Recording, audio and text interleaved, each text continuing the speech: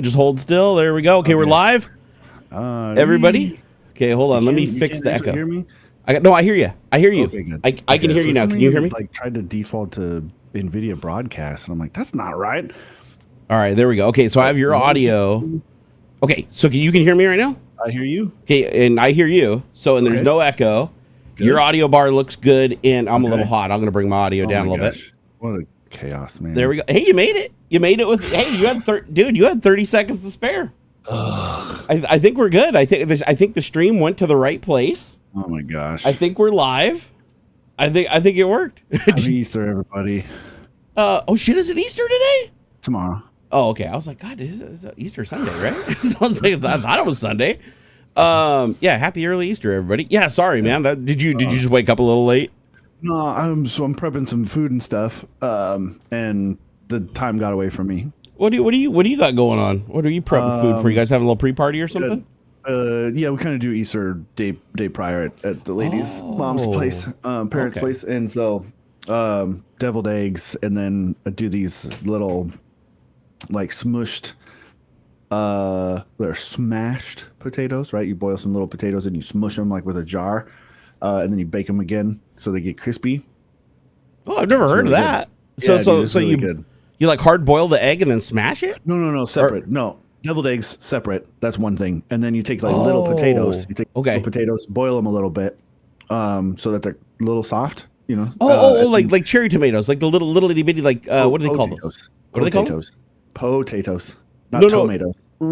Oh, not cherry tomatoes. What am I thinking? What are the little potatoes called that are just a ball? Like little fingerling potatoes. Or are they just fingerlings? Or they got fingerlings usually have like kind of a tuber shape to them. They're like kind of weird, you know. But I think a guy's eating so many French fries with Noah's potatoes. I like the little red ones or the small Yukon Golds. Yeah, that's what I was thinking. The Yukon Golds, but yeah, the little Redskin ones are small too, and those are tasty. Yeah. Those are really tasty potatoes. And so you boil those up a little bit so that they're soft enough to smush, right? You smush them on like hit them with some oil, bake them so they get crispy, and then you put like baked potato stuff on them. They're really good. All right, I follow you. I think I follow you. Okay, so it's like you have your tater, you cook it, you smash it, so now it's just a flat little smashed tato, and then you bake it. Yeah. So it's crispy. So is it like a chip when you're done, or is it like just a crispy tato? Well, like the outside will get kind of crisp from baking them or broil a little. I'd be careful if you're gonna broil them. So the outer edge will get crisp, but the inside is still soft, like a baked potato. Yep. And then you cover the little smushed with like your baked potato toppings and stuff. I put a little sour cream. I got some green onions and bacon and shredded cheese. I've never tried that. I'm gonna have to ask old Miss Barnacules to cook that up. Yeah, so we recently had an air fryer incident where our air fryer died. Wow. We use our air fryer for everything. Like air fryer is life, right? Air fryer, dude. So our air fryer died. Rest in peace. That thing had a good run though. Like, I mean, we used that thing for a solid probably 5 years, like almost probably every day. Honestly, if I'm realistic, every single day. Because my son eats like chicken nuggets and fries and stuff. Like everything goes in there that he eats, basically. Yeah, man. I mean, really, let's be real here. It's a toaster oven. Okay. It is. Like glorified toaster. It's a small convection oven. Like it's not anything. It's not. It's literally Grandma's old toaster. Remember Grandma's old toaster with the little front door that came down on it? Exactly. It's just a bigger version of that, right? Yeah. It's a small convection oven. They just rebranded it as an air fryer for some reason. I don't know. Whatever. It's a convection oven. Ours finally died, and it was the one where you put the basket in. You know, where you slide the basket in the front of it. So those are the more typical ones I see around. So she hits me up in the morning. She's like, "Hey, what do you want for lunch?" And I like named off like 3 things, and all 3 of them she couldn't do because the air fryer was dead. She's like, "Oh, air fryer's dead." I'm like, "Okay." Well, I was like, "Oh, well, okay. You know, we don't really got the money for an air fryer right now, but you know, we use that for everything, so we probably need to get one." And she's like, "So I was like, how much is it?" She's like, "Oh, it's like they're like $40-$50 or whatever." I'm like, "Oh, okay, that's not too big of a deal." Like Facebook Marketplace and stuff, people get rid of that stuff all the time. Yeah, didn't even think about that. But I didn't have to because Miss Barnacules was so quick that I went upstairs before we even started researching anything, and I came downstairs 4 hours later, and there was already a brand new air fryer like sitting downstairs from Costco. Man. Like Costco literally delivered it, like because Costco does like home delivery now. Oh, sure. So, or I don't know if she uses an intermediate shopper service or whatever it is, but anyways, you order stuff from Costco, it just shows up. I don't know, it's got to be Costco because like they release medication and shit. Like I get my meds delivered. So this air fryer is there, and I'm like, wow, that's a really fancy air fryer. Like, this is one that like looks like a little like it's a full blown oven with like a glass door on the front with like racks in it and stuff. And it says it's an air fryer. It says it's a dehydrator. It says it's a convection oven. It's got like all the different modes. And I'm like, where did that come from? Like, she's like, oh yeah, I already researched it. I already found the best one or whatever and ordered up. I'm like, how much was that? She's like, $150. I was like, $150? I was like, God damn. But then she's like, oh, I'll take money out of my account. I'll pay for it or whatever. I was like, no. Like, we all eat the food. But it ended up actually being a really, really good air fryer. Like, we hooked it up, and it's like, it does everything, dude. And the other one I had constant problems with because you had to like bang on the front panel to get the lights to turn on so you could see the buttons to push them. It had this weird like Knight Rider panel where it's like you had to poke it in just the right spot for the lights to turn on so you could see the other buttons. And I hated it. I hated the damn thing. I couldn't use it. Like if I, go ahead. The knob on mine is whack. So like you rotate it to the right because like that's sure one way or the other. But it wigs out and it'll go the other way and like and it'll jump and stuff like. Like I can tell you how to fix that by the way if you're. I gotta take the knob apart and stuff. Just spray unplug it and spray if you've got like 70% alcohol solution like isopropyl alcohol. Spray alcohol on the little, take the knob off, and then where you see the potentiometer where you spin it, just spray it right along the line and work it into the crack. If you can, put it on its back so it kind of goes down into it. Spray it in there and twist it, and it'll clean it. You can also get electronic contact cleaner, which is just basically like ethyl alcohol, or brake cleaner. You can use brake cleaner if you want to. It just has to be something that completely evaporates. And it'll clean that right out, and it'll start working like brand new. Because every potentiometer I've ever had that did that. Oh, shit, Pele! Pele just tipped $51, dude. Damn. Pele making it rain up in here. Hey, we appreciate it, Pele. Merry, whatever. What's tomorrow again? Easter? Merry Easter. Yeah. I don't know. Is that what you say? What do you say? Happy Easter? Merry Easter? Happy zombie? What is it? Zombie Resurrection Day? Isn't it Zombie Resurrection Day? Because Easter's the resurrection, right? Yeah. Jesus Day, yeah. Hey, you want to know a fun fact? Did you know that we don't actually know what day Jesus was resurrected, like the exact date? We don't. It's just an arbitrary date that was picked. Yeah. Like so it's funny. Christmas is the same way. We don't know for sure that Christmas was the birth of Jesus. We just know it was like in that season. We know it was that somewhere in that season, but we just happened to pick that day. So that was the day. I don't know why specifically that day was selected, but I know that we don't know historically that that's the day that like Jesus was born. And by the way, just because I'm an atheist doesn't mean I don't believe in Jesus. Obviously, Jesus was born. He was a man. He lived. He was very well documented. Maybe some person. There was a guy named Jesus. We know that much. The rest, iffy. But we do know for sure there was at least.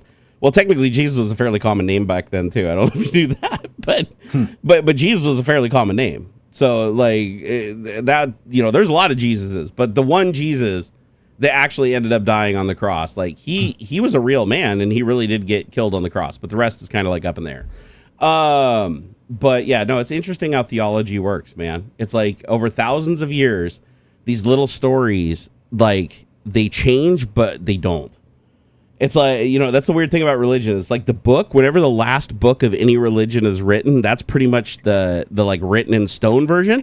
But then they just ignore certain parts and then they reinterpret other parts to kind of make it still fit with law a little bit as the laws change over time. But the story itself stays the same. Like to keep the story straight, they had to create a chronicle. And I was talking about this, actually. I did a live stream last night, super late stream. So I think I was streaming till like 2 a.m. And we were talking about this on the live stream where we were like, there's some really, really messed up stuff in like New Testament, not Old Testament, New Testament. People always say, "Oh, that was Old Testament." No. Genesis, Deuteronomy, Leviticus, all that shit's still in New Testament. And people are like, "Why don't I remember that?" Same reason I didn't remember it back when I was raised Christian. It's like they never tell you that part in church. Your parents are never told to read those passages, and nobody reads the Bible cover to cover unless they're an atheist. Mm-hmm. Because you only read the passages you're told to read, because it's not a linear story. It's a whole bunch of stories written by different people that are second and third hand accounts over like a 300-year period or something like that. And so all of the saints and stuff, they all lived at largely different times and had completely different stories and everything. So it's this chronicle that's completely out of order. So it's not a book you just like start at the beginning, and it's like, oh, okay, well, God created the earth, and then boom, go to the end, and it's like the end. It's like, no, it's all the stories are jumbled in there. But people don't remember a lot of the really messed up stuff that's still in there. And it's not just in like King James either. It's like in New International, New King James, like some of the stuff we were talking about last night, like surrounding like, the amount of money you have to pay if a slave is killed. Oh shit, Daniel Frost, thank you for the $20, man. Woo! Woo! Easter rainy day fund. Yay! Actually, that's just paying bills right there is what that is. We appreciate you, Daniel. We appreciate you, Payla. You guys are absolutely awesome. But we were talking about all the stuff that's in there that people just don't know about. It's almost like reverse Mandela effect. Because it's like it's been in there for 2,000 years. It's been in every single copy of the book that's been given to everybody. It's on the book in the school shelves. It's on the book in the back of, in every single every hotel room you've ever been to. It's literally the book, right? It's referred to as the book. Mm-hmm. And people do not remember the stuff that's in there about like the daughters that got their father drunk and made him impregnate him. The stories about, if your bull like gores another dude's slave and he dies within 2 days, you got to pay him for the work loss of the 2 days of the slave.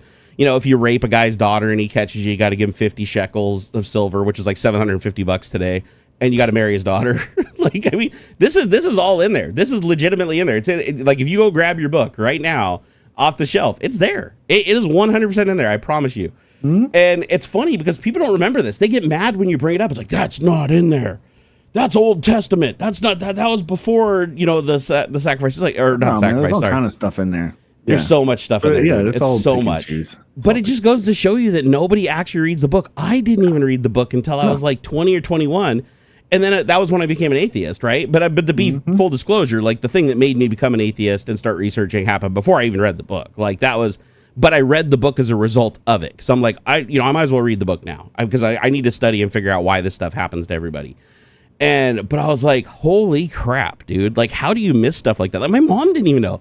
My mom went to church. She was like hardcore. She didn't know the story of Cain and Abel. She didn't know the story of the first murder of brothers. Or was that the Sodom and Gomorrah? The daughters that sleep with their father that create the two kings of the empires. It's like, holy shit, Mom, you never read these stories to me when I was when I was a 13-year-old laying in bed and it's like, okay, let's say our prayers to Jesus, try not to get dad drunk tonight and have him impregnate your sister. It's like, oh my God. Sorry, I'm not trying to get anybody down about Jesus Day tomorrow. Hey, do your thing, do your Jesus Day. I think religion is great from through the lens of family, community, helping others, charity. When that stuff works, I'm 100% for it. Full disclosure, my dad, like Christianity turned him around. Like he was Christian, but he was kind of like half-ass Christian, where my mom was like full-ass Christian. And when she died, he ended up going completely full into Christianity, like going to the church and stuff. And honestly, it kept him pretty clean. Like he was a bad alcoholic. He was doing a shitload of drugs. Like the church actually kind of cleaned him up a little bit.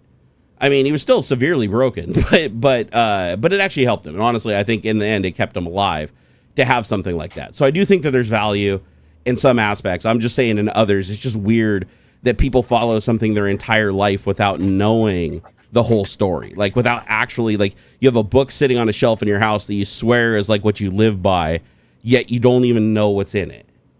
That's a little weird. So everybody this Sunday, bust out your Bible and read it cover to cover to your grandkids. Boring though. It is. It's the dry. Okay, you know what I said last night? I said, okay, if you read the Bible cover to cover, the only things that stood out to me was the Garden of Eden. Solid story, but everybody already knows that one. Everybody already knows the Garden of Eden. A lot of shit's left out again, like usual, but Garden of Eden, pretty solid. The whole story of the serpent and the tree of knowledge and, eating the apple, causing every woman on earth to suffer during pregnancy because Adam bit the apple. Like, okay, sure. Awesome. But it's Noah's Ark. Everybody knows that banger. David and Goliath. Everybody knows that banger, right? So it's like, there's a lot of stories in there that, everybody knows. Like even if you're not a Christian, you probably know those stories because they were told in a TV show or something you watch. Like there was tons. I remember growing up. You remember all the cartoons on David and Goliath?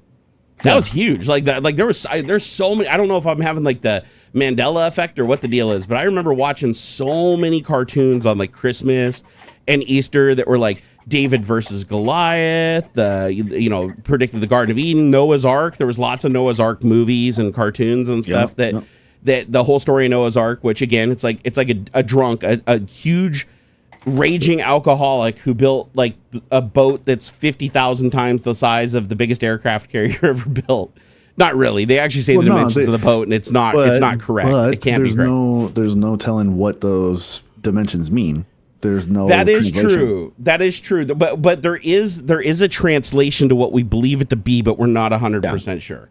Yeah, because it's like, what is it, cubits or something? Cubits, yeah. Cubits, that's what it is. Like, what's a cubit? There's something to be. There's some. I think there was. I remember hearing one time that it's like it was supposed to be like the distance from the elbow to the wrist of like the current king or whatever, or something like that. Measurements were weird back then. They weren't highly precise, right? Yeah.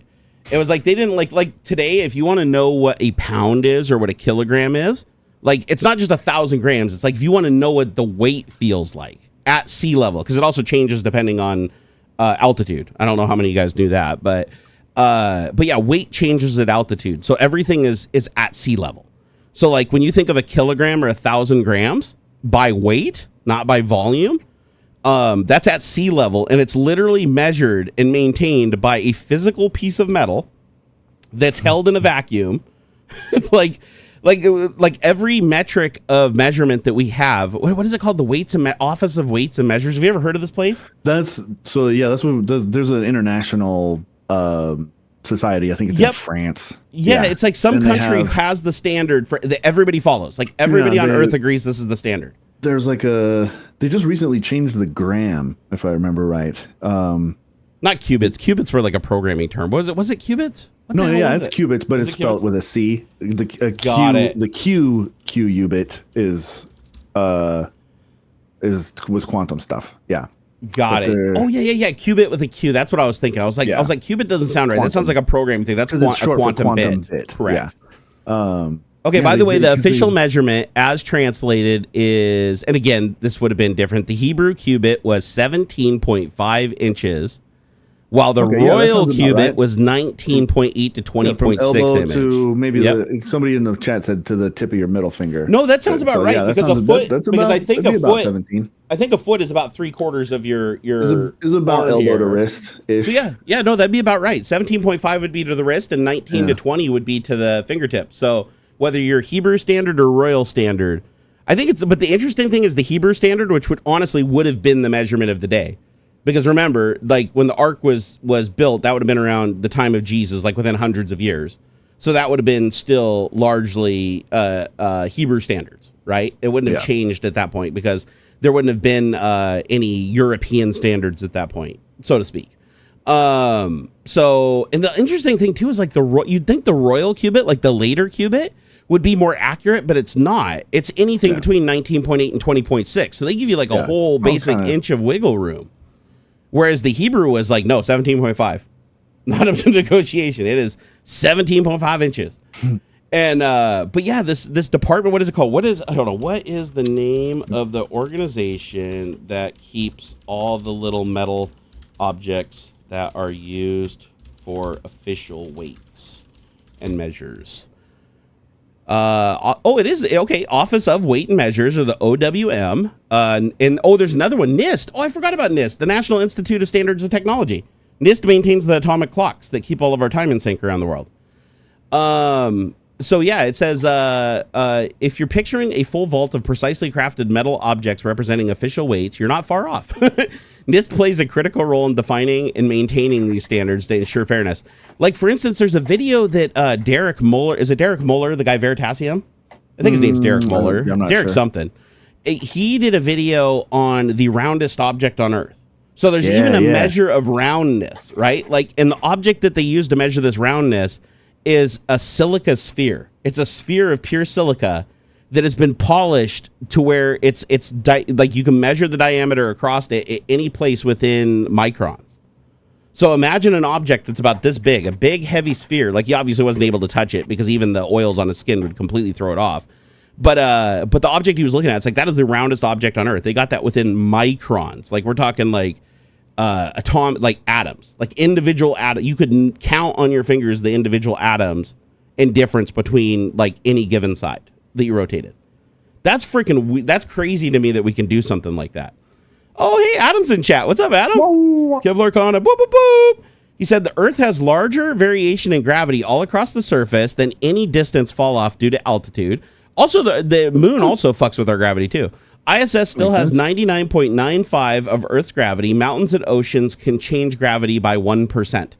I did a thing. Let me check here. What if I weigh 300 pounds at sea level, how much would I weigh at the top of Everest? Somebody did an experiment where they literally took a scale up there and they stood on it. And so, yeah, for me, to the top of Everest, it'd be 0.3% difference. So I would weigh 299.1 pounds at the summit of Everest if I weigh 300 pounds at sea level. So almost a pound. Dang. Your dog's like, what's your dog? Somebody delivering something? I don't know. He was just freaking out. Oh my gosh, dude. His dog's like, oh my God, somebody's outside. But isn't that crazy? And technically I'm 400 pounds, so it'd be even more than that. But a pound doesn't seem like a lot, but a pound is perceivable. Like if you're holding something that's a pound in your hand, that is very noticeable. A pound is very noticeable. So the fact that that much would be lost off of a 300-pound person's weight, like roughly that much, just climbing to the top of a mountain, it kind of puts things into perspective. But again, if you lose 1%, that would be of 300 pounds. That'd be 3 pounds, right? So like if I was in space, maybe I'm 3 pounds less instead of a pound less at the top of Everest. So it must be logarithmic then. So that is true. But I'm talking from sea. So Adam, I'm talking from sea level. But you're right. Sea level. The Earth is an absolute sphere, and the moon affects sea level. So the effect that the moon has on the sea level would also have the effect on me too, at my weight. But I'm just talking about above sea level. I'm not talking from like the center of the Earth. I'm just saying like at sea level. If I got what is Mount Everest's evolution? 29,035 feet. The graduation at that elevation would be, actually they do account for the moon. It says between 299.7 and 299.1 pound. So somewhere between 2/10 of a pound or 1/5 of a pound and a pound, give or take. Dang. So that's still noticeable though. Yeah. That's still noticeable. Oh, actually Adam makes a good point too though. Everest would be a gravity slump because of its density. So density affects gravity. So the rock of Everest itself, but I don't think they're taking that calculation into effect. So let me see. Oh, wait, here. Is that taking into account the density of Everest, or is that just how much I would weigh even on an airplane at that altitude? Let's see here.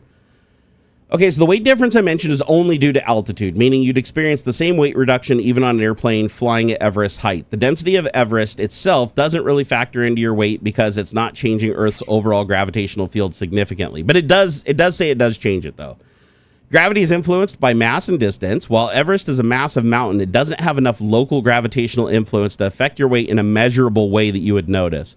What really matters is that you're further from Earth's center at that altitude, reducing the gravitational force slightly.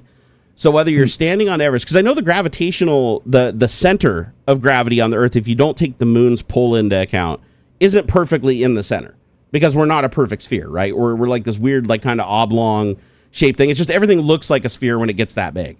Right. But India has the lowest gravity. Oh, serious? Okay. No, this is pretty cool. Check out this map. Check out the map. Click on the link Adam just put in there. This is pretty sweet. It's a heat map that actually shows you where gravity has the least and most effect. That's crazy. That's wild. Oh, density variations. So wait. So is that so what's that patch in the ocean that's all red? Up there at the top, up between Greenland and stuff. Yeah, that's weird that gravity would be so much stronger right there. Is that because there's just like a massive, huge, dense deposit under that? Yeah, just super dense right there. That's wild. And then there's a continent. What's this continent? Is that Africa? Like near Africa over there where it's all Africa's red? Right in the center. Yeah, damn. So that must be where India is then. Right? No, blue. India be blue, right? Is right at is just south of the tip of India. I got you. The oranginess on the hard right there is was it just north of Australia? But that's not. Dude, what a trip! What is that? I don't know my Eastern. Why is gravity so much? Why is gravity across mainland America so similar to the ocean? This is like density variations. That's crazy. And then there's like these density pockets where it's light blue. I'm guessing that's less gravity, right? Yeah. So it says low density blue to high red. Wow. I bet it's some heavy deposit of iron or something. There's going to be something really, really. I'm saying iron because that tends to be the more dense, naturally occurring ones, except until things explode and stuff. I never really thought about this. This is wild. Like, to think of heavy dense right there. Yeah, in this and I'm guessing this map is gravity measured at sea level, right? Because how else would they do it? They'd have to have some constant between all the areas to measure by. And I'm imagining that would have to be sea level, because if it wasn't, if they were measuring by like the highest point of land, then we'd see way more hot spots. And like where not Everest, like where our mountain ranges are, they would be more dense. But there's like no density difference between our mountain ranges. So I'm guessing it's all like sea level across. That's wild, man. That is stupid wild. And then up at the poles, you notice how the poles are like all green too. Like I don't know why I would expect the poles to be more dense, but then again, I wouldn't trust much, because this is a terrible projection. This is like a Mercator projection. So like it gets all, I don't know, it'd be all weird and fuzzed out and smushed at the real extreme tops and bottoms. You know. Hey Adam, how do they actually measure this? Are they using like a satellite and like what? I'm trying to figure out how you'd measure this. Like, how would you measure every single? It'd have to be a satellite to cover this kind of area. Like, there's no way they could do this on foot. Like, so how does a satellite measure gravity at sea level across the entire planet? That's interesting. I wonder how they do this. So let's see. The European Space Agency, GOCE satellite has delivered a beautiful map of Earth's gravitational field that will also serve important scientific purposes. Oh, so wait, is it measuring the gravitational field where the satellite is over the surface of the Earth at a given time? That would make sense. That would make perfect sense, because the satellite would always be a certain distance from the Earth in orbit, right, to maintain its orbit. Yeah. So it would always be, an equal different distance away from Earth's center of gravity. So it would be able to pick up those little gravitational differences if it had an instrument for measuring the pole on it at any given time. So it's not sea level. It's like literally measuring the gravitational field where the satellite is itself. That makes sense. That makes a whole lot more sense. Dude, it's so crazy how many satellites we have in orbit. Like, what is it up to now? Is it like 4,000 or 5,000 satellites or some shit? It's a mess out there. I don't know how. Hey, Adam, how long before we have that Kessler effect where we cannot get into Earth without like bulldozer technology? It's kind of weird. It's kind of weird that like, what is it, Peru or Chile on the left side of South America there? Oh shit! It's way more dense along that left side there of South America than even like the entire like the Rockies and stuff. That's interesting. Yeah, versus any day now. Yeah, because they keep putting out those shitty Starlink satellites. Yeah, Chozo said accelerometers, but I don't think accelerometers are noisy as hell though. Like they just put a little like a cube of lead on a string attached to a spring, and how hard the thing is being pulled on the spring tells you how much it weighs. Problem is, it pull on the rest of the satellite the same amount. No. An accelerometer would make sense, but they'd have to apply some kind of correction factor because they're so noisy. Like, here, I got a story to tell. So, when the first iPhone came out and everybody was like shitting bricks because it was like so far ahead of anything that like anybody else had done at the time. And I get a lot of people hate on Apple. Hell, I even hate on Apple to a degree today. And if I wasn't so heavily invested in their ecosystem, I'd get the fuck out in a second because I don't like where they're going. But back when the first iPhone came out, it was like game changer, and it had an accelerometer in it. Like, remember the original iPhone, like the OG iPhone had a rudimentary accelerometer in it. And I remember creating a game for it with my buddy, my buddy Greg, called Airbeats. And we got in trouble by Microsoft for moonlighting because apparently we were supposed to ask permission, so we never got to publish the app. And we were really bummed about it too, because like we would have been the first to market. Like 6 months later, everybody started publishing similar apps. But it was called Airbeats, and we wrote it, and the way that it worked. Oh, hey Adam, take it easy, man. He has to go get lunch. Peace out, bro. So the iPhone, you'd use it as a drumstick. So we created this app where you'd turn the phone on its side, and if you whipped it down, it would make a drum. It'd go boom, boom, boom, and we just played drum waves, right? Yeah. So you could go boom, boom, and then rotate the phone like this, and psh, boom, boom, psh. And then if you want to do a cymbal, you could do like a half 45 turn. So it'd be like boom, boom, psh, psh, psh, ting, psh, boom, boom, psh. And we ended up getting it to where we had about 6 instruments across 180 degrees. And then as hard as you hit and you stop, that's how loud the sound played. And you could plug in a speaker. You could plug in like a speaker to it and actually have it be like a MIDI drum kit thing. And it was super rad. But the problem that we had with it was when we first wrote the very first iteration of the app, we assumed the accelerometer data was clean. So we'd hold the phone and it'd just be going. And And we started looking at the raw accelerometer data, and it was all over the place. It was like seriously, it was so dirty that it would go from like registering like 2 Gs to like 0 just sitting on a desk momentarily. It was so bad. So we're like, how the hell is the phone using it for anything? Like, how is the phone able to use this as useful input if we can't even use it as basic useful input? So we ended up contacting my buddy's dad who worked at Boeing, and he was an engineer. And he goes, oh, yeah, you're idiots. He's like, you're idiots. He's like, accelerometer data is always going to be really dirty on these accelerometers. He's like, we use them at Boeing all the time for all kinds of shit in airplanes.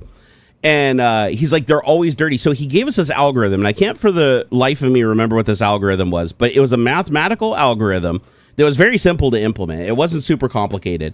But what it did is it took the inputs from the accelerometer and then it normalized them.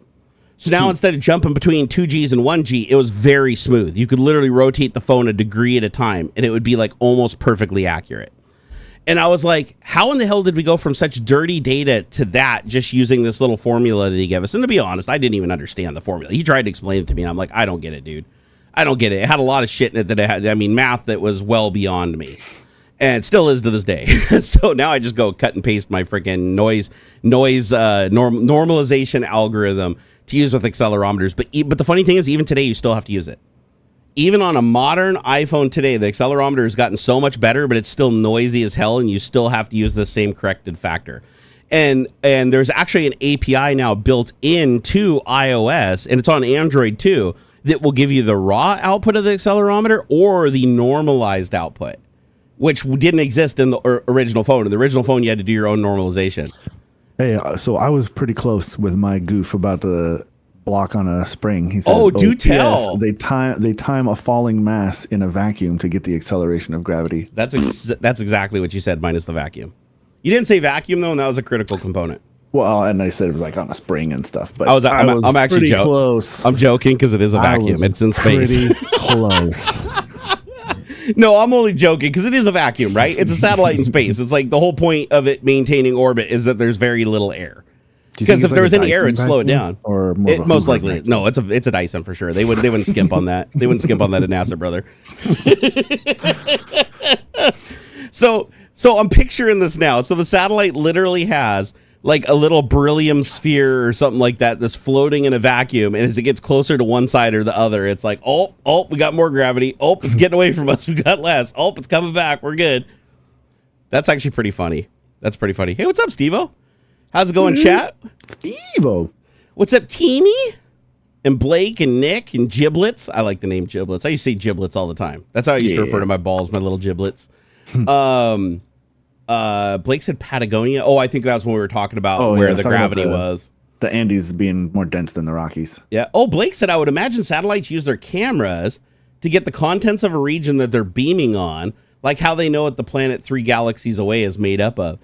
You know what? That's not a bad guess, considering that we do that. Like we look at light coming from planets and we can determine like what they're made of. Yeah. Which is crazy. Like I thought that was cool that they can figure out what the atmospheric composition of a planet is and its general mass by just like looking at the light reflected off of that planet towards us, or if it's traversing the sun. Have you seen that where it's like planets that are too far for us to see? What we do is we actually just look at the sun and their solar system, because the sun relative to the planets is so much bigger. So we literally look at the sun and we look at the light drop. Have you seen that? It's a trip. So that's how we find out that like planets exist in solar systems that are too far for us to see the planet, is we measure the light output of the sun from that solar system. And when it drops off, we know that there's a planet traversing or some celestial body traversing in front of the sun between us and them. And then we can look at that and estimate based on like how far it's, how long it would take to traverse and how long it's not traversing to figure out like how many planets are there and what the estimated size of the planet is. Super cool stuff. I was going to say Uxorios burrito. Uxorios burrito! 50. We got to give him a sound here. Here we go. Yeah. Actually, headphone warning. That was totally worth it. I had to push that button. Uxorious Burrito, longtime supporter of the channel, dude. We really appreciate you. Thank you so much for the $50. Hell, dude, jeez, look at this. We're only 34 minutes in, starting on time. We're already halfway past our goal. Look at that. This just means we need to start on time more. We need to start on time. I've been slacking. You know what? You were almost late today, and I thought for sure I was like, "Damn, I'm gonna have to start solo." But you did it, man. Counts in horseshoes literally, yep, 1 minute. What? Like literally, I had you added. Like you popped in.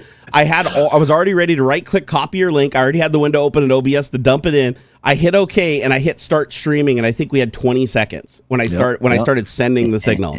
So I'm betting. Did you guys see when it was doing the countdown? Because YouTube does like a countdown to your scheduled time. I think it's like 5 or 10 minutes where it does like plays music and like does an animation, you know, like kind of leading your show in. Were we like right on time? Like, did it literally hit zero and you started seeing video? Because if so, we achieved our goal, and we literally were exactly on time, and no technical problems because I was smart enough to disable the VPN today. So yeah, I don't even know why I use the VPN for streaming anymore, because I have a new internet provider that literally blocks DDoS attacks. Like they literally absorb them themselves. Nice. And not only that, they make it easy for me to change my IP address, and I have a symmetrical gig both directions. So the attack size would have to be significantly larger to take me out than it was on my older connection. But yeah, I still deal with some creepos though. Like just I know it's like random, but I haven't made a YouTube video in forever. I live stream like super sparingly. Only my most hardcore fans that have been around forever like really even know I exist anymore for the most part. Yeah, I still get just occasional weird phone calls and voice messages and stuff from just like weird breathy people that won't talk. Just like that's so weird. And it's like okay, well I don't, because I don't answer my phone because I've been doxxed a million times. My numbers and everything are all out there, so I don't answer any of my phones. I let everything go to voicemail, and then I let the voicemail service translate it, and then it goes through the translation or whatever. And then if it's somebody I know that's in my Rolodex, it comes through. Otherwise, it just gets archived in case I need it for like a lawsuit or something like that. But you know, so far I haven't had any. Like, it used to get a lot more death threats for sure. So the fact I don't get any death threats anymore kind of makes me feel sad. Because death threats, I'll tell you right now, death threats, when you get them, you should take them seriously. Absolutely, you should never not take them seriously, because the one time you don't take them seriously, that's when you're screwed, right? Always take them seriously. But here's the upside to death threats: when you're getting death threats, that means that somebody is so obsessed with you and your fame and wants to be connected to your fame in some way, or wants to take you down. They see it as so important to them because of your size, because of your gravity, because of how many other people know who you are. So it's like a measure of success, because it's like when you're doing really good, you get a lot of death threats. When you're doing really terrible, you don't get any death threats, because they're like, why would I threaten this person? Because nobody else is going to see it. Like, nobody else is going to like, I'm not going to be able to brag to people and be like, you know, oh, hey, I took that dude down. I ruined that dude's life, or I scared that dude and his family. It's like, because they're not going to know who the hell you're talking about. It's got to be somebody famous. So it's like, you have to have some level of fame to make it worth somebody's time to do that. Right. And that's one thing I've noticed throughout my entire ups and downs of my YouTube career, starting all the way back to 2008 as a hobby until now, is whenever I hit the peaks and when I was at the top, I was consistently getting death threats. I was getting phone calls. I was getting people randomly showing up at my house without being invited. Like, all of it was a semi-regular occurrence. And then as things fell off, that stuff fell off almost like together perfectly. It's wild, like how fast, like if you're not getting tons of views, you're not making videos, people forget about you really, really quick. Like the people that just want to go after you. I mean, I'm not talking about like your fans. I'm talking about the people that just want to go after you to fuck with you and have an audience. So it does kind of make me sad sometimes, because I'm like, man, I get the occasional death threat and I look at it and I'm like, okay, at least I still matter, that person. Oh my God, at least I still matter.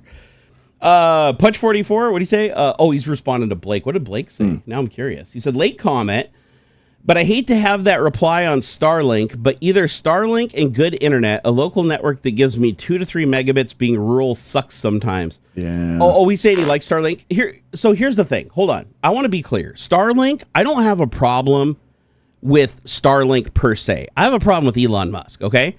SpaceX and Falcon 9, awesome projects. I think Falcon 9's cool. I love that it's getting our astronauts up to the ISS.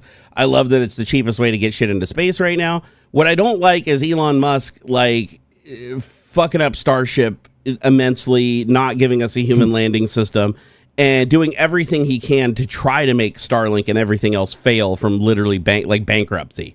Like, the company doesn't survive unless we just pump money into it like NASA. Like, make no mistake, they're not a profitable company. They are not. It's like, they are on life support from us. But as far as having a global network that provides that level of performance, overall, for most people that have Starlink, I get good reports. Like, is it the same with you? Do you have anybody that's like, bitch, like Starlink, I got it and it sucks so bad and it doesn't work ever and it's a piece of shit?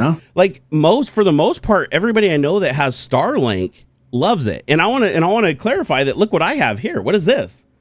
That's an iPhone. I hate Apple and I hate Tim Cook, right?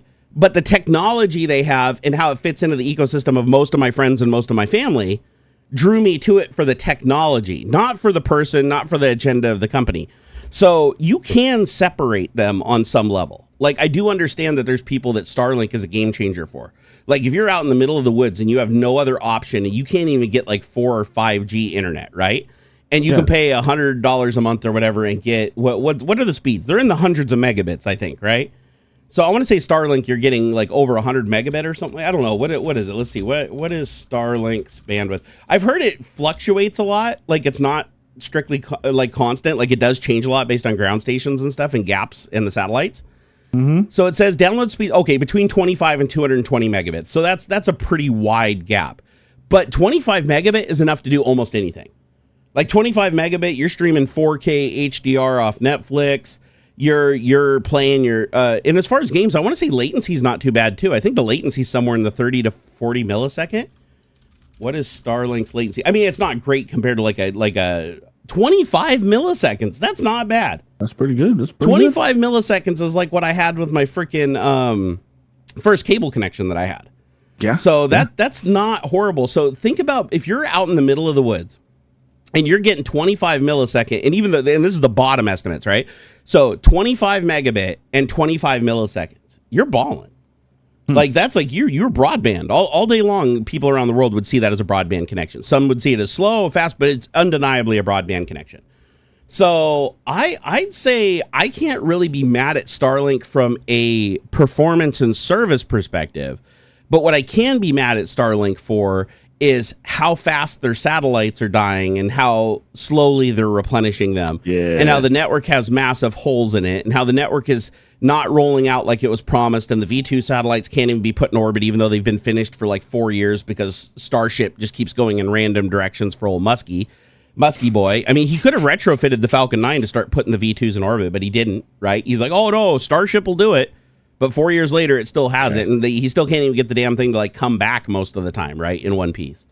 So, wait, was that my phone or was that your phone that made that noise? Not me. I've got. Aww, this is my wife saying she loves me. I love her. You too. Come on, I got to stop to say I love her. Come on. Come on. They're actually going on a little trip today to go see friends they haven't seen in like 4 years. So I'm actually really excited for them.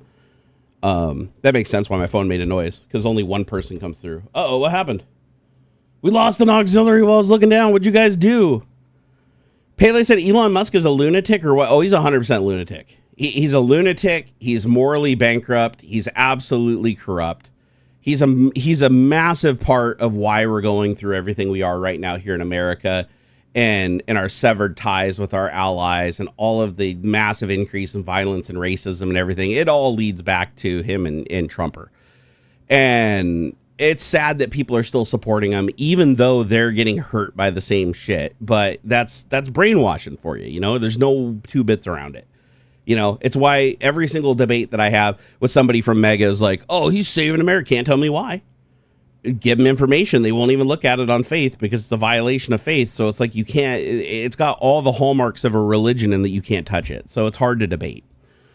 However, I will say that I have seen a massive falling out, like just in general, even on X, where it used to be predominantly positive things about like Trump and Elon and the algorithm was really heavily weighting everything. There is such a huge turn against Trump and Musk that my feed, even with that algorithm trying to benefit everything else 100 to 1, I am still seeing the anger towards them come through clear over everything else.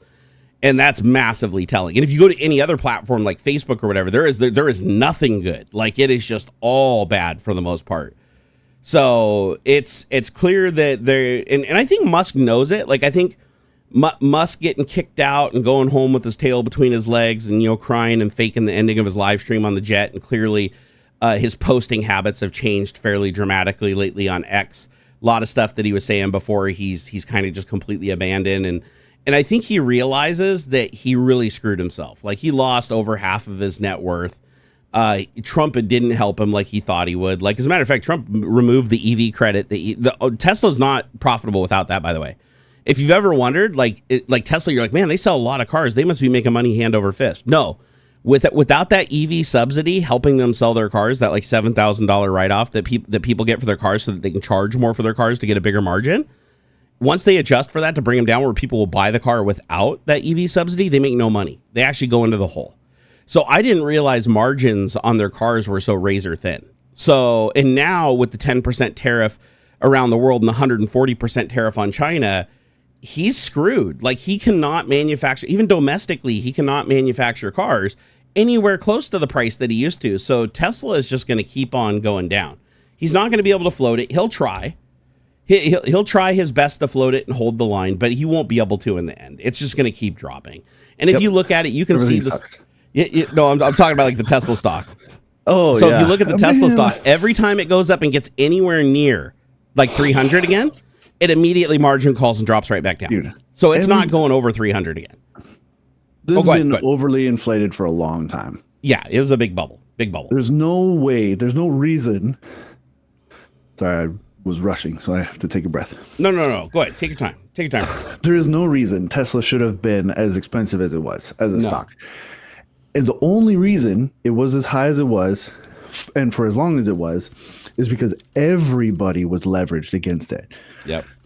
Like everybody was just leaning on each other. All the big players, at least the people who had a lot invested, were all leaning on each other. We have to keep this up, or we're all going to go broke. Yep. So it's crazy. Like just look at all of their financials, all of their public statements of deliveries. Like there was like 1 year? I think there was 1 or 2 years where they actually met their like shipping goals or whatever. Yep. Or like they actually sent out as many as they said they were gonna. They tried to move their goalpost a lot, but no, in the end it was only 2 years that they realistically FSD still doesn't work. It's been like fucking 15 years or something. And there's a lot of wrecks. Have you seen how many they cover up? They cover up so many wrecks. Go to YouTube and do a search for autopilot wrecks. They are all over the place. Every day there's new ones. And then he's trying to pump it again by coming out I think this was like a week or so ago. He's like, robo-taxis are coming. Yeah. Robo-taxis by the end of the year or end of next year or something like that. These pilotless, there's going to be no drivers, no steering wheel even. I go, that's never going to work. That will never ever be on any real street anywhere. Yep. Like unless it's like inside of Disney or something where they have a full control over the entire environment. You realize even his demo, remember his taxi demo had to be on a closed lot. In the background, the guy driving it with a remote controller, it was following a line painted on the street. It's which like that's not the cars were followed by Cybertrucks, not because they were given the Cybertruck rides, but because they had to keep an eye on the taxis to make sure they didn't go rogue. Like it makes sense in certain instances. Like it's just the infrastructure isn't built to do it right. Like it just doesn't. Like a bus, you could do an automated bus where it has a set route all the time. Yeah, and like there's these stops, and it doesn't have to really worry too much about traffic and stuff. You're not changing lanes a lot. You're not doing a lot of weird maneuvers or anything like that. Like an automated bus could work, Yeah. But it's just the infrastructure is not built properly. They'll have some important. Yeah, exactly. You know what it is? Yeah. Look at Waymo.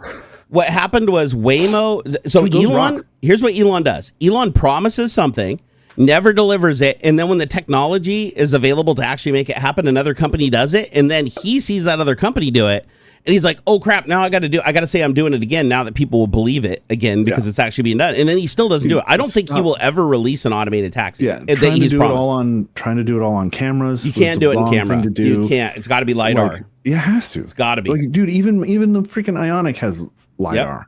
Like, come on. It's so stupid for him to die on the hill of, we have to do it with cameras. It's all visual. And you know what else is stupid? Did you see that with the cameras, how much more, I saw a graph that showed how much more processing power it takes for a neural network to do the 3D point cloud for each frame.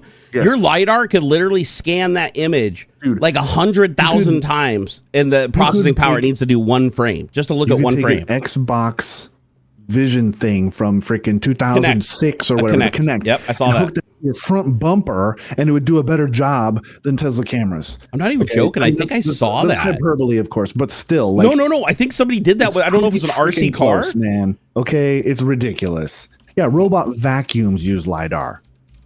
Yeah, I saw. Was this on an RC car? Yeah. A guy used a drone. A guy actually created a sophisticated autopilot for a drone, like an actually in 3D space, maneuvering around things using a Kinect. Isn't that wild? No, it totally makes sense. The point cloud that it spits out in IR is amazing. And heck, I bet some industrious person could do it with the Face ID IR tracker in your phone. Yep. Not only that, did you know the Kinect also has, because it has the IR dots, it also has an IR camera that can see shit that the other camera on it can't. And it has normal cameras too. It has stereoscopic camera too. Yeah. So you can do cool stuff with it. This is years and years ago with the Wii. A guy who took apart the Wii the light bar, the sensor bar for the Wii. I did something similar. He put it on his hat. Yep. And then used the controller, because the controller actually has the camera, the IR camera in it. You set the controller over there, and he was able to make a stereoscopic 3D monitor. You wear this hat, and it's got the little IR dots on it. Like he basically created a track IR. He created a track IR using a freaking Wiimote. That's it. Yeah. Because the thing is, the Wiimote, so freaking cool, man. Do you know what the Wiimote is? All it is a projector. It just has two. It's a Bluetooth. No, sorry, it's a camera. It's a camera. So the controller is the camera. The controller is the camera, and then the light source is just two equally distant point clouds. Little IR blasters. Did you ever do the candle trick? So I did it with my son one night to do Wii bowling because we didn't have a Kinect sensor for the PC, and we had the emulator, and we had everything except for the light bar. So all you do is take two. They have to be real candles. It doesn't work if they're LED candles. That makes sense. But if you take two real candles and you light them and you set them, it doesn't matter what the distance is because it'll just change how far back it thinks you are or how close you are. You just put them about a foot away from each other, and you set them in front of the TV. And it doesn't matter. They can be quite a bit far down. They can be up. I just put them in front of the TV down below it. And it worked. Like the cursor was a little shaky. Like you could see the finger was a little shaky like this. But it worked. The Wiimote picked it up. And we were playing Wii bowling and it detected everything just fine from two freaking candles. I love it. Hey, Roger. Thank you for the 12 euros, man. We appreciate it. Yeah, man. Those are better. Thank you very much. We need all the help we can get. Dude, everything's about to be better than the US dollar. Like, dude, it translated to $13, $13.64. That's awesome. I didn't look at the bonds market. Like, you were helping from the EU. So a ton of countries connect to PC without any dongle. You need a Bluetooth. You need some Bluetooth connectivity, but yes. For what? For a Wiimote. So yeah, the Wiimote connects over just plain old Bluetooth. Yeah, you can get Bluetooth drivers for them. So the way I use mine is I have an emulator called I think it's called Dolphin. Is that what it is? It's a Wii emulator that does Wii. It does Wii, GameCube, and I think one other thing. So we use it for playing Wii Sports, and we use a real Wiimote. And it just literally pairs to the computer's Bluetooth controller. Like you just hold down like a button in the battery compartment. It goes into pairing mode where it blinks the little LED. And then just go into Windows, go into Bluetooth, say find new device game controller, and it'll pop up and it'll literally say like something like Nintendo Wii mode or something, or Wii controller. And then once you pair it, you go into Dolphin settings, and they'll have two settings that you have to do. One of them is emulate Wiimote. Like there's an emulated Wiimote. So like if you want to have like a regular controller register as a Wiimote for like playing video games. Or you can tell it you have a real Wiimote and it bypasses the whole internal emulation thing and just goes straight to the Bluetooth device. And then it works fine. Nice. And like I said, all you need is two IR light sources. They can be candles. They could be, if you have IR flashlights, like for illuminating at night. Did you know that's like a thing that people do? So like if you want to hunt at night, like you're a hunter and you want to be able to like see the animals and spot their eyes out in the field, they have these really intense IR flashlights that you can buy that you turn on that are like they're like 10,000 lumen. You see the you shine it and then you look through your IR binoculars that can't really see very far, and it'll like you can light up the whole field like day. It's like think of like a giant spotlight, but the animals don't see it. That's cool. Isn't that wild? So and so these flashlights, they work with any camera that doesn't have an IR filter. Now it turns out most cameras nowadays do have IR filters, so you either have to remove the IR filter. I think the iPhone even has an IR filter now, because last time I tried to record the TV remote, like I used to have a trick where on my old phones, I'd record the TV remote and you could see the lights flickering when you hit the buttons. And I tried that, and it didn't work anymore with my phone. So I think the iPhone now has an IR filter. And if I remember right, correct me if I'm wrong in chat, but didn't they require IR filters being added to all the cameras because they could see through clothing? No, there was like that one Sony. Do you remember why it could see through clothing though? It was because it had an IR blaster for night mode, and it had no IR filter. Oh, okay. Yeah. I didn't know that was it. Then I guess that makes sense. Yeah. Yeah. Oh, by the way, I did look it up. The bond market still is falling because Trump flinched and pulled back on the tariffs, and everybody still thinks he's going to do it. So, stick to it for the long. Here's what sucks. So, if other countries sell their bonds, they're selling their investment in our currency, which devalues our currency. So, if that keeps happening and countries keep dropping their bonds because they're afraid that our market's going to crash, and they want to, it's like the stock market for them, right? They want to get out early before they lose their ass on the value, the exchange rate. And China, God, why? So we did keep the tariffs on China, as I understand it. This was very confusing to me for a couple of days. But apparently we still have over 100% tariff with China in place right now. For some stuff. I thought, let me see here. What is, I still can't see, even you, I cannot get a definitive answer. Somebody in chat, what in the hell is going on? It is so confusing because he dropped the tariff everywhere except for 10%. There's 10% on everybody. I just talked with John about this. Okay, tell me, please clarify this for me. I need to know. A lot of the electronic, actually here, I'll bring it up. You can give me just a second. Because here's what happened to me is I went and looked at it and it's like, listen, there's a 10% tariff on everybody, but on China, there's this 100% tariff. So there's still a general 20% tariff on China specifically. Because that's been in place for a while. That's the one that was from February and March. The big ones, those big crazy ones where it was like 35 and 404, 145, that's been paused for 90 days for some stuff. So here is not semiconductors though, right? Like it was semiconductor. Oh, so semiconductors. So the semiconductor thing is being investigated as like a national security thing or something like that. So here is the latest. This was from April 11th. This is the official link this is from the government. Why is anybody that describes supporting this guy? The most recent update. Most computer components have been exempted for 90 days, I think it is. But there's still the baseline like 20% because there was 10% in February and 10% in March. Do you mind if I read this? Place. Yeah, go ahead. I want to read this. So, okay, so this is the link, U.S. Border Protections and Customs, right? Yep. It says, the purpose of this message is to provide further guidance on additional duties due to imported merchandise, which were imposed by Executive Order 14257 issued on April 2nd, 2025, and published in the Federal Register Notice, regulating imports with a reciprocal tariff to rectify trade practices that contribute to a large and persistent annual United States goods trade deficit. That's a separate document, by the way. Yep. Let me go back. It says, okay, as amended by Executive Order blah, blah, blah, the amendment to reciprocal tariffs and updated duties as applied to low-volume imports from the People's Republic of China and further amended by the Executive Order dated on April 9th, modifying the reciprocal tariff rates to reflect trading partner retaliation and alignment. Now, this is where it got confusing to me, is Trump said, listen, we're going to put this tariff on you. China retaliated before we put the tariff on them. So then Trump said, listen, in addition to the 10%, we're still going to keep a huge tariff on you. He didn't specify for what. He just said, we're going to keep a huge tariff on you because they did the reciprocal tariff that was like 30% on their side. Yeah. And so it got really confusing. And then his guy, Howard Lutnick or whatever, came forward and he's like, oh, no, it's just on like these specific semiconductors, but not all semiconductors because there's semiconductors that we can't manufacture here. We don't have that on. But the other ones we do. Some bullshit like that. But it was very confusing.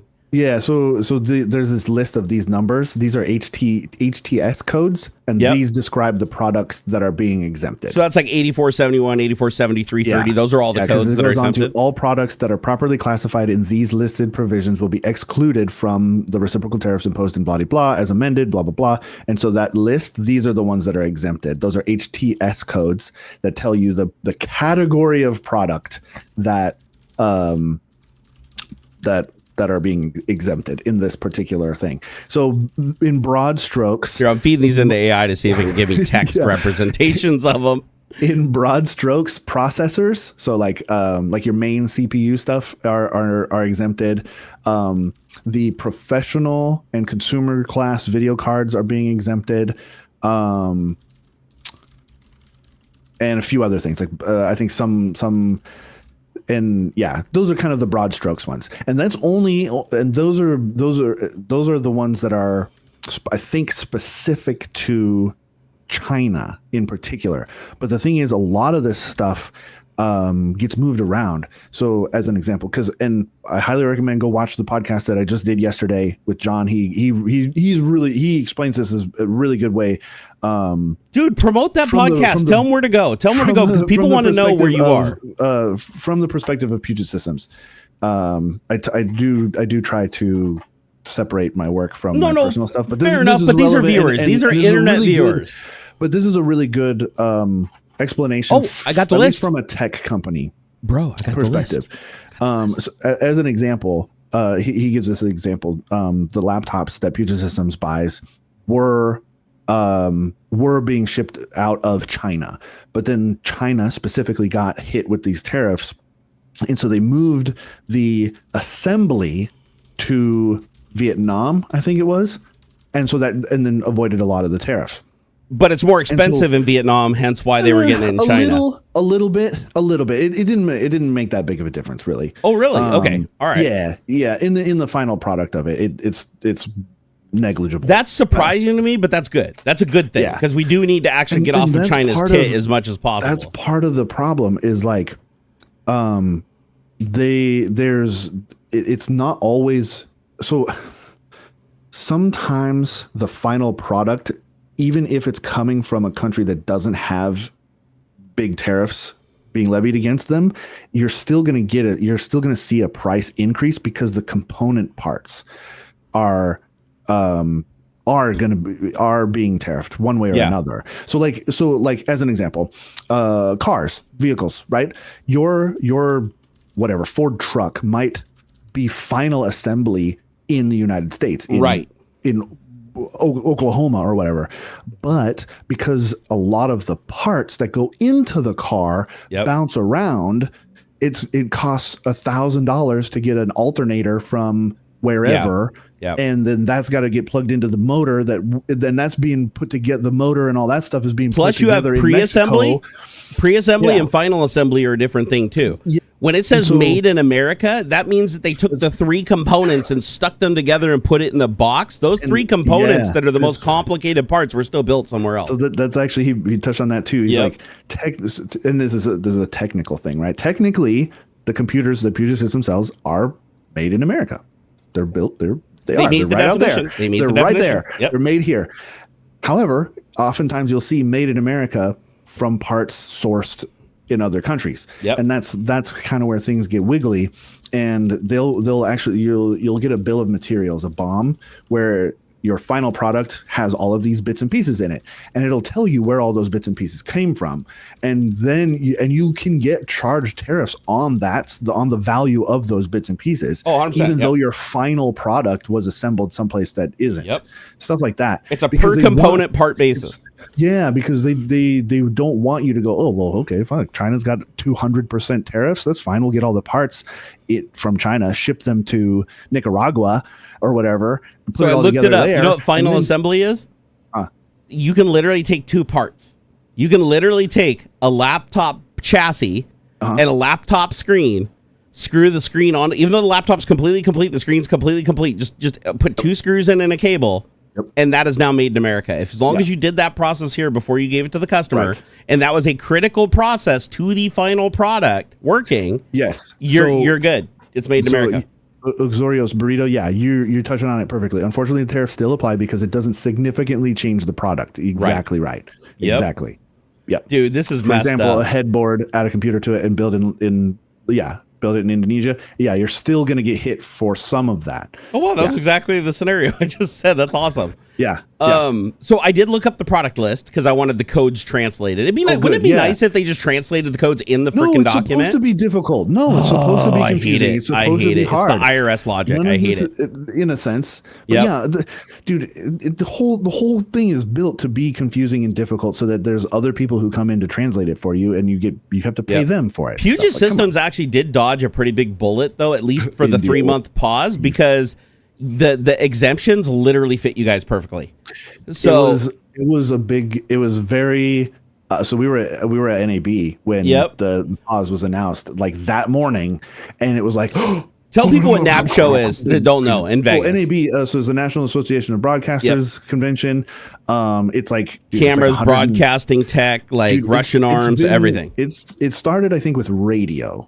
It was like a broad radio convention. If you can ever go. It is an amazing convention, so cool. Dude. It's like see the future now. Dude, it's everything from like sports broadcasting to live, like internet streaming to dude, they'll let you drive VFX. I drove a freaking like electric dune buggy in the parking lot. Like they had an F1 simulator at the North Hall. I was in the South Hall. Yep. But they had an F1 like a simulator. full motion deal, or that's awesome, dude. So Dell had a Porsche GTR or something, blah blah blah, something crazy in their booth. Dude, that's with like a virtual rad. Production thing behind it. No, they weren't letting anybody sit in it, but they were showing like a camera pointed into the front and then like making it look like it was driving and stuff. They cranked it up a couple times. Like, did you know I went there with Graham and Volair Media like 1 year? So I went there 1 year with Volair Media, which was like Graham and his buddies and stuff who ran the company. So I went there, and our sponsor was the Nano cases. Those guys that make the cases that are basically like Pelican cases but better, in my opinion. So that trip, I have all kinds of video. The video never got published. I don't know why. I honestly don't remember. I thought I did. It was like this weird, like, I couldn't figure it out. I thought I published a video. It never got published for whatever reason. But I got to go find this video and show you guys, because we literally walked around with one of these Nano cases at NAB show, hucking it off the top of parking structures, throwing it down those giant escalators at the convention center and watching it just bop, bop, bop, bop, bop, bop, bop, down the stairs. And the camera inside was fine. The camera inside took no damage the whole time that we were doing this. It was rad. But yeah, NAB show, I almost had to deal with Red Camera. So Red Cameras, they met with me and we did a little powwow, because NAB is one of those things where it's like they go there to meet vendors and partners and media, right? All kinds of cool stuff. So I went there and they went to Red and they were like, "Oh, we know who you are." Like the guy at the Red booth's like, "Oh, dude, I know your shit. I watch your channel all the time." This is like at the height of my thing. Like obviously today nobody knows who I am except for you guys. So they took me in the back. They're like, they were gonna send me like a freaking like not a red weapon, but like one of their like Ravens or whatever. They were gonna send me a bunch of their screens and stuff, like, to do monitoring. And they were gonna like make my whole setup red. I was gonna have like $100,000 freaking video setup in my room, and then it kind of fell apart after NAB show because they never got back in touch with me. I waited too long to get back in touch with them. By the time I got in touch with them, it was like shit was already falling apart. But yeah, it was an interesting story. Like NAB show was something I just went to kind of on a whim. I just wanted an excuse to go to it. And Graham did too, because they were Volair Media. They had a reason to be there, right? Because they were there at the time. They were like a broadcasting and editing company and stuff. So they wanted to go there. And it was such a cool show. It was not at all what I was expecting. Like seriously, if you're in Vegas during NAB, go. It is so worth it. Like, yeah, it's rad. You even just get like a bunch of like free shit. Like you know, you go to cons and get merch, like just merch, going booth to booth and booth. There's booths like handing out all kinds of crazy shit and little prizes and stuff. Like if you go there and walk around and pick up enough things and enter enough drawings, you're probably gonna like go home with like, a $300 pair of headphones. I remember I brought back a bunch of shit from it. I can't remember exactly what it was, but like every booth that I went to, they'd have something that they'd be like, "Oh, here, take this." I had one of those cube lights, these like really intense cube lights that you can like magnetize the things. I don't know what happened to it. It's like it might have ended up with Graham. I don't remember who ended up with it, but yeah, but with this booth, they just gave it to me. It's like $100, like per cube little self-contained light that's like invincible that you can do diving with, and it'll handle the water and everything. But just so much cool stuff. And I even had I think they even gave me a. Yeah, it was like one of those, those 360 cams that everybody has now. Mm-hmm. Well, when I went to NAB show, that was still fairly like, the new hotness. And they actually had they had a booth. I ended up not doing it because I liked my GoPro that I had. But they had a thing where you could just throw it. It didn't matter. It could be a first generation GoPro. It didn't matter. If you walked up and threw it in this little garbage container they had, they would just give you a free 360 camera. They had a dude literally stand there, and it was like, and I think it was like a $200 or $300 camera. And it's like all you had to do was take your GoPro and throw it in the little garbage or whatever, and then they'd hand you their camera. And I almost did it. I almost ended up doing it, but I didn't know enough about their camera at the time. And I know the video quality wasn't quite as good on them back then. Like you could see the seam really bad, and it was a little noisier. So I ended up not doing it, but I thought that was like a cool thing. It's like you can just like you're walking along, and they're like, "Listen, if you take your competitor's product and throw it in our garbage can here right now, we'll just give you one of our product." I was like, "That's a great advertising thing." Like honestly, that's genius. Okay, sorry. My ADHD's raging hard today, brother. Hard. Okay, 8471. This is the first number on the list of exclusions from the tariffs. If manufactured in the United States, and this is where Puget really benefits because you guys technically do meet the standard of assembly, right? Mm-hmm. So if you manufacture the product in the U.S., these products are exempt from China's 125% tariff. Servers, laptops will face a 125 tariff in the future, but not right now. Yep. And it says no specific exemptions for this category have been noted specifically other than just servers and laptops. That's kind of interesting, though, because like you guys can call your desktops like workstations or servers. Sure. So, like, I wonder why they only say servers or laptops. I'll have to look into that a little deeper. Particular definition of that, though. Sorry, I didn't see this. They were given examples. The particular definition is computers and/or data processing machines. Sure. So it doesn't have to be like a desktop computer. It could be a calculator. It could be everything's a data processing machine, right? My refrigerator processes data these days. Yeah. It says, and exempt are parts for data processing machines. So things like circuit boards, power supplies. Semiconductor manufacturing equipment. Oh, shit. Would likely face 125% tariff. When it goes into effect. So these are the categories that if in 3 months Trump sticks to his terms or he did stick to his terms, these are the things that would be tariffed today. And that is computers, data processing machines, parts for data processing machines, semiconductor manufacturing equipment. Now, let me ask you a question. If the goal is to bring production of semiconductors here to the United States, how the hell are they going to do that without an ultralithography machine? Exactly. So you need the parts to build an ultralithography machine, which come from China. There's no way to build an ultralithography machine without at least some parts from China. So that's going to be a little hard. Smartphones are going to be a part of this. So if you have an iPhone, that's going to go up in price potentially about 125%. Technically, it doesn't quite work like that. Like just because the tariff's 125% doesn't necessarily mean the whole product goes up by that much, but it still goes up by a lot. Yeah. Networking equipment specifically stated will be affected by the tariff when it goes into effect. Solid state storage will be affected. Flat panel displays will be affected. Semiconductors, diodes, and transistors. It says U.S. fabricated chips will be subject to 125% tariff, while those made in Taiwan and South Korea will be exempt. And you guys, that's why you said like you guys are messing with Taiwan now, right? Because there's no planned. Some okay, because keep in mind, Trump only said it's paused, right? He didn't say it's going away. He said 3 month pause. So if he sticks to his guns next time, which we have to assume he will, even though he hasn't once. But if he does, these are the things that, like, if you do not adjust in the next 3 months, you could just be blindsided and put out of business overnight. Like, nobody has a margin big enough to absorb 120% tariff. Like, you're just done overnight. Parts of semiconductors. So not just semiconductors, diodes, and transistors, but parts of the semiconductors. I'm guessing that's like materials like silica and stuff like that. Yeah, probably. Integrated circuits. How generic ass can you get? Integrated circuits, that could literally encompass every other thing that was just above it as a category, right? So integrated circuits, U.S.-made integrated circuits also face 125% tariff. And it says, with exemptions for non-U.S. fabrication. That's bizarre. What does that even mean? With exemptions for non-U.S. fabrication. Like, why the hell would we exempt non-U.S. fabrication? Don't you want U.S. fabrication? It's just bonkers, man. This is so weird. It says the conclusion. China has imposed...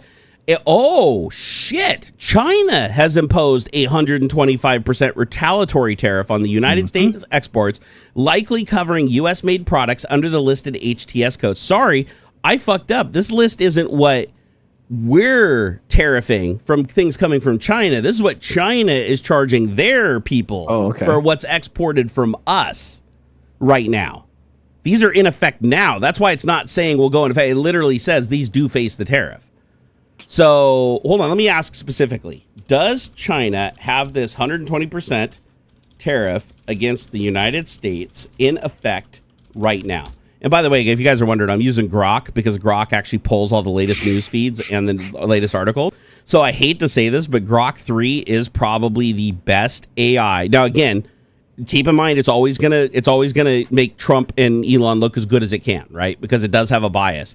But the information that it has, if you ask the question precisely, you will get a really good answer from Grok 3. Like, Grok 3 is probably right now the best single LLM for pulling news data. It says, yes, China currently has 125% tariff effective on U.S. goods as of April 11th, 2025.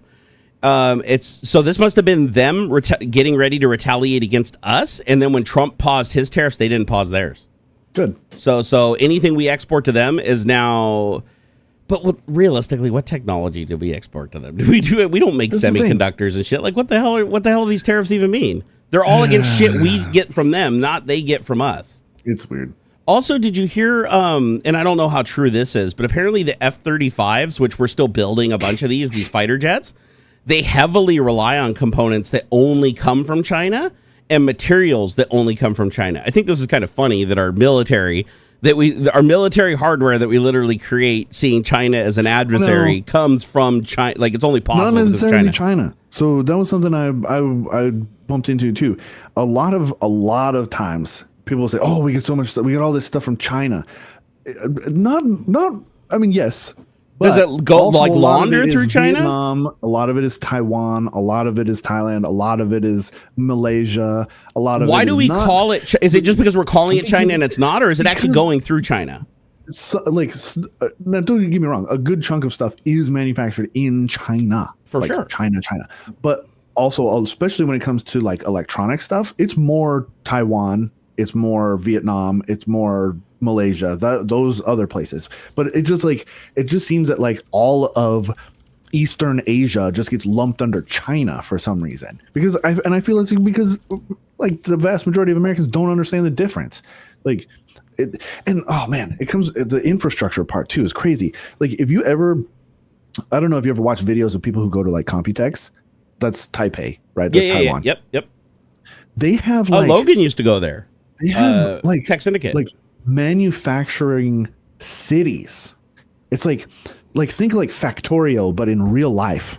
Okay, they have these massive complexes where like this the component malls, right? The component malls built over here, and then it goes over to this other piece where it gets plugged into the next thing where it's added to the thing, and then it goes over there and it's put together like these massive. And we're talking like cities. It's like think like the Microsoft campus, right?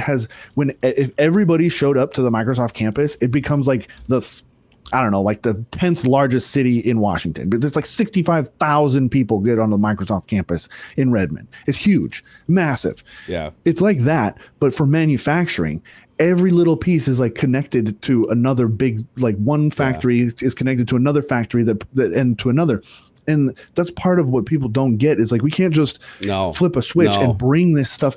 We can't. We're not set up to profit from that structure either. Even if we did do it, it wouldn't be profitable. Infrastructure just isn't there. No. The trains aren't there. The roads aren't there. Have you seen the component malls? Electrical infrastructure. Like the whole thing of it just doesn't make sense. We can't do it. And not just that, but expertise. People have this twist in their head that like, oh, this stuff from China is just cheap junk. No, it's not. No, a lot of it isn't. No, you get when there is like an overlap, say like punched steel, like you want to make a PC case. You can do that here. There's plenty of steel rolling and punching and all that tooling and stuff is here in the United States. We can't meet our demand. We only make like 20%. Even the engineers, the people behind the design of it aren't as good. They just aren't. Do you want to know a fun fact? Fun fact, Microsoft sends their employees like me. Microsoft sends their employees like me and pays for us to go to school in China. Yeah. Literally to go to a college in Shenzhen to learn software development because that is the top place in the world to get an education in software development. Just not as good at it. Isn't that funny? As China and Taiwan and Vietnam and Malaysia. And imagine going to work and your boss is like, we're gonna pay to uproot your family and send you to China for 3 years to work there on our campus just to go to school and get an education there because we need more developers that are that ahead of the game. That's weird, man. That's weird because they were gonna give me a full ride. It's crazy. Man. Yeah, I told them no way. I wouldn't even go to China when they tried to send me there just to do some networking shit, networking training. But they were like, no, they're like serious. They offered that to all the employees that were up on the top tier. They're like, if you want to take your development to the next level, we will pay for you to go and get a 3-year degree in China, in Shenzhen. We will uproot you. We will send you there. We'll take your family. You will pay for your housing, everything to go there. But you have to continue to work for Microsoft on their campus over there, and you'd stay on your own team and everything. Like you'd just be working from over on the other side of the world, and you get a degree. Like you have to get a degree. Like if they pay for your education, go for 3 years, and you don't get the degree, then you have to pay for it. which is kind of interesting because it's like, what if it's just too damn hard? What if you go there, you learn everything, it's not your deal? Well, I guess that wouldn't happen because you're already a software developer, presumably. But I always thought that was kind of interesting. It's like they send you over there. It's like you don't get your degree, they kick you out of the country. It's like, sorry, you're on the hook for like $50,000 now. And plus, it's unprecedented, the price difference, too. Like, to go to college in China for like 3 years in Shenzhen at like the top school cranking out developers, it's probably a tenth as much as it costs to go to a comparable school here. And comparable, like not even comparable. Like the whole reason that they're uprooting and sending you to China is because that school is so much better and they're so much further ahead in their programs that they're teaching. So it's freaking, dude, it's freaking wild how far we are behind on a lot of shit. Like, did you see the robotics? Somebody in chat was just talking about this.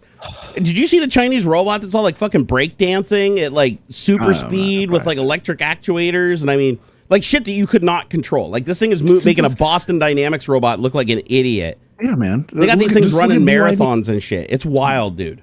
Just look at BYD and their electric cars compared to any of the ones that are being sold in the United States. Yep.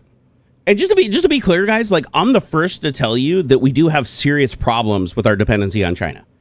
I'll tell you that right now. I don't agree. I don't think it's a problem. Let me explain. Though. Here's my thing: is China does put tariffs on us. It is not free trade. They do put tariffs on their people with our exports to them when we were allowing free trade from them to us. Okay. So that does become a problem. Like I do see room that we could have leveraged to improve that, right? By actually putting the tariffs on the right spot and doing it correctly. And to move us to other countries, like to spread it out more so that we don't have such a huge dependency on our adversary. Because the problem is we're so in debt to China. We are so ridiculously in debt to China right now that it's like we can never pay them back. There's no way we're ever going to pay them back. They're never get, and they leverage that over us. That's why they can put those tariffs in place on us, and we really can't do a lot about it. Is because of the leverage they have from that debt. And I feel like, what are our options? We can't pay it back, so either we have to start finding a way to get stuff from other countries so we can start lowering our dependency on that, but not totally. Like, there's no world where that happens. The way we have it set up right now, if you cut China out, you will be so far behind everybody else. Yeah, the thing is, 100%. The thing, I don't. I'm not saying get our dependency like off China completely. I'm just saying that we need to adjust it to where we spread it out more. We have depended on China so much in the grand scheme of things. Well, everybody is. That is true. That is true. That's why they're like the economic hub of the world. What is the problem? It's because they leverage it against us. Is the xenophobia? Is the lack of look, people. I never understood this stuff. The politicians, when they talk about like the globalists are trying to ruin everything and like this and that. And I'm like, bro, it's been a global economy for like 100 years.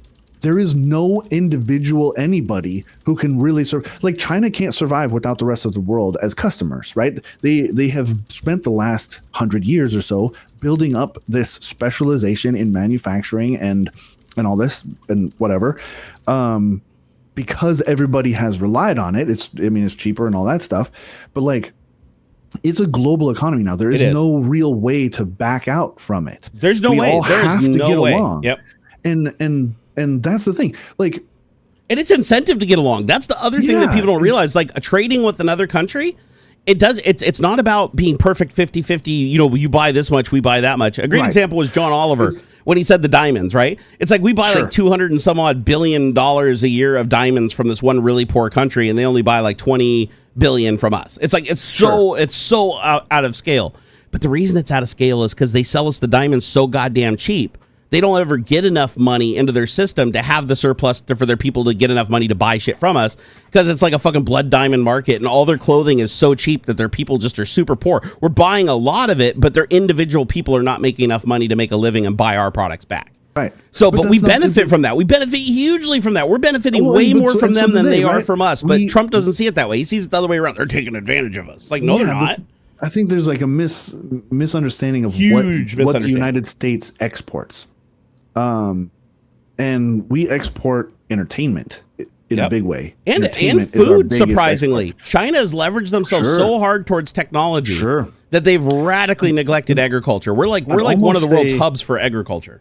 I'd almost say that like the U.S. This is gonna sound weird, but culture in a way, because like people are like, oh, the United States doesn't have a culture, but yeah, we do. We have a super diverse culture. Yeah, but I mean the United States culture is like one of excess. Honestly, like our biggest export is our like obsession with celebrity, our that's obsession interesting. with, I never thought about that. You're right, though. Luxury in a sense, right? Celebrities, lifestyle, status, things that other countries don't care about. We export video games. We export, and like, don't get me wrong, dude. That's a good point. That's a really good point. Other countries, the Czech Republic, or I'm sorry, that's not right anymore.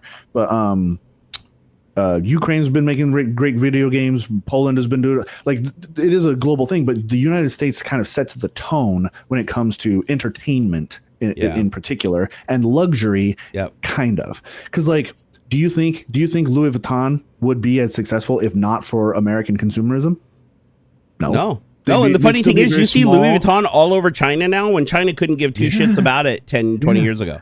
Like, don't get me wrong. They are good luxury brands. Yeah. Like the European brands are they are famous for their luxury for a reason. Louis Vuitton's overpriced, but it is good quality. It really is good quality. It wouldn't be as big if not for American consumerism and the promotion of like this sort of high-end luxury opulence. That's a good word. NANA.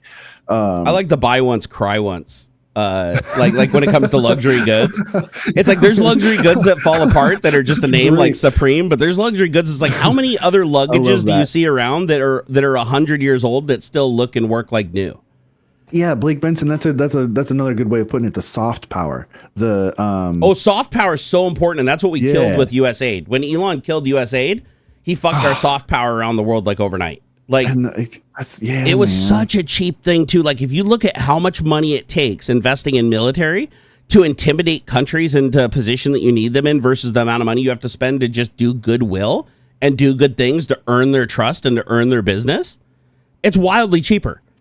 It's like dollar for dollar. It is way more expensive to force a country to do business with you than it is to do good things in their country that earn you that status where the people want them to do business with you.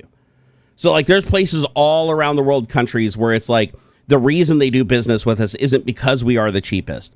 They don't do business with us because we are the fastest. They do business with us because of the good things that we do in their country and the status that we have for fighting for the good guys, fighting for democracy. Now, don't get me wrong. We fuck up all the time and do like horrible shit around the world. We're responsible for countless fucking wars and stuff. I'm not sugarcoating shit, right? We did a lot of terrible shit. But interestingly enough, even with all that bad shit on our record, the soft power that we had around the world from the few good things we were doing, that we were throwing a couple $100 billion at a year, massive, immeasurable. You know, it's like when you go back and look at like 1930s Germany and how Hitler had to literally go to war with his neighbors to absorb their resources because he spent all of his money on military instead of the soft power influence they had before. Because Germany was a huge trade partner. Germany was kind of seen like the United States during like World War II as far as their trade and their relation with the world. Germany was in great standing. They were a democratic nation with elected officials from their people. They had statehoods. They had like it was very similar to the United States today. And then you have Hitler come along, and what does he do? He destroys all the soft power. He starts threatening the other countries to give him what he wants instead of just doing goodwill and hoping that they come to him and want to help. And he basically forces them into a situation where it's like there's no way in hell they're going to help him. They fight him hook, tooth, and nail, and he has to go to war to get what he wants. What are you doing there, buddy? Victor Dolog said streamers look like weak boys, not real men. And I told him I'm strong. Oh, no, he's really strong. And you know what? I might have a broken back and be really fucked up, but I used to be able to actually push 1,100 pounds with my legs, so that's not weak, dude.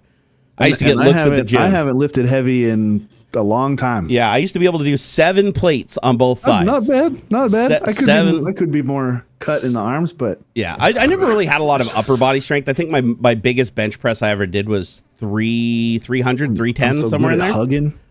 You got all the hugs, but I'm so good at hugging. Yeah, dude, my legs are so strong. I actually broke the back. I broke the back off of a machine and put myself through the wall, the drywall. Dude. At my buddy's, the gym in his house. He was so pissed. Before the stream. It was the last time you cried. Was that? Before dude, real men do cry, by the way, because you're weak if you can't cry in front of another human. If you can't show emotion in front of another human because you're too afraid to. And you feel so weak and exposed that you have to put up a fake persona, like that's weakness, dude. Like honestly, strength is being able to use your emotions as they're intended. But Victor doesn't know that. Well, I don't know. I'm not sure what he was trying to get at. I was just goofing. I'm just fucking with him. He just said he's probably just fucking around. But you never know. You never know, right? Because like we don't. It's really hard to tell with text. That's one thing that I've noticed with social media that I think is a big downfall. Is that social media is like, unlike video calls where it's like you can still see a person's micro expressions, you can still hear the inflections on their voice. You don't get any of that with text. And because you don't get that with text, it's really hard to tell, especially when there's a language barrier, like what people truly mean. And I've had to adjust to that a lot as a content creator over the years, because I'll get people that'll just come to me and be like, you're fat, lose weight. And I'm like, God, that's rude. But from their culture's perspective and the translation of their, not being their primary language and their culture, they were literally just like, oh, I'm looking out for you, bro. I really like you. I want you to stick around for a long time. But that's not how they would say that. That's a cultural thing, right? But if I was facing them and they were talking about, oh, dude, you look really big. Like you should really take care of yourself. Then you'd see that and you'd be like, okay, this guy cares about me. This person cares about me. Like this isn't a person that's trying to be mean. And you'd be able to bring it into perspective. So I feel like social media, a lot of people really miss each other a lot. Victor said I'm Eastern European. Men don't cry. Men here don't cry? Yeah, I call bullshit on that. Don't remember the last time I cried. Victor, come on, dude. Lock yourself in the basement. Lock yourself in the basement. Hey, if you can't cry in front of another human because you're too afraid to, go lock yourself in a room and have yourself a good cry. Because here's the interesting thing. Crying is like the same as people saying that they don't watch porn. People watch porn, but they do it in private and say that they don't in public. So when men say they don't cry, they're just saying they don't cry in front of other people. They still cry, but they hide it, right? It's like, walk up to your church pastor next time you go to church and ask him if he's ever watched porn and jerked it to it and see what he says. Because technically he's not supposed to lie, right? He's supposed to be a man of God. He's supposed to be honest with you. He's supposed to be like, listen, I was weak. I've done it. He won't. He'll say, no, that's a sin. You shouldn't do that. He's doing it. He's 100%. I guarantee you he's 100% doing it. I will put money on that every single freaking day, unless he's castrated. Luxurious Burrito said, Victor, crying is that time when your face leaks that salty water. It's like you go to the doctor, you're like, am I broken? Am I broken, doctor? This salty liquid keeps coming out of my tear ducts. I don't know why. Why is this happening? No, I cry shit. Yeah, probably twice a week, three times a week is probably where I'm at now. And sometimes not even like sad tears. Like, dude, sometimes like, oh, happy tears. The way I've described it before is that like my emotional cup is full. Like, dude, I'll be watching something funny and I'll just start laughing and just like, it just, and that's a pretty common thing. You laugh till you cry, of course. Right. But like, dude, sometimes it's not even, or man, I was just yesterday listening to my audiobook. I'm listening to this audiobook and I'm like, it's like a big battle and this thing is going on. And I'm like, dude, if this character is about to die, I'm going to be so like upset. Like, cause I like to give myself over to a story. I will suspend my disbelief very quickly. I want to go on the ride. Miss Barnacules is the same way. Story. Same way. My wife's the same way. Like she gets completely invested. Dude, yeah, man. I like to be a part of the thing. And yeah, dude, I was about to be pissed. I'm like, because one character's already died that I was like a little upset about, but they weren't a big part of the story. But this guy's been there, and I'm like, bro. So, dude, I had a good cry when fucking Tony Stark died, man. When Tony Stark died, watching that in the theater, man, I teared right up, man. It was getting steamy. It's your body's way of releasing that emotion, man. 100%. And the thing too is like crying serves a purpose not just for you but the others around you that see it. Sure. Because if somebody sees you in a vulnerable state like that, unless they're just a total asshole and somebody that you wouldn't even want to be around in the first place, they see that as vulnerability. They see that as getting closer. They see that as trust. But more importantly, whether it's in a happy or in a sad context, it like makes them feel like you're more human. It makes you feel like you're more approachable and you're less cut off and you're hiding less. Makes you more of an open book. Victor said, scratch everything I said. I had some super spicy food 1 week ago and I had salty water come out of my eyes. There you go. Fair enough, Victor. That counts. Victor, that totally counts, man. That totally counts. Was it really good food? Was it like orgasmically good food? Yeah. You say you're Eastern European. What was the food? What was the food? Are you having some pierogies, really man? Spicy. Eating them pierogies. Actually, I don't think pierogies are spicy. No, man, it's like a potato dumpling. Yeah, I was like, that was a bad choice. Oh shit! Some knuckleheads like Tony Stark died. Don't worry, they bring him back. And Marvel, they bring everybody back. It's only 12 years. Yeah, don't worry. They the Marvel universe figured out a formula to bring anybody back at any time when they want to. I'm really interested to see how they explain Doom. I bet they don't actually show his face at all. No, they definitely are showing his face. They 100%, and the reason being is because they said it is Tony Stark. They're not changing the character name. Yeah, it's alternate universe Tony Stark. Yeah, this is evil Tony Stark. That lines up with I saw somebody talking about there is a series of comics where Stark does take over for Doom. Yeah, because here's the cool thing, and I think this is why Robert Downey Jr. decided to come back as Doom, because he said he wasn't going to do Iron Man anymore. The reason he's coming back in Doom is imagine how cool it would be to not only play your opposite, like your polar opposite character, like Bizarro, Tony Stark, right? But every single person that saw him die is going to be in that movie, in the universe that he died in, that he comes to. So they're going to see him as Tony Stark. They're going to see him as, our guy is back. The guy that died that we were all so sad that sacrificed himself to save our timeline or whatever, he's alive again. And he's going to be like, I don't know who the fuck any of you are, and I hate you all and want you to die. Imagine that scenario where it's like, like in my case, like a loved one comes back to life that I'm like, oh, you were my favorite person in the world, and then they're like, who the fuck are you? And they want to kill you and kick you in the balls and take your wallet. Like, that would be weird. That's going to be an emotional roller coaster. And I have a feeling that if they wrote Avengers Endgame that well, hopefully they're in that same line of thinking when they wrote this one, because they could really set up for some good tear jerkers in that one. Yeah. Yanking on some nerves. And the other thing is anger too, not just crying, pure unadulterated anger. Because like you get invested in books, I get invested in movies and TV shows. I watched Handmaid's Tale, and I will tell you what, I have never screamed at my TV so loud and so frequently before. I'd get so mad, I'd have to pause the show, go in the bathroom, and hit the countertop. I have never had a TV show. Like, I can't think of another TV show in my life that I've watched that has made me as physically enraged and invested in the story as Handmaid's Tale. And it's weird. I didn't even want to watch it. More of that. Yeah, I didn't even want to watch it. It just sucks you in, though. It's like once you get about halfway through the first season, it pulls you in, and then it just somehow... It's one of those shows where it's like you think it's at its worst, but the writers figure out how to somehow make it worse. And it just gets worse and worse and worse. So, I mean, as far as like abuse and human rights violations and just horrible shit that you wouldn't wish on anybody, right? Yeah. And the writers, they do such a good job because it pulls you in. You're really like fighting for these people. And the thing is, like, I can't even stand the actress that plays the main character because she's like a raging Scientologist and a wackadoo. But she plays the character so well that like the character I'm emotionally invested in, but her I couldn't give two shits about. It's kind of like Tom Cruise. I watch a lot of Tom Cruise movies because I like Tom Cruise action movies. I like the fact that Tom Cruise does a lot of his own stunts and shit. It's fun, right? But Tom Cruise is an absolute piece of shit in real life. Yeah. Like Tom Cruise, like if you heard what he did to like his wife Katie Holmes and shit, like fuck that guy. Like he is a piece of shit, self-absorbed piece of shit. But man, can he act? That boy's got some acting chops.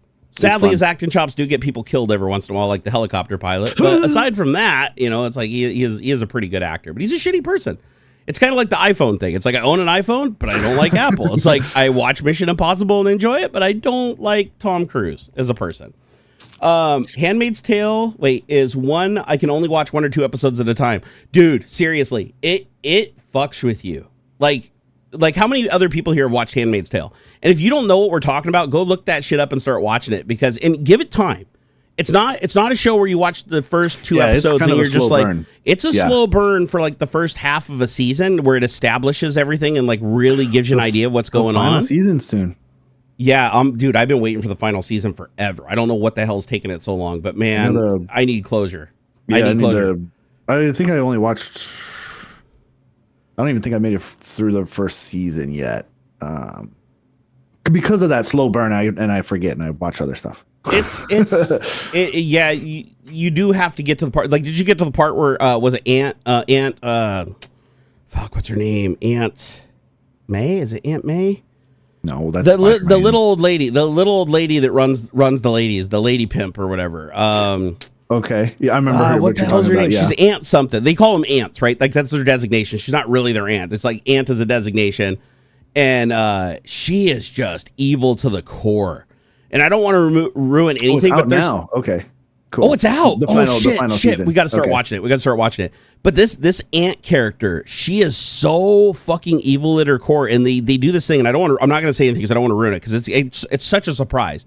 But her character confuses you so much because there's going to Aunt Lydia. God damn it, how did I not remember that? So it's been so long since I watched the last season. But Aunt Lydia, she's like the evilest fucking thing you've ever seen in your life. Then gets 10 times eviler. Then you almost think she's like redeemable at some point, only for her to get eviler. And then you think that revenge happens a bunch of times where you're like, oh yeah, she's finally getting her comeuppance, and somehow she doesn't, and it gets even worse. It's this fucking roller coaster you just can't get off. And every time something happens, it's like I'm cheering at the TV, and 10 minutes later, I just want to punch a hole through it. Man. Aunt Lydia is like one of the most well-written characters ever because she fucking makes me mad. Like I literally have like nightmares. I want to strangle that character. It's like, and the writing being good enough to like make you get to that point is just wild. But what scares me is like, I'm not even joking. The parallels between that show when I first watched it and now is scary as fuck. Because the whole prospect of the show is that America goes back to like puritanical Christian times. Like the United States government gets overrun by this religious terrorism group. You know, it's not called MAGA, but it's same doctrine. Same thing as Project 2025 is literally verbatim, just like their new constitution. It's like the way that they women are just baby makers, and women need to know their place, and we need to, women are just for this, and they need to, not have high positions and not be treated like men. All of that stuff's presenting itself now in actual like high government places. And that is freaking scary to me. Like I watched that and I'm just like, are they watching Handmaid's Tale and just like getting ideas? Because it's like I watched this on Handmaid's Tale like 4 or 5 years ago, and it's like now it's happening. Like in real life, it's happening. It's very scary. It's very, very scary. And then the funny thing is, in the show, Canada becomes the refugee camp that takes in American women and shit that are being abused by this system. And it's like kind of similar to now, where it's like Canada and America aren't on the greatest terms anymore. And Canada, their public stance is we love the people, we hate the government. Right? It's like that's one of the things I really like that Canada's doing is they're not throwing the baby out with the bathwater. They're like, we know that the American people are largely on our side, and they're correct. Like literally the numbers show it. Like the American people overwhelmingly love our neighbors to the north. We love Canada. And so the government is the problem with Canada, not the people. And I'm glad that they separate the two when they talk about it, because sadly, Trump doesn't do the same thing when he talks about America. He's like, America hates you and all of our citizens hate you. And we all think you're taking advantage of us. And we all think you're doing this. And we all need it. And it's like, dude, you don't speak for the majority by any stretch of the imagination. Like not even close, and it's like dwindling every day. But I hate that he does that. But I do like that Ukraine does the same thing too. Like Ukraine, when Zelensky speaks, he's like, we know the U.S., we know the people are with us. Like he makes no mistake about that. He's like, the people are overwhelmingly with us. It's the government that's wishy-washy. And he can't even say what he wants. Like you can tell he's really been, ever since that meeting went south in the White House, you can tell Zelensky's been like, fairly careful. I won't say super careful, but fairly careful about like directly calling Trump out. So and I understand why he's doing that, because again, it's like if you're a true leader, you'll take in the butt all day long to protect your people. Like it's not about being the big guy, big strong man. Like, I'm going to show people how strong I am. It's like, if you have to be submissive, you be submissive. That's what it takes. Wait, Josh said breathe? I'm not out of breath, bro. I can say quite a few words before I need to breathe again, dude. It's all good, dude. It's all good. But I'm guessing because of his name, Josh FSD, full self-driving, clear Elon Musk supporter here. No. So he's going to be a little bit biased. No. If he's got full self-driving in his name. Could be, full-sized dick. Oh, yeah, it could be. Could be fancy satin disco. Right? Or fucking shit on Donald, right? It could be that too, right? It could be, anything. Josh. Yeah. That is true. I shouldn't assume it's FSD's full self-driving. Yeah. Sorry, that was bad of me to assume that. You clearly don't like Elon Musk. Clearly. Gaming Matty Rock said, how's Minority Report? Oh, dude, we got to do some topics. We got to do some topics. No. What's it? We got like 15 minutes before I got to go. Oh, shit. Seriously? Oh, fuck. Dude, I said we're going to. How did time go by so fast? I feel like it's been like an hour, maybe. I know. Just tell your wife you're going to be on stream all day. She'll understand. I got an Easter thing. She would not. You're sleep on the couch. I don't want to get you sleeping on the couch. Couch isn't so bad. Couch is pretty comfy, actually. So bad. I can't sleep on the. Hey, that's great for you. I can't sleep on the couch, dude. I can't. Oh, he said could be his airport code. Which airport's FSD? Oh, yeah. I didn't even think about that. Like, because I've heard that before. So, at what airport? Francisco Delano. I don't know. Let's see here. Sioux Falls Regional Airport. Oh, cool, man. So there you go. Yeah, okay. My bad. You know, I jumped to conclusions. Sioux Falls, that's like North Dakota, yeah? Let's see. Sioux Falls is, let's see here. I'm opening up their webpage. Sioux Falls Regional Airport. Oh, they got a fancy webpage. Gateway to anywhere. Yet nowhere on their front page do they say what state they're in. That's weird. I was right, North Dakota. It is North Dakota. Okay. They've got a nice they've got a nice webpage, man. Respect. These little airports are awesome. I can't imagine that's a huge airport. But Josh, seriously, level with me. Is it full self-driving? I gotta know, dude. My OCD is gonna kill me if I don't know, dude. No judgment either way. I just want to know if I was right about it being full self-driving. South Dakota. Oh, I was wrong. Pele said, Tech Talk, a question. Do you think about the future World War? Are we kind of come together? Well, that depends on whether Trump stays in place or doesn't, really. Like, that's the ultimate answer to that question. Because Josh. If he succeeds with his plan, that is the ultimate end. Now, the question is, the only real question is World War III going to be a violent war or is it going to be a Cold War? Nah, economic. I think it's, and I tend to lean towards Cold War too, because again, with the escalation of nuclear weapons, you can't have conventional war through like first world countries. You really can't. And I know that's weird to say that because like you have Ukraine and Russia having a conventional war right now, but that's a little bit different because Russia basically is invading them when both countries have a ground war strategy still. Yeah. United States doesn't have ground war strategy anymore. United States is like drones and just pounding the shit out of you with insanely huge and precise weaponry, right? Yeah. And we have the resources to do it. That's the scary thing. And then Trump's pumping more money into the military. The military is going to be the primary, like we're going to up our spending, not reduce it at already historically huge levels, even though the goal supposedly is to reduce our debt and to reduce our spending, yet we're going to go into absolute record spending in the military. And what's scary about that is the only reason to go into that kind of investment in military is as an intimidation factor. Same thing happened in Germany in 1933, right? Hitler took all the taxes from the people, jacked it up, took all that extra money and pumped it into the military complex. This is pre-war. This is 6 years before World War II. This is what he did. And he squandered so many of the resources that after 6 years, the thing that he created to intimidate other countries into giving what he wanted ultimately was all he had left. Like they ran out of resources because he spent it all in the military. So he's like, well, I've got a military and nothing else, and we need resources to keep our country alive. So what do you do with the military? You attack people. That's all you can do. At the end of the day, that's all a military is good for, is either scaring people into not going to war with you or ultimately going to war. Like it's one of the two. It's not going to be an in-between. It's either a deterrent or you're going to use it. Like that's how it's going to work. Cold wars, on the other hand, are highly effective, way cheaper, and with we are addicted to technology to like no end, right? Yeah. Like our lives are so invested in technology, from how we communicate to how we pay our bills, how we work. There is it's very rare in the United States now to have a job that doesn't in some way involve the internet. Like even if you're a plumber, it's like you're booking your next job on your phone, you're talking to your customers, you're doing your invoice, your payments, your taxes. Everything's internet and electronic right now, which will lead into the topic after you leave. Where I talk about the whole Minority Report thing. But have you heard of a company called Palantir? Yeah.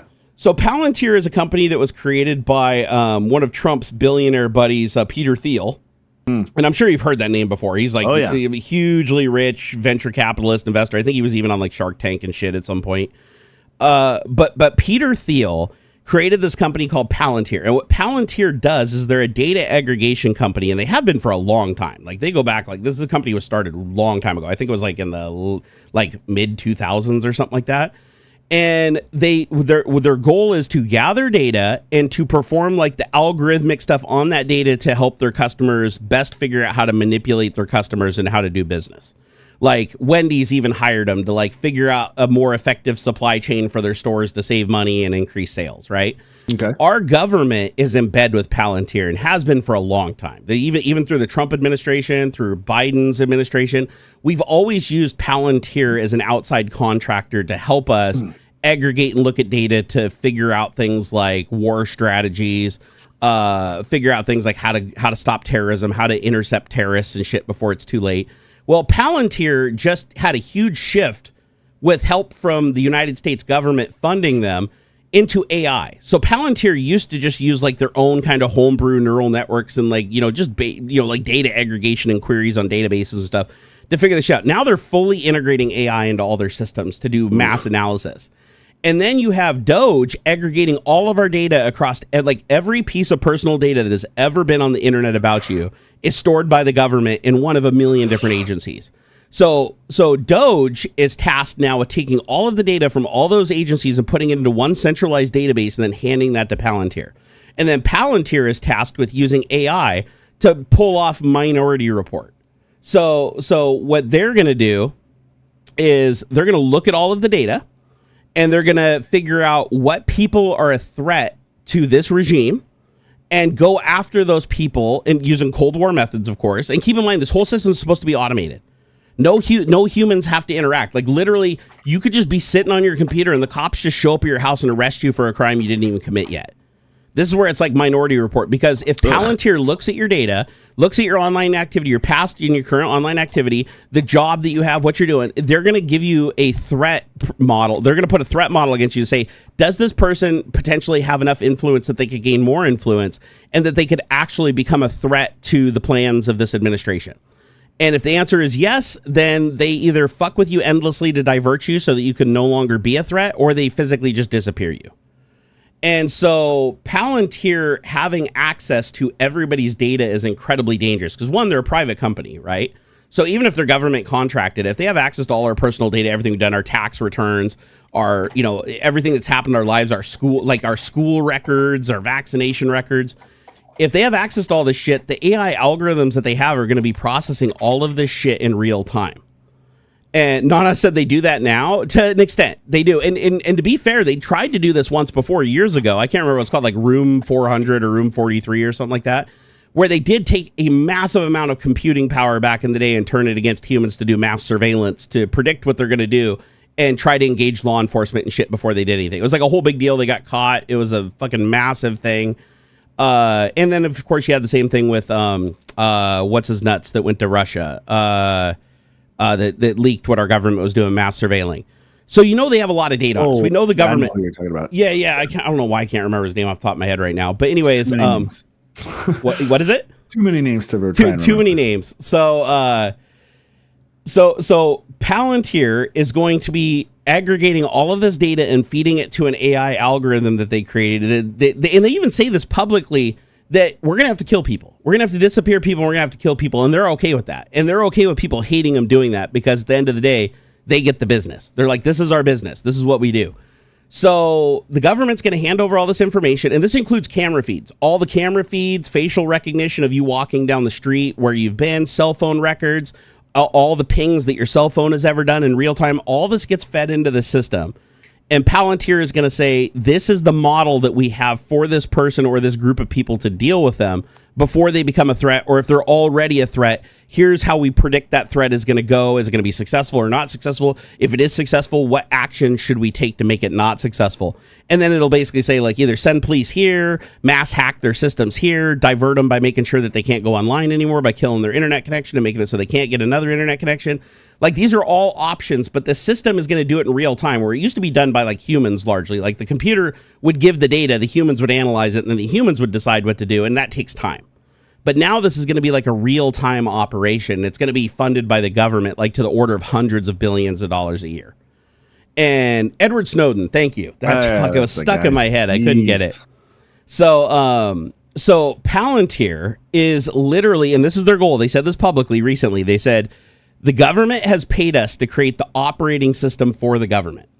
Like they want to create an API set for the government that across all agencies and all data is accessible within the government, not to us, like within the government themselves. That all data is accessible. And the big one that also caught my eye is they're going to include the IRS in this. So Palantir is going to be going through all your records, and if you're a threat in any way, or you seem like you're gaining too much influence, or you're doing anything, they're going to leverage the IRS against you. And the system's going to be completely automated. You're just going to start getting like audit notices in your mail. You're going to have to engage weird lawsuits from fucking the IRS. This is all just going to be an automated attack on you to silence you.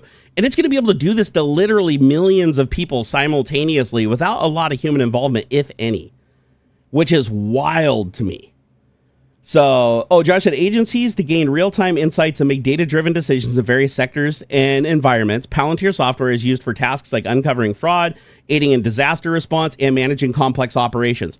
But Josh, the thing is, you're reading that from their website. The literal CEO of the company went on TV and said, we're going to kill people. Like, we will find and we will kill people. We're hoping it's rare, but we will kill people.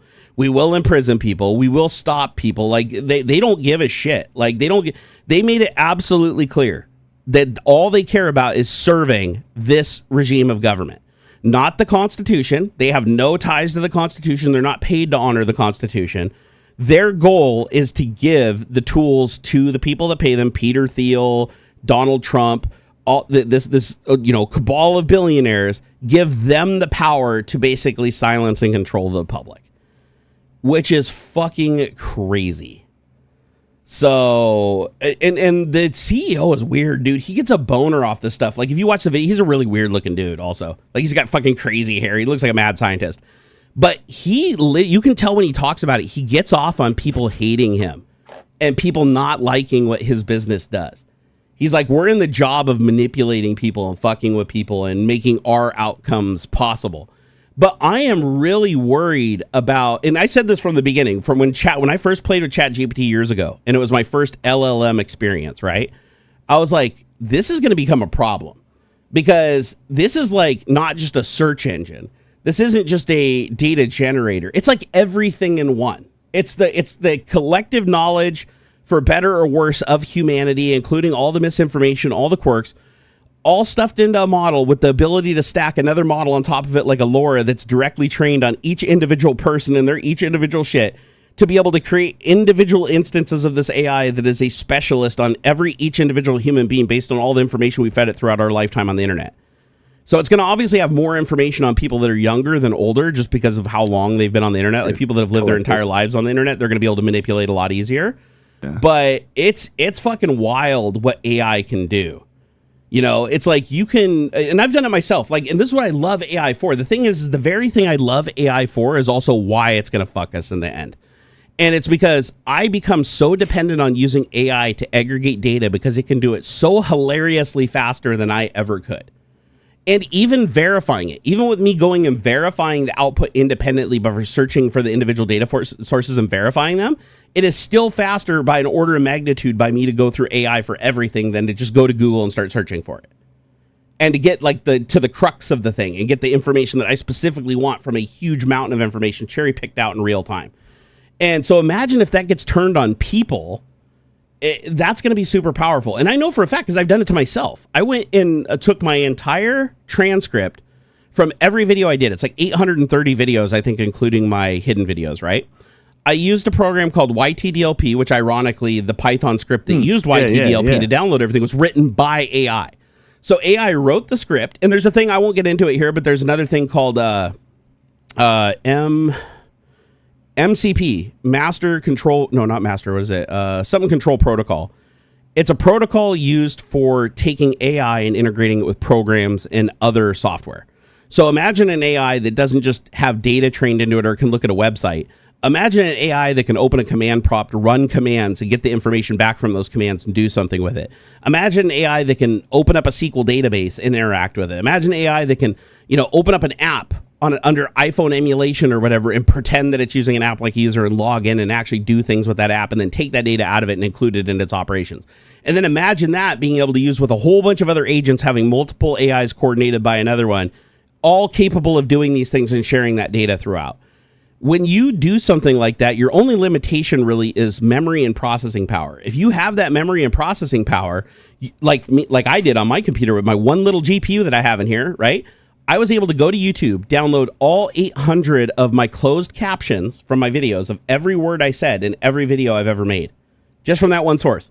And you know what I did? I trained it into LoRa, which is a model that you load on top. So basically you load up your base LLM, and then you load the LoRa on top of it. And the LoRa, think of it as like billions of prompts that contain your information that don't take up context. Yeah. So it's like training on top of the training, the more precise training. Yeah, it's more fine tuning. So now it does that. Now I can literally go into it and say, write me a script for a video about this product that sounds exactly like Barnacules Nerdgasm or Jerryberg. And it's like, it cranks out, and it totally looks like something exactly like what I'd say. Exactly like what I said, like flawlessly. I can write a video. It can do the cues. I can tweak it. It can write scripts for me that sound like me. Like if somebody fed that into an AI with my face, with lip syncing shit, and put the audio over it, people would believe it's me, because not only does it sound like me, it's like shit I would say. And I'm like, that's wild. So, but I took it to the next step. I started asking it questions. I'm like, is Barnacules in favor of this? Is Barnacules most likely politically aligned with this? Is Barnacules most likely religious or not religious? It answered every single question precisely and correctly. I even had to give like percentages. I was like, what are the odds that this guy's reading a script? And it's like 2% of his videos are estimated to have a script involved in the writing. And that would be almost perfectly correct, because I don't use scripts, but 2 of the videos I did. Or not 2, like I think it was like 6 or 7 of the videos I did. But it was like 2%. Yeah. I was like, it's able to determine this just from looking at that data. Like I haven't even given my social media. Or imagine if I went into X and I pulled every single post from X and I fed it into it. Imagine if I went to Facebook and I took every post I've ever done on Facebook and fed it into it. Imagine if I went to 4chan, Reddit, all those places with all my aliases. You know, it's wild. And then the other thing I did is I said, what other aliases Barnacules gone by? And it was able to go through and find all my old aliases, because at certain points in my videos, throughout my 800 and some videos, I was like, oh, I used to be called Dead Meat or whatever. Oh, and I was Dead Meat, but people stole my name in another video. Oh, I was Dead Meat, and then I was Dead Nick. Oh, and then this one time I was this. And it was able to go through all those links between those videos just from the data I gave it and tell me what all my aliases were. Isn't that crazy? And yeah. I could tell, and it was one that could search the web. So I could even go in there and say, oh, go search the web, and it would find more information on me. How old am I? Where do I live? It was able to figure all of this out. I was like, are you shitting me? This is fucking wild. Like, people don't even have to, it's a zero effort now. As far as, it'll write the script to do it too. You can even literally say, hey, AI, write me a Python. You have to jailbreak it to some extent nowadays, because they have protections that are like, I'm not going to do that. That seems illegal. But if you write the program using a local LLM that's uncensored, that doesn't work, and then you feed that program into an online LLM, it bypasses all that, jailbreaks it, and it'll complete your program for you every time. So I said, write me a program that'll go get all of my posts off of X for myself. I didn't want to do it for anybody else. I just said, go get all my posts. And it figured out how to write a script, since there's no API, since you have to pay for API on X. I told it it has to do it without API. It booted up Selenium, a hidden Chrome window in the background, actually went through and asked me to paste, it said go to X, log into your account, and paste the session thing. So I pasted the session thing into the script. I run the script. It's using something called like Beautiful Soup or Selenium. In a combination, it's running, and sure shit, it went through and got every single one of them and put it in a comma separated value that I could open Excel or Google Docs. And it was every single post I did with my name, the post date, everything, as if it pulled it from an API. It was all like perfect. It even had the link. If there was an image attachment or multiple image or video attachments, it would put the links under it. It'd create multiple tabs with the same ID to link them together, because that's what you do when you're in a 2D database. And it'd have the links for each of the attachments. Now, keep in mind, you're not supposed to be able to do that. Like you're supposed to have to pay to use the API on the service to scrape that stuff. But I was able to do it just pretending to be a user in Chrome using code that was completely written by an AI. Now, if you introduce that whole MCP concept, you have the end product where you're not really a developer, but you're able to ask AI to write you a program to go and get this data, that you then take the data that it went and got from running the program, and you feed that back to the AI, and now it can use it. But if you have an MCP, it can do it by itself. You can say, go write the program, run the program yourself, debug the program, fix the bugs, run it until it works, and iterate until it works. And then once it's working, take that data and feed it back into yourself and continue over and over and over and over again until you get to your goal. And the average person can do this now with like Claude 3.7. Like, even in many cases run it local. There's a local AI you can do for this. Dude, I know it's 3 minutes over. I know you got to get out of here. You got a hard deadline. Let's get you out of here, and I'll continue on other stuff. Hey, could you here tell them where to find you? I'm going to take a piss really quick when I get back. I'll let you go. All right. I'm AuxxZillary everywhere. All right, tell them where to find you. I'm thanks for checking. Thanks for looking at you guys. Yeah, I'm AuxxZillary everywhere. Yeah, I got the X, I got the Blue Sky, the Threads, the Instagram. Yeah, like really everywhere. Yeah. So. Yep.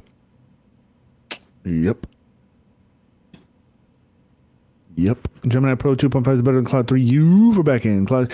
Yeah, man, be careful with the fucking vibe coding stuff, especially if anything you're coding has like any sort of connectivity. It's important to check the code. Oh, I'm adjusting my balls. Gross. I'd do a little ball adjustment before I sat down. I figured you guys should know. All right. You have yourself a wonderful weekend. Happy Merry Easter to you, brother. Thanks, everybody. Have a good one. Have yourself a good time, sir. Bye. Wait, message deleted by... Oh, Graham's doing some moderation. That's right. He's doing good work. Oh, do we got a dipshit in chat doing dipshit things? Yeah.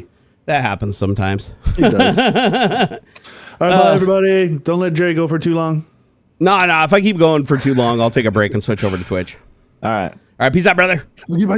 Bye. I need to get... Wait, did I get the single person thing working? Let me try this. It's a little weird. That ain't gonna work. Actually, fuck it. I'm gonna leave it. Is that weird? That kind of looks weird, but in a way, I kind of like it for some reason. I mean, not in the center. Here, let me move me off. Let me make it a side, bro. I'll live over on this side. How about that? Is that doable? No, now I'm on the auxiliary side though. That's not gonna work. That's not gonna track. How about right there? Here, there we go. That's not too bad. At least I'm on my side. Oh my gosh. Texture said Easter is fucked. Well, I mean, I like chocolate and candy. The religious aspect of it ain't the greatest for me, but I do like the chocolate and the candy, and my kiddo likes the Easter egg hunt, so I'm not gonna be too hard on it, honestly. But I know a lot of people sadly have trauma connected to it, which is truly sad.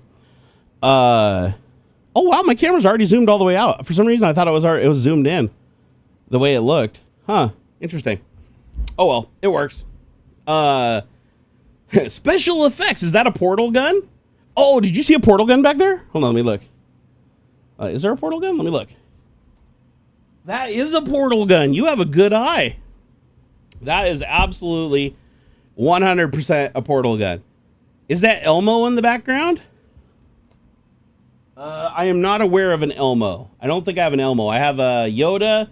I have a Doctor Who wand that controls televisions, and I have a Sergeant Danger Cow. Speaking of Sergeant Danger Cow, I gotta hit him up. I haven't talked to him for a while. He's an amazing person. Back when I was like cranking out content, I had plans to go over to Europe and like hang out with him and act a fool and make all kinds of videos and shit. Let's see. Is your Easter egg hunt going to be sponsored like Dummy Trumps? No. Dude, I can't even believe the shit that's happening right now. It is so fucked up. Did you see Dr. Oz? Literal Dr. Oz, the guy who did the hydroxychloroquine scam for tens of millions of dollars, endangering people's life, being an anti-vaxxer, even though he's fully vaccinated himself and his whole family's vaccinated, just like the same story as RFK Jr., literally left his practice and stopped practicing medicine in the early 2000s to go be a fake doctor on TV instead. And now bro is the head of Medicare and administration for the Center of Medicare and Medicaid. So a scammer who literally ripped off and got a bunch of people hurt, who has committed like so many public infractions. By the way, he also, his granddaughter fainted at the exact right time after he was confirmed to the position, and they had to clear the room dramatically because she fainted. But she never was taken to the hospital. And it was like, oh, she was fine. It must have been just the heat of the room or something that made her pass out. No, it's because Dr. Oz does this shit. He stages stuff and tries to make over-traumatize stuff to make himself look like a fucking hero. He's done it before. It's like the dude is literally a scam doctor. So the head of Human Health Services and the head of Medicare and Medicaid in our government are literally two scammers who have a history of scamming people for millions of dollars and have huge conflicts of interest with their organizations that profit from selling animal grade hydroxychloroquine and the other one, the dewormer or whatever, is cures for everything like measles, COVID, and all that shit. And oh my God, dude, you can't make this shit up. Trump only puts people in positions that are corrupt that he can control, because he knows that if they're corrupt and they're morally bankrupt, no matter what he asks them to do, they will have no problem doing, so long as he makes sure that they have power and money. Oh, goddamn, man. So bullshit. Josh FSD said, Jerry. What, Josh? What, Josh? Oh, Oprah is the best. Oh, what did Oprah do? I mean, Oprah's incredibly rich. I mean, Oprah's a billionaire. Although off the top of my head, I don't know if I know anything that Oprah's done that's necessarily wrong. Like, I know she fucks with some bad people, but, you know, because they're her, billionaire friends and shit. But that's fairly typical for those circles. But yeah, I mean, I don't know much about her, honestly. I've never really looked into Oprah that much. What GPU am I running nowadays? My primary GPU on my main computer is an RTX 4090 Founders Edition. I really wish I had a 5090 because, well, I mean, honestly, if anybody could have a 5090, they'd want to have one even with all the controversy. But the reason I want is for the extra memory. I'm running into limits of the LLMs I can run on the GPU. However, I have to admit, LM Studio has been getting really good. LM Studio is the local LLM engine, and it's really, really good at loading models now, partially on the GPU and partially on the CPU, but it does it in a way where you don't lose a huge amount of performance. Like, before, if you even told it could use 1 megabyte of system memory, it fucked the entire process and slowed it down and created a bottleneck. Now, if you load like half of the model on the GPU and half of the model into local memory, you still get like, it's still really slow compared to GPU alone, but it's still usable. Like, it's totally serviceable. Hell, a lot of these models run on CPU just fine. There's so many people out there that are like, oh shit, I can't afford a good GPU to like run local LLMs. It's like, you really don't need to. Like, you can load up if you have 64 gigs of RAM in your system, you can load up a 48 gig plus model in LM Studio, and you might only get like, 1 to 3 tokens a second depending on your CPU, but still, that's like faster than most people type. So that's not, that's still completely serviceable and usable. Have I tried the latest Llama model? I actually haven't. Joseph, I have not. Here, let me open up LM Studio. I'm curious here. The last model that I used in LM Studio was an uncensored dev model, and it's a local dev model that's really surprising. It's not as good as Claude. No illusion, a local model isn't going to contend with Claude. But if you're into Python development, it's called, let me see if I can find it, Stablecode. So it's called Stablecode Instruct 3B. And there's another one. Let me see if I can find the other one that I use. Not CodeStroll. CodeStroll's a piece of shit. DeepSeek Coder Lite is actually pretty decent. Here, where's the one that I just used recently? Hold on here. LM Studio Chatbot. Let me see if it says what model's loaded at the top when I did this. There it is. Yeah, Quen Coder. So QWEN 2.5 Coder, 32B Instruct. So this is the model if you want to go download it in LM Studio. This thing is baller at writing Python code. Out of every local model I've run, and I don't think it's that huge either. I think it's relatively small. Like, it fits on a 4090 GPU. I'm legitimately impressed because it was able to write a Python script that actually connects back to itself. Like, I asked it to write a script that writes scripts, and I said, write interesting scripts that do interesting things using the internet. And it actually created a script that, when run, actually connects to itself. So LM Studio, with this assistant, writes the code that then, when run, connects back to LM Studio and starts creating new conversations and asking it to create interesting code. And then it takes that code, puts it into a Python script, and then saves it off into a folder where I can run it later to see what it does. Isn't that bizarre? So I basically just said, like, 1,000 monkeys and 1,000 years writing Shakespeare, right? For coding. And sure enough, it created the folder, and you could go in and run these things, and it did everything from like finding the position of the International Space Station to drawing ASCII art to connecting to sites that would like load images and opening up a window and showing you the random image every time you refreshed. It had another one in there that would like show the Earth and the position of the ISS relative to the Earth animated using Python and graphics over each other's sprites. It did some pretty crazy shit. Like nothing super sophisticated because again, this is a local model, but I would say that at least 2 out of 3 scripts ran without errors. And then every third script would have a bug that wouldn't completely stop it from working, but you know, maybe it didn't connect to the service all the time, or it had like some failures. It wasn't very robust code. But I was pretty shocked. And then the other thing that I wrote using this that worked right out of the gate is I said, write me a script, a Python script that will reset everything on Stream Elements. So when you use Stream Elements like I do, see how down here it has like the last donation super chats, the last top chat, total super chats, newest member, the chat down here. All of that is done in the bar up above. This is all handled by Stream Elements doing an overlay, which is a website, and they have a REST API. And so I just asked the coder, I said, write me a script that resets all my stats. So when I start a stream, it's always fresh. Everything's clean. And because before that, I had to go open up Stream Elements, go into overlays, click on the overlay that I'm using, click edit, go up to the top, click on another button to open up settings, and then go to each tab, clear, it closes. Open the tab again, go to the next tab, clear, it closes. Open it again. So it'd take like somewhere around 12 clicks to reset everything once I was on the page I was supposed to. So I said, write me a script that just does this, that resets all the fields for this specific overlay. I gave it the name of the overlay. And first time, boom, it wrote a Python script. All it had me do was it said I had to go get the session token. So I went to Stream Elements, extracted the session token, gave it the session token. Sure enough, I ran it. And it's like, it even had telemetry, like to show you the errors and log and everything. And it's like, okay, connecting to Stream Elements, successful, authenticating, opening up overlay or whatever, sending API, clearing results, successful, clearing this, successful, clearing this. Then you open OBS and it's like everything's clear and reset. I was like, that's badass. That's like a very helpful script. Hey, old Broger. What's up, my man? Oh, dude, it's good to see old Broger. Old Broger's a huge supporter, man. I appreciate you showing up, man. I really do. How long before Skynet takes over? It's not going to be called Skynet. It's going to be called Palantir, and it's going to be probably in the next year or two.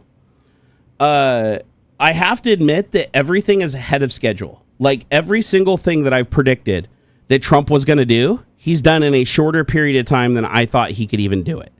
So, and a lot of this is heavily assisted by where we're at technologically and the assistance, the huge amount of assistance he got from Elon Musk, allowing him to do things much quicker by delegating things that might tie him up legally to somebody who could just commit the crimes and it didn't matter because he could just pardon them if anybody prosecuted. Right? Because everything Elon Musk was doing was at a federal level and would be treason, which would be a federal crime, or trespassing, accessing, data without permission or without proper authorization, keeping people, restricting access to a building by government representative. He committed so many felonies, but you can't really charge him because even if you charge him and you take him to court, he'll never even have to go to court. It'll immediately get pardoned by Trump. Trump will just auto pardon anything. So that's why they don't even try. If you've wondered why they haven't prosecuted Elon Musk, it'd be anything at a federal level Trump can pardon. And none of these would be state level crimes because they were all against federal agencies. So it's one of those situations. So it's like, yeah, technically Trump could have done these things himself, but it would have taken him a lot longer because of his lack of knowledge. He needed somebody who had knowledge of, that could go into these systems and bring his coders and hackers and stuff to do it really quickly. It would have taken him a lot more time and it would have drawn a lot of negative attention to him. By having Elon do it as kind of like this private citizen under the guise of him helping out, any ire goes to Elon instead of Musk. And you've seen that. Like Mega hates Elon now. They absolutely hate him again. And they still love Trump, even though he did all the things he did, not just to benefit himself, but to benefit Trump, right? Hey, old Broger, thank you for the 20 DKKs. Thank you for the 20 dicks, bro. DKKs. Dicks. Some say they left back doors. Oh, they absolutely left back doors. Because here's the thing. Elon Musk he fired all the inspectors general. So these are the people that are appointed and by our representatives, right, that are not involved with those agencies, so they have no bias, that their goal is just to watch and report. Those inspector generals were all wiped out. Every single one of them. Not a single one left. Not even the ones that were appointed by Republicans. They were all gone. Not replaced, gone. Jobs or no more. So that blinded the public. Then he had every single person, every time he went into a building, whether it be like the fucking IRS or the FBI or USAID, every time he went into a building, he had every single person removed from that building except for him and his hackers. They weren't checked on the way in and they weren't checked on the way out. They went through no scans. They went through no metal detectors. They weren't checked for concealed devices. And so they had unrestricted read-write access to all the code, all of our data in government, including highly classified shit, right? No restrictions whatsoever. And they could put all that information on their person on a series of, because you can store, there's very high density storage now, right? I mean, you can buy a 65 terabyte fucking SSD for crying out loud. So they could go in there, copy that entire data set off onto a drive. There's no oversight, no ability to know what they're doing on either side. Not even the Republican, not even Trump really knows what he did. And he could just walk out of that building, get on his jet, fly home, and dump it on his own server. And there's no way for us to do anything about it. Or even, we're not even allowed to know about it. So if you think Elon Musk is the type of guy to have unrestricted access to that data and unlimited pardon, and you know, be trusted to leave that data alone. If you think the 6 people that he hired, these kids, that 2 of them have actually leaked data for money to the China government and to the Russian government before, if you really think these people, if not Elon himself as workers, did not take a copy of this data for themselves just to fuck with and analyze later so that they could go deeper into it, you'd be really, really naive. Really naive. Ian said, having the new IRS system written in a hackathon is such a genius idea. Wait, that I wouldn't consider that a genius idea. you really don't want our code written by people that can open source it. You don't want government code open sourced. You really don't. You don't even want it connected to the internet, quite frankly. You want this information firewalled heavily. Well, I mean, to an extent, there's certain data that you want to be able to report internally between the agencies using a private network like a VPS, you know, but you don't want, you know, general access to the internet where like backdoors and stuff could be established. However, I'm not against hackers trying to penetrate from the outside in, like the whole, what do they call it? The white hat approach. Oh, it was meant to be sarcasm. Sorry, dude. Like I said earlier, it's hard to tell with text, unless you include like Blinky and stuff. Like with the shit that's been happening lately, I take this stuff seriously unless otherwise said. You know what I mean? It's like you're joking, but that is totally something that Trump would do. Like I could totally see Trump just outsourcing the programming of government code to a bunch of hackers that could easily install their own backdoors and easily just leave vulnerabilities in for them to take advantage of later. Like that is totally a move he would do. I mean, he trusted Elon Musk. He literally trusted a guy who's corrupt and made his entire wealth from literally lying to people and breaking the law. Like he literally broke financial laws. Like people are like, oh, Elon's never committed any crimes. No, he absolutely has. Like he broke the conditions of his first visa. He worked while he was on a university visa, so he shouldn't have been able to transition that into citizenship so fast after doing that. And then he literally lied about full self-driving. He lied about the Roadster. He lied about the Cybertruck. I mean, still FSD does not work after all these years. It's still not what he promised that everybody's paid for. The dude's already said that like years ago, we'd already be on Mars. We'd already have the human landing system, which he didn't deliver, that we paid him $3.2 billion for. It's like he makes all of his money by just lying, pocketing the money off of the lie, and then not delivering most of the time. And when he does deliver, it's never what he promised. And it's like, you literally gave this guy, a dude who is, I mean, literally cheated on all of his wives, cheated on all of his business partners, fucked everybody over that he's ever come across. Every business that he's been involved in has been in the financial role, lied to investors under false pretenses to get him involved, used that to kick out the people that actually founded the company and did the work once it was to a point where he could then take it over and prosper from it. And he just rinses and repeats this model over and over and over again throughout his life. He just stabs everybody to make his fortune, right? And this is the guy that you let just go into buildings and not even have even the most basic person looking over his shoulder to make sure he's not just like copying everything onto a flash drive and taking it home.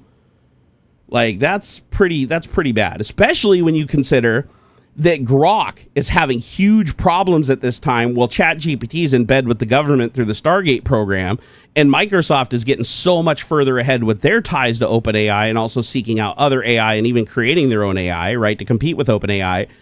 All this dog-eat-dog world chasing towards AI, do you really think that Elon Musk would be able to resist the urge to have a copy of all of the source code and all of the data in government that he could use to seek out and market and to manipulate to people? He owns a social media platform.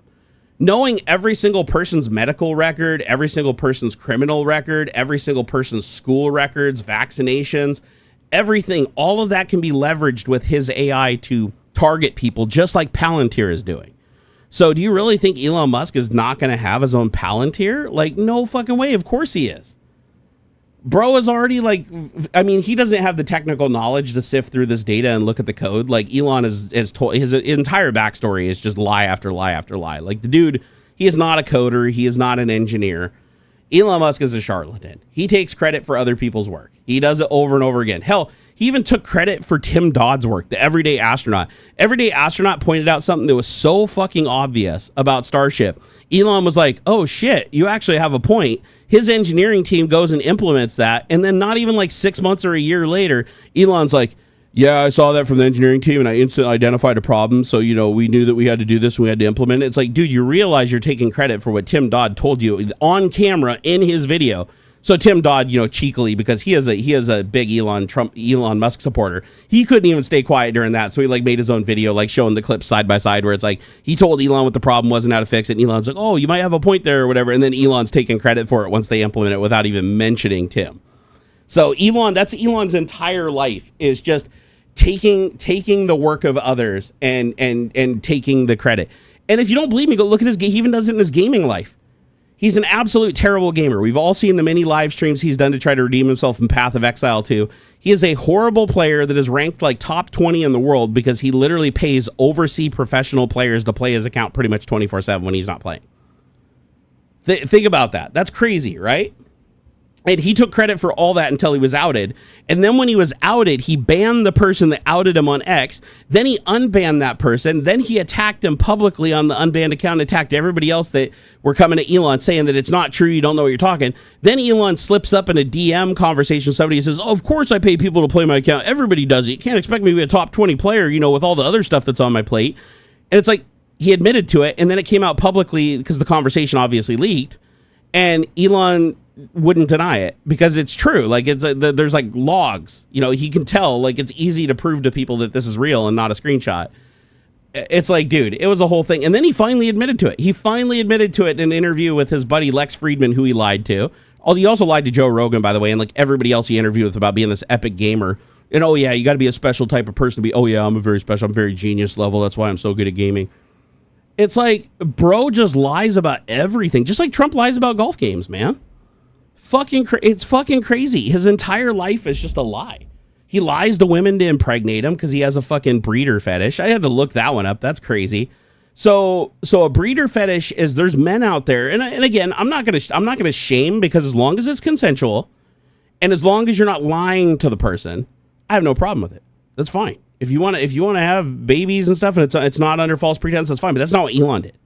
Elon lied to every woman. He lied to Grimes and said that he truly loved her and wanted to be with her and be a father to those children, while he was fucking Siobhan, his employee, who he told Siobhan she was the real one, but he just can't break up with Grimes right now because of the public optics. And then while he was fucking her and impregnating her, he had another lady named Ashley St. Clair that he fucked and impregnated. And she had a kid. And this is all around the same time they're all having kids. And Siobhan knew that he was cheating on her against Grimes, but Siobhan kept that quiet. But Siobhan didn't know he was cheating on her with Ashley St. Clair, so then that caused friction between him and Siobhan. It's like, bro is a cum sprinkler. Elon Musk is a cum sprinkler. You know the sprinkler on the field? It's like, that is Elon. If you lay Elon on his back and take his pants off, that's what he is. Now, I don't want to shame that, as long as he's like, hey lady, I'll fuck you, put a baby in you, and I'll give you $500,000 a year to take care of the kid. Sweet. Are you down? Okay. Then she says yes, that's fine. But that's not what he tells them. All the mothers, even his first wife, his second girlfriend or whatever, long-term girlfriend that he had kids with, they all say he's a fucking terrible father and that he's a terrible husband. And the first one that married him a second time said that she'd marry him a third time, but only because every time they divorced, and she's the one that didn't have any kids with him, every time they divorced, she got more money. So she's like, hell, jokingly, she's like, hell, I'd marry him a third time, because every time he comes in, he tries to impregnate her. She's on birth control, and she doesn't tell him, right? Because so she's not getting pregnant. He divorces her. Then he gets with her again. She pulls the same trick on him again. No pregnancy. He can't get it up anymore, so he leaves her. It's wild. He cannot get a boner unless he knows he's fertilizing an egg. It's bizarre, but it is it's a breeder fetish. So you literally cannot like get hard and enjoy sex unless you know that you're impregnating somebody. And so that's why, remember when Elon went on the tirade against birth control? I thought that was weird, like where he was like telling all women, like, don't take birth control. It fucks with your brain. It's unhealthy. It does all this shit, blah, blah, blah. There's a lot of things birth control actually help women with too, depending on, it's a scenario dependent thing. That's why you got to talk to your doctor, right? But birth control also protects a lot of women from a lot of situations, like being a fatherless mother. Not every father is going to give them $500,000 a year to stay quiet and not tell his other prospective women he's going to lie to who he truly is. So it's just wild that you have this dude who has 13 kids that we know of. I think it might be 14 now that we know of, with 4 different women that we know of, but we already know that he's hidden 2 of the births from 2 of the women that had to be found out through other means. Like we didn't know about the women and we didn't know about the birth. So we don't know how many more he's hiding, but we do know that his modus operandi from the beginning, when he became rich, was find a woman, either marry her or commit to a long-term relationship, get her off birth control, and impregnate her. Then once she's pregnant, he loses interest and he has to have side action, but he has to still be impregnating. Like he doesn't. So then he impregnates the next one, and sometimes he's 3 deep because he's like, the first 2 are pregnant, and now he's like, nah, I want the third one. But he already said he doesn't like babies. He doesn't like kids until they can talk and have a conversation with him. The only reason he's hanging out with little X is because he needs leverage against Grimes, because Grimes was saying things publicly about him. She even said that he took the kid away and said that he wouldn't ever let her see him again or any custody if she ever said anything publicly about him anymore. So she said that she can't speak freely. She made that clear publicly. She can't speak freely. And a couple times she broke the rule. She spoke freely. She got spanked for it, and she got her X tweets deleted. But she spoke to try to get her son help because he has a medical condition that Elon Musk was not taking care of that could literally damage him for the rest of his life. And so, and she wasn't answering the phone. He wasn't responding to any messages through his assistants or any of the other channels she was using. So she had to post on X because that's the only place he sees every post. Because he monitors he monitors all these women's accounts. If they say anything about him, he immediately jumps on it, attacks them, takes the visibility. Like I had to go directly to her page to see the posts. They didn't show up my feed, even though I follow her. So he like jumps on that shit and censors it like immediately because he doesn't want people knowing he's a terrible father. All this is confirmable, by the way. Don't trust me. Like, go do your own research. It's not hard to find this information. Elon Musk is horrible. Like, he is a horrible, horrible person. Like, he impregnated a woman who was on his payroll. She literally had her paycheck signed by him. He was her direct boss for 6 years. And while he was with Grimes and they were in a relationship and she was pregnant with the second child, he fucked her and put twins in her. And she had to actually quit her job at Neuralink. She claimed when she quit that she was stepping down to pursue other interests. And then she went into hiding for 2 years until she finally went to court and gave the kids his last name. Because if you don't do that within a period of time or whatever, then you have to get a paternity test and all this other shit. So she wanted to make sure the kids didn't lose the right to have their father's last name. So she went to the court, filed that. Of course, that triggered a bunch of reports that were looking for shit like this because he's a cum sprinkler. And sure enough, it was found out, it was publicized, and Elon went absolutely batshit crazy. So, and that's when he changed his pinned tweet. If you guys ever remember when Elon Musk's pinned tweet said that climate change was the biggest threat to humanity? Do you remember the day that he changed climate change was the biggest threat to humanity to population growth is the biggest threat to humanity? That pinned tweet changed not even 24 hours after the Siobhan thing was found out. So, because the optics were so bad that he literally slept with an employee, because an employee can't say no. You can't get consent from an employee because you can ruin their career. And Elon has a precedent of doing this. Like, remember, SpaceX had to pay out $250,000 to a Jane Doe for sexual harassment from Elon that led to him firing his flight attendant for the private jet for SpaceX. He fired her because she refused to perform a sexual act on him while they were in flight. So he fired her as soon as they landed. She went and got an attorney. She sued Tesla. Tesla immediately said, shut down the lawsuit. We'll give you $250,000 if you just don't speak of this again. That ended up coming out again later on. It was also confirmed. Tesla or SpaceX didn't try to hide it. They were like, yes, we did pay out $250,000. We're not going to confirm anything. It was a private arrangement.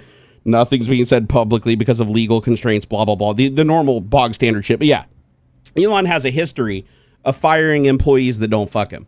So Siobhan, technically, even though Siobhan appeared happy until she found out that he was not, Siobhan was happy when he was cheating on her with Grimes, because she was like disillusioned because he came back and was spending time with her after the kids were made public when he didn't see him before. And so she was like back into like lover's paradise with him. Then she found out he was cheating on her with Ashley St. Clair. And I think she went back home, if I remember right. I don't even think she's like, she was taking care of little X everywhere they went. I don't know if that's the case now. But I'd be surprised if she was, honestly, after what happened, because she was pretty pissed off about it. Pele said, Elon Musk made me skeptical of Tesla with his actions. Well, Tesla's scary. If you own Tesla stock and you're not underwater right now, you should sell it. Like, honestly, not financial advice, but I do not see Tesla ever going over 300 again because the bubble burst. And honestly, Elon is trying everything he can to buy back shares to try to stabilize the stock, but he can't. Because Tesla has to raise the price of their cars above like an amount that people are willing to pay to satisfy the margin. And without the EV subsidy that Trump took away, and with the huge tariffs that are put now on his stuff, including the tariffs on the components import, like that they send back to China for like the final assembly, all that shit raises their prices well over margin.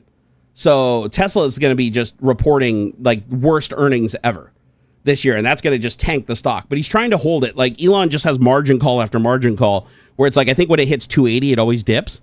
It's like it gets up in like 278, 279, 280, and then dips, and then goes up and dips and goes up and dips because it keeps hitting these calls. And those are going to be Elon and his brother and board members just dumping stock like crazy. Buy high, sell low. Hey, if you're a Trump supporter, please do. Elon Musk, hold on here. What does this say? That's not when he sold his Bitcoin. Wait, what are you talking about? Who sold his Bitcoin? It's hard to tell, well, actually, it's not too hard to tell because I think they uncovered his wallets.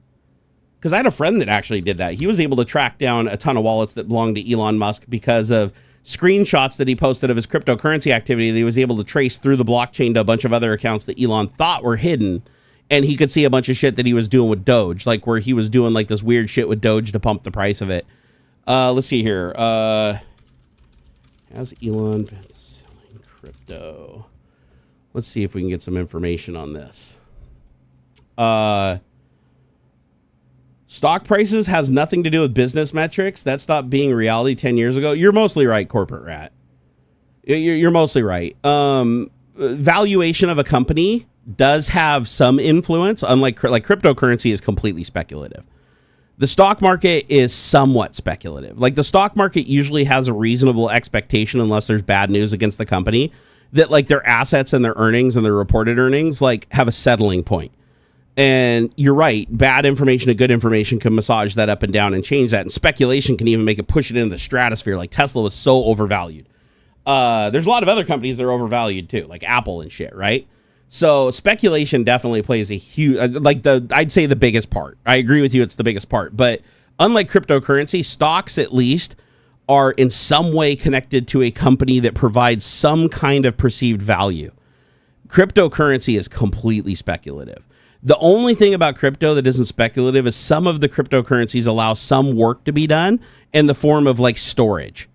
So, and some companies use that, like VeriSign uses that, DocuSign uses that. There's all kinds of companies that are using the blockchain like Ethereum and stuff as a means of backing up like keys and hashes and stuff like that. I'm a deep fake. No, Josh, I got the only reason, like earlier when we were going back and forth about the full self-driving thing, I was like, is this guy just like a Tesla? Is this guy just a fucking Elon Musk supporter or a Trump supporter or whatever? Should I just ban his ass? And I was like, no, I could tell you were just trolling. That's why you're still here, brother. It's actually pretty entertaining. You haven't said anything that's been offensive or anything like that. So I'm digging it. Barnacules Nerdgasm, 500 to 1,000 children divided by sperm donor. I'm sure Elon does donate sperm. I would be shocked if Elon doesn't donate sperm. Not to the women that have had children with him, but I'm sure he does it because part of a breeder fetish is knowing that you're creating life. It's a God complex. And surprisingly, it happens to a lot of billionaires. It's like you develop this thing where it's like you feel like you're so powerful and you have so much money, and money gives you so much power with people and can literally pay yourself out of any situation that you can do anything you want. And then you're like, I can create life. I can literally create life because no matter what I do, if I create a child, even if I don't like the woman, I never want to see her again, it doesn't matter because I can always just take money and make it go away. And it'll never be an amount of money that actually hurts me because I have so much enormous wealth that there is no ruling at the highest possible rate that any court could charge me for any crime that I could commit that would even reasonably put a dent in my net worth. The only way to hurt Elon Musk's net worth is to attack his stock because he has so much of his net worth invested in Tesla. That's the only way. And if he could dump more faster, he would right now. But he can't because he's literally on the board of directors as the CEO of Tesla, which means any stock sales that he does as himself that aren't done through a proxy like a friend or a girlfriend or another individual he basically pays to illegally trade stocks and maintain accounts on his behalf, which a lot of billionaires do, by the way. His primary account that holds all those Tesla shares, he can only sell shares if he announces it publicly first. And if he announces that he's selling shares, that gives the investors the opportunity to sell first. And that's by design. That's like a requirement of a publicly traded company. And so that's the only reason he's not dumping like crazy. If Elon could get out right now, he knows Tesla's done. He knows it's burning to the ground. He knows he's going down in flames. His only options right now is to hope he can stabilize it and that shit smooths out and public sentiment starts to level out and the tariffs go away and the EVs, his subsidies come back or whatever from the government. He has to hold out until that happens, or he's eventually going to get to a point where his only option is to step down as CEO of Tesla, step down from the board, which would also require him to relinquish a lot of options. So he'd lose a huge amount of net worth just from that action, but it would unlock all of his other shares to be sold privately without being announced. So I don't know if there's a cooling off period. There might be an SEC cooling off period when you step down from the board that you still have to announce shares for a period of time. But once that's expired, then he's free to just dump as much as he wants whenever he wants without letting the public know first to rug pull him. So he can become the rug puller. So if at any point you see Elon step down as CEO to Tesla and step down from the board, if you see him do that, just know that Tesla is like the stock is going to go to nothing. He will dump the market because he needs the liquidity. Like Elon lost, he lost $150 billion in like a month.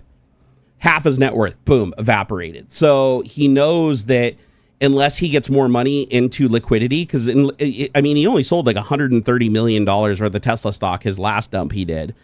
And it's like, you might think $130 million is a lot of money, but to somebody like Elon Musk and his lifestyle and the amount of shit that he's floating and funding and all the money he's paying out to all the mothers of these children and potentially even more mothers he's keeping silent with even more children, I'm sure that his bills are a lot more than that. Like, I'm sure that he probably burns through the order of several $1 billion a year, just maintenance of his lifestyle. So he's not going to be able to maintain that unless for the rest of his life, unless he knows he has the liquidity to do it.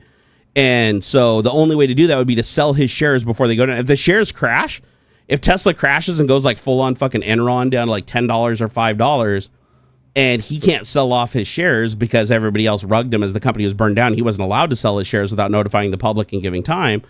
He's fucked. Like, all he has is whatever liquidity he has stashed away around the world. And I guarantee you, it's enough for anybody to live 10 lifetimes. But for Elon, at the life he wants to live and to keep all those women silent and to keep his kids silent and to preserve his power to attack them and threaten them into silence, he's going to lose that if he doesn't have enough money to maintain it. So he has to protect that at all costs. So if it means him stepping down from Tesla just so he can dump a shitload of shares and lose a hell of amount of value, even if he only walks away with $20 billion, $20 billion in liquidity is still enough for him to spend the rest of his life, regardless of what other shit he does, unless he invests it stupidly, for him to spend the rest of his life still intimidating his enemies and still keeping everybody silent and still maintaining, keeping himself out of jail. But if he drops down into the hundreds of millions, he starts becoming vulnerable. Big time vulnerable. Do I miss EVGA making GPUs? The thing is, I haven't owned an EVGA GPU in a long time, so I can't say I really miss them because I didn't have them to begin with, except for like way back in the day. But do I miss them as a company that made a ultra quality product that was like better than average? Yes, I do. I would argue that EVGA made one of the best GPUs there was, especially with, you know, the Kingpin editions. Like by far, those were the money GPUs, and you know, people tell you that. And fuck, just gone. Although didn't the Kingpin guy, what's his name? I know he goes by Kingpin, but he has an actual name. That dude went to another company recently, I heard, and he's doing like Kingpin series. I don't know if they're called Kingpin, but he's doing like modded OC GPUs for them now. Isn't it like it's one of the weirder manufacturers. I can't remember which one it is, but it's not one that you would have thought of as like one of the big manufacturers. But apparently he's back to doing the same thing again, which is awesome. Pele said the problem is there's not enough rare metals to go around. I mean, there certainly isn't here in the United States. Like, we are hugely dependent on China and other countries for rare metals. That's why we can't, even if we wanted to bring production here, and there's 100 other reasons why you can't do that.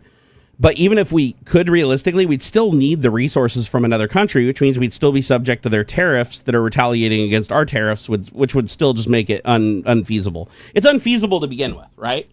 But that would make it even more unfeasible. Oh, PNY. You're right, Putch. I think it was PNY. PNY, the guys that are really known for their memory, but they also make GPUs. I'm pretty sure that was it.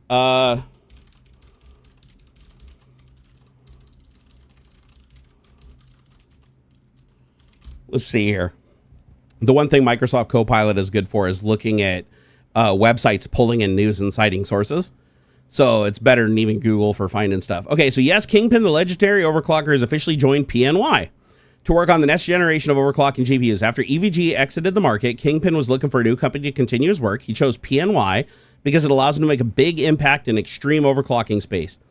He said there's speculation that we might see a PNY Kingpin branded GPU debut alongside the RTX 50 series, but nothing has been confirmed to date. PNY is eager to shake up the high-end GPU market, filling the gap left by EVGA. I mean, that's going to give them a huge advantage, because when you think GPU, do you think PNY? I certainly don't. Like, PNY, definitely for memory. But, and really only memory. But, like, you don't really think GPU. But if you attach Kingpin to them, they'll have EVGA status within a year. I mean, Kingpin brings a lot of value to the table. A lot of value. Time to start mining the asteroid field. Dude, did you see the concepts for asteroid mining by bringing the asteroids here to Earth and crashing them into Earth intentionally? I thought that was really clever. Scary, but clever. So the idea being is asteroids contain massive amounts of rare metals. And there's a lot of asteroids that are actually relatively close to Earth that have the like insane amounts of these precious metal contents that we need. But for us to go out and mine those and bring those resources back, just from the sheer weight and density and travel and fuel and all that shit, it would be astronomically expensive. Like, if that was the only place we could get those resources, then we would be willing to spend that money for it because we need the technology, right? But otherwise, that's not profitable. However, what about sending a small thing there, like a small kit of technology, with like an ion thruster that just slowly imparts thrust to change the trajectory of the asteroid ever so slowly over the period of several years, like 5 to 10 years, until the asteroid is now on a collision course with Earth at the right speed and the right trajectory that we can pinpoint that it's going to like literally hit exactly in a space. And we're talking about smaller asteroids, not like we're not talking about asteroids that are world killers here, right? But asteroids that are big enough that and dense enough that they're not going to burn up coming into the atmosphere, like get the angle right so that you don't fucking burn it up and lose all your material on the way in. But that it also impacts on Earth with, it's going to be a huge amount of force, but it's going to be out in the middle of nowhere. And then what you do is you take and set up a mining operation that's mobile that you can then move out there and harvest the resources from the asteroid you just crashed into your planet. It's really freaking cool. Exuded said there's a cool book based on it called Pushing Ice. Oh, awesome. John Slate said, I can't wait for the lawsuit. You motherfucker, you crashed an asteroid into my house. You took her house. 100 meters or less? I mean, still, the amount of precious metals that you could get from a 100-meter asteroid would still be like a lot. And the nice thing is, the smaller the asteroid, the easier it is to alter its trajectory. So, and a lot of these asteroids, you don't have to alter the trajectory all that much to like get it to come and hit Earth. But what concerns me is like, you better make sure your math is right on. Because when you're dealing with shit like that, it's like if you were off like on your burn for your engine by like seconds, over the course of years, that could change the trajectory from the asteroid hitting here to like 1,000 miles that way, right? So I'd be a little worried about that unless they have so many safeguards in place that if anything goes wrong, we can immediately do something to alter the trajectory of it again and push it off if we fuck something up before it's too late. Because how bad would that suck, dude? Having like a fucking meteor or an asteroid that, you know, 100-meter across asteroid come down in New York City or in fucking Los Angeles. That would be bad. That would definitely make the news. Next thing you know, we'll be on alien planets mining rare metals, fighting cat people. The Kilrathi. I guarantee you, if we go that route, we will name them the Kilrathi, just on principle alone. We'll even go get Mark Hamill. We'll go find Mark Hamill and be like, bro, suit up. Suit up. We're gonna make it fuck, look how many other things became a reality, right? It's like we all grew up on Star Trek in the 80s and now we have 3D printers in our houses. Okay? That's like, think about that. It's like replicators just create shit. Like you ask it for something that turns matter into something. It's like 3D printers. Like when I was a kid, if I saw a 3D printer as a kid, I would have thought that that's basically a replicator. Like, of course, yeah, it's not going to build like these sophisticated circuits and shit like that. No, we're not there yet. But for all intents and purposes, that kid, it's like I can give it a model of something and it cranks out a replica of that in real life. What I see on the screen becomes reality. That's a fucking replicator. So that's wild, man. Paleo said the problem is what's left is mostly iron, unfortunately. Well, I'd imagine that's not true for all asteroids, though. I'm sure they would check the composition of them and make sure that they have enough precious metals to be worthwhile. Otherwise, they wouldn't even do it. But I'd imagine that the amount of platinum and stuff like that and rare metals like lithium and cobalt and all that shit. Because here's the other thing, too, is like we have a lot of the precious metals we need are in huge abundance on Earth. They're just too deep for us to get to. So the question is, do we invest the time and money into going out and bringing asteroids here to add mass to the Earth? Or do we just figure out new technologies to go deeper so that we can actually get at the mineral content that's like gold? Our planet has shitloads of gold, right? It's everything that's dense. All the precious metals that are really dense when the Earth was molten sunk down deeper, right? The gold that's on the surface was like pushed up by lava flows. Like it wants to sink. The light shit's at the top, the heavy shit's at the bottom. So the deeper you dig, the more heavy precious metals you encounter. So it's like, do we work on technology to figure out how to, dig down 20 miles or 50 miles? Or do we focus that technology on going out and, throwing asteroids at Earth and hope they don't hit shit? Ian said the only question is the future will be the Matrix, Idiocracy, and Demolition Man. By the way, I prefer the replicators from Stargate over Star Trek. Well, I mean, they did different things, though, right? Actually, no, you're not too wrong, because the replicators could make anything. They could even create things that were like humanoid life forms, humanoid-looking life forms. So the replicators, but the problem was the replicators were like AI-driven replicator of Star Trek. Like, it just did what it wanted to do, and it turned against humans and wanted to kill everything, and it was basically like a sentient life form. Whereas replicators in Star Trek are just a tool that creates what you ask it to within its abilities. Like even replicators on Star Trek had limitations, remember? Like a lot of the replicators couldn't replicate certain materials. There were a lot of materials that it couldn't replicate. And those were the rare materials. Like it couldn't make dilithium. You couldn't say replicator, give me dilithium, because that was, of course, the fuel for the starship that a lot of stories were written on that required them to go find it. So obviously, if they could just replicate it from air, that wouldn't work, right? So there was a lot of shit the replicator couldn't do, just like 3D printers. There's a lot of stuff 3D printers can't do, right? So there were limitations on both sides, but still, it's just amazing that we have that technology. And it's like a lot of the stuff that we dream up as children over the course of time became like real technologies, like things that we once thought were like completely sci-fi. Like this will never really happen in real life, like actually happened. right? There was a time where people were writing sci-fi about going to space. There's times when people were writing about fucking lighter than air travel and saying that was impossible and that we'll never fly like birds and stuff like there's all kinds of shit where it's like, this will never happen. This is science fiction. Let's wow the reader. And that's like, fast forward, we did it. You know, it's like the Simpsons did it analogy, except for it's like humans did it. Humans did it. Except for now we've reached a really scary point where it's like we've now created the technology that creates the technology. So before, the humans still were a huge part of the process, but now with AI, like I actually came up with a cool analogy. Let me think. I'm curious what you guys think about it, if you think it's shit or not. I feel like AI in its present form, both mostly generative, but also LLM, large language models, I believe that it's the next generation of piracy, except for instead of stealing somebody's work, it's stealing somebody's skill set and identity. So it's like we've created a technology that excels at pirating somebody's person. So everything I do online, every body of work, every video, every frame, every image, every piece of art, every piece of music, everything I've done, every social media post, every single thing I've done has been trained into some large language model out there that can now give a lot of the same value that I used to have. So like, you know, the job that they would hire me for to do programming in my style. Now it's analyzed my GitHub repository and it can basically write code just like me.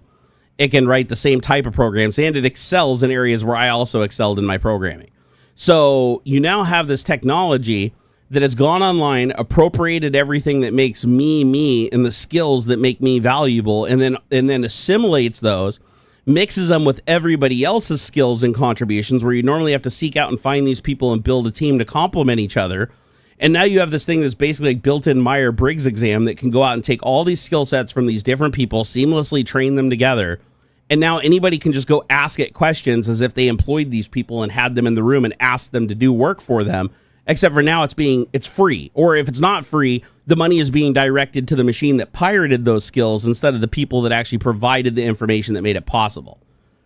So I look at AI, and I'm not talking about all AI. Like if you honor robots.txt and you're only training on public domain and you're asking for permission before you train on people's bodies of work, then you're not pirating, you're not pirating at that point. But I feel like most AIs right now in the early wild west phase of AI, I believe it is pirating people's value. Like AI, when it goes and scans your entire body of work online and all your art as an artist, and now you can just say, draw me a picture of this in the style of this guy, and it cranks out something that person would normally charge you $100 for, and it does it instantly where it takes that person a week.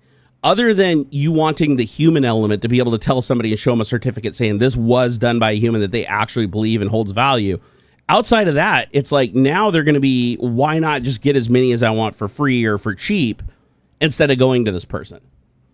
And that's scary because once you do that, once you have a society, because don't get me wrong, we've always had automation, right? We've always created automation as humans, right? We automate processes, right? Henry Ford created the first factory process that allowed us, 1/10 of the people to create as many vehicles in the same amount of time with a higher quality and more predictability. So that's good, right? That's great. We create more product for the same amount of people. But at the same time, back then, a lot of people lost their jobs because they didn't need as many people to do that work. So the benefit is you get more product. The customer gets access to more product, but less people have jobs. Those people that don't have jobs, unless they have somewhere else to go to have more value in another area, they're fucked. They can't afford the product that they used to make money creating in the first place. So it kind of breaks that system a little bit.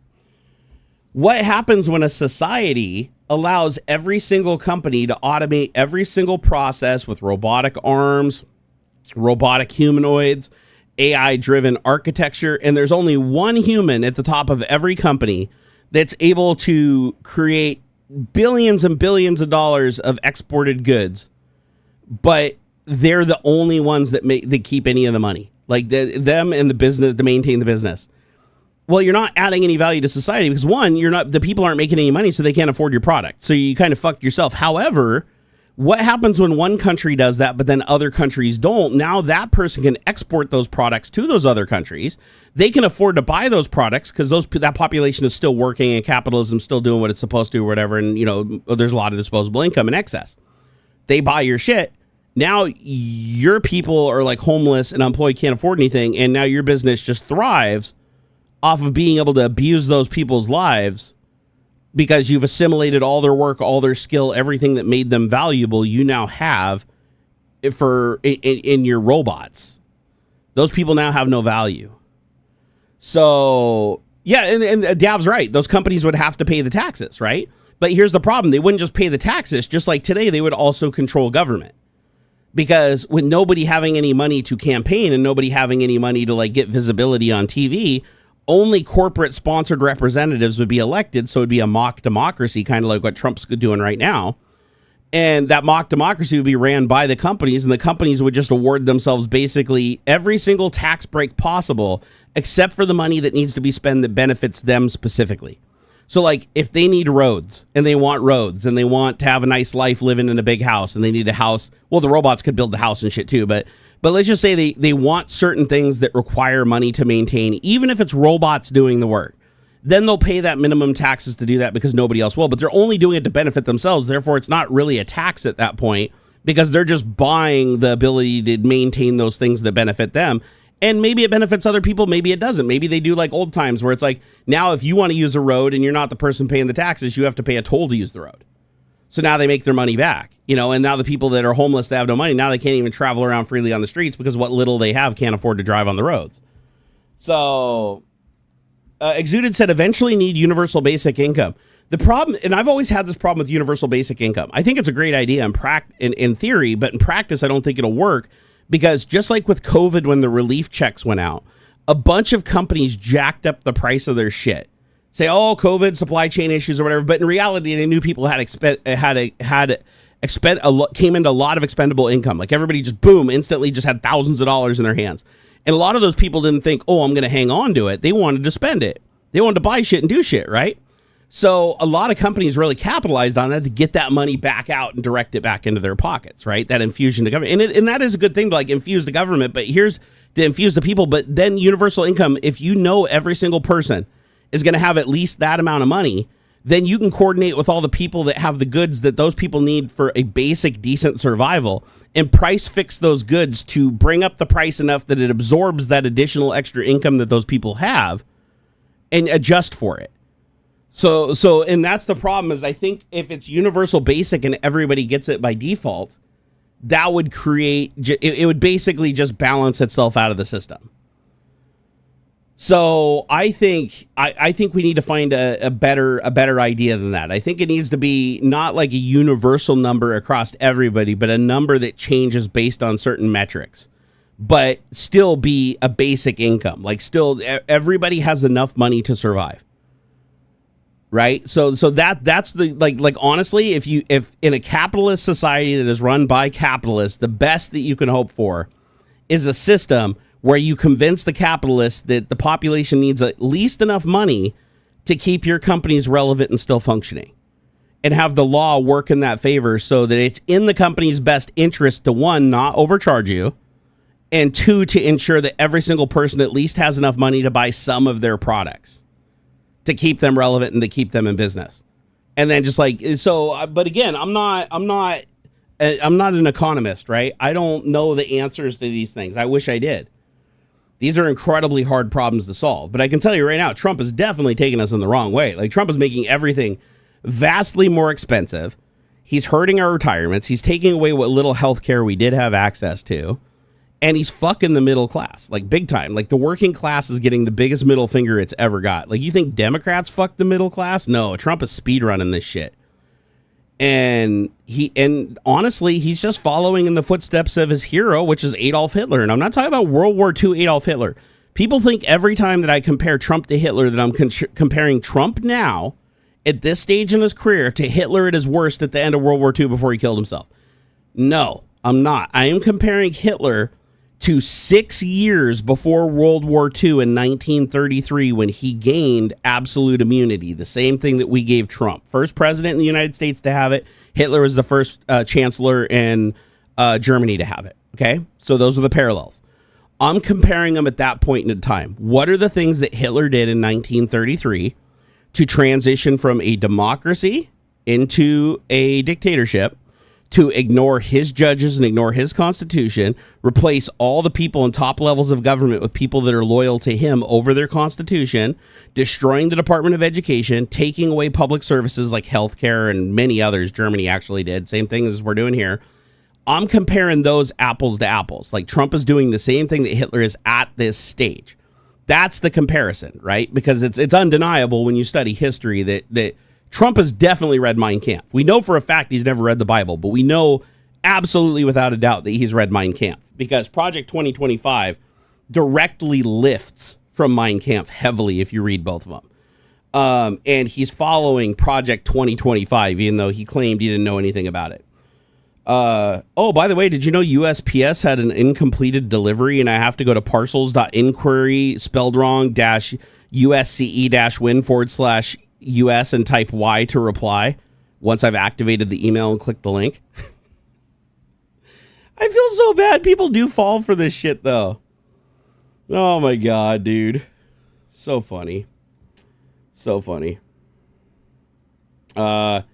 Oh, David said he's embroiled in birthday festivities, so he can't show up. I figured. It's been hours, so I didn't see that message earlier. But, yeah, David Hewlett, that's why he's not here. I need to turn on the AC. I think did my thing crash? I got to see if my ESP32 crashed, because the AC is not turned on at 73 degrees. Let me see if it's dead. Sometimes it shits the bed. I think I have a bug in the code somewhere. Every once in a while it locks up. Yep, it's not responding. Hold on. I was wondering why I was getting so hot in here. Let me unplug it, plug it back in. So, yeah, this is if you guys are wondering, that's AI written code running a web server on a $5 ESP32 connected to my Wi-Fi that wirelessly is connected to a TP-Link a CASA switch, which is an automated smart switch that's connected to my air conditioner. And since my air conditioner has fused relays and is just on 100% of the time the second you plug it in, and there's nothing you can do to turn it off or turn it on, like the relays are so fused, it's just compressor on, fan on, the whole time it's plugged in. So I created an external controller that turns on the AC and turns it off based on the temperature in the room using an ESP32 and a tiny little temperature probe connected to it. And it generally works really well. So let me see, is it going to connect now? Oh, I unplugged it and replugged it. Why is it not showing up on my network? What is happening? What is the happening? Why is this not working? Did I unplug the right thing? Hold on here. Oh, it's blinking. Blinking on and off usually means it's connected to the network. Did it get a different IP? Oh, I wonder if DHCP expired the IP and it got a different IP. Hold on, let me go check my Unify here. Stand by. Please stand by. Go to here. Let's see. Nope, network's good. Where's my devices? Go to devices. Dude, Unify is the tits, man. Like, if you're looking to build a network, like, in your house, Ubiquity is awesome. It is, like, I am 100% sold. It is the greatest thing ever.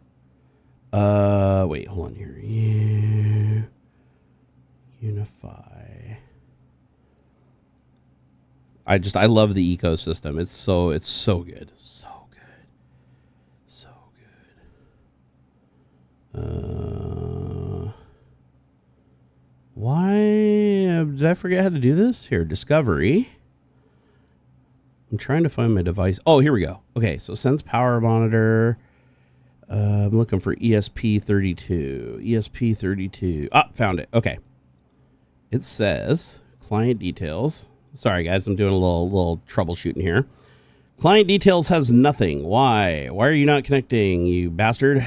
It has the right IP address. Why is it not loading? Come on. Man. I don't want to... My room's getting hot here. I might have to bypass it and do it manually.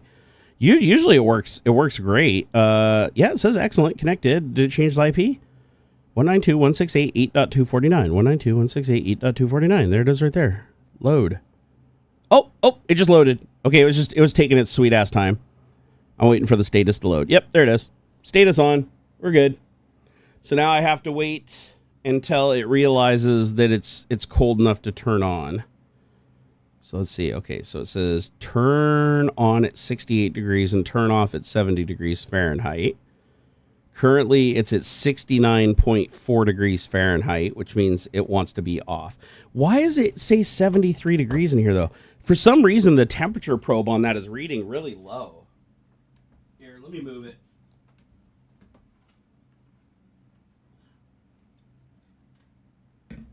There we go. I moved the temperature probe. It was buried under some shit. I think it was insulating it. It was getting the wrong signal. All right, let me see if it updates now and if I get a better temperature. Once it hits 68 degrees or below, it should turn on. No, it's still showing 69.4 degrees. There's no way that's right because it said, like, right now it's hot in the room. It's 73 degrees right now. So that thing should be reading. There's no way there's a 4-degree difference between my desk and over there. Like, I even felt there's, like, no temperature gradient at all. Now it's saying 69.6. What the hell is going on here? You know what? Fuck it. I'm just going to tell it. The low temperature is now 69.5. The high temperature is 70. Save. Okay. So now it's 69.5. It should kick on. Now it's saying 70 degrees. Why is the... Oh, it's just taken forever to climatize. Now it's at 70. There it goes. It just kicked on. There it goes. We're good. Fuck. What a pain in the ass, man. But I'll tell you what. I love the ESP32 because it was a $3 temperature probe and a $5 ESP32 allowed me to keep my air conditioner working. And without it, I couldn't use my air conditioner because if I plugged the air conditioner on, the compressor was on. If I forgot about it even for 45 minutes or an hour, I'd turn behind, there'd be a block of ice, a huge block of ice formed on it. And the compressor would just be beating its ass to death, trying to work, being frozen solid with no airflow. That's not good. It'll burn up the compressor.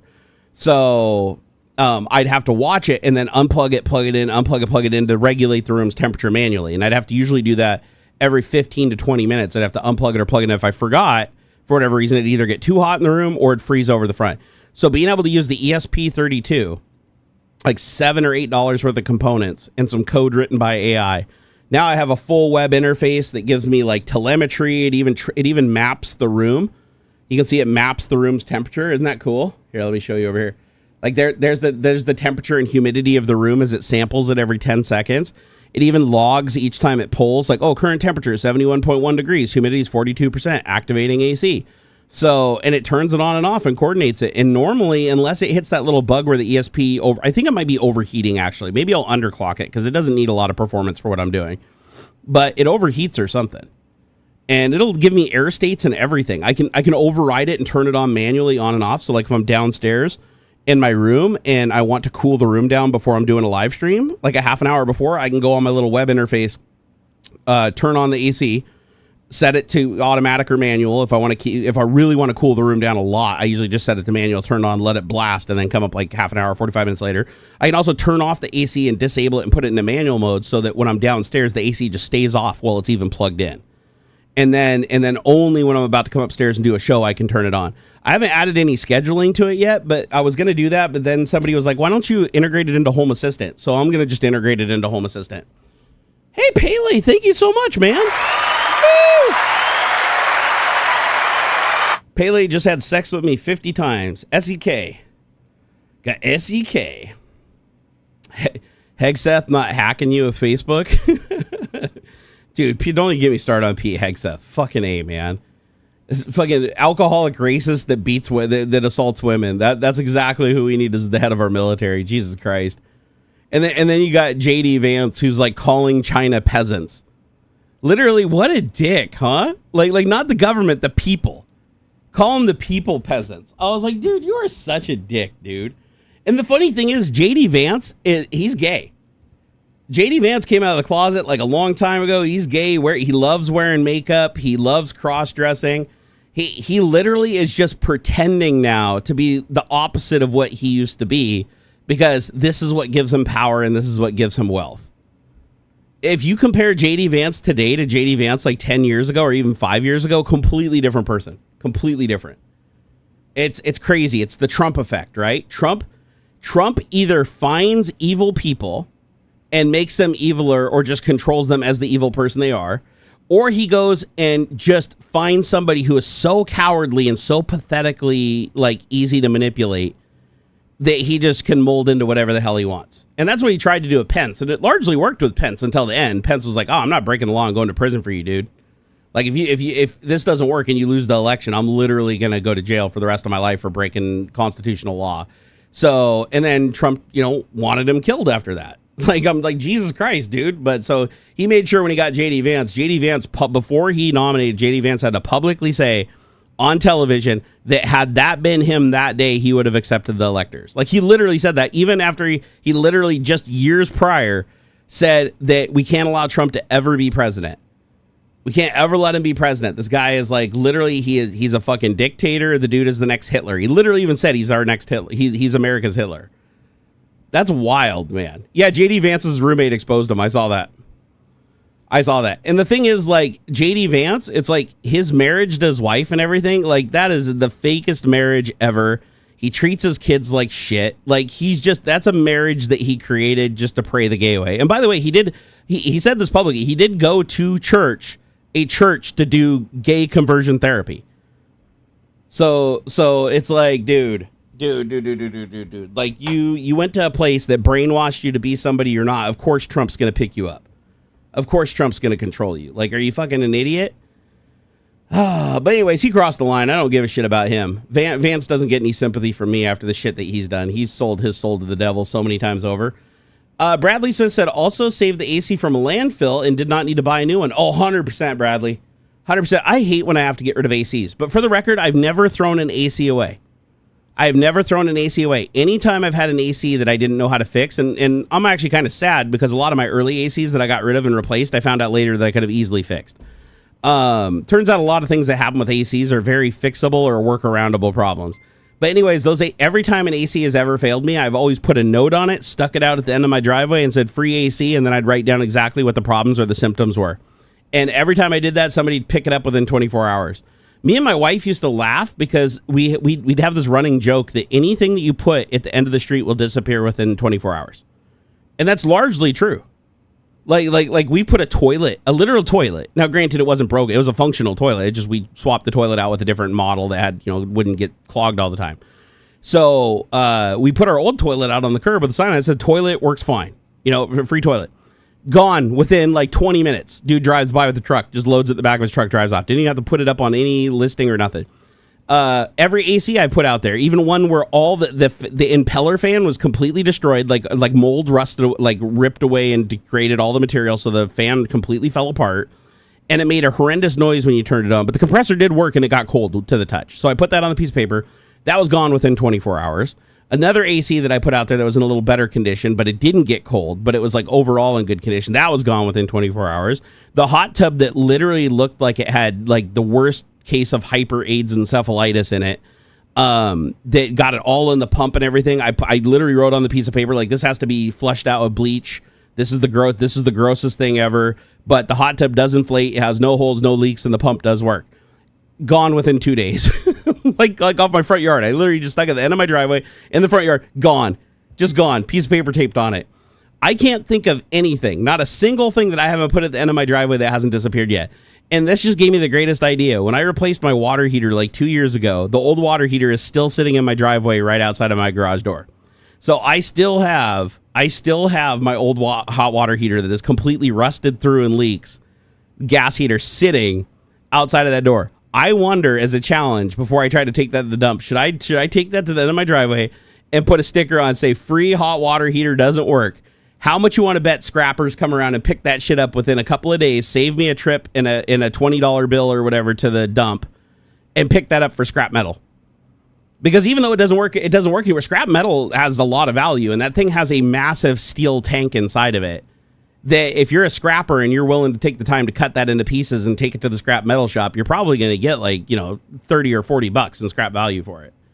So that's the thing, is like, don't take the shit to the dump. Like, if it has any value to anybody, put it up on Marketplace, throw it at the end of your driveway, stick a sticker on it, and just see if it disappears first. Try a Tesla Cybertruck in 5 years. Dude, I saw that. All the Cybertrucks are like rusting. They're rusting like crazy. I saw the underside of a Cybertruck. It was gross. Like, they haven't even been out for what? They haven't even been out for like a year or two. And there's a whole bunch that under them, everything looks rusted. All the nuts on the axles look rusted. All the brake assembly looks rusted. Like, I thought these things are supposed to be made out of like aluminum and stainless steel, but the stainless steel has like massive surface rust. So I don't know what they did to their stainless steel to make it rust so bad. And the aluminum frames are breaking. By the way, did you know this? I didn't know this until I watched Jerry Rig Everything's video. Did you know that the reason that they don't put aluminum frames on trucks that have not even doesn't matter, cast, doesn't matter if it was forged, doesn't matter. They do not use aluminum as the frame on a truck for a reason. And it's because every time you bend aluminum or stress aluminum, it gets weaker. It has this, steel, if you don't move it past its yield strength or whatever, it always goes back to its exact same strength forever. Aluminum doesn't do that. Every single time you stress aluminum, it gets weaker and weaker and weaker until it eventually fails. So every single Cybertruck, if it's towing a heavy load on the tongue and it's hitting potholes and shit, it's not a matter of if, it's a matter of when. It will fail 100%. It might take 5 years. It might take 7 years. It might take a month, depending on how much weight you put on it and what potholes you hit, but it will break. Like, that is a 100% guarantee. Your Cybertruck at some point, if you use the tow hitch, will break. And not only that, even if you put shit in the back of the truck, because any weight over the frame, including the weight of the stainless steel, by the way, you know how you said it was a stainless steel exoskeleton? I don't know if you guys saw that, but all the panels are just glued on. There is literally no rigidity and no strength at all added to the vehicle whatsoever from the panels. The panels are glued on. You can actually take every single panel off the Cybertruck. I saw a picture of it. Every single panel can be unglued from the Cybertruck, and there's none of it is integral to the strength of the vehicle. None of it. I think the only thing is the doors. If I remember right, I think the doors, it's actually like an integral part of the outside of the skin, but the internal structure is still all like steel. So you're literally just buying a vehicle with shitloads of weight of panels glued onto it that do nothing. Like, you could literally just take all those panels off the truck, save yourself like hundreds of pounds, get more range probably, although maybe not because the aerodynamics are largely influenced by those panels. But isn't that weird? Like, you could literally just take that shit off and the vehicle's fine. Like, none of it is there's no exoskeleton like Elon said. It's a lie. So bumper breaks off, tow hitch breaks off. You're going to stress the frame of the vehicle every time you drive it. And it's a very high torque vehicle too. So, and remember, like, the cars are like multiple pieces. Like, each frame piece is a different element, which means they have things between them and things that can move. So that it's not bending. The pieces aren't bending and taking force. Whereas the Cybertruck is largely this massive gigapress, one solid, like, forged piece. Or I think isn't the whole back piece of the Cybertruck just one giant element? They're starting to find out that was a really bad idea. And, like, that's not good engineering. That's terrible engineering. Have I seen what Trump has done to Harvard? Oh, no, I haven't, Tech Chef. Let's see what it did. What did I hear? Let me look up the latest news. It's one thing I do like about LLMs, and I hate it also at the same time, because I feel like LLMs are to knowledge what GPSs are to us, to traveling. It's like you become so dependent on a GPS, you can't even remember where your own house is or how to get home from like a new place without a GPS. Once you become dependent, but when you weren't dependent on them, you memorized every location. You could easily navigate just by landmarks and stuff. I feel like AI does the same thing. It makes data so quickly and so easily accessible that over time, people are going to forget how to conventionally look up data and verify data, and we're going to become completely dependent on AI for everything. I really do think that that's going to happen. Okay, so Donald Trump's administration has been in a heated battle with Harvard University over various issues. Recently, the administration froze $2.2 billion in federal billion to wait. Are we talking yearly? We give $2.2 billion to Harvard a year. What the fuck does Harvard do for two? That's a huge number. I didn't expect that. He said for Harvard is considering revoking its tax exempt status. Okay, that's stupid. Like, schools should be tax exempt. The administration has accused Harvard of failing to protect Jewish students from anti-Semitism. Fucking A, man. During campus protests related to the Gaza war. Dude, Trump, this is the funny thing. When people compare Trump to Hitler, they're always like, oh, but Trump loves the Jews. Okay, hold on here. Trump's people that he wants to oppress are brown people. Trump only likes like European descent white people. That is it, period. If you are brown, he doesn't care where you came from, where you were born. He's racist as fuck. His whole family is. So Trump's Jews are brown people, okay? And the people that side with the brown people. Hitler's problem was with the Jews and the people that protected the Jews. You don't conflate the two. Both of them had a wild hatred, a blanket hatred for a group of people that they labeled all as rapists, con artists, stealers, thieves, just blanket across everybody, just because of their religion that in many cases they were born into and not even practicing, just because of the religion that they were born into, or in this case, the culture or the origin, the geographic origin of the culture, not the people, because a lot of them were born here and he wants to take away their naturalized status. Like think about that. Like Trump wants to natural born citizens are a huge part of our Constitution. Like a huge amount of our population, well, actually all of our population to be precise, was not here in the United States. We're all immigrants. Yet he wants to take away naturalization from this last generation and moving forward. So it's like if you were born here, he wants to take that away from you so he can deport you, even though you were born here and spent your entire life here as a citizen. That's fucked up. That is Hitler level shit. That's like the same kind of shit Hitler did to the Jews. And the shit he's doing where he's sending people to El Salvador, fucking like most hardcore prisons on earth for just coming into the country illegally, like nothing more. That's fucked up with no due process at all. And Trump's like, oh, we're honoring the Constitution by doing this. It's like, what part of the Constitution and the Sixth Amendment and the Bill of Rights say that you can just grab people off the streets because they have brown skin, put them on an airplane, shave their head, and send them to another country into CCOT where they can never see their families or talk to anybody again, and have no due process, never go before a judge to explain why they deserve to be here? Nothing. Think about that shit. Like that is Hitler shit. That is exactly the shit Hitler did. So Trump likes to say that he's patriotic. Trump likes to say he's pro-Constitution, he's pro-patriot. And also, he says it, but he doesn't do it. He does the opposite of what he says.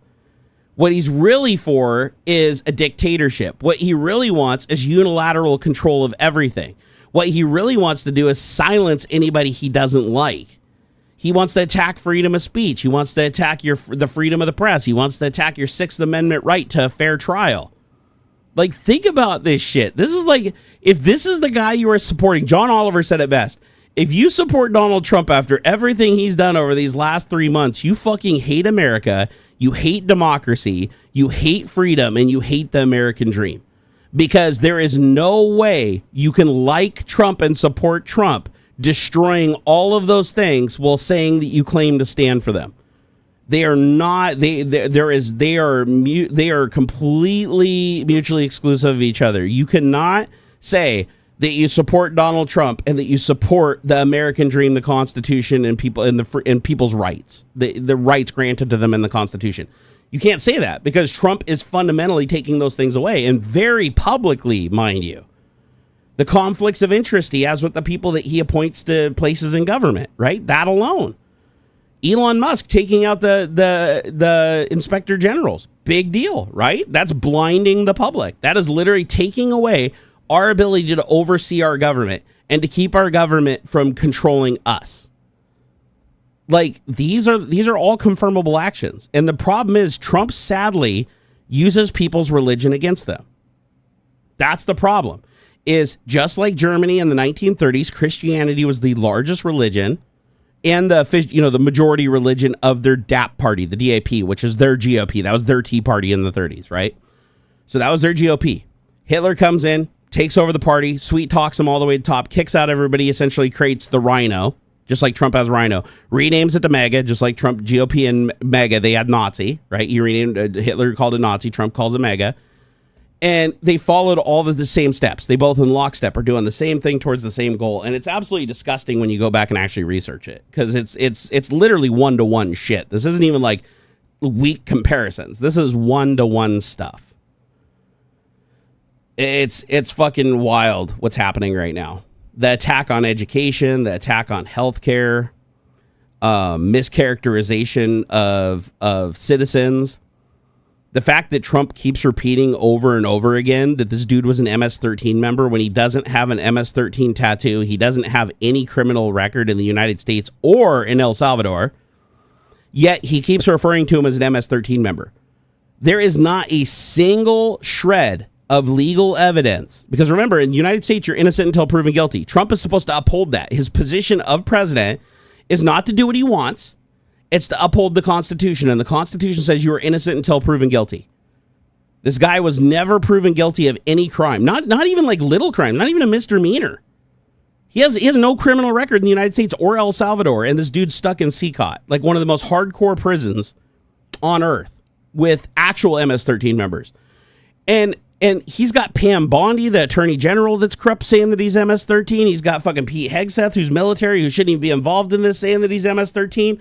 This guy does not have an MS-13 tattoo. You know what the first thing someone does when they join MS-13?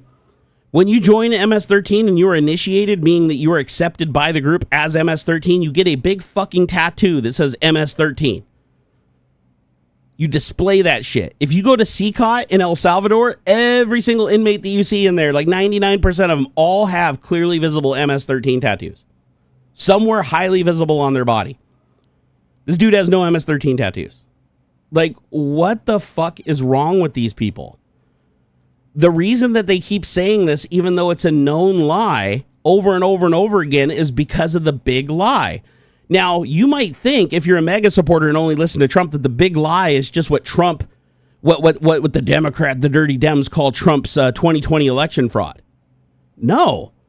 The big lie is literally from Mein Kampf. If you read Mein Kampf, written by Hitler while he was in jail, yeah, Hitler was also a felon, just like Trump. They both were, except for Hitler actually went to jail. Trump never did, because he won the presidency, which got him out of jail. So Hitler was in jail. He wrote a little book called Mein Kampf, which was his manifesto to reset the German government, give himself complete control, and become a dictator, transition to dictatorship. So Mein Kampf, Hitler talks about the big lie. And the big lie is a tool that he's going to use. When he's writing this book, he talks about it.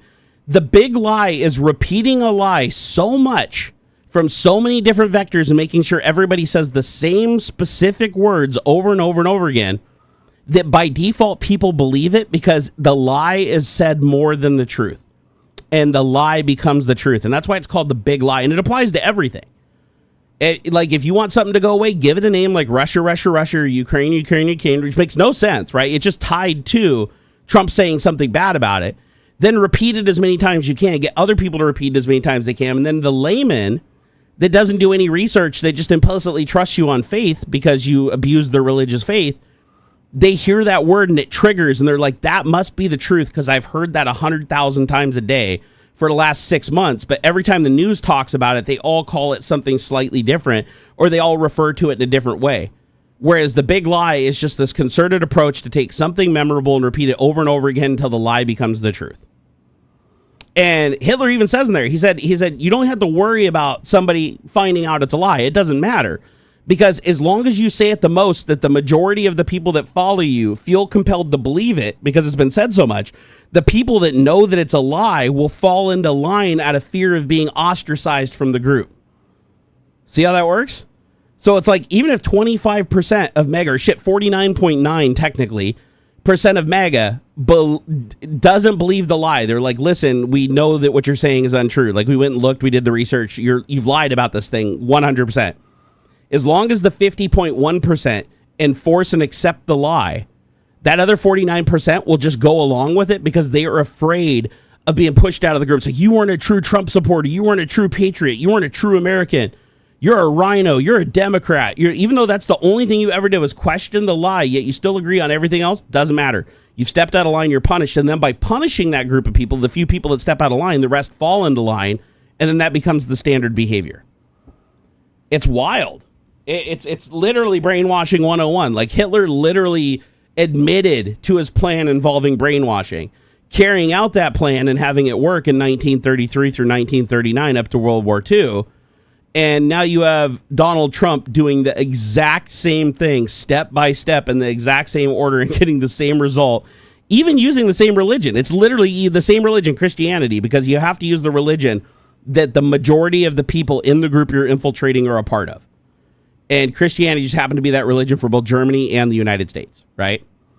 And it's a blanket Christianity, right? It includes Catholics, includes Jewish people. Even though you're like, oh, Jewish people aren't Christians. Like, no, Jewish people still follow Old Testament and a lot of the stuff that's in New Testament. They just don't believe that Jesus was the true son of God. And they differ on a lot of other stuff in the Torah. But for all intents and purposes, they're an Abrahamic religion. Islam, same deal. So that's why you even have some Islamic Trump supporters. It's like weird, but it does happen because they prey on their faith. When you are indoctrinated into faith, anything that's said that requires faith to believe or is attached to God in some way, shape, or form, it triggers an instinctual and emotional response in you that doesn't happen if the same thing is said in the context of somebody else that's not God or not the messenger of God. And I talked about this on TikTok. Did you guys catch my Twitch? How many of you guys caught my Twitch stream last night? I talked about this in detail on my late night Twitch stream last night. It's phenomenal effect. It's like you can walk up to any Christian. Try this yourself. If you have a family member that's a Christian, they don't have to be hardcore. They can be hardcore. It doesn't matter. Just they were raised Christian. They identify as Christian. Maybe they go to church every once in a while, right? Anything that and above. Walk up to them and just ask them. Say, hey, I recently read a book that I got from my kid's library where two daughters get their dad drunk. Two underage girls get their dad drunk and have sex with him and make him impregnate them so that they can have babies and continue his family line because he hasn't taken a wife and done it himself. And they'll immediately look at you like, what the fuck are you reading? Like, that's gross. Like, what the fuck are you doing? Tell them it's Genesis in the Bible. Like, it's in the Bible. Like, or it might have been, was it Genesis or Deuteronomy? I'll have to go back and look again. But I pulled up the passage and it's like, no, it's in there. And then they're, oh, that must be Old Testament. No, it's not. It's in New International, King James, New King James. You can go grab this book off your shelf right now. If you have a Bible anywhere, it doesn't matter. You go grab this Bible, it's in there. It's in there. This story is even in the like the Jewish the book, the Torah, their collection is the Torah, Old Testament. It's in there too. So they all believe this story that's in there, that these two underage daughters got their dad drunk on two different nights. One was younger than the other, but they were both underage. They got pregnant and had these kids, and these kids went on to carry their lineage and become the kings of two different kingdoms. So this is a horrible story, but if you tell them, they'll say it's gross. That's gross. That shouldn't be in a kid's library. Nobody should be reading that. That's disgusting. But if you tell them that it's in the Bible, they'll deny it at first and be like, no. And then if you show them and they successfully see that it's in the Bible, they will change their position and defend it, saying, oh, it's just a story. It didn't really happen. God doesn't condone it. It just somehow made it in the book. It's something they don't know about it. They're shocked about it because most Christians, like even myself growing up Christian, I never read the Bible. I read passages from the Bible that the church told me to. I had the passages my parents were told to read to me. Read, just like most Christians. But most Christians don't read the Bible cover to cover. But if you read the Bible cover to cover, you find all this weird shit that was never taught to you in church, and it's because they avoid it, because this stuff is not only super contradictory to the rest of the Bible and cause a lot of questions and a lot of contradictions, but it's disgusting by today's standards. Yet they still accept the rest of the Bible, like the Bible as the law, but then they pick and choose, and you force them to pick and choose.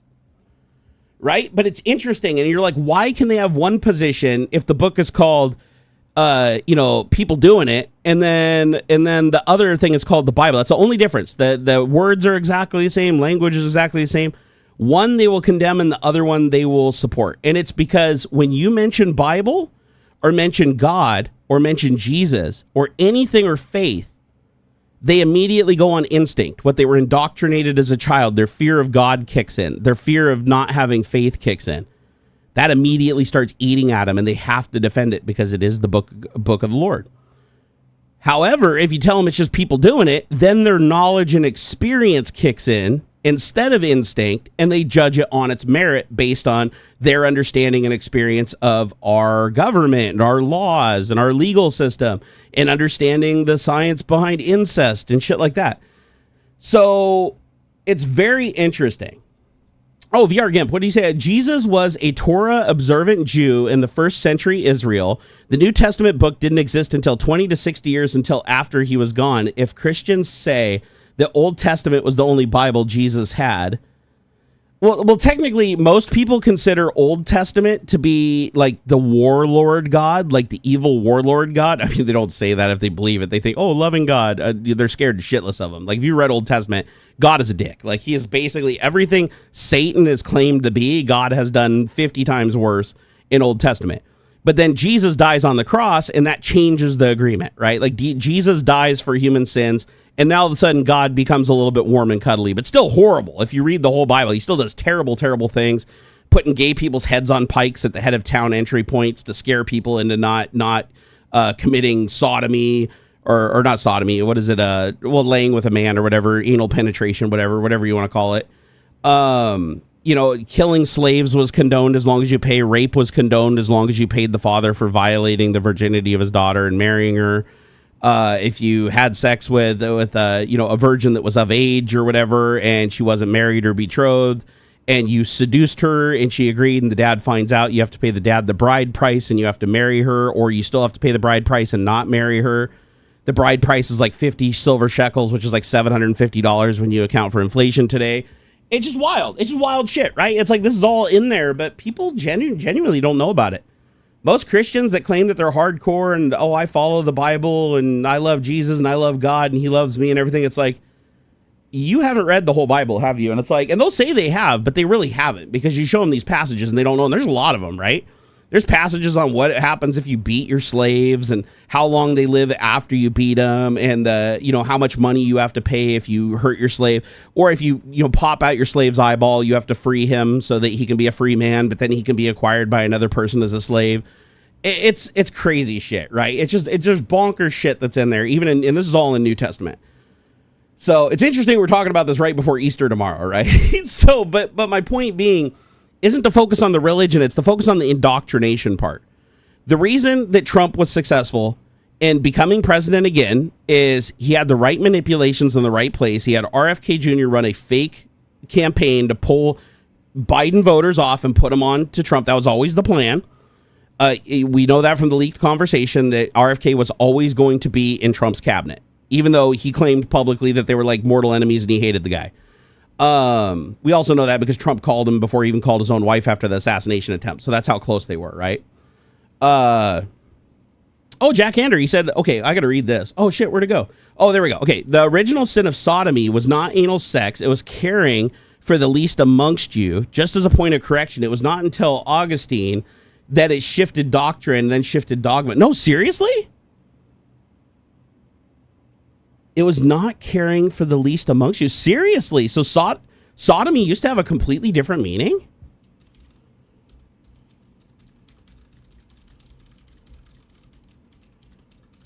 I don't know that. I didn't know that. Jack Hander, that's something you just popped something new on me, brother.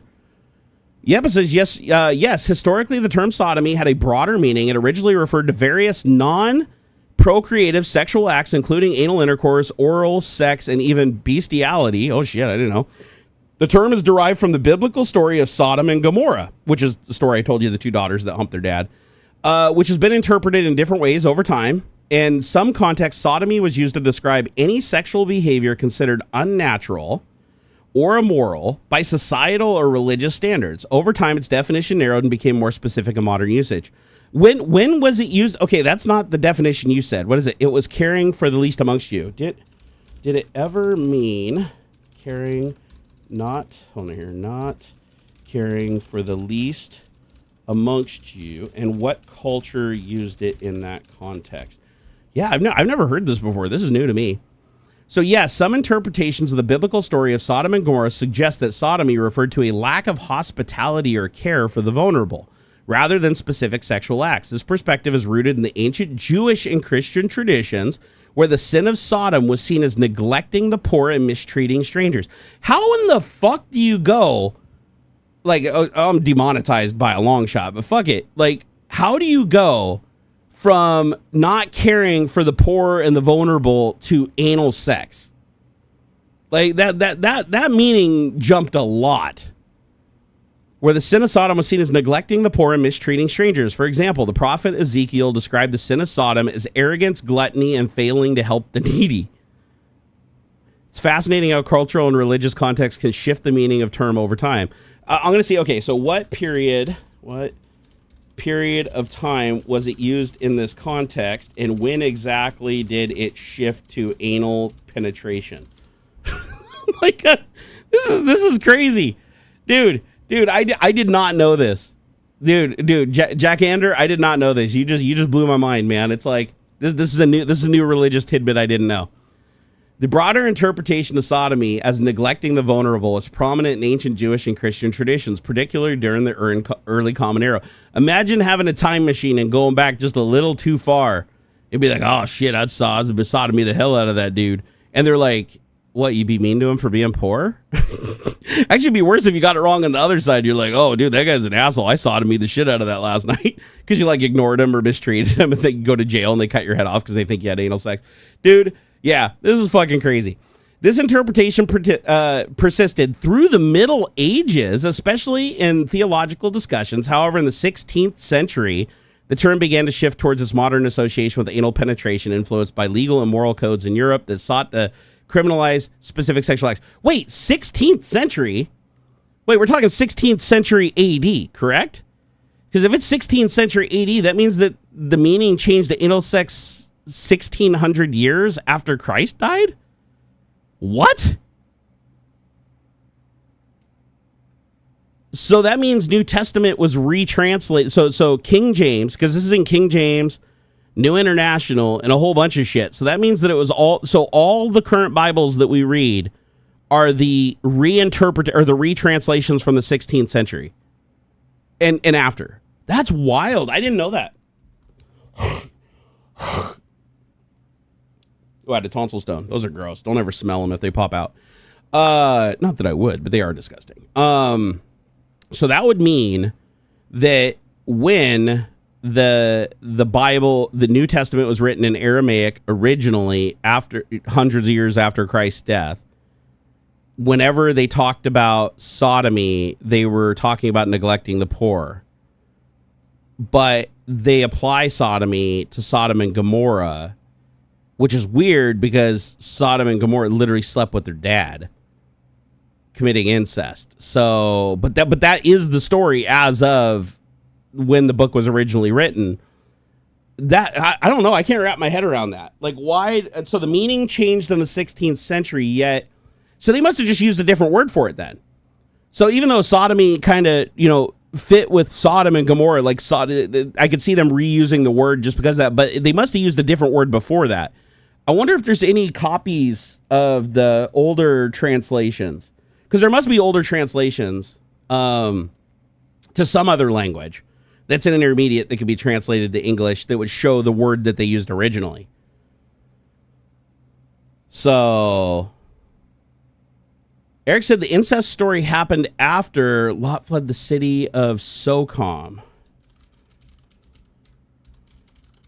Oh, so that was added really late then. This wasn't any of the original. So this wasn't any of the original. Wait, then why was it in? It was in Genesis, was it? Wait, hold on here. What?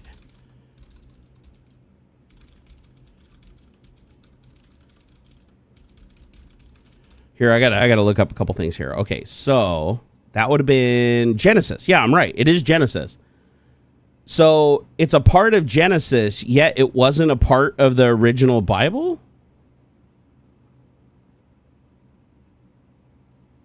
Because the incest would have had to have happened within hundreds of years of Christ. Otherwise, it wouldn't have been in the original Bible, right? This is bizarre. Okay. Hold on here. At what date or around what date?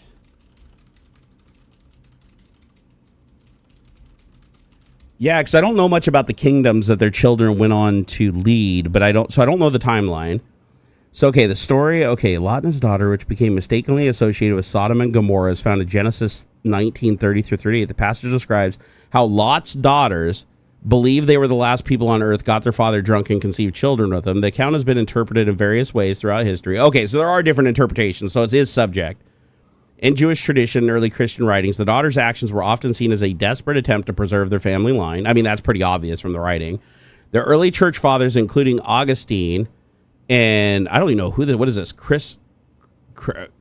Chrysostom, Chrysostom, Christrom, discuss the story in moral and ethical context. The Bible itself dates back. Well, I know when the Bible dates, but when did the story?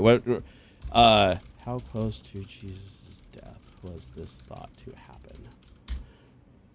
This is interesting. Talk to your local church about it. No, I learned a long time ago. Don't ask your church. Don't ask your church pastor to interpret anything, because all you're going to get is his interpretation that makes him the most money and keeps your ass in seats at the church and gets you doing what he wants you to do. You're not going to get the real. This is one that doesn't need interpretation. Okay, the story itself does not need interpretation, regardless of when it happened, regardless of when it went in the Bible. Your Bible is sitting on the shelf that you want your kids to read has a story about two daughters that are underage that get their dad drunk on two different nights and get him to nut inside of them so that they can have babies. Regardless of anything else, that is still the story as written and translated in New International, King James, New King James. It's in there. So it's pronounced Chrysostom. Chrysostom? Yeah, that name's not familiar. I wonder what else they were involved in, because I that name doesn't ring. So I'm guessing it's not mentioned that much in the Bible. Although I will admit that I have not read last time I read the Holy Bible was New International, and it was when I was probably 25 years old. So it's been a minute. I'm now 46, but it hasn't changed. The book itself hasn't changed. Let's see. Okay, so right here. So it was thought to happen between 30 to 33 CE, which would have been let's see here, 2000. Okay, so Genesis 39, Lot and his daughters are believed to have been written centuries before Jesus' time. Okay, so this would have been considered an Old Testament story. That makes sense, because it is actually in Old Testament, as Genesis. The events described in Genesis are traditionally dated the Bronze Age, possibly around 2000 to 1500 BCE. Okay, so before Christ. Okay, that makes sense. That's where I was confused, because I thought the translation changed around 1600. If that's the case, then that would fuck with the story, in some respect. But the story itself, regardless of the translation, where the daughters slept with their father, that did happen a long time ago. That was even before Jesus. That was back when God was like super psycho crazy. This is interesting. This stuff fascinates the shit out of me, because the thing is most people that follow a religion, whether it doesn't matter if it's Islam, Judaism, I'd say that just like any religion with Jewish people, Christians, Catholics, there's the ones that are super hardcore that believe the language to the core of their heart. They study their passages. They do their connections to God, whether it be through Jewish, Tiffany, I forget the word, where they wrap the box in the leather and bound their arms and shit like that to connect themselves to God every day. There's the ones that do the more hardcore rituals. There's ones that are a little bit softer on it. But one thing that I've found is, other than the ones that are the absolute scholars that read through every little bit of it and try to translate it in the best possible light it can be in for their specific religion and their specific benefit for themselves and the church, most people the vast majority of people invested in any given religion have not read their entire book. Like I don't believe that most Islamic people have read the Quran cover to cover. I don't believe that most Christian people have ever read the Bible cover to cover. I know for a fact they haven't read the cover to cover. I know that most Mormons haven't even read their books all the way through and are missing a lot of the shit. And hell, I even ran across a Mormon that was like, "Oh, that part in the Bible, we don't follow that. We don't follow that." It's like, but you literally say in your book that anything that's not in the book is you revert to the Bible for, because Mormonism is like a plug-in for Christianity, right? So it's a lot of believers don't even know their religion as much as they think they do. And that's what's very interesting, is you'll find that the most educated people in most religions are atheists that started out as that religion. So they were indoctrinated in that religion. Enough traumatic events happened, whether they were molested by a priest or their family members died. A bunch of their family members died praying and saying that God was going to save them, and their pastors saying that their prayers would save them and all that shit. It has to be some traumatic event that breaks you away from it. Then as an atheist, you have to explain why God failed you. So you go and study religions, then you study other religions, and then you figure it out, because you do then read the whole books and you read through everything to figure out what's going on. But I find short of that, even myself, I didn't read the whole Bible. I thought I knew everything in it when I was practicing Christianity till I was 20, but it turns out I didn't. A whole bunch of shit was missed, because you don't realize that the thing you're indoctrinated into is not necessarily every single thing in the book. It's highly dependent on the church and the community and the people that benefit from you believing a certain version of Christianity that they have doctored or created for that community to benefit themselves the most. And also, to keep the community connected too. Obviously, they throw some things in there to help the community. But by and large, it's like when you go to a church, it's like that church is for themselves. They're not for the other churches. They're not necessarily for the religion. Their vehicle and their motivation for doing it is to be the person that everybody else asks for advice and be the person who has the most control over the group and to be the person with that power that, that has a lot of money. And that's why I don't know very many poor pastors. Like most of the pastors I've met throughout my life have all had way more money than I do. Even like small church operations where they only had one or two churches. The guy at the top pastor always was living large, one or two properties, multiple nice cars. Like there's a reason for that, right? It's because the people are indoctrinated and the parents that went to that church or around that church or that specific denomination or that belief system impose that on their kids and then feed their kids into that same system.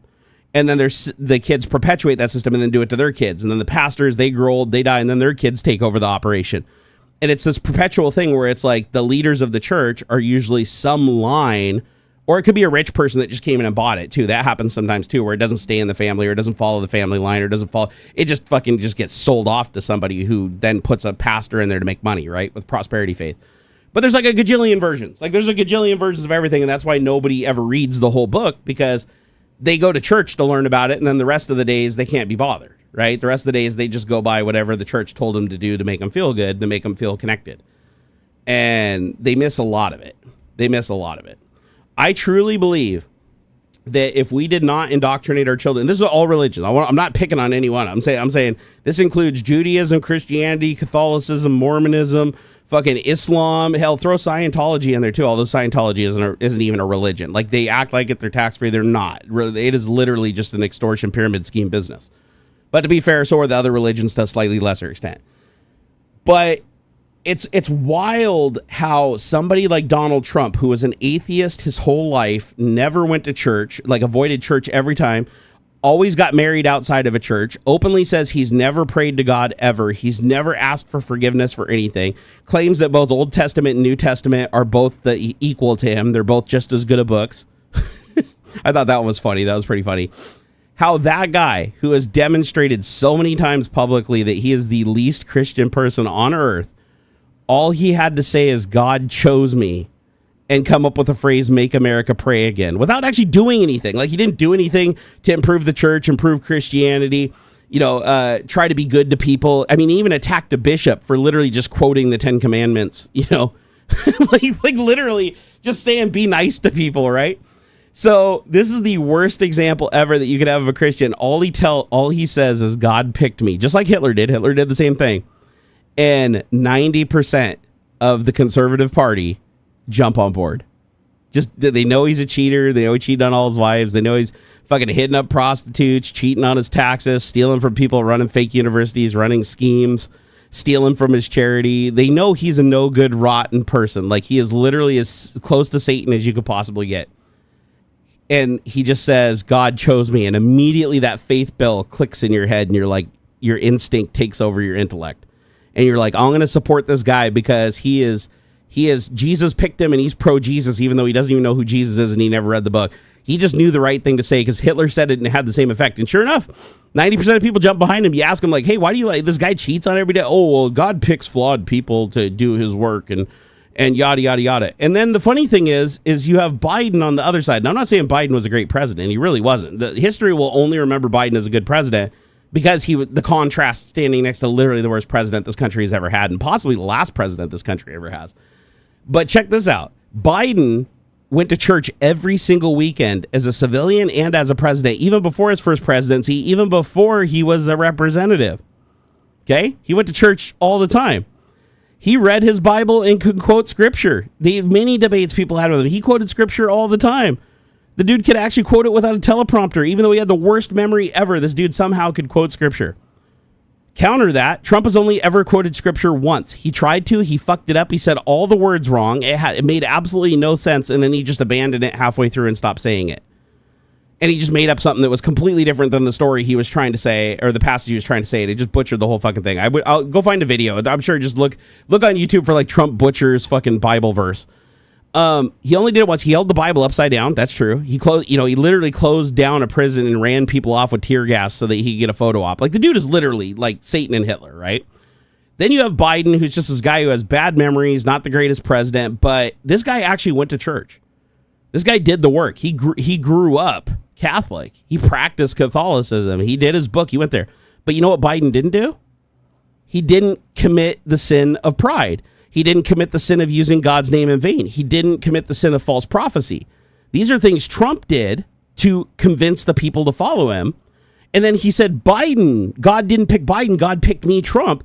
Biden hates God, but Biden was the one actually going to church, reading the Bible. His actions were actually in alignment with God's teachings that he believed, right? So yet all the Trump supporters that followed Trump and said he was the true Christian, that Biden was an imposter. And the funny thing is, Biden never once stood up there and said, God chose me.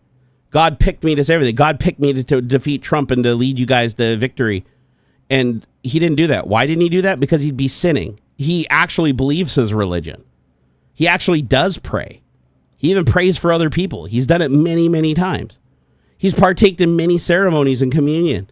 This is a guy who practices what he preaches, and they don't think he's Christian because he didn't tell them God picked him. Trump, who is clearly the imposter, did the exact same thing Hitler did, even knowing what Hitler did to Christianity once he got power, right? They still fall in just because he said God picked him. That's it. If Trump had not said that God picked him and that he's now suddenly Christian and he had a vision like he did when he was, I had a vision that God came to me and I'm going to save America. If he never said any of that and he never talked about Christianity like Biden, he didn't stand a chance. Christians fucking hated him until he said God picked him. Because like I said, this is the back door you install in your children when you raise them indoctrinated into any religion. Especially Abrahamic religion. Any religion that has the word faith in it. If you indoctrinate it, you put a backdoor. You installed a hackable backdoor into your kid. And it's either going to be used by a priest to molest them, a priest to exploit them, or some other clergy to exploit them. Or later in life, it's going to be used by somebody like Trump, who is an atheist, who has the book and knows how to use the programming to control your child, an adult at that point, to get them to vote for him, to support him, even though every single thing they do is an affront to what that person actually believes. Because of faith. Faith tells them they have to. You see, Introderps here in chat, he's actually really proving my point. See, there's no debate. There's no debate. He just said he said, wow, you need mental treatment. The TDS is off the chart. Notice how he said TDS. Remember how earlier I was talking about the big lie in Mein Kampf? Notice how he's not in here talking and trying to make points and trying to make counterpoints. He's just insult and then repeat the big lie. TDS, Trump Derangement Syndrome, was created by Trump and repeated ad nauseum to create that mass lie effect, the big lie effect. And you can see it being used. And he's not the first one by any stretch of the imagination. There's been many people that have come in here that do the exact same thing he just did. I have receipts. I can prove everything I'm saying. He can even go to this, if he has a Bible, if he's not a fake Christian, which a lot of them are, but if he's not a fake Christian, he truly believes, which I doubt he does because he's insulting me and he knows that judgment is a sin. He could go pick up that book if he had it in his house, and he could see that everything I'm saying is true. All those stories are in there. He could go and look. Everything I said about Trump is absolutely true and confirmable. By Trump's own word on video from Trump, from his own court appearances, everything. All confirmable. All this person can do, and other people like them, is say, you have TDS or Trump is going to save America. They can't say how or why he's going to save America or what his plan is or what he's done to save America. All they can do is repeat the big lies that he's established through repetition. And it's interesting. It's interesting, but it's also scary because it's because of people like that blindly jump on and follow him that he has this power. He's literally used their indoctrination against them, and they feel like, okay, I have faith in him, even though I know that he's not a Christian. I know he doesn't serve God, but he said he served God, so my instinct tell me I have to support him. He's an evil person that wants me to be an evil person, so I have to have faith that that's the right direction, and God wants me to be evil just like him. So I'm going to be evil and do his evil works. But what they don't realize is that the Bible also has several passages that tell him to beware of false prophets. and to beware of wolves in sheep clothing. And it even defines the specific actions that people do that label them as such, that Trump has done all of them. And it's very interesting. So, Interderps is trying to back out of it now. I'm just going to ban him. He doesn't need to be in here. It's funny. He thinks he got me worked up, but can you guys confirm in chat I've been talking about all of this throughout, and I've been addressing everybody the same throughout? I mean, he didn't get me to talk about anything I wasn't already talking about. I was actually using him as a demonstratable thing, so he didn't get me worked up. He literally gave me evidence to show you guys what the big lie was in real time, which was wonderful. And I got to ban him, which means now, because again, this is a psychology thing. He's going to an alt account right now, and he'll be back because he can't help it. He will spend more time to create a Gmail account if he doesn't already have another alt. He probably does, though, because a lot of people like that do have a lot of alts because they don't use their primary out of fear that they'll get banned on their primary. Because you'll find people where they act cordially on their primary, but then they go to their alts to be assholes, right? It's like where they go let their demons loose. But he will go to a different account and come in because he can't handle it. He can't handle that I banned him because he's just spewing falsehoods, right? So he will be back. 100% I guarantee you he will be back. Giblet said, you're not worked up, you're quite chipper. I'm actually pretty chipper today. I actually feel... I usually don't feel that good on Saturdays when I don't get that much sleep, but I feel pretty good. We started the stream on time today, which I thought was excellent. Aux had to leave an hour early, which is totally fine. Like, I mean, Easter's tomorrow, so, you know, they got to prepare and they're doing their thing, and they celebrate Easter a day earlier in the house so they can celebrate Easter, I think, with their family the next day. But I actually do feel pretty good today. I do feel really good today. My back is absolutely screaming at me, so I'm gonna have to go take some more pain meds here in a little while. But other than that, no, I'm chipper as fuck. Ritu said it's because of people like him. It's a zero-sum game. Absolutely, absolutely. But the thing is like at the end there, that's the reason I banned him. I didn't ban him for the other stuff he said, because honestly, he was helping me prove a really good point. What I banned him for is trying to transition into a lie. He's like, oh, I just did this to work you up. It's like, no, that's absolutely not true. Because one, he's not a regular. And two, he's only engaging on the one topic, providing absolutely no evidence, no debate. And I didn't get worked up. But the only reason he said I was getting worked up is because I showed that he was a demonstration of the big lie. Right? So he had nowhere to go. Right? The only place he goes, oh, just messing with you. And that does happen a lot. You do run into a lot of that. But no, I'll just fucking ban him. It's a waste of time. It's a waste of time. My time is to try to help people that I can reach. If you can't reach them, it's a waste of time. It's an absolute waste of time. VR Gimp said it's important to know and acknowledge that we do not have original autographs of any books. We just have very ancient, well-preserved copies. That is fair. That is fair. There is a lot, just like with the Dead Sea Scrolls, right? We don't have a complete record of any of this shit, and there's a lot of holes that need to be filled in over time because they didn't exactly have the best archiving techniques. And even with that said, there's still to this day no direct translation between languages. Languages, you can transfer the words and you can transfer the meanings, but there is a lot of context lost, especially in old dialects. Really old dialects where it's like you might have a 500-year period before a reinterpretation occurs with the data that's still available.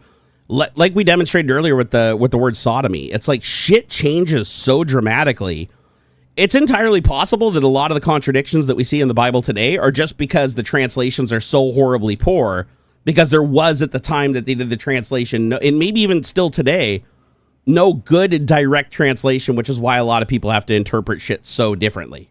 Right? You might go to one church and they're like, oh, the story of Sodom and Gomorrah, those daughters didn't really sleep with their father. It was basically a story about fear and just a story, like a fairy tale about fear and the lengths that people will go to preserve their bloodline. Right? There's people that argue that point. But again, that doesn't change the fact that it's like, regardless of which translation it's in across all the translations, even though the wording is slightly different, they all still have the same basic story of two underage girls that get their father drunk so that he nuts in them, and they have babies. And they both got pregnant on the first try, which is like, damn, fertile myrtle if I ever saw one, right? Which could also further detract from the story being true, right? It's like, what are the odds of two daughters having sex with their father on 2 different nights in a row, and then both of them getting perfectly pregnant on the first try. I mean, actually, no, never mind. I take that back because I forgot that women's menstruation periods sync when they're in proximity. I forgot about that. My bad. So if one was ovulating and capable of getting pregnant, the other one was also ovulating and capable of getting pregnant, most likely. And they were young, which means that they probably just recently went through puberty, which means that they were probably at the most fertile they've ever been. So because my point that I was going, God, another tonsil stone? Fuck, that's 2 of them.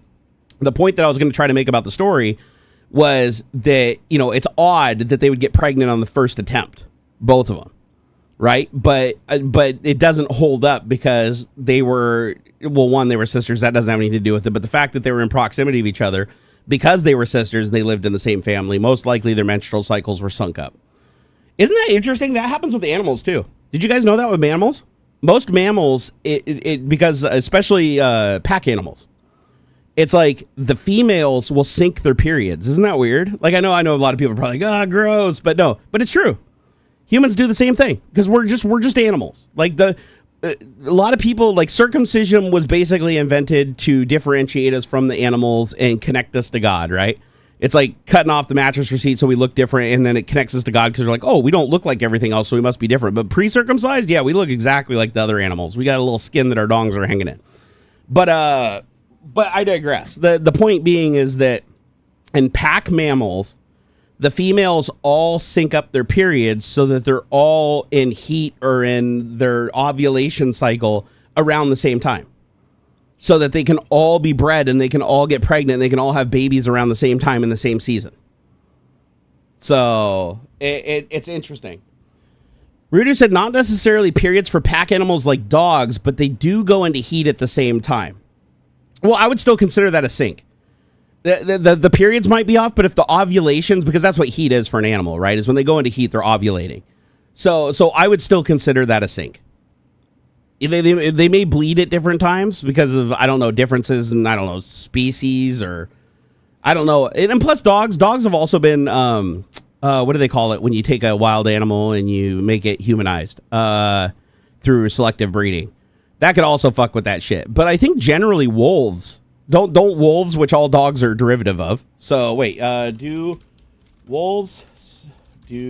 female wolves sync their periods and ovulation when in a pack?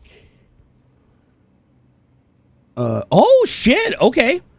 This would support your dog. What you said about dogs. Said female wolves don't sync their ovulation cycles the way some species do, but their reproductive behavior is influenced by the pack dynamic. In a wolf pack, and this would explain why the dogs pick it up too, right? Because they're descendants.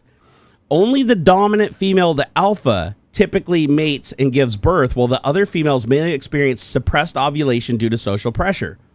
This is nature's way of limiting births to control population size within a pack. Oh, that actually makes sense. Wolves generally mate once a year, usually between mid-February and mid-March, and the alpha female ensures, and plus they don't ovulate on a monthly cycle. They're more of like a seasonal thing, right? Ensures that she's the only one reproducing by aggressively preventing the other females from mating. Well, that would be a physical act. That doesn't have anything to do with their ovulation. However, in areas with low wolf densities, multiple females in a pack may reproduce to help ensure the survival of the species. Fascinating how nature generates. I'm going to see here. What mammals sync their periods? I'm curious now, because I honestly thought dogs were the best representation of this. And you're right. It's totally not. And it makes sense, too, if you think about it, right? That's a great explanation, because if they're in a pack and they don't have the resources to support all of the females having babies at the same time, it would make sense that only the strongest and most qualified female at any given time would give birth to pups. And then as she got old and she would, basically goes through the dog equivalent of menopause or whatever, then the next most healthiest female would become the alpha. She would dominate the other females into suppressing their ovulation so that she only gets pregnant. She has babies. And it would just continue that way. And basically each female in the pack would become an alternate for when the next one's not fertile anymore. Or is no longer the strongest breeder, that is. To support survival of the fittest. Interesting, man. Sorry, that was a really actually, now that I read it back. No, great information. I did not know this. This is actually really good information. Gaming Matty Rock said, I posted about Lot and off topic with an image from our studies book in Discord. Oh, so the Lot daughters. Here, let me see here. I want to see this. Okay, this is from the Church of Christ of Latter-day Saints. Okay, so we got the Mormon stuff. All right, here we go with the Mormons. Let's see here. Lot's was warned. Okay, so Lot's household was miraculously preserved. Lot was warned, so he fled with his wife and daughters to safety. The cities were destroyed through the power of priesthood. Through the wickedness of the Lot's daughters, 2 nations were established as descendants of Lot. Oh shit! So that's interesting. So that's an expanded thing. I didn't see that when I read Genesis. Is this like modified Genesis? Is this like Mormon Genesis? Like where they add a bunch of shit on through the Book of Mormon? Because I didn't remember seeing this, but it doesn't mean it's not in there. But I do know that the Lot's daughters went on to establish the nations, but I thought in the Bible they just wrapped it up as they went on to found the nations. They didn't say that they were wicked, and they didn't say that they tried to destroy everything. That's interesting. Yeah, no, I did not see that. So wait, that would be Genesis 19:12 through 23. JST Genesis. No, I mean, if it's Genesis, it should be in there. Like, that's not going to be Book of Mormon. That's going to be... Here, let me look at this. That's interesting. Okay, so let me look up Genesis 19:24. Let's see. Okay. 12 through 23. All right, so, okay, the 2 men said to Lot, do you have anyone else in here, son-in-laws, sons and daughters, or anyone else in the city who belongs to you? Get them out of here, because we are going to destroy this place. The outcry of the Lord against the people is so great that he has sent us to destroy it. So Lot went out and spoke to his son-in-law, who was pledged to marry his daughter. He said, hurry up and get out of this place, because the Lord is about to destroy the city. But his son-in-laws thought he was joking. With the coming of dawn, so his son-in-laws, would this be the sons birthed by the daughters that he impregnated? Enter the book of Phil Collins. I love it. Okay, so with the because that would make sense, because they'd have to flee the city because they got to go and become the kings of the other kingdoms. With the coming of dawn, the angel urged Lot, saying, hurry, take your wife and your 2 daughters who are here, or you will be swept away when the city is punished. When he hesitated, the men grasped his hand and the hands of his wife and his 2 daughters and led them in safety out of the city, for the Lord was merciful to him. Oh, actually, no, never mind. It said son-in-law. So son-in-law. So that would have been the sons of his wife who previously had them. Would that still qualify today? As soon as they had brought them out, one of them said, flee for your lives, don't look back, and stop anywhere in pain. Flee to the mountains, or you will be swept away. But Lot said to them, no, my lord, please, your servant has found favor in your eyes, and you have shown great kindness to me in sparing my life. But I can't flee to the mountains. This disaster will overtake me, and I will die. Look, here is a town near enough to run to. It is small. Let me flee to it. It is very small. Isn't it? Then my life will be spared. He said to him, very well, I will grant this request to you. I will not overthrow the town you speak of, but flee there quickly, because I cannot do anything until you reach it. By the time Lot... So wait, this is completely different than the Mormon teaching. So why are they using the same indexes and shit? Like, I don't... Oh, this is KJV 1930? Wait, why was it coming up as something different? So in your screenshot, I thought it said that it was Genesis. Let me see here. Or did you mean JST? Did you mean So King James. So the King James version, 1930 through 38. Why is it so different? What is this? This is New International. My bad. Hold on, let me redo it. Let's do, okay, so King James version.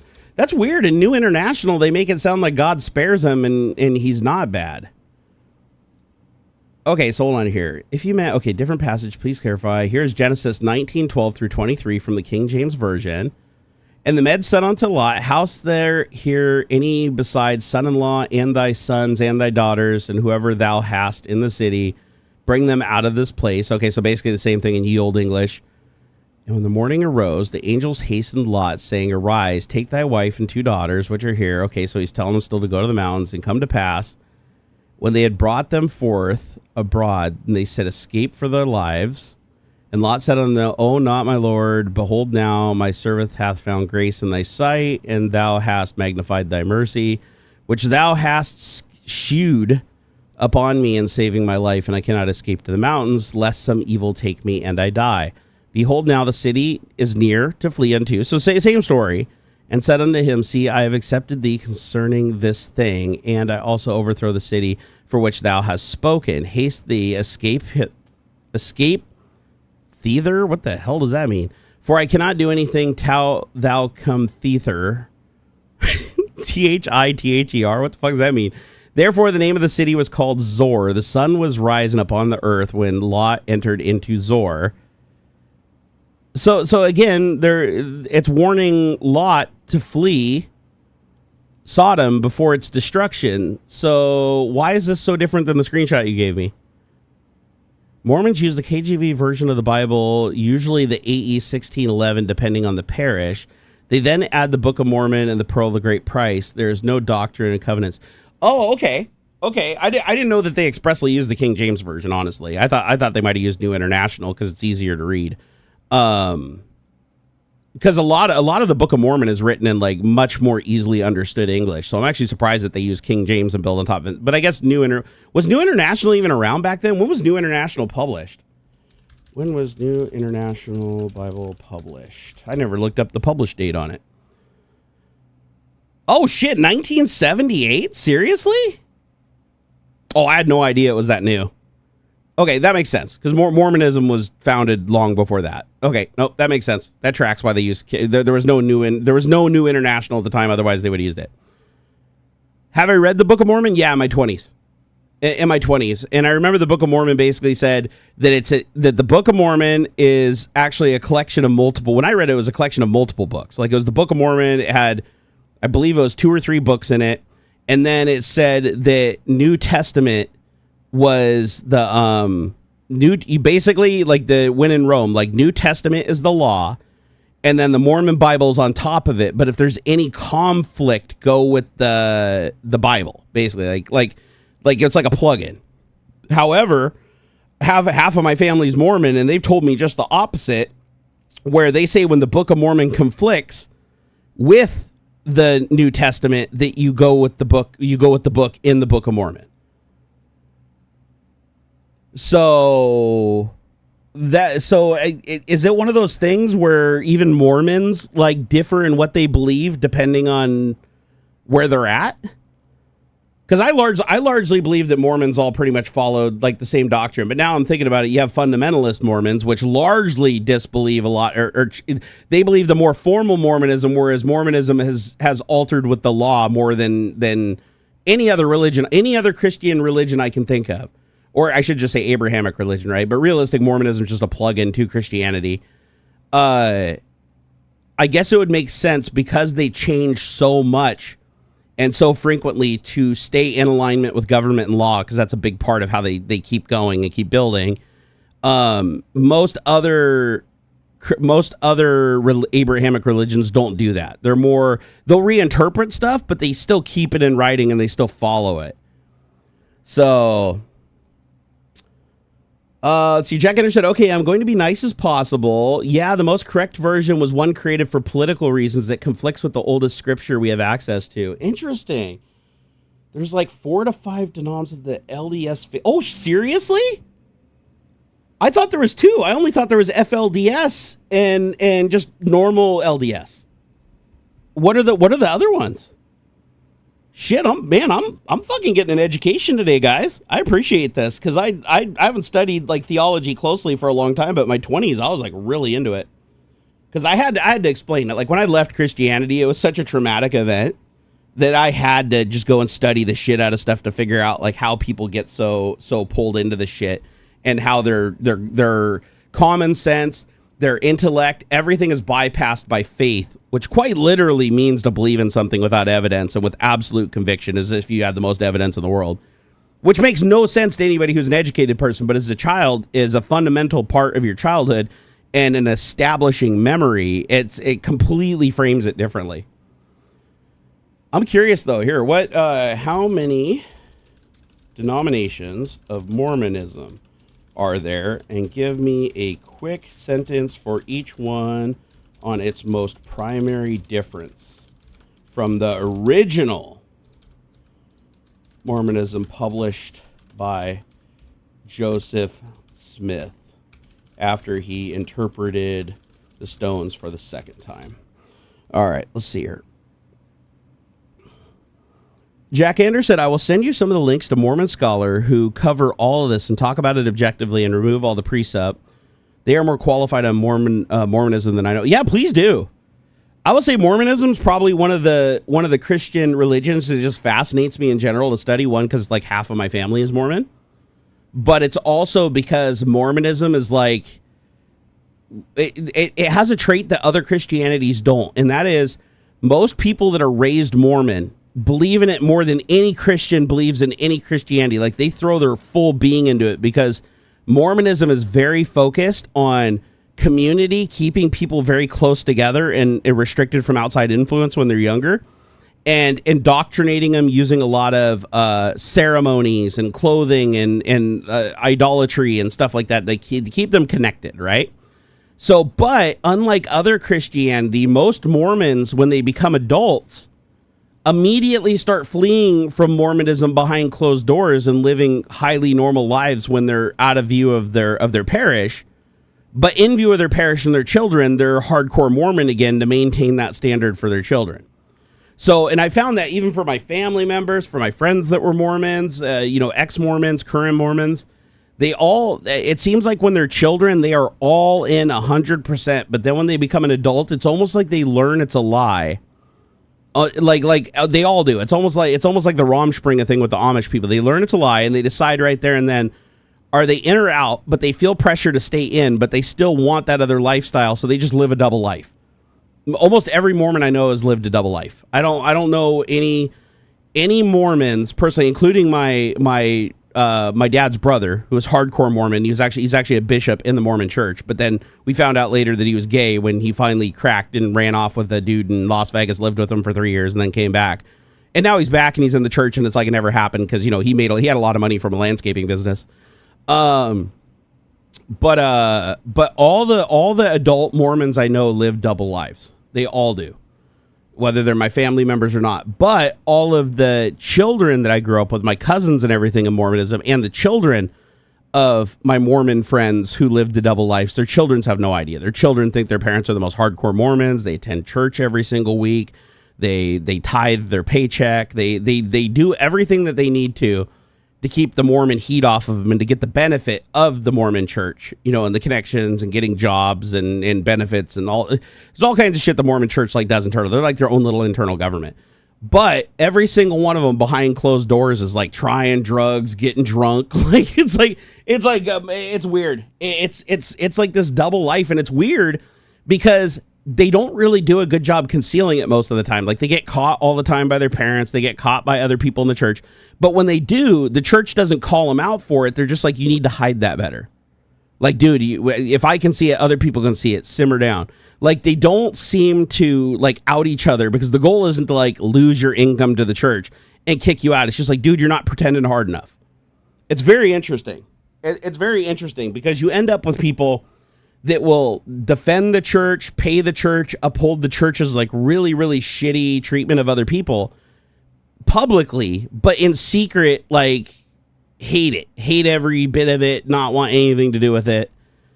It's very weird. And I don't see that with Christianity a lot. With Christianity, it's like you're either Christian or not, you either believe in God or you don't, you go to church or you don't, you consider yourself Christian or not, even if you don't go to church. It's highly a personal thing where you were raised, you're indoctrinated in these stories, you believe there's this omnipotent being that can fuck up your family and ruin your life and torture you throughout your afterlife if you do anything wrong. And so that fear kind of keeps you from doing certain things. And most of them, whether they believe it hardcore or not, they'll be wishy-washy on it, but they still, like, if they sin, they still feel bad about it and stuff like that. Like, they still have some connection. But with Mormons, it just seems like they all live double lives, like every single one of them. And especially, like, the bishops, like, especially the people that are, like, up on stage that are, like, pushing this shit, like, you have to be this way, you have to get into the celestial temple, you know, you have to testify, you have to, it's like those people are like the ones that are like going out back and hitting the crack pipe with their friends.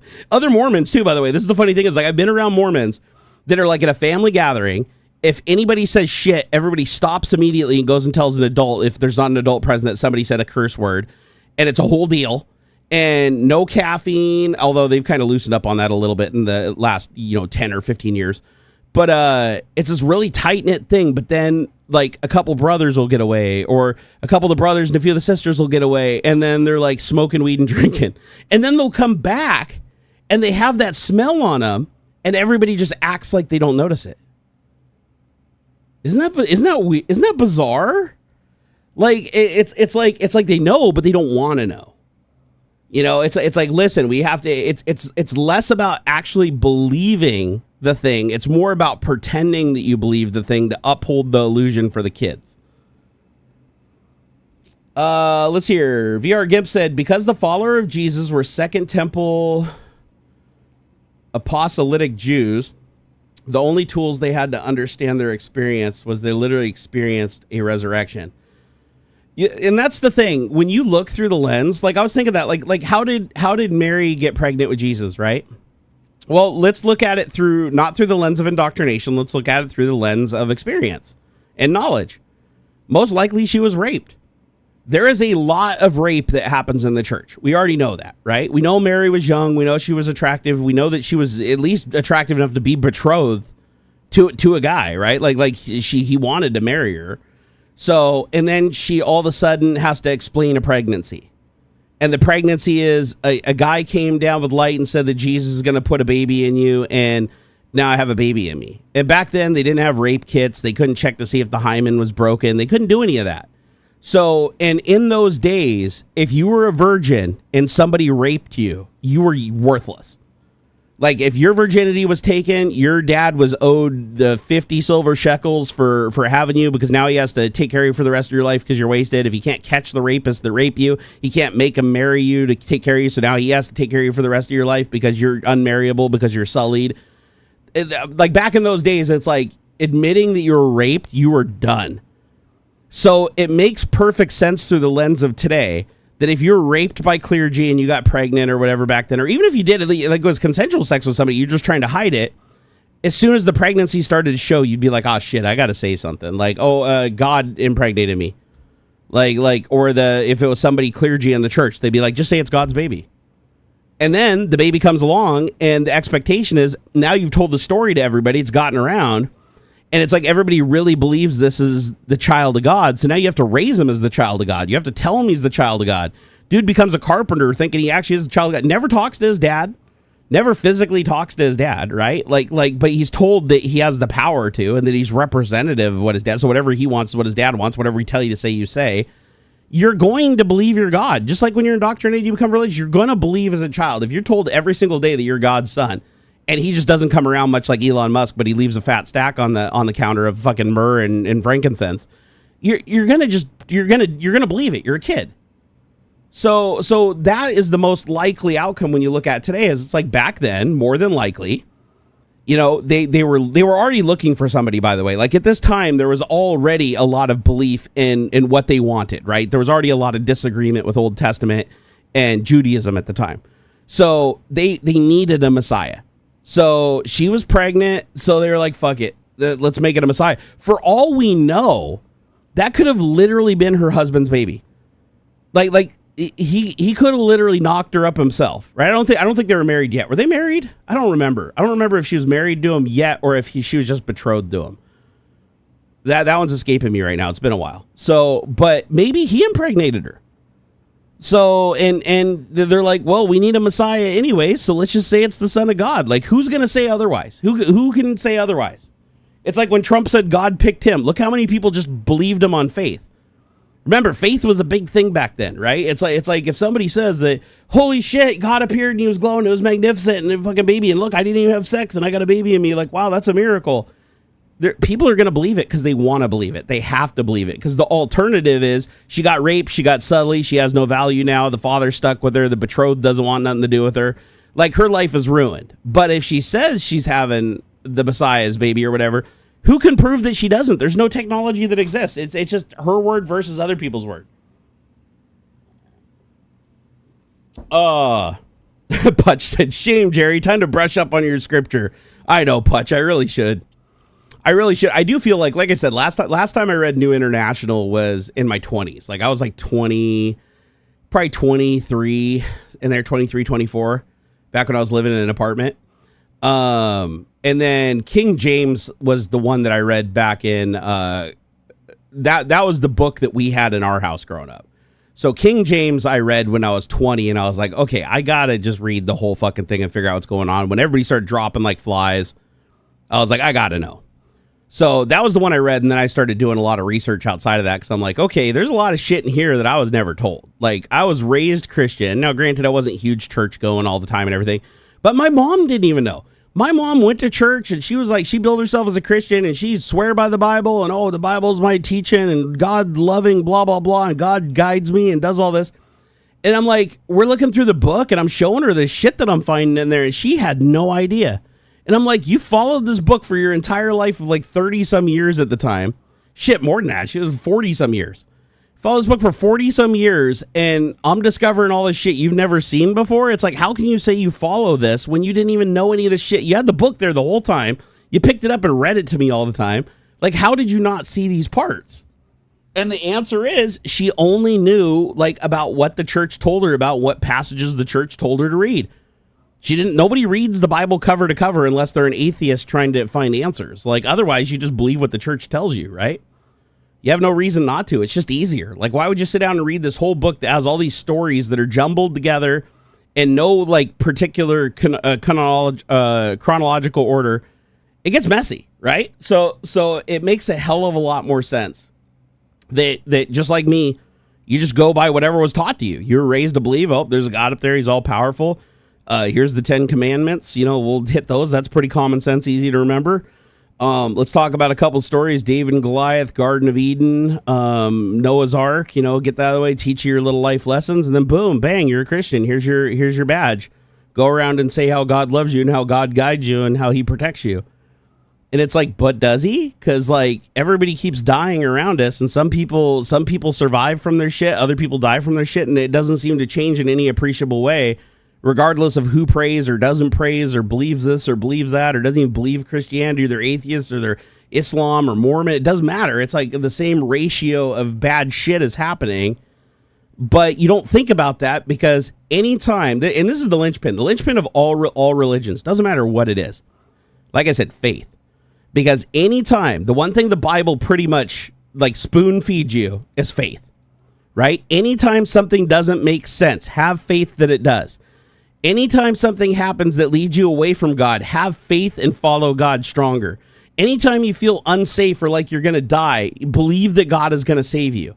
And then if he doesn't save you, you die, so you can't tell the other person that you weren't saved. And then if you die, that person just says that was part of God's plan, and you can't understand it. Which again, like even without God, you could have the same explanation that's like, if you're going to die, you're just going to die. And then some people don't die because they don't die.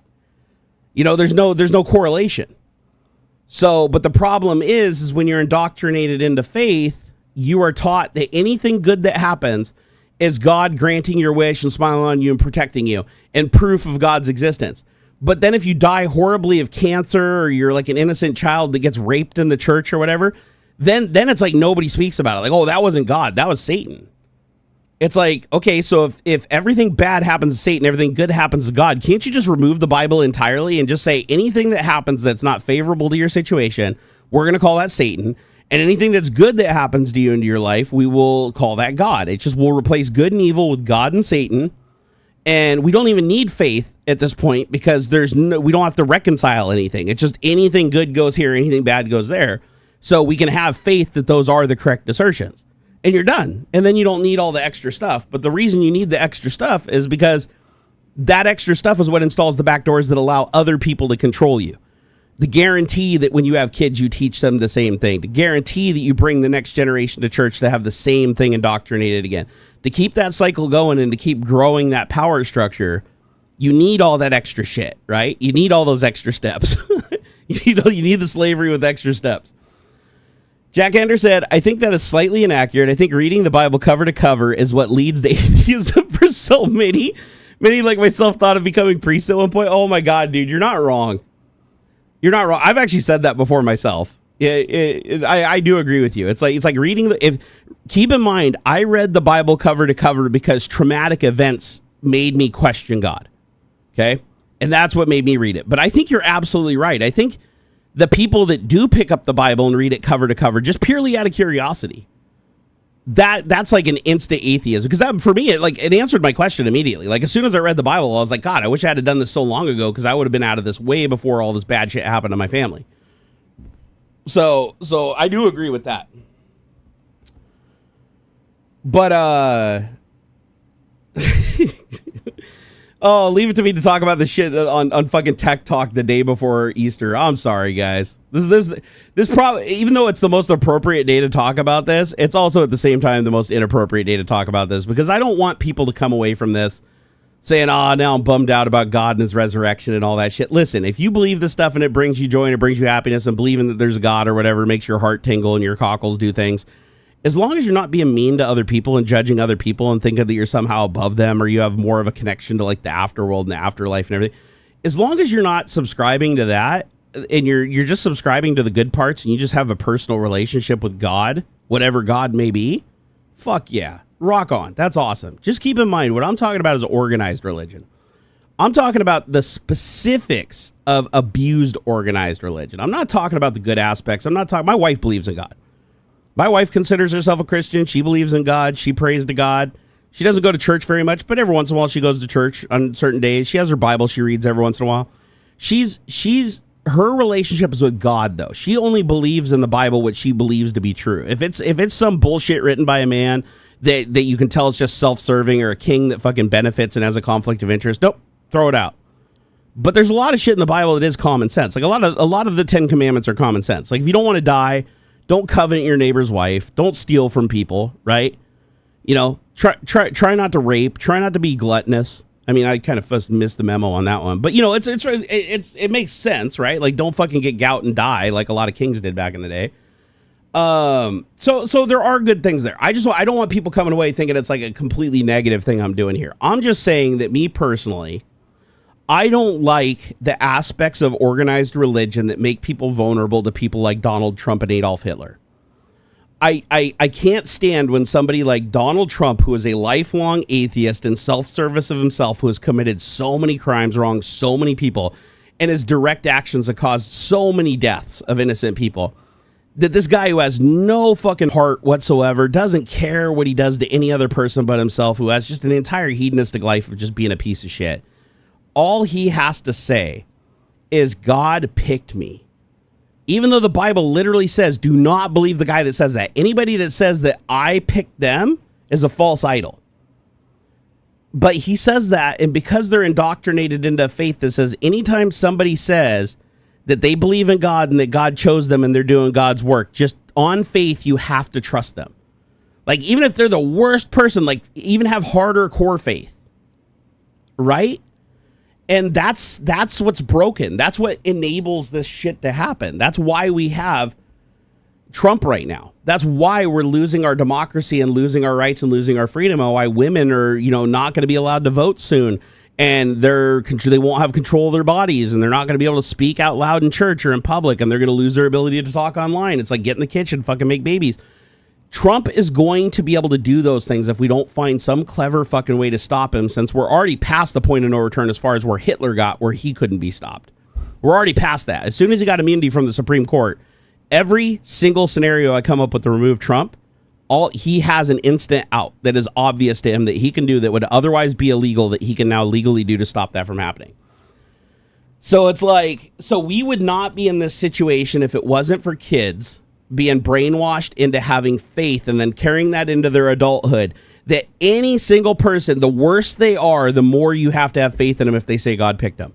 If they say they chose God or they're born again or they have some connection, you have to even though you can tell it's a huge conflict of interest and they're telling you exactly what you want to hear, you have to let all that go, even though it's completely obvious, and say, I can't be my strongest Christian unless I have faith that they're telling me the truth and that God is actually doing the things they say, even though every indicator tells me no.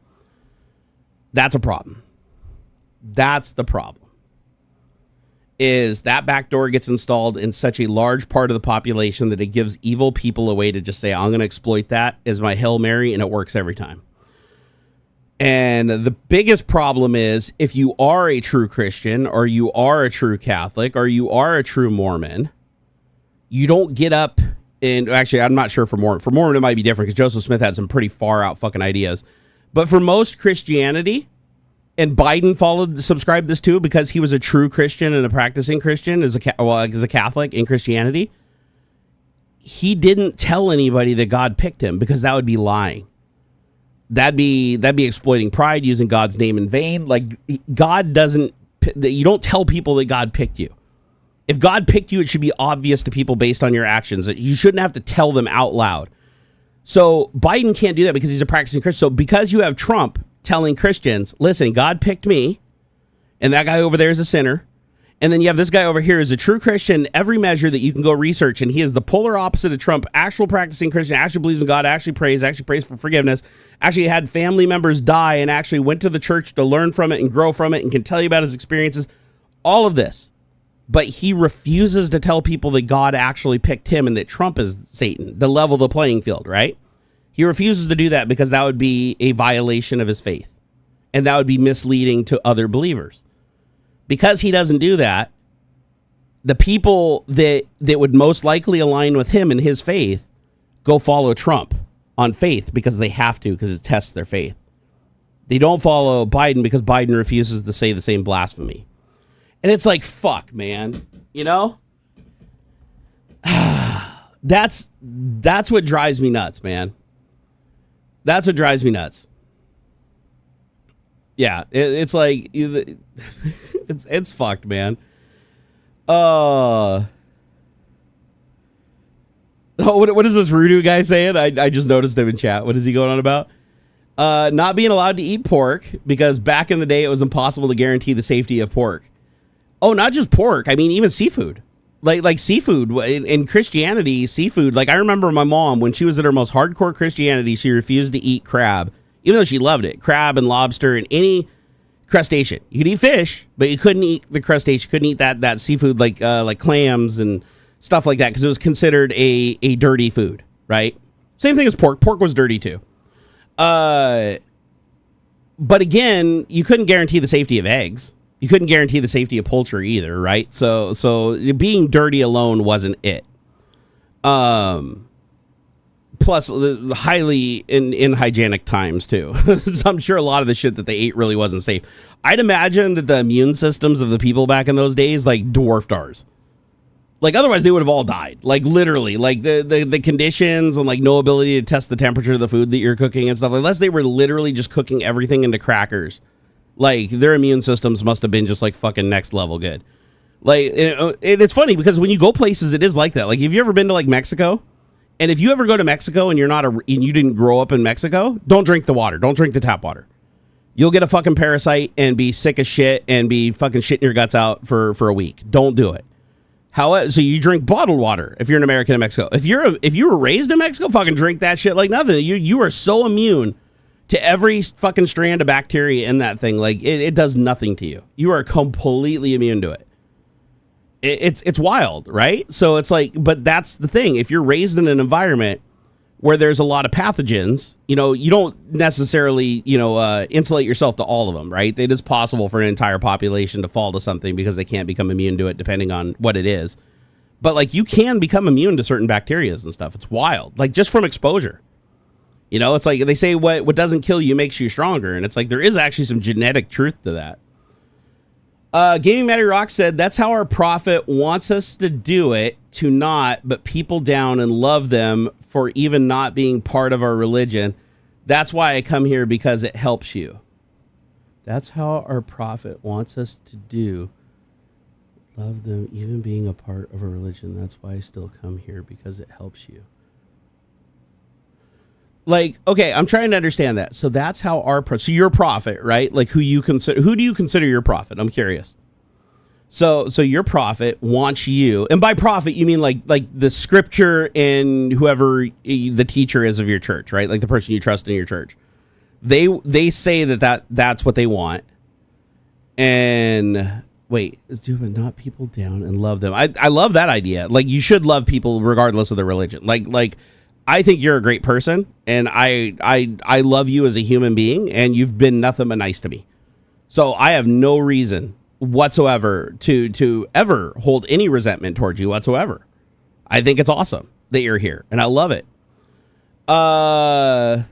And then you still come here because it helps me. That I appreciate. That I really do appreciate. Okay, I had to break it down a little bit. I don't know where my brain was, but no, that's wonderful, and I appreciate you.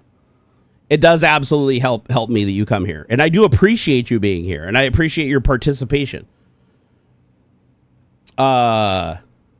Russell M. Nelson. That's a familiar name. Let me see here. Okay, so he was the 17th and current president of the Church of Jesus Christ of Latter-day Saints, LDS Church. And it's a Salt Lake. Okay, he was born in Salt Lake City, Utah. Renowned religious leader, retired heart surgeon, and author. Blows a concise overview of his life. Okay, so Nelson is recognized with the LDS church members as a prophet, seer, and relevant. Oh, okay, yeah. Mormon prophet. Quite a bit different than Christian. Okay, I got you. Living prophet. Leading the church as its president, 2018, following the death of Thomas S. Monson. I don't know a lot about this guy, surprisingly. I really don't know a lot about this guy.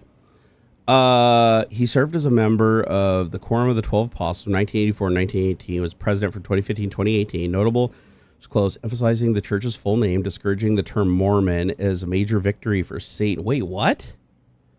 Notable initiatives include emphasizing the church's full name. So instead of saying Mormon, using Latter-day Saints, that makes sense. And promoting a home-centered worship approach. I do know that the Mormon church doesn't necessarily like to be labeled as Mormon because they find it dismissive. Church of Latter-day Saints sounds more professional. World-renowned heart surgeon. That's pretty, hey, intelligent dude, right? Heart surgery is no easy thing to do. He was part of a team that developed the heart and lung machine. Oh, that's fucking rad. He served as the president of the Society of Vascular Surgery. Okay, so this dude's done a lot of good. Let's see here. Married to Dancel White, with whom he had 10 children, 9 daughters, and 1 son. That poor bastard. Married Wendy L. Watson in 2006. Oh, so he remarried. Huh. For a Mormon that's accepted as a prophet into the church to have a divorce. That's interesting. A former professor, Brigham Young University, Nelson or did she die? My bad. I should have checked that. If she died, then he can remarry. But did he divorce, or it doesn't clarify? He was a heart doctor, helped make the heart. Yeah, dude, that's fucking cool. Like, hey, the dude obviously did a lot of good. He turned 100 years old on September 2024 and remains active, known for his vigor in global ministry, including visits dedicated. He's 100 years old? Bro, I need to go look at this guy. I got to see if I've seen I've had to have seen this guy before. Fucking 100 years old. Well, dude practices what he preaches when it comes to heart surgery. That's for goddamn sure. I've seen this guy before. Is this one of the dudes that was like shitting on same-sex marriage and pushing against accepting of same-sex marriage within the Mormon church, or was this one of the ones in support of it? This guy looks really familiar to me. This looks like one of the guys that was like in the news against it.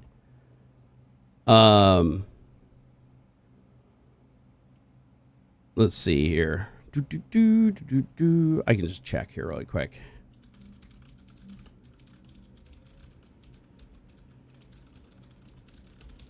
Because being 100 years old, I'd be surprised if he could move on. Okay, so here we go.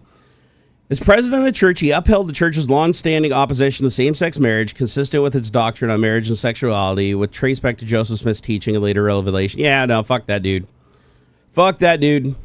He did cool things with the heart surgery and everything, but if he can't accept people having their happiness, and he's willing to ignore all the other passages about incest and rape and even ignore fundamentalist Mormon that came before and get rid of plural marriage just because it doesn't fit with the law today. But he's unwilling to accept same-sex marriage when even where it is legal. That's just an asshole thing to do, in my opinion. But hey, different strokes for different folks. But I'm just saying, I don't like anybody who is a leader of a faith that people are indoctrinated as children to follow, that uses their power to promote prejudice, who only accept the things that they believe and benefit them while ignoring what other people want. It, to me, is just that's shit. That's shit. Like, if he's willing, if he himself is willing to say that I will ignore plural marriage and I'm going to condemn plural marriage, even though it was a fundamental that Joseph Smith, who founded the religion, said that God wanted originally from him, but then it expanded when he got caught, obviously. But just to be compatible with the law of the land, but you are not willing to accept the happiness of people in same-sex marriage when that also has changed with the law of the land, that just shows that you're personally prejudiced against it and you're using your power as prophet to promote the exclusion of people from being happy. And I think that sucks. Oh, his first wife died? Okay, so I figured at 100 years old, his wife probably did die. And then he remarried, because being 100 years old, that he was probably, I mean, he was practicing like the OG Mormonism. Like, this dude, this dude definitely at 100 years old, a divorce would be considered devastating, right? He definitely wouldn't be practicing what he preached if he had a divorce. So that makes sense. But yeah, I'm not, that's the thing. I can't, yeah, he did some cool things. Like, again, you know, I'm not going to throw the baby out with the bathwater. He did some cool things in his professional career as a surgeon, but he's also done a tremendous amount of damage by fighting to exclude the happiness and love that people feel for each other just because he personally doesn't agree with it. That's an abuse of his prophethood, because there's plenty of other religions and sects that accept same-sex marriage outside of Mormonism that are still Christian religions that they are based on. They have exceeded that doctrine in their Bible, just like we've escaped slavery. I'm sure, is he against black people in the parish? Actually, I should probably check on that, because he may actually be here. Did he ever fight to exclude black people from priesthood? Because being 100 years old, it's like, the dude, if he's going to be a prophet, he needs to change with the times. The church, it's actually a threat to the church's survival by not adjusting. That's the whole point of adjusting as a prophet. Okay, current president of the church so he didn't actively fight to exclude black people from the priesthood. However, he was a senior church leader during the period when the LDS Church maintained a policy from 1940s to 1978 that barred black men or African descent from holding a priesthood and black men and women from participating in temple ordinances like endowment and sealing. This policy, rooted in the church's early history under Joseph Smith and formalized under Brigham Young, was controversial and reversed in 1978. Again, notice how this was reversed in 1978, because times have changed, right? Racism was no longer trendy. When the Mormon Church was founded, it was like racism was fucking fine as far as they were concerned. As a matter of fact, the Mormon the Book of Mormon upholds that black people's skin color is I believe the sign of Cain. Is that what it is? The sign, basically you're evil. Your skin color dictates how evil you are. The darker you are, the darker your skin, the more evil you are. That's why they're not allowed to hold a priesthood. But they overturned that. This guy obviously wasn't for or against that overturning. It just sounds like he just upheld the policy. I mean, it still doesn't look great for him, right? But the thing is, he went ahead and went with the change in the times. He didn't fight it. So why is he fighting same-sex marriage? Because it's against the original teachings of Joseph Smith, because black people being evil is a big part of Mormonism, or the original Mormonism. Not being allowed the temple endowment is basically being cursed to lower heaven. Oh yeah, 100%. No, that's exactly why they do it. Like you are considered less than or lesser by your skin color in Mormonism. However, like I said, now technically black people can hold the priesthood. Not a lot do. And they can have the endowment. But again, this guy, Russell M. Nelson, he is willing to accept now that black people can hold a priesthood. He was okay with that. He was willing to accept when plural marriage was banned, even though it is a fundamental foundation of the religion. He was okay with that. But gay marriage, he's actively fighting against. So just think about that for a second. He's willing to accept that okay, we got to get rid of racism. That, systematic racism, because this is going to cause a big problem with the growth of our church in this world. We're going to go ahead and accept no plural marriages because that's in conflict with the law of the land. So we're going to get rid of that so that we can continue to stay and grow and be in compliance with the government. But we're not going to accept gay marriage or same-sex marriage, and we're going to actively fight against that when, again, it's going with the times changing. Gaming Matty Rock said, not true. Dark-skinned people follow good in the Book of Mormon after Christ showed up, but without the endowment, they can't go to the celestial temple, correct? So let me ask you a few questions. Gaming Matty Rocks. Could a black person always hold a priesthood in the church? And could they always get the endowment allowing them to enter the celestial temple? Did they have the same, and also, were they ever treated as less than? Did the Book of Mormon ever say anything about skin color being linked to a mark of evil? Here, let me see here. Where?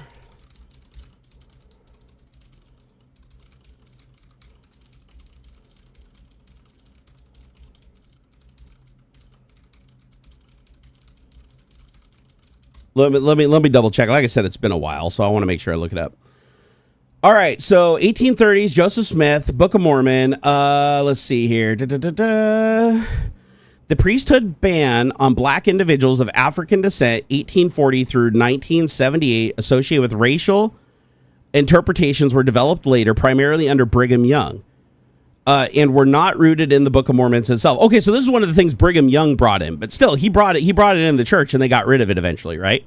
However, certain passages in the Book of Mormon have been historically misinterpreted, by some Latter-day Saints leaders as members to justify racial biases, particularly regarding skin of blackness as a curse. Below, I addressed your questions in examining the relevant points. Okay, here, let's double check. Okay, so key points about the Book of Mormon and race. No priesthood ban in the Book of Mormon. That's good. Okay, so the Book of Mormon does not mention priesthood ban for any racial group. That's a good point. That is a good point.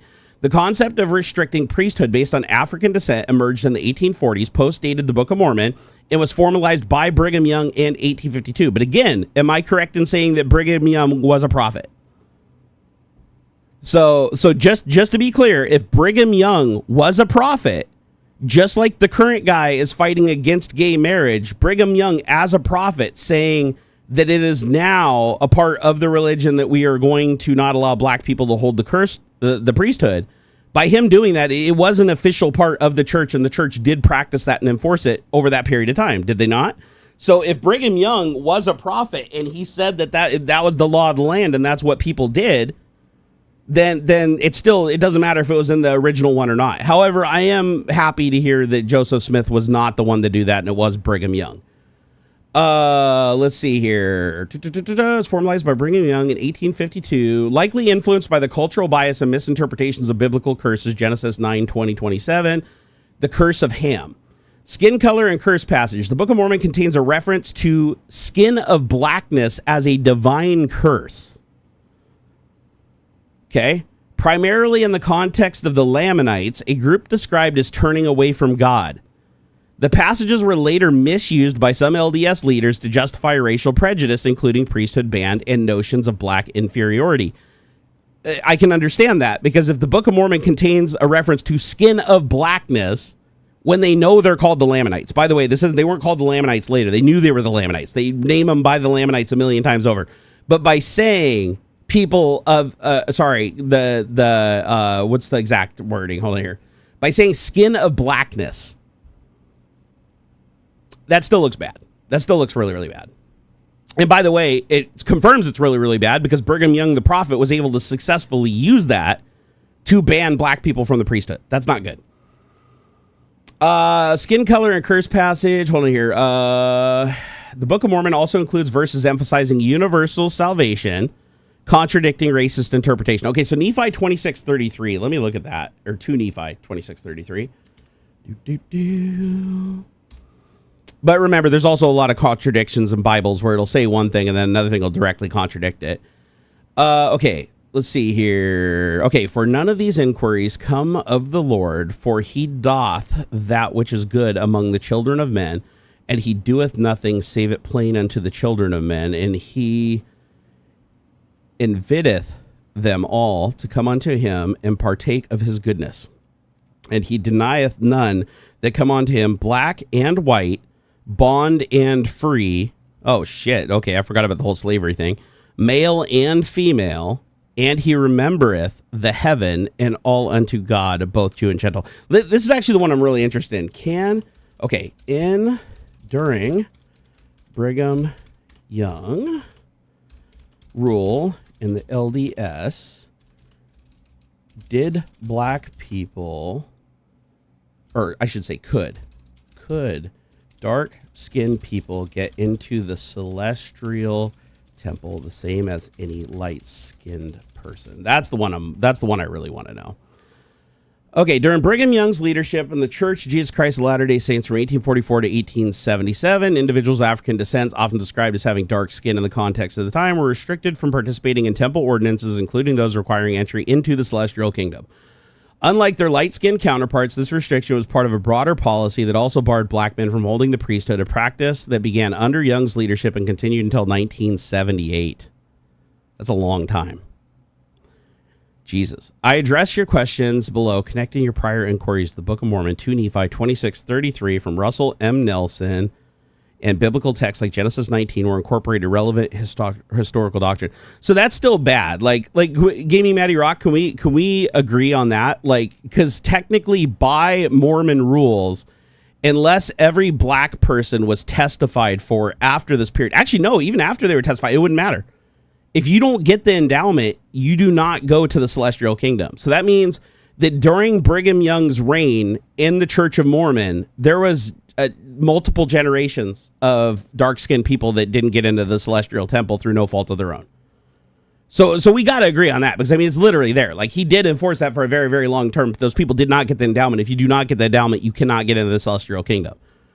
Therefore, there's an entire period of time where those people lived their lives good and died and did not get access to the highest level of heaven because of their skin color. So that's still bad.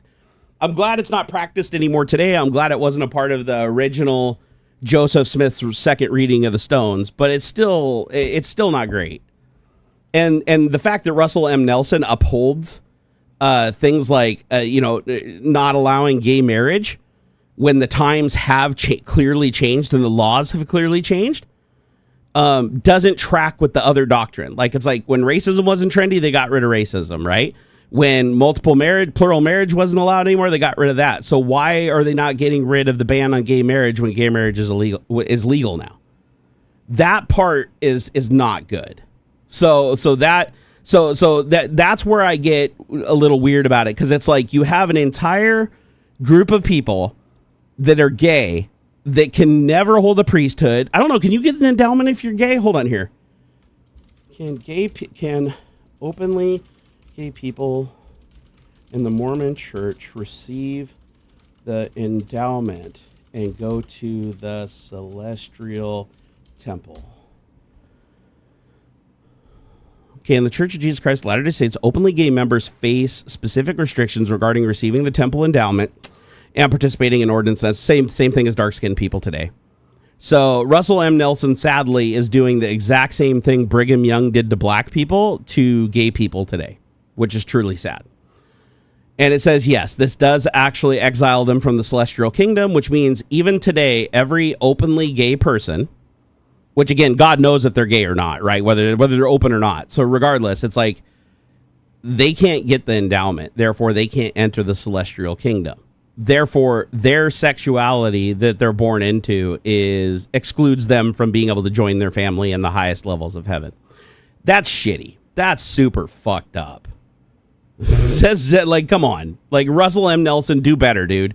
You're 100 years old. How about before you die, you actually like change this policy and go out like the dude that wasn't like Brigham Young.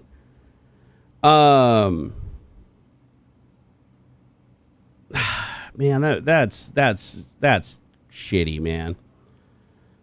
Let's see here. Members who openly identify as gay but adhere to the law of chastity, remaining celibate, or do not engage in same-sex romantic or sexual relations can receive temple recommended and participate in temple ordinances, including the endowment, if they meet other worthiness criteria like faith, tithing, and word of wisdom. Okay, so as long as they pay. Hey, as long as they pay and they've never put their wiener in a butt or touched vaginas, they're fucking good to go. However, soaking still counts. Remember, soaking is not intercourse. If your penis slips into a butt because somebody's jumping on the bed, you didn't do that. The person jumping on the bed had that accidentally happen. Therefore, that's technically doesn't count as sex. So I'm just saying, loophole's the poop hole. Remember the Book of Mormon? I love that. Was my favorite part of the Book of the Mormon. Oh my God. No, Gaming Matty Rocks. That's the interesting thing is I know you're trans. You've told me you're trans before. So the fact that you're trans and you're in a religion that persecutes you for being trans, that's sad. You know, that's sad. But again, it's like you were raised into that religion, right? Just like I was raised into Christianity. You haven't had anything traumatic enough happen to you like I did that would make you question that religion. So you stay in it. But that has to kind of, you know, like if you put your faith and instincts aside and you look at your intellect, like it has to hurt you on some level and hurt you that your friends and you cannot go to the celestial kingdom if you have sex with the person that you love. Like that sucks. Like that really sucks. Actually, I don't know what's the church's. You know what? I don't even know what their stance is specifically on trans, but I'd guess that they just lump it into LGBTQ plus, right? The T. They're already included in there, so I'd imagine that it's similar.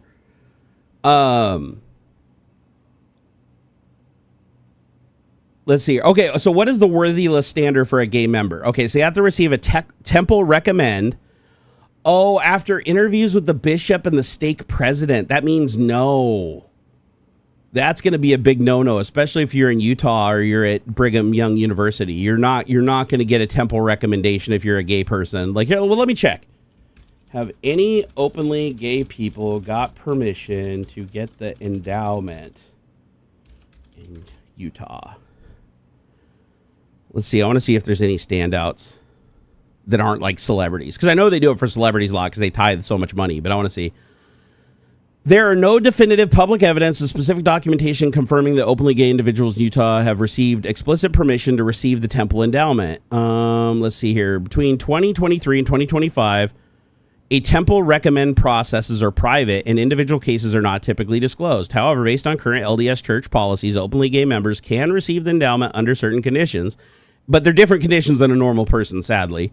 And this applies in Utah as elsewhere, although there are a lot of Mormon churches outside of Utah that aren't as hardcore.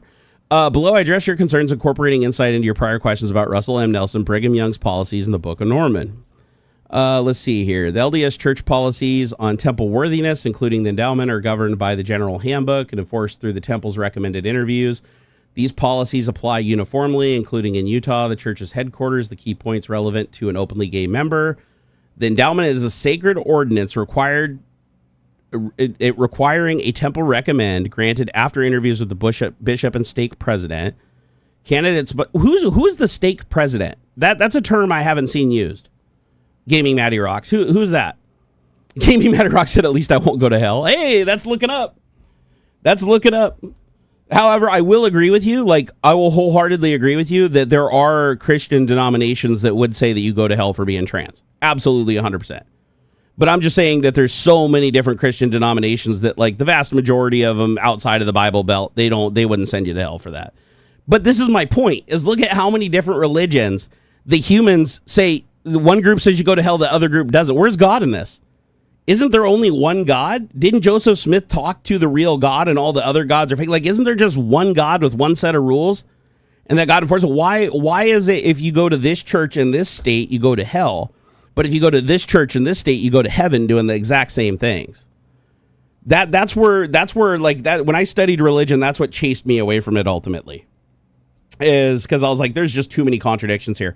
It seems like what determines if you go to hell or what determines if you're an evil or a bad person or whatever is directly what benefits or is believed by the person who claims to represent God, whether it be the priest, bishop, prophet, whatever level it is in the church. But they hold power over you because your religion says that they are closer to God. They are a higher rank in the hierarchy of the system. Therefore, they have power over you. And when they use that power to say, if you don't do what they want, if you don't stop being gay, you can't go to the celestial temple and be with your parents and your siblings, like you have to go to like trailer park heaven. That sucks. That's some bullshit right there. And not only that, but it's like, how shitty is that like for 100 years, fucking black people couldn't go to the celestial temple, right? Just because of their skin color. That's it. However, eventually some of them did get to go to the celestial temple. It's like, how bad does that suck that you have to go to like trailer park heaven? And remember, you can't in Mormonism, you can't cross into the 3 levels of heaven. So if you're not in the celestial temple, you don't get to visit with your family in the celestial temple. You only get to visit in the family that are in the trailer park with you. So you better hope you have some other family members that are doing enough sinning and shit that they at least come to that trailer park so you can hang out with them. But the problem here is like, what happens if later? Oh, thank you for posting that off topic. I'll check that out. What happens when, you die and you go to hell, and then the next prophet that comes in, or president of the church, ultimately the prophet, what happens when he comes in and he says trans are okay? Like, trans can get into the celestial kingdom and they're accepted as God's children, and gay marriage is accepted because the love between two people, can't be denied. Then you're like, fuck, you're in the trailer park, and then your trans friend that dies 3 years later that you're hoping comes and joins you in the trailer park and can hang out with you, now they go to the celestial kingdom, even though you guys both did the same thing, fought for the same things, believed the same things. Now you never get to see him again for eternity because some old, prejudice fucker screwed you over, and then the next guy came in and said, okay, it's time for my version of God. The Catholics do the same thing with the Pope, right? Every Pope that comes in has a different interpretation of what God wants, and everybody falls into line. It's like, why does God only change his mind when a Pope dies, and then when the new Pope comes in, suddenly the new Pope's beliefs that align with everything he's done throughout his life is now suddenly what God wants? It's a fucking illusion, right? It's like, but again, people indoctrinated into religion can't see that, because when they see that, it's like all they can think about is faith. My faith, like, I have to have faith in this. Like my whole life is invested into it. I've been raised into it. I fear God.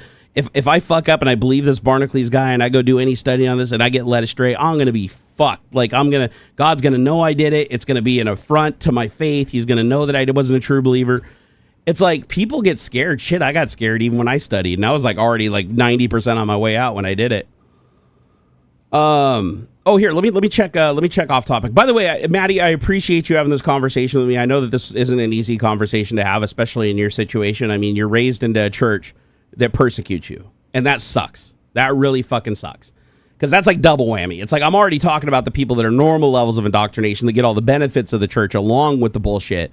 But when you're raised in a church to believe that there's something wrong with you because you're just who you were born to be, and you're punished for that on some level, even though you didn't do anything, you didn't wrong anybody, you didn't hurt anybody, it's like, that's not fair.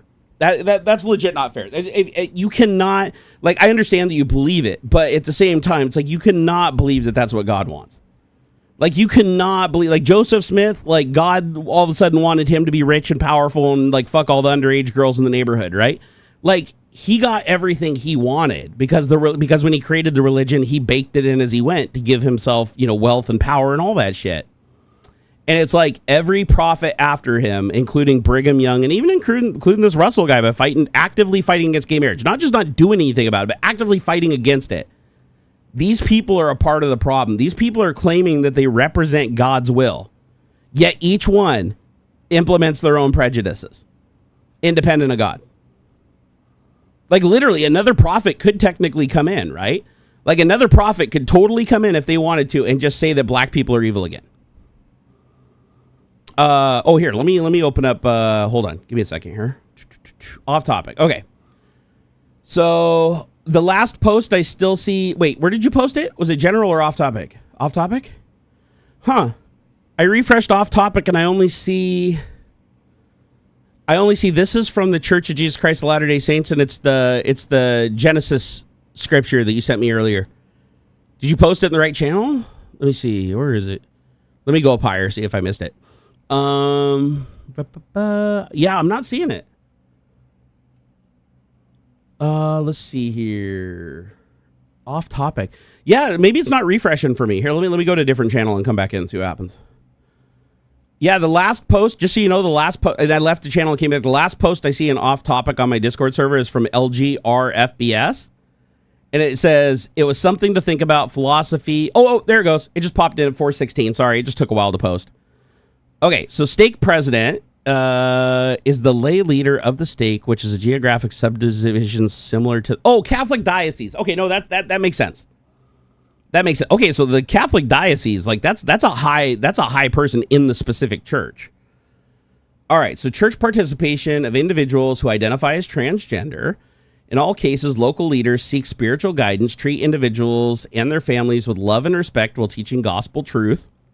That's just a nice way of saying be nice when you persecute them. Consider the needs for individuals and other ward members. Ensure that the church's doctrine on gender is not undermined or misunderstood. So that could go both ways, actually. God, this fucking thing. Oh, I need to wash this. This smells seriously like my butthole. Was I rubbing my butthole on this thing? Gross. Ensure that the church's doctrine on gender is not undermined or misunderstood. Seek counsel. So bishop's counsel with the stake president, stake and mission president, seek guidance from the area presidency, and then involve the parents or guardians of minors. First of all, minors should not be alone with these people. I wholeheartedly disagree with minors being left alone with any clergy in any church, regardless of the religion. You are leaving your child with somebody who holds a position of power who they believe represents God and what God wants of them. That puts them in a really specific position to abuse them and make them hold their silence. That's bad. That's really bad. But again, it's something a lot of churches do. This isn't the Mormon church isn't the only one to do it. And as far as involving parents and guardians, that could potentially out the child if they're not openly trans in front of their parents. Because again, if you're in a Mormon church and you have families that are hardcore Mormon, they will immediately freak out and try to fucking put you back, and try to de-transify you. Maybe not every parent. I shouldn't say every parent because it depends. But I'm just saying if they're in line with the teaching of the churches, their first reflex is, oh my God, we got to fix our child. When in reality, there's nothing wrong with them. Preferred names. Okay, official church records reflect a member's biological sex at birth. So even if they identify as female, the church refuses to reference them by that gender in their records. The use of preferred names and pronouns should be a matter left between individuals and their family, friends, and church members. Local leaders should not determine or prescribe how members address an individual. Okay, that's fair. Let's see here. If the member has a preferred name, it may be noted in the preferred name field on the membership record. Okay, so they still require you to dead name yourself in any official capacity. However, if you legally change your name, they can't do that, right? Like if you legally change your name, you're allowed to use your legal name anywhere, I'm guessing. They better not bitch at you for doing that. Individuals attend gender-specific meetings and activities that align with their biological sex at birth. Okay, that's an interesting one because, again, like I said, I've talked about this publicly where it's like if they're partaking in sports, physical sports, it should be matched based on ability, not based on sex, just like weight classes and stuff like that. It should be matched based on fair abilities from observed records of the sport being played before. Like it shouldn't be exclusive, but this isn't that. This is like all meetings, right? Meetings and activities. So excluding somebody who identifies as female from meetings, and making them sit in with males talking about other things would be really, really uncomfortable in many cases.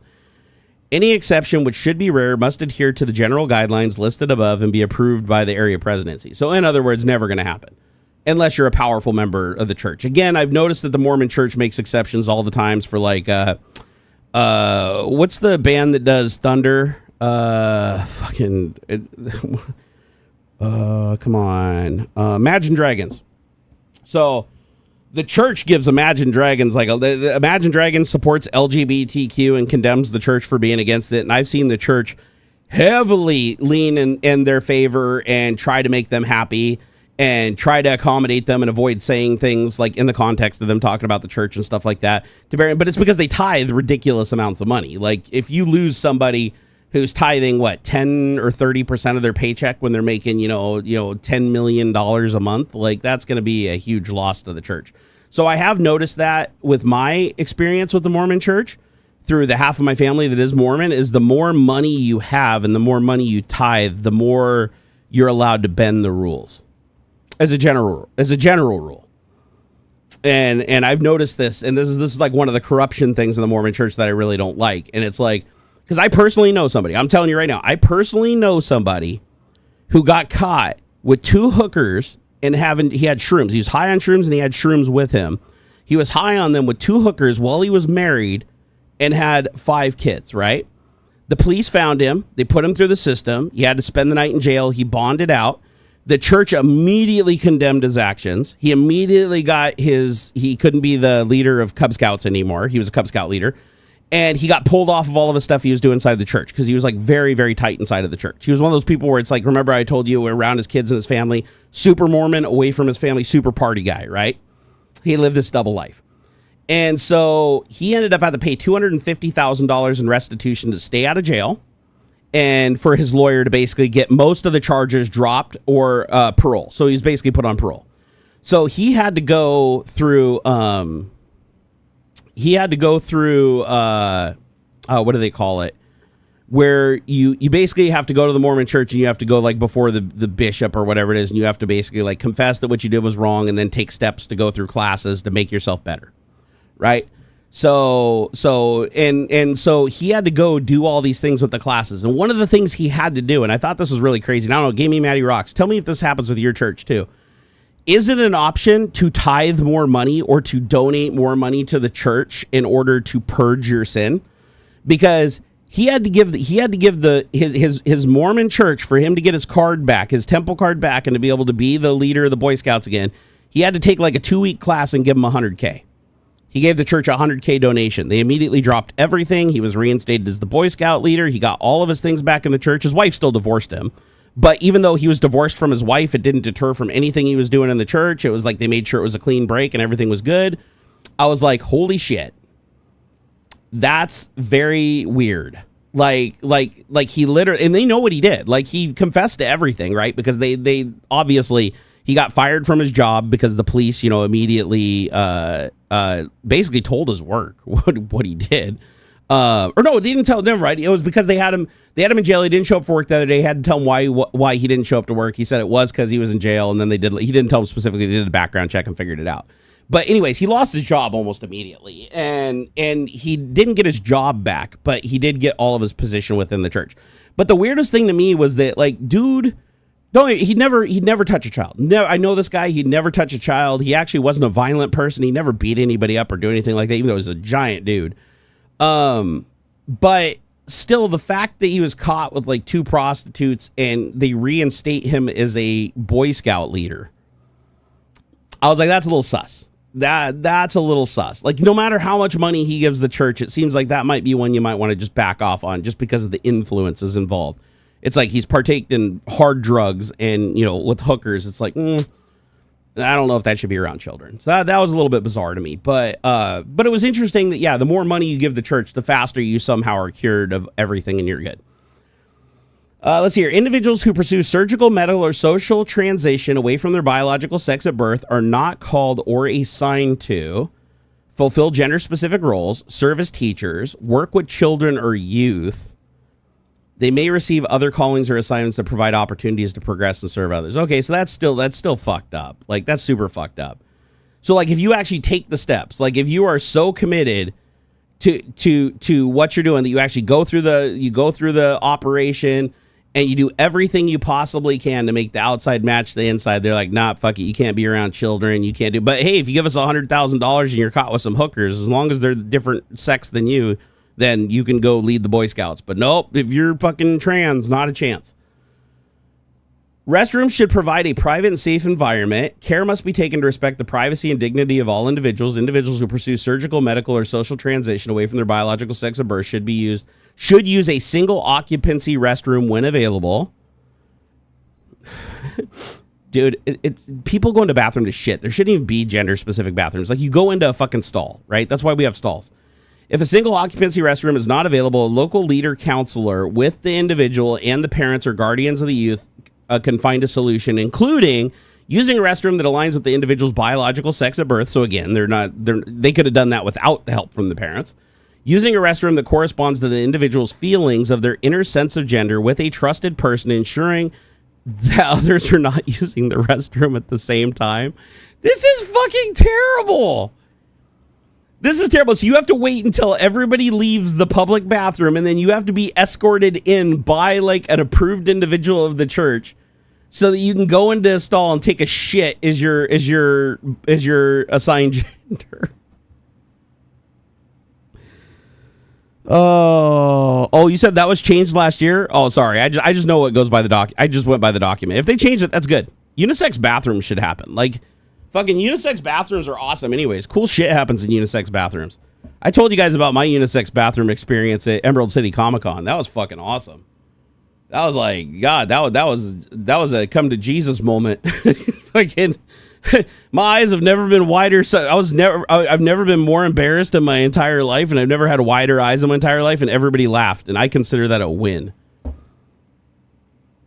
Oh my God. So gaming Matty Rocks, let me ask you a question. And I feel like I can ask you this question. I feel like we've been around each other long enough, and I'm going to take a risk on this because I know this is a highly personal question. But as a trans person, I know that you were indoctrinated into Mormonism. Your family's Mormon, and when you die, you probably want to be around them, and you want to be in at least wherever the ones land in the trailer park division of heaven. I get that, but why do you choose to stay in a religion that persecutes you for being you, while allowing other people to be who they are with no penalties whatsoever? Like, why stick to church? Because it kind of gives validation. See, that's the weird thing is, like, when you're a trans person and you're staying in a religion and you're following the rules of that religion, and you're promoting that religion and your connection to God, when you are actively being persecuted against, regardless whether you're indoctrinated into it or not from birth, it just seems like that would be enough of a trauma to push most people away, but maybe not. Maybe not. It seems like with you, it's not. It seems like with you, it's not a deal breaker. But to me, I'm like, if I went to church and they're like, you're over 210 pounds, because I've always been over 210 pounds, like my entire adult life, no matter how much I diet, no matter, I was active, climbing fucking mountains, like riding mountain bikes, like even when I was 280, I was fucking like snowboarding double black diamond and shit. Like I was very active, super active, until my back just like super fucked up from the genetic 47-degree slant that fucked my nerves and fucked and gave me bone spurs everywhere. But anyways, my point is, if I went to a church and they're like, unless you get under 210 pounds, even though you physically can't, unless you get under 210 pounds, you have to go to a lesser version of heaven where you will never see your family members that are really good.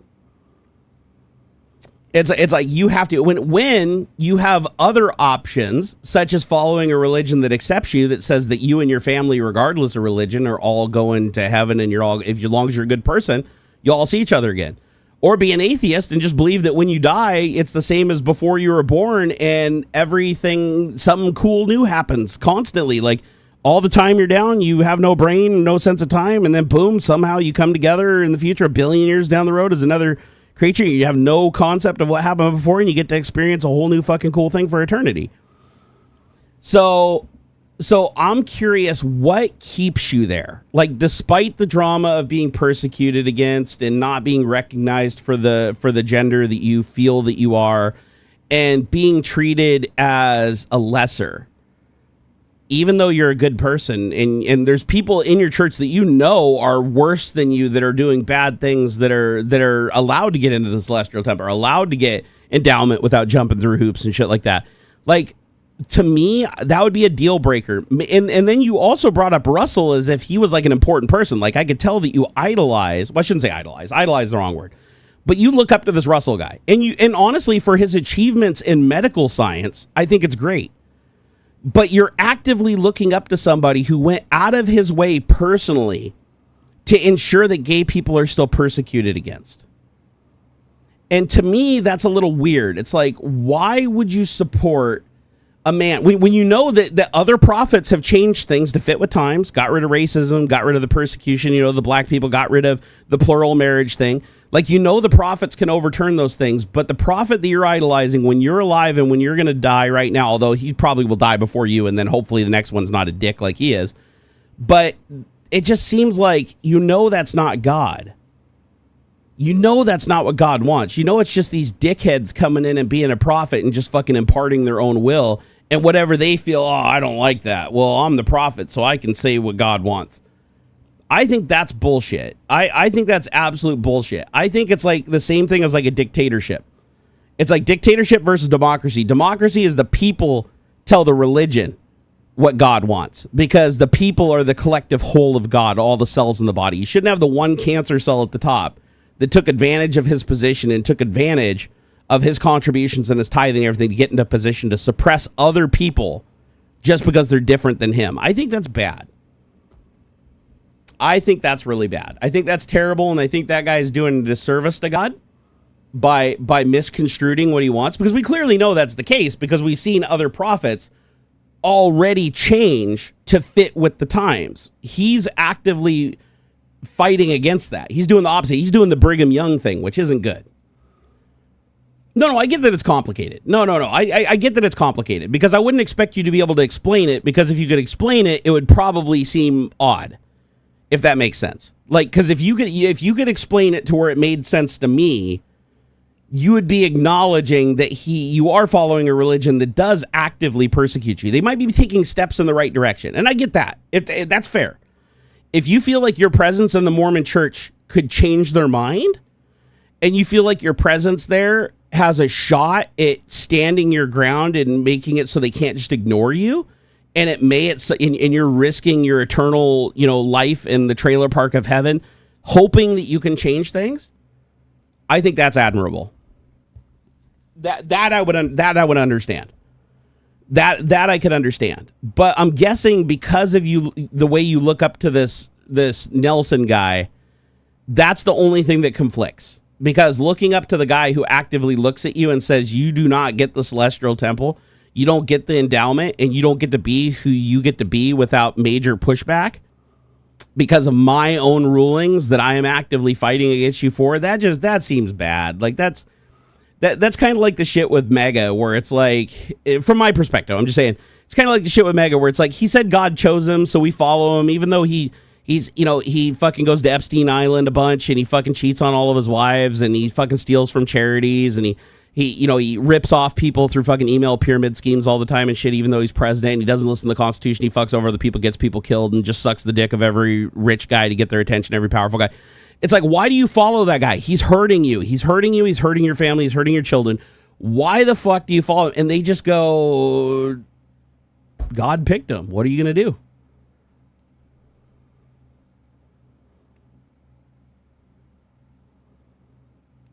God himself through the Holy Ghost. What did God himself through the Holy Ghost? It's complicated. God himself through the Holy Ghost. God himself. What does that mean? Like break it down, without saying God, faith, or Holy Ghost, like as an entity. Let's just say God. So did God talk to you and say that this guy's wrong? This Thomas guy, not Thomas, sorry. New guy, the Richard guy. Did God tell you that he's wrong and that you're going to be okay and you can make it into the celestial temple?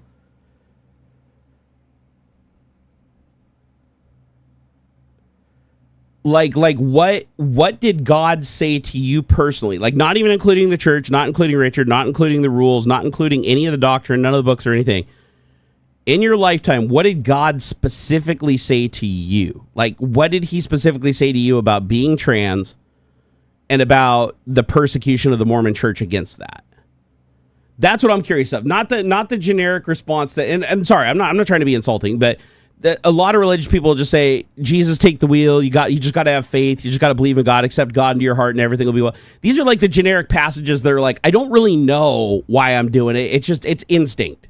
It just somehow it feels right. But again, that tracks with indoctrination, because if you can't explain logically why you follow something that actively harms you, then that's kind of like a level of Stockholm syndrome with an imaginary, person that the will of that imaginary person is controlled by a living person who is known to be a sinner. Like, by the way, the book says all men are sinners. We're all sinners. So it's like the book even warned you, like, don't trust these people. And it's clear you shouldn't, because each one has a different agenda for themselves. And clearly God, being this eternal immortal being, doesn't change his mind every single time a new dude comes into power. That seems a little weird. So that's the thing that I've been studying, is like, what keeps people in, and specifically with the Trump thing. I know you're not a Trump supporter. That's fantastic, and that's amazing, because a lot of Mormons are, right? But it's like the idea that you follow something and you feel connected to something when it actively persecutes you. There's There's some kind of hold there. No, I won't make it to the high kingdom, but won't make it to hell because of my choices. But why would you go? Why would you go to hell otherwise? Like, why would you go to hell otherwise? It's like, so black people didn't go to the high kingdom either before that, but today they can. You might not go to the high kingdom if you die tomorrow, but if that dude dies and a new person comes in, you might be able to go in after the next one. Okay, there. See, that's a better explanation. That one I understand. So you don't care just as long as I'm being me. Fair enough. Fair enough. So just go with the flow. This is the path for me, because even with all the resistance and all the pushback, it's still my people, my family, me being a part of it still gives me access more to the things I love than not access to the things I love. That I understand. That I totally get. Like the whole idea of path of least resistance that doesn't land me in the clink. Like I know I'm not going to hell. I might be going to the trailer park, but I know I'm not going to hell. But I still get to like not be shunned from my family or shunned from the people I care about or pushed out of the community or ostracized beyond the little bit. Well, I shouldn't even say a little bit, the lot of it that happens because I happen to be trans in the Mormon church. However, me personally, in a way, I'm glad you're there, because I think that your presence being there and not leaving is important. Because I think trans people need to make sure that they are seen and make sure that they are known. And make sure that they're not forced out through discomfort and forced out of communities just because they're fucking idiots. Like, I think it's important to be able to be yourself. And I think it's important to force them to see you as yourself, no matter how much they want you to leave. Like, that's the shit I would do, right? Like if I was in a position where the church was like, we don't like fat people, I wouldn't just leave the church. I would stay in that church and I would just fucking haunt them to make them acknowledge me, to make them know I'm not going away no matter how uncomfortable they make it for me. Does that seem more in line with kind of like what you're doing? Like, one, you're not going to hell because luckily the guy that you're on right now, you didn't get Brigham Young. You got somebody who's at least a little bit more lax. Like, you just don't get to go to Celestial Kingdom or the middle one. You go to the trailer park. I just refer to it as the trailer park, but it's the lowest level of heaven, right? It's like, it's the poor people town, but it's not hell. It's not hell. And that's important. Not hell is important.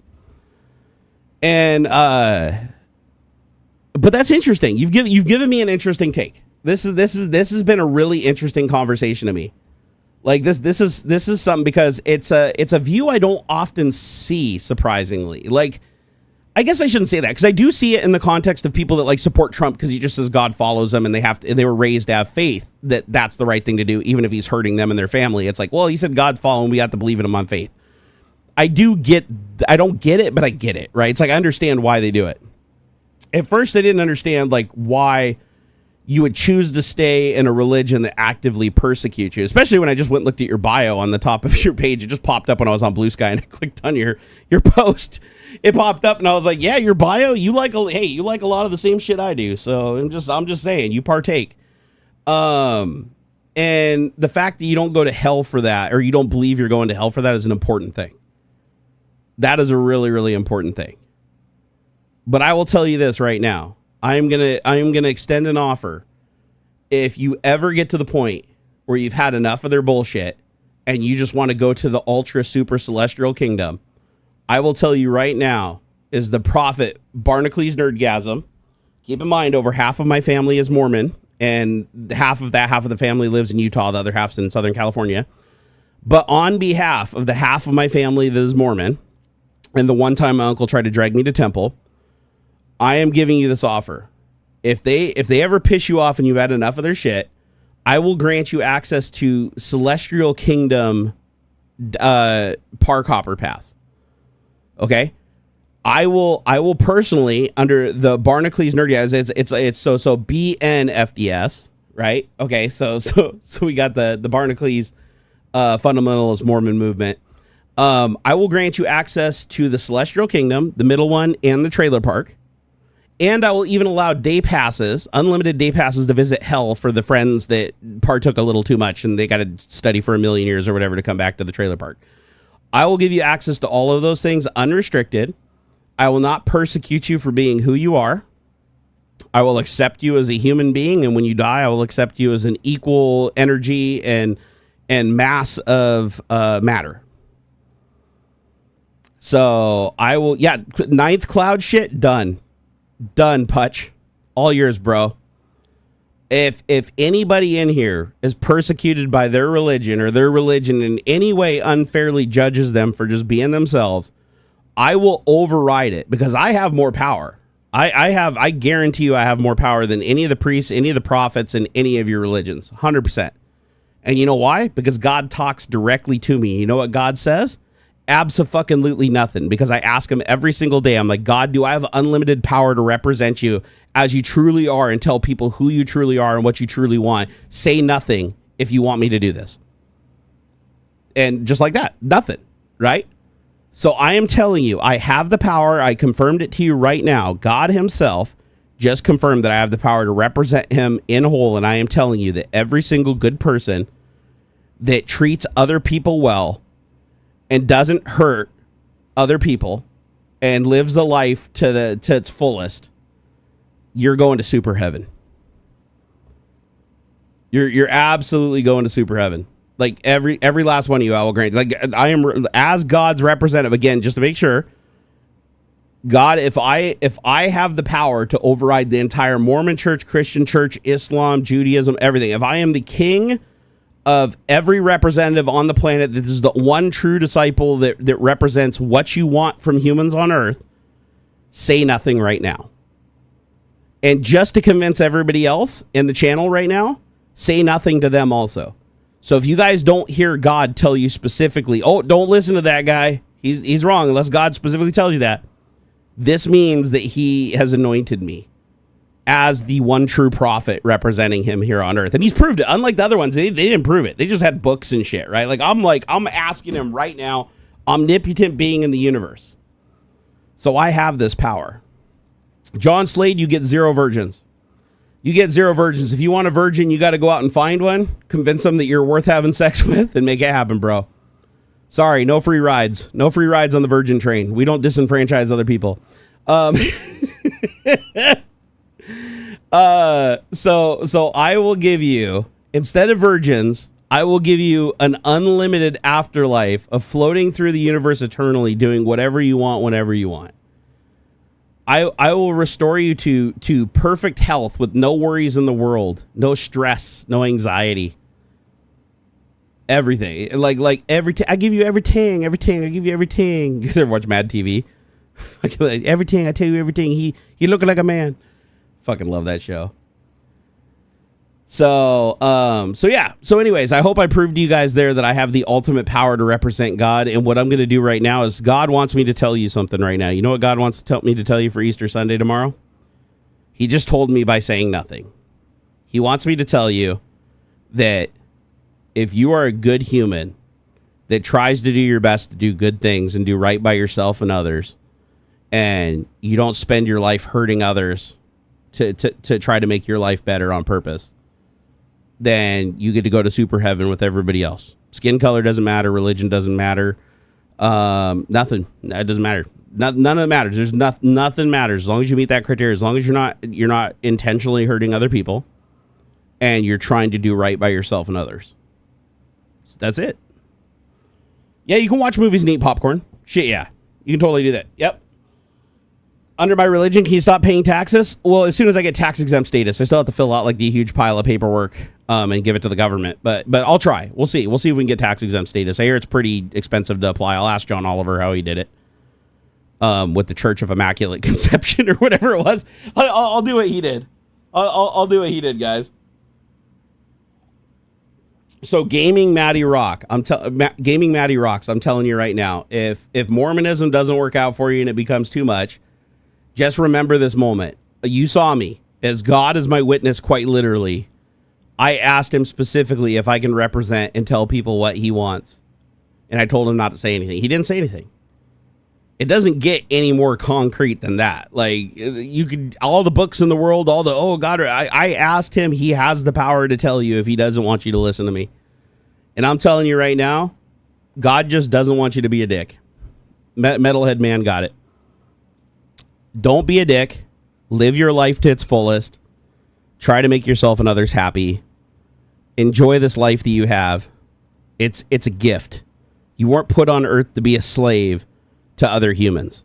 You weren't put on earth to be exploited so other people can enjoy their one life here and you get screwed only to die and realize you didn't get shit.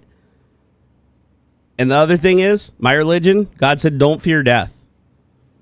Don't when death comes naturally, don't fear it. You know why? Because do you remember what it was like before you were born? Exactly. That's the absolute worst case scenario. Absolute worst case scenario is it's just like before you were born. And you don't remember that, do you? Did you know literally trillions of years passed?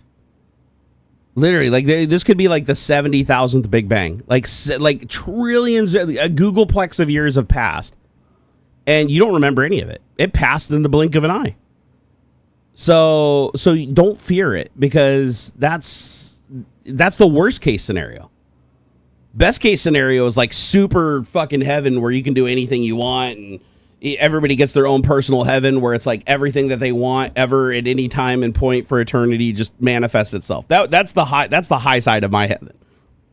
But the absolute low side is just like you were before you were born. And that means you're timeless.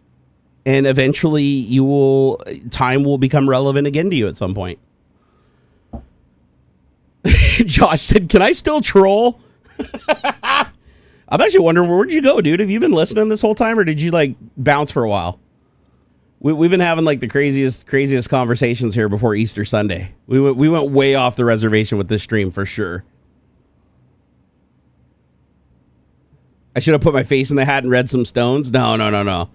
We're talking about God here. God doesn't waste his time fucking writing on rocks and shit like that. No, those are false prophets. God, he's an omnipotent being that created all life on Earth in like 7 days. You really think he can't like talk to me when he wants to? Like, come on, be real. Like he can absolutely talk to me. And I told him not to say anything if I was right, and he clearly didn't say anything. We all saw it. Hey, what's up, Pro DVDI? Jack Ender said, actually, the most recent evidence no longer supports the Big Bang Crunch model. Oh, shit's changing all the time, man. I haven't looked at the latest theories on the universe. But what I do know for sure with the universe is light is the fastest thing that we can observe in the universe, and light is so fucking slow in the grand scheme of things. Like when you look at things on a not even a galactic, but just a planetary scale, like on a solar system scale, light takes hours to reach the edge of our solar system. Light is like a snail on the cosmic scale. It's even slower. Light is like pitch on the galaxy scale, the galactic scale. On the universe scale, it's like it doesn't even move. You can't even observe its movement. Over the course of your lifetime, you won't see a single speck move. It's like that's how slow light is. So we're not even going to see the other like 99.9999% of the universe that could exist beyond the light that can never ever reach us. So the way I see it is everything that we learn about the universe and how we revise our theories is just going to be based on us gaining more and more evidence. But we will never see with our own eyes every single thing. That would be impossible.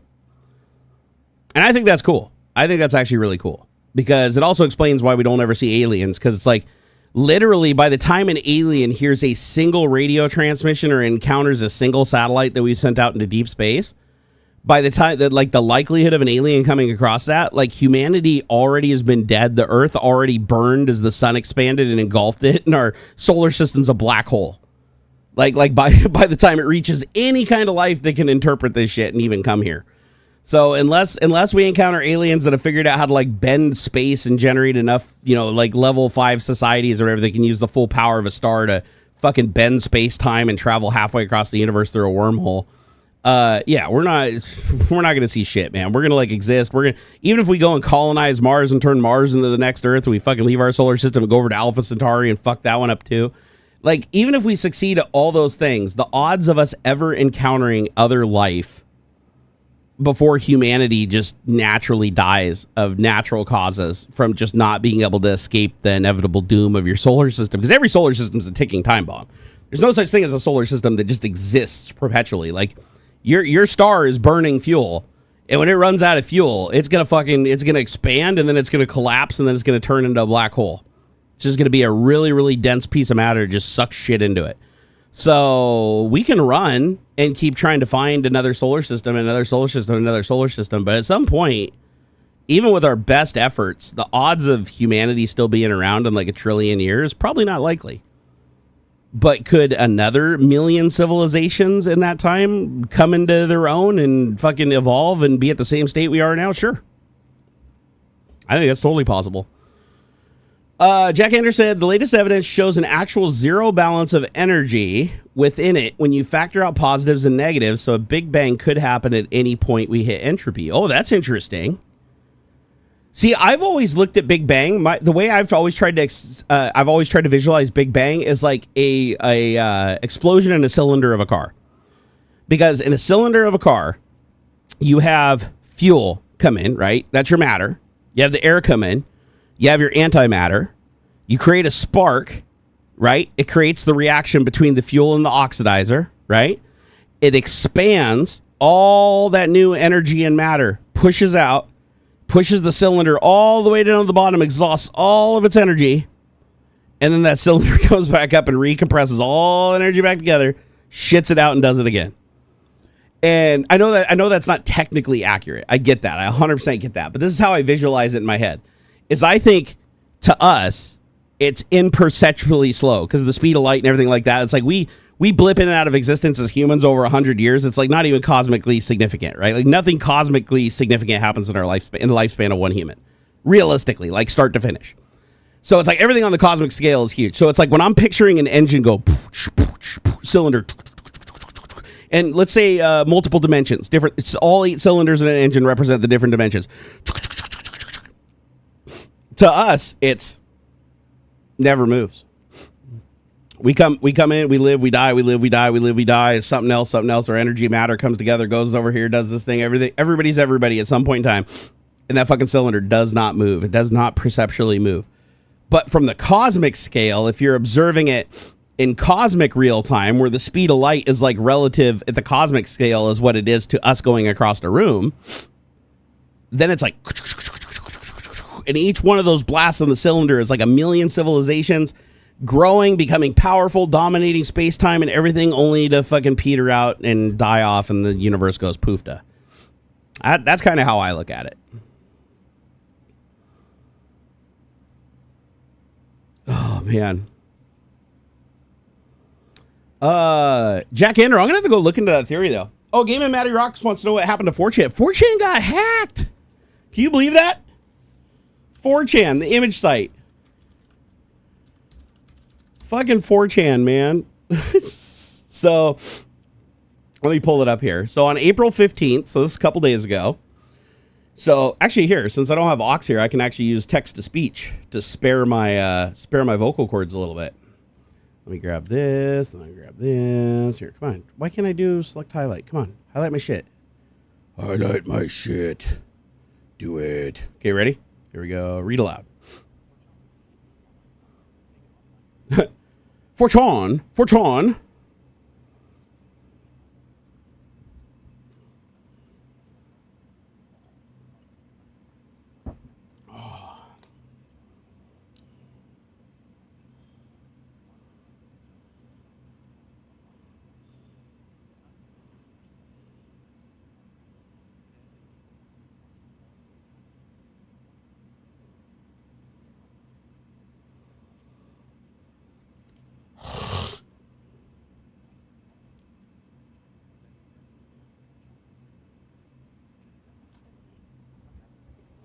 Aw, shit. You guys can't hear it? Did you guys say you can't hear it? Fuck. Okay, here, let me fix it. My bad. Good thing I checked chat. Damn. All right, let me hit play. Guys, I gotta go take some medicine. My back's killing me, so I gotta go grab some more pain medicine. Can you guys listen to this while I go and take my drugs, and then I'll be right back? Don't worry, they're prescribed drugs. Okay, here we go. Infamous message board 4chan taken down following major hack. Bye. God damn it, that's not what I wanted to read. Read the thing I tell you to read. Read from here. Right click. Where is it? Continue reading aloud from here. Here you go. 4chan, an infamous online forum, was taken offline earlier today after what appears to be a significant hack and has since been loading intermittently. Members of the Soyjack.party image board, also known as the party, have since claimed to be behind the attack. They also leaked screenshots of admin panels and a list of emails allegedly belonging to 4chan admins, moderators, and janitors, less privileged mods who help moderate the forums. Tonight has been a very special night for many of us at the Soyjack party. Today, April 14, 2025, a hacker, who has been in 4cuck system for over a year, executed the true Operation Soyclips, reopening/QA/ exposing personal information of various 4cuck staff, and leaking code from the site. One of them, using the handle chud, said in a thread posted after 4chan was taken down. In an attempt to control the damage, 4cuck admins have taken all servers offline, but there are unconfirmed reports that the servers have already been completely compromised and may not be up for some time. In the same thread, Chud shared multiple screenshots to prove that hacker had access to 4chan staff administration panels and maintenance tools.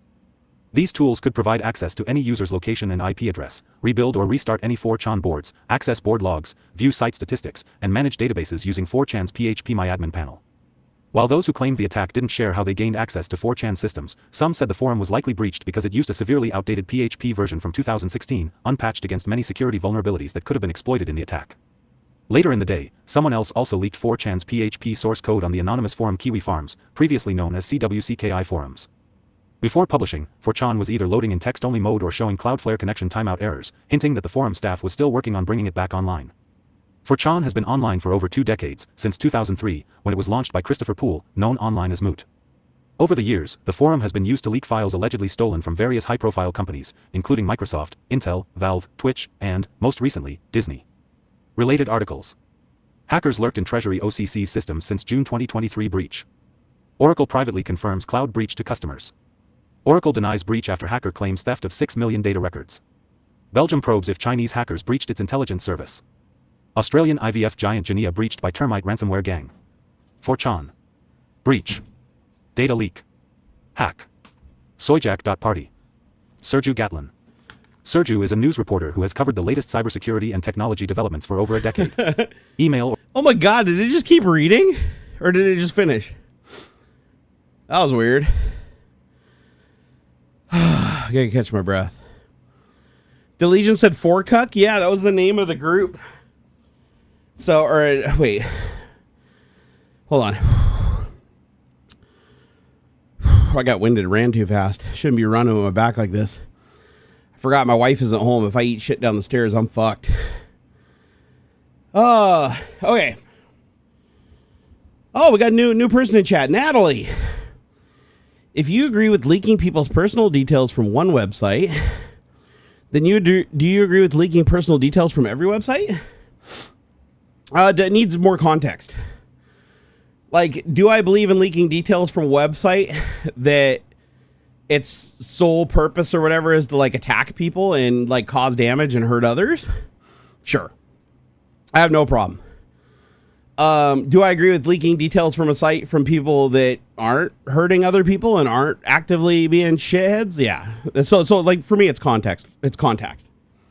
So it's kind of like the thing where it's like, do you agree that, you know, if your neighbor, you know, pirates a movie that you should like, you know, report him to the FBI versus do you think you should report your neighbor if they're a pedophile that rapes all the neighbor kids? Like there's differing levels, like context dependent, right? It's not just did they break the law. It's like, did they do something that harmed another person or did they do something that was relatively harmless? So, but again, let me catch up here. So members of the Soyjack party image board. And also I'm not saying everybody on 4chan's bad. Like I used to use 4chan like way back in the day too, but it got too extra for me. But so I don't believe, I'm not saying everybody on 4chan's bad, like not even close, but I do believe that when you're talking about leaking data on a website, is it a government website that's like surveilling the people and like hurting the people and violating their rights and like and fucking up their futures and stuff? Yeah, those people, if they're choosing to do that, they don't deserve protection or privacy. However, if they're just like doing their own thing and they're not hurting anybody else, then yeah, I don't think that it should be exposed.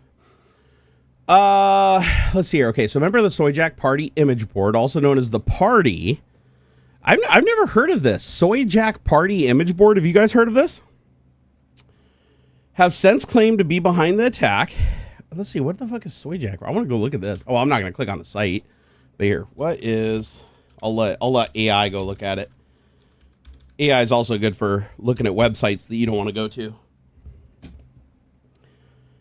All right, let's see here. Natalie said, how do you always know someone's true agenda? Well, no, you don't. You go by the evidence. You go by the evidence. It's like if you're going to leak somebody's information, you need to know that they hurt somebody. Like there has to be a reason for it. Like you have to confirm that. So, so like I said, again, it's context sensitive. I don't agree with just leaking everybody's details. Like if somebody's not participating in anything bad and they're not hurting anybody, then fucking they shouldn't. But if somebody clearly is, if they provably are, remember, I'm saying provably. I'm not saying, oh, I'm not sure, but I suspect. I'm saying like, they are. Like the evidence supports that. Then yeah, I have no sympathy for them. Okay, so Soyjack is an image board website that originated as a spin-off of 4chan. Oh, so it's literally 4chan's competition that hacked them? Interesting. Okay. So also known as the Party, have since claimed to be behind the attack. They also leaked screenshots of the admin panel with a list of emails allegedly belonging to 4chan admins, moderators, and janitors, less privileged mods who help moderate the forums.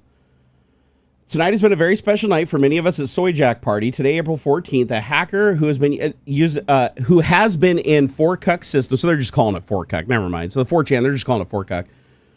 System for over a year executed the true operation Soy Clips reopening /QA, exposing personal information of various 4cuck staff and leaking code from the site. One of them, using the handle Chud, said in the thread posted after 4chan was taken down. In an attempt to control the damage, 4cuck admins have taken all servers offline, but there are unconfirmed reports that the servers have already been completely compromised and may not be up for some time. Let's see here. In the same thread, Chud shared multiple screenshots to prove the hacker had access to 4chan's staff administration panel and maintenance tools. These tools could privately access any user's location and IP address, rebuild or restart any 4chan board, access board logs, view site statistics, and manage databases using 4chan's PHP My Admin panel. Well, those who claim the attack didn't share how they gained access to 4chan's system, Sun said the forum was likely breached because it used a severely outdated PHP version. That would do it. That would do it. There was a lot of PHP hacks back in the day, and I mean, a lot less now. But if they were running a really old version and somebody was just rolling exploits hoping to get lucky, that could explain how they gained access. It just kind of seems weird they didn't find this sooner. Don't you think they would have been hacked a lot sooner? So I feel like they would have been hacked a lot sooner if this was something as simple as like a publicly known, old PHP version exploit. So they claim it was from the version they used was 2016. Goddamn, that's super old.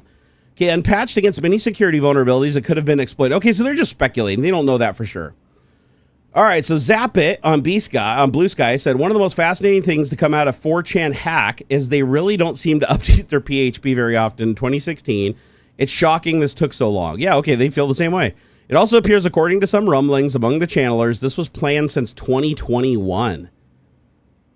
So planned from 2021. So why would it take... That still doesn't track.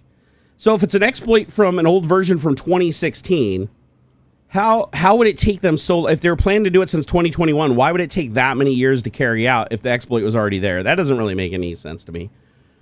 AI is possibly finding previously overlooked exploits. That is true, Natalie. That is absolutely true. A lot of people have been using AI to find exploits, write exploit scripts, write new types of attacks and stuff, because it's easy to have a bunch of exploits that are missing something, but then using those exploits to find other potential exploits is something that AI is really good at. Large language models are really good at patterns. Also, if it's an old version of PHP and it's open source, AI can analyze that code and look for straight up look for new exploits. As a matter of fact, I've put code that I've had AI write for me back into a different AI and say, fix this. And one of the things that said it fixed was an exploit in an API that's deprecated that shouldn't be used anymore because it can be exploited with the buffer overflow. So I was like, oh shit. So like one AI wrote shitty code that this is why you should never just trust AI writing code for anything you're going to be putting in production, especially if the computer's connected to the internet. Jack Henderson said, because I'm betting they needed to do some social engineering to pull it off too. That's more than likely. If it took them this long to do it, there's probably a social engineering component. That actually makes sense. That makes a lot of sense. Let's see here. Hold on.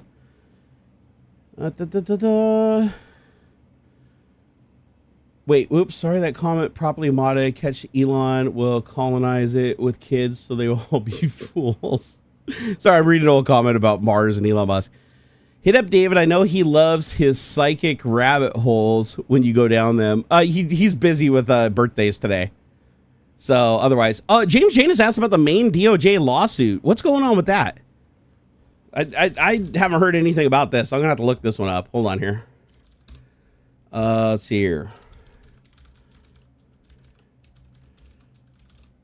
Sorry, James Janus. I missed this earlier. I want to look into this. The U.S. Department of Justice filed a civil lawsuit against the Maine Department of Education on April 16th, alleging violations of Title IV, a federal law prohibiting sex-based discrimination in education programs receiving federal funding. That's awesome. That's awesome. The lawsuit centers on Maine's policy allowing transgender athletes to compete in girls' and women's sports, which the DOJ claims discriminates against cisgender female athletes by denying them fair competition and equal opportunities. I told you guys how I feel about that. Like, I believe that the sports, there's two sides of this. Do I believe that males transitioning to females should be able to compete against other females when they have a clear weight or physical advantage? I say no. However, you know what I do say? Just like they have weight classes where you can't have, a 150-pound man fight a 300-pound man like in boxing and wrestling and shit, they should also have classes where they match based on looking at the attributes of the people doing the sport, what the capabilities are at each of those levels, and then match them based on that. A sliding scale, because you want to keep the whole idea with sports is you want to keep it as fair and as close as possible, right? You want it to come down to the individual player's strategy. It's kind of like in stock car racing, right? It's like try to get everything else as equal as possible, so it comes down to like who really wanted it, who wanted it the most, and who had the most strategy. I definitely don't believe in allowing an upper weight class fighter. Trans fighter fight a lower, like a much lighter female opponent. Like that shit ended really bad with Fallon Fox. I don't know if you guys saw that, where it's like they literally cranial fractures and the woman that he fought. That's fucked up. But here's the thing. The vast majority of sports are not full contact sports. And the ones that are contact sports, you can absolutely have classes where you measure and say, based on these handicaps, across these groups of people, just like they do with all kinds of things. They do it with golf, even for men and women. Apply those handicaps, figure it out, because you can do the math on all this stuff, right? And then have them compete based on levels, like equal levels. That's the way to do it, like honestly. And then everybody can compete with everybody. It's like we got to stop with this fucking gender discrimination bullshit. It's like there is a fix. There is a fix. Let's hear. Jack Anders said the David comment was when you said you might have to cover the new physics model they're discovering from the new evidence. Sorry, my bad. Yeah, no, David's totally into space shit for sure. I mean, he literally played a character on TV that blew up half a solar system. So yeah, he's pretty hardcore. I've been using Cursor and I've got to do some pretty mind-blowing shit via Claude. Dude, Claude is fucking awesome. Don't get me wrong, Gemini is coming in its own, and ChatGPT's, man, it's kind of gone down from where I used to rate it. But Claude 2.7 is legit. Is it 2.7 or 3.7? Man, I'm having a fucking brain fart and a half today. Here, let me open up Poe. 3.7. Claude 3.7 Sonnet. Holy shit. That thing codes like a motherfucker. And if you want a local model that codes, use Qwen 2.5. QWM 2.5, 8 million parameter and LM Studio on a 4090. Well, you can load it on CPU too. That's fine if you don't mind it being a little bit on the slower side. But holy shit, the coding capability of AI is off the chart. Like I'm seriously afraid, even for myself in the future. Like I don't know how the fuck anybody's gonna be able to get a job. Honestly, I really don't know how the hell anybody's gonna get a job, maintain a job. I don't know. I don't know. Like we're all fucked because it's really good at coding. Hold on. Let me check off topic here really quick. Off topic. Okay, why do I keep clicking on the wrong thing here? Come on, where is it? Discord. Trump admin sues Maine for defying transgender athlete man. God, I fucking hate Pam Bondi. Can't do it. I'm going to click on that video later. I'm not going to watch it right now, but fucking hate Pam Bondi. Oh, I hate her so bad. And if you looked at her past, you'd hate her too. She is not a good person. But again, why do you think Trump appoints these people to these top level positions? It's not because they're good people that uphold the Constitution. It's because they're bad people that hate the Constitution and want him to be a dictator because he cedes them power and wealth beyond their imagination by giving him what he wants. Those are exactly not the people you want in power. Will it run on a 47 Ti? No, the Quen model's fairly small. I want to say it's under 12 gigs. So might even be 8. It's just a coding model. It's literally it's only trained in coding. Coding in the language, coding in English, basically. It explains the lawsuit. Well, I'm reading the lawsuit right now. I got it pulled up. So it says, so the DOJ claims under Attorney General Pam Bondi, she argues that the main policy violates Title IV by permitting biological males to compete in girls' sports, citing physiological advantages that claim disadvantage cisgender girls. Again, depends on the sport. There's some sports where it makes no difference. The lawsuit references specific instances such as a transgender athlete winning a pole vault event in February 2025, allegedly taking opportunities from female competitors. The DOJ seeks a court order to bar transgender athletes from girls' sports, establishing a compensation program for affected female athletes, and potentially adjust past athletic records. Federal actions. The Trump administration has escalated pressure on Maine, including attempts to cut federal funding for the schools, school lunch programs, and correction facilities over Title IV non-compliance. A federal judge issued a temporary restraining order on April 11th, blocking the U.S. Department of Agriculture from freezing school lunch funding, citing improper regulatory... What the fuck? That's horseshit. Withholding funding for school lunches? What the fuck? Maine's response. Governor Janet Mills and Attorney General Aaron Frey have vowed to vigorously defend the state. By the way, I like Janet Mills. She's pretty cool. Framing the lawsuit as an attack on the state's rights and an overreach by the federal government. Mills argues the issue is not about sports, but about defending the rule of law against the federal imposition. Maine's Assistant Attorney General Sarah Foster has cited legal proceedings suggesting that Title IV requires schools to allow transgender athletes to participate on teams aligning with their gender identity. Broader context, the lawsuit is part... Did you know, this is the funny thing, somebody mentioned this to me the other day. Do you know how many trans athletes there are? Not a lot. It's like 0.01% or something like that. 0.001%, like across the whole board of like every athlete in every sport. And we're talking collegiate, like across everything, not even professional sports, like college sports, high school sports, across everything.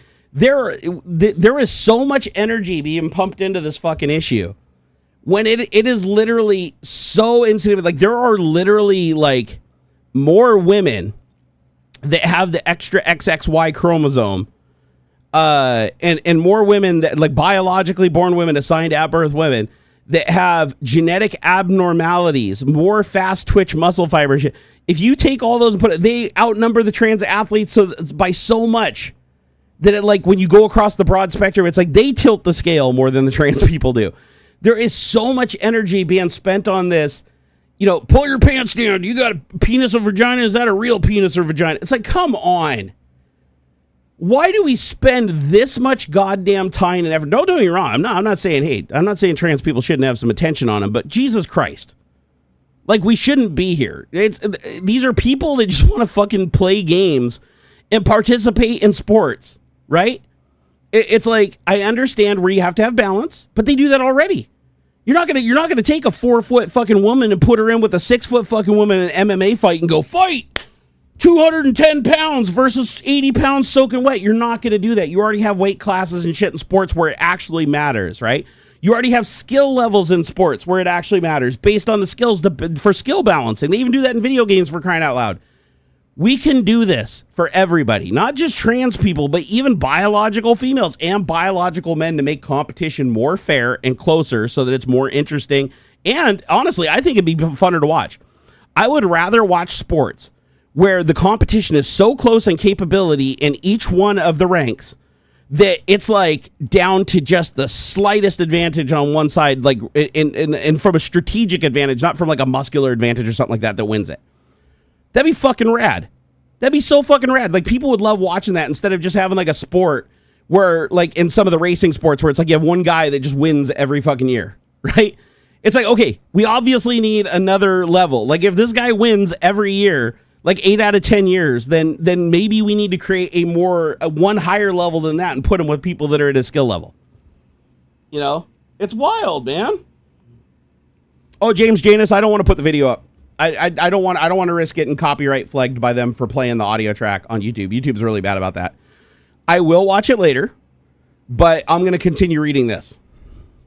Let's see here. Okay, so Maine's Attorney General office rejected a proposal resolution for the U.S. Department of Education that would require ending transgender protections, asserting that Trump's administration interpretation of Title IV lacks legal standing. Yeah, Trump can fuck off is what he can do. So can Pam Bondi. Keep in mind, Pam Bondi is the same dumb piece of shit that keeps saying that the guy who's stuck in fucking El Salvador is MS-13 when there's not a single fucking piece of evidence here or there, not a single crime committed here or there. And she's saying he's this fucking super dangerous MS-13 member. It's like fucking hurting everybody. It's like he has no criminal record at all. None. He has the presumption of innocence until proven guilty. He has no crime here, no crime there. And she still, every time she speaks, we sent that dangerous MS-13 to El Salvador and he is not coming back. He was so dangerous. Do you want to kill her here? What about Laken Riley? The fuck does Laken Riley have to do with this? He was here fucking legally.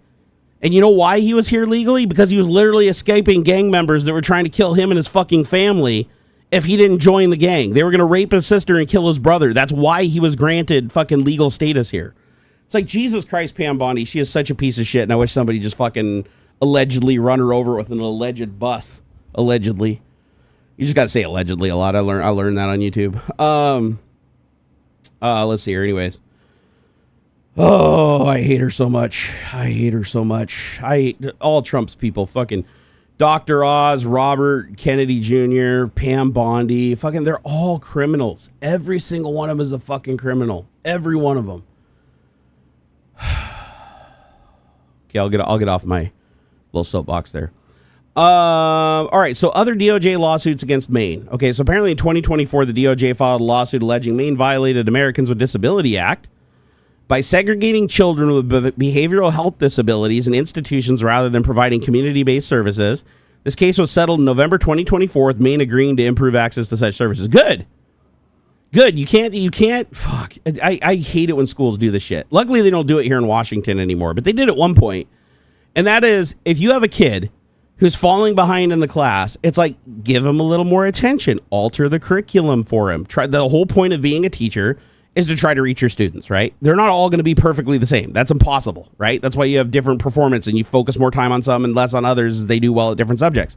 That's what a teacher does. What do? Oh, he's labeled with autism? Fuck, kick him out. Put him in the classroom where he eats glue with the other 3 kids and they never actually learn anything and it basically just becomes babysitting. And they don't learn anything. So fucking stupid. Same thing happened to me. Look at me. I fucking grew up and became a software developer at the biggest software company in the fucking world and got like massive fucking promotions.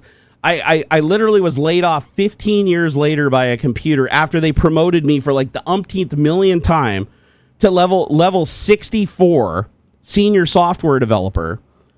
And I literally was put in a class with like 2 kids that eat glue. And luckily I showed interest in the computer that wasn't even turned on in the corner of the room, an Apple IIe. And because of that, my friend was able to come and teach me how to use that computer to earn some of his credit in the Head Start program.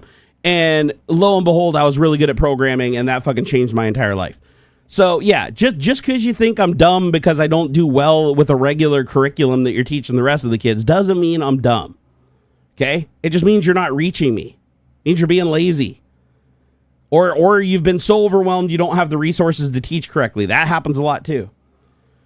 Natalie said, so you don't care about the girls who are upset about boys in their dressing rooms and taking all the titles and sports scholarships, etc. Oh, Natalie, you're going to be one of those, huh? Oh, yeah?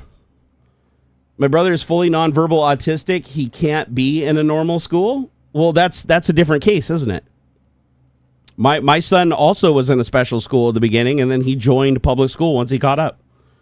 I'm not saying that there can't be a school that teaches correctly. I'm saying don't sweep them under a fucking rug is what I'm saying.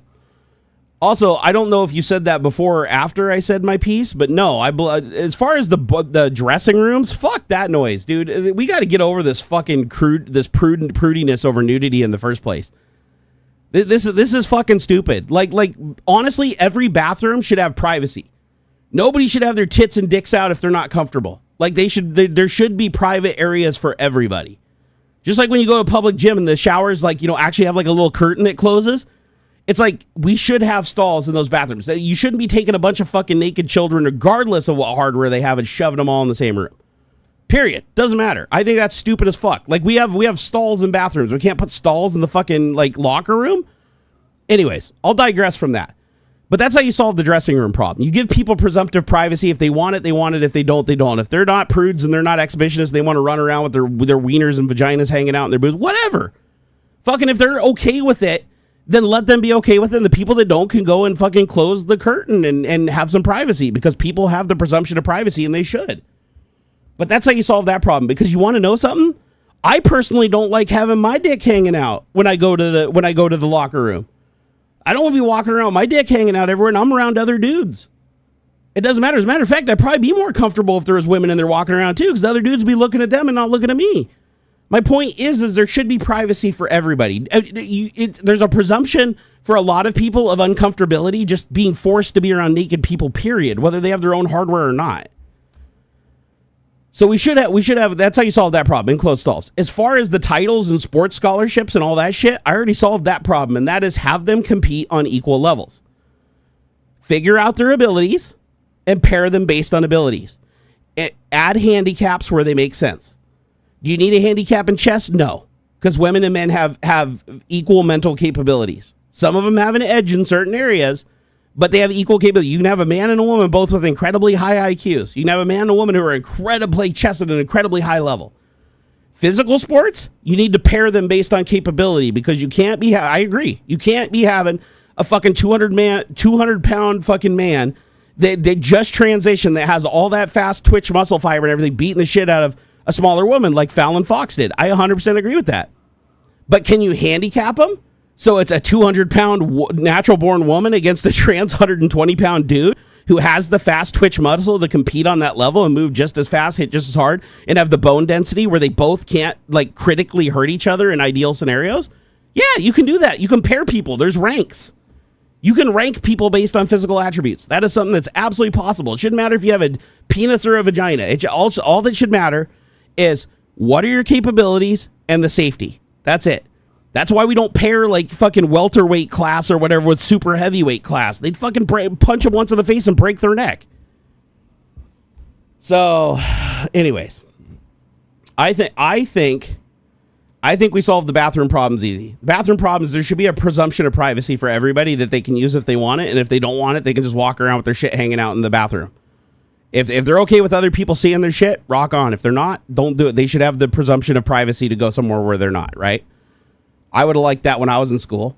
I actually got beat up in the shower? We didn't have, I would have honestly liked to have had a woman in the locker room, because maybe then those 4 dudes wouldn't have jacked me while I was naked in the shower and beat the shit out of me while I was slipping and sliding around and couldn't get my balance. That would have been cool. Actually, fun story. I think I told you guys this. Did I tell you that my PE teacher was a female and she actually had her office in the male locker room with a big glass window?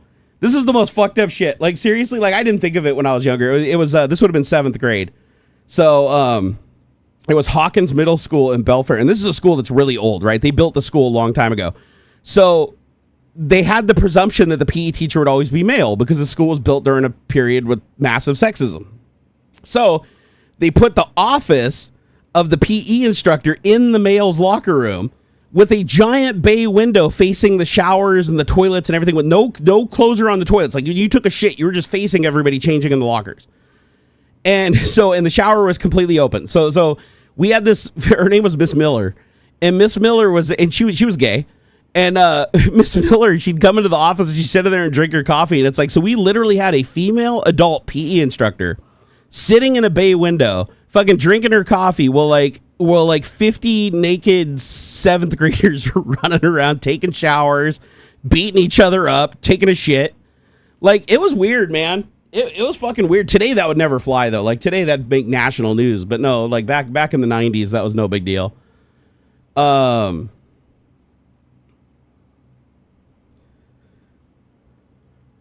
Natalie, get the fuck over it. Seriously. I'm a girl. Check out my dick, girl. What if they transition? What if they don't have a dick? What then?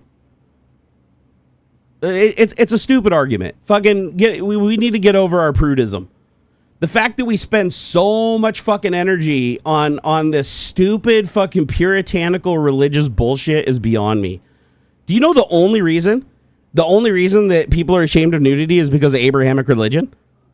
That's the only reason to be ashamed of nudity. You are literally indoctrinated into shame.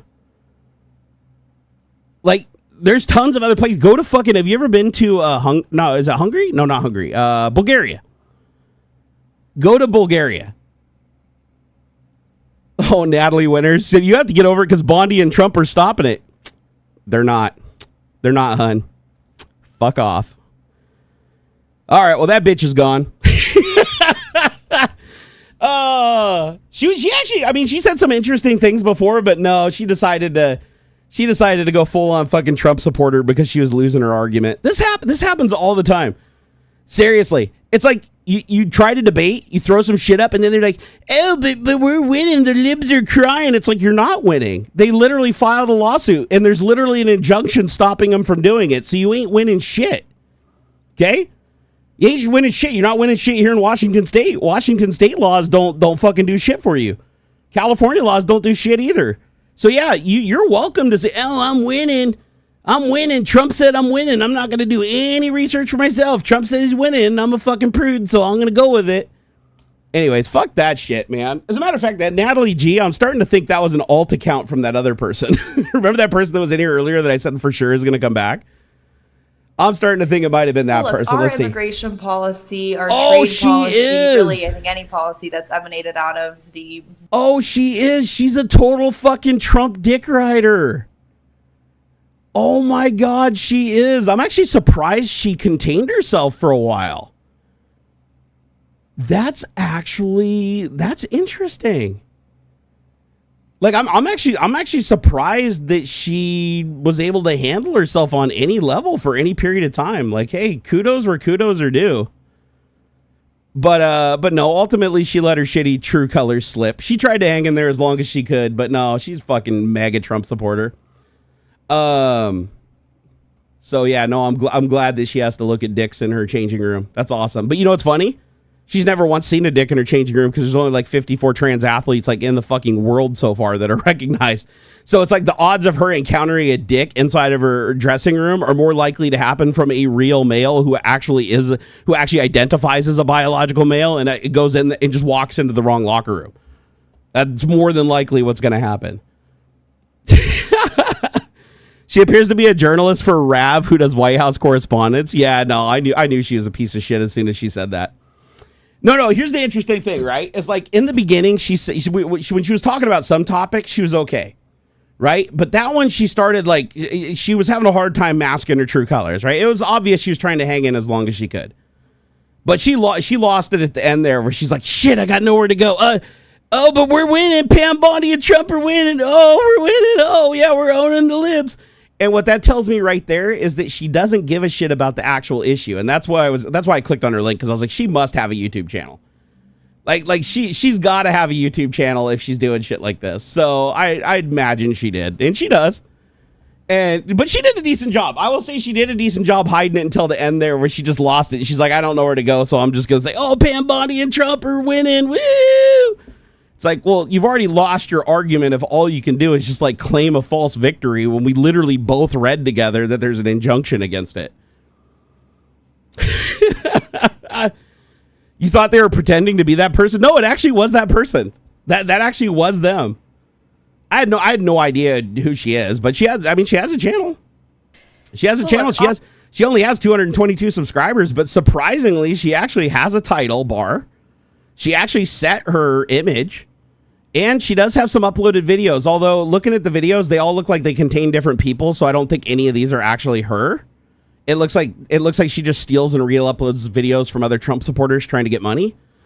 But this is common too, is usually people that support Trump, especially women that support Trump, they rarely show their face. Unless they're in a position where they're making tons of money from fraud and they got Trump on their side, they rarely show their face. They're just trying to make money by reposting other people's content and shit. And by the way, that's exactly what she's doing. If you go to her channel, like every video that she has on her videos that she's uploaded are stolen content. So like every single one of these people should be content claiming her, because she's not adding any value. She's literally stealing everything. Thumbnails, the full content, everything. So, but whatever. I'm looking, and and her website is Rumble. Of course, she has a fucking Rumble where she also so no, I don't even think she's really a Trump supporter. I think she's trying to grow her channel that she just steals content and uploads to supporting Trump. She's just trying to get on that money train. Check out the lower Chiron. Some of them have her name in the placard. I wouldn't be surprised if that's just not an editing thing. But who knows? Maybe she is. Maybe she's a journalist on some level that's been on some network that just doesn't have very many followers. I don't know. But she got blocked from me too. Rock on. Yeah, we don't need people like that in here, man. We have fun without them, right? We don't need them. Here, let me go. Here, I'm gonna go banner channel too. Let me go banner channel too. This will be fun. Let's see more about. Let's see, where is it? Chia. And then I want to do. Let's see here. Okay,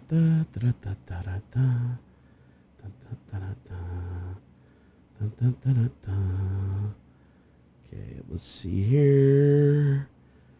Clicking on a couple things. Yeah, no, she's a poser. She's not really Natalie Winters. So there is a Natalie Winters. Like there actually is a Natalie Winters, but no, this person would have way more followers. Like there's no way a person that's actually on an actual network would only have 79 views on their channel, and their home website wouldn't just be a Rumble list of more stolen content from other people. So it's clear that more than likely that was a guy that's just creating a channel as a girl, trying to upload other people's videos and get views. It is what it is. It's not the real one. Because yeah, you're right. I looked at it when you said it, and it's like I could see the Chiron, and I'm like, yeah, no, there's no way. There's no way. This is like literally like fucking stolen valor right here. Here, let's see. Where's the one with the lower third? Let me see if I can find it here. I want to see what network the real Natalie's on. Let's see. Wow, they upload a lot of people's shit.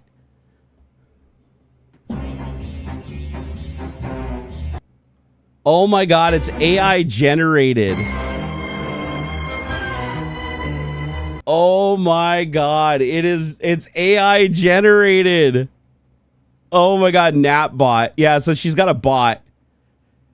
Some fucking bot that just uploads other people's videos and random AI content. Oh, this is great. This is great. Well, this explains why they were talking about AI earlier. Did you see them talking about AI? I thought that was interesting. Like, they actually knew about Claude and the programming, so obviously they're using AI to program bots, and they're using the code that they wrote to impersonate this person. So, but that's a clear impersonation. Like, that's definitely not her. 100% not her. I'd be willing to bet that the person in the picture isn't even the real Natalie. Whoever the real Natalie is, that could be just a made-up name for like whatever the AI image said. Hey, do create a blonde girl, and that's just what came up. You know, who knows? Oh my God, that's funny. You know what though? That's interesting. It's been a long time since I've had somebody come in and actually legitimately interact for that long before they got cornered and had to go full Trump. That was actually like fairly interesting. I feel like that if you're going to create a channel that steals content and uploads content and just creates AI generated garbage to steal money on YouTube using somebody's stolen identity, it's an interesting tactic to go into other people's live streams, and instead of just trying to like spam, oh, here's my channel, instead like participate in the conversation and get people interested in you, and hopefully they'll click on your link and then follow you. Right? Or click on your link and see what's happening, like subscribe. It's actually a decent tactic. Like that would be a much more successful thing to do, because look how long, I shouldn't say she, because it could just as easily be a he. Or let's just say they, because it could be either way. It could even be a trans person, honestly, just trolling, right? Because we don't know, because they're hiding their true identity, because they're impersonating somebody else for the purpose of trying to get views off of stolen content and AI generated content. So, but I did think it was interesting they came in here and hung out that long. That was legitimately interesting. Like, that's the way to do it. Hey, even though you're banned, if you're still here listening, what was her name again? Natalie, or what did they go by? Natalie Winters. That's actually an interesting strategy. Like, I'll give you credit for that one. You know, you might be a piece of shit Trump supporter, but that was actually a decent tactic to draw attention to your impersonation channel, where you're uploading AI content generated from AI code and just stealing people's videos and re-uploading it, use FFmpeg. That's very interesting. So I gotta give credit where credit's due. Was that a mega? Wait, was that a mega embraining their real gender identity hypocritically? Don't understand. It's insane how much hate and insecurity are thriving in one moment. I mean, we saw it twice today. 2 times people came in here and it almost kind of was a debate. Like, it kind of went back and forth and there was like some interesting points. And then both of them couldn't handle it at the end. Like, they just got cornered and they made, oh, you're fat, you're dumb, and Trump's winning, and oh, Trump's winning, Pam Bondi's the best.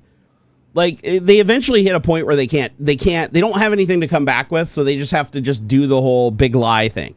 Repeat what Trump told me to repeat, which is we're winning. Like, not how we're winning, not proof how we're winning, just we're winning. But again, I really don't think that was an American citizen. I don't even think we don't even know. It's most likely male, because a lot of these scammers that do this are predominantly male. I don't know why. It's kind of interesting, but yeah, for some reason, predominantly male that, run these scams where they pretend to be a female online to try to draw people to their channel where they steal and re-upload content trying to get money. And that's ultimately what that was. that was a channel that was literally designed to just try to harvest and farm people in to try to get views off of other people's re-uploaded content. I wouldn't be the least bit surprised because they talked about Claude, right? So, and they said that they were using, what's it called? I have it installed. It's Cursor.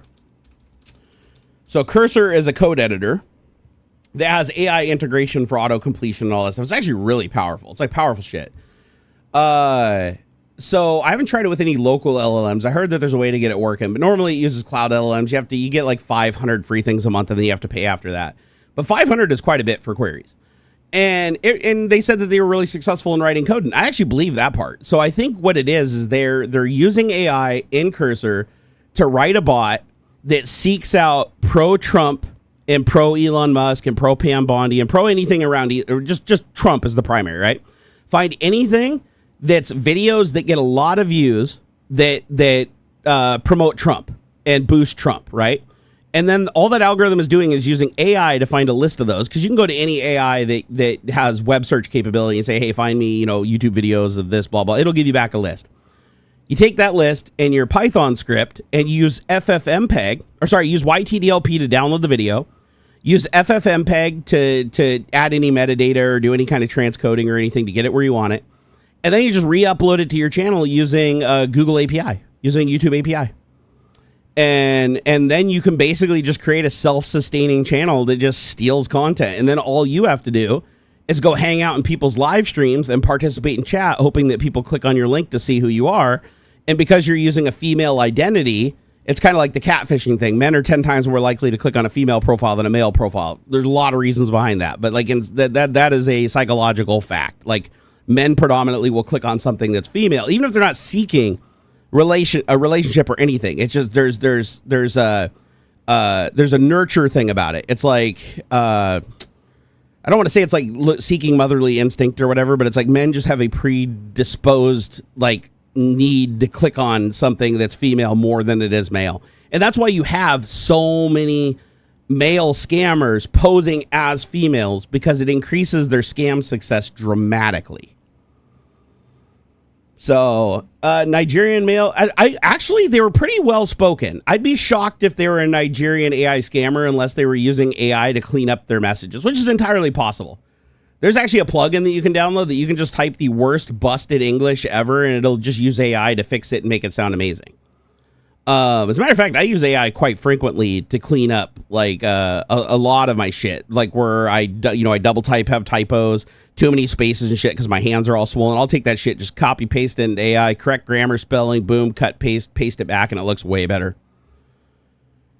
A lot of fake accounts on TikTok streams. Yeah, there were a long time ago, Gaming Matty Rock. Shit, I remember logging into TikTok fucking eon ago, and there was like a million streams where it was like, active war zone with, oh my God, oh no, we're all gonna die, oh shit, and please help, and it'd just be on loop for 24/7, and people would be coming in giving tips, and I don't know if they cracked down on that, but I haven't been on TikTok forever. Is it true that TikTok got removed from the store?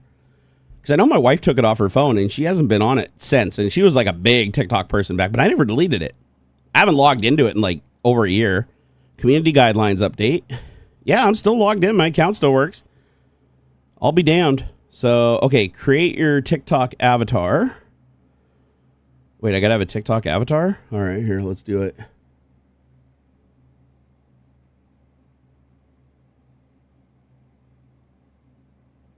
Got it. Okay, it's gonna create an avatar here.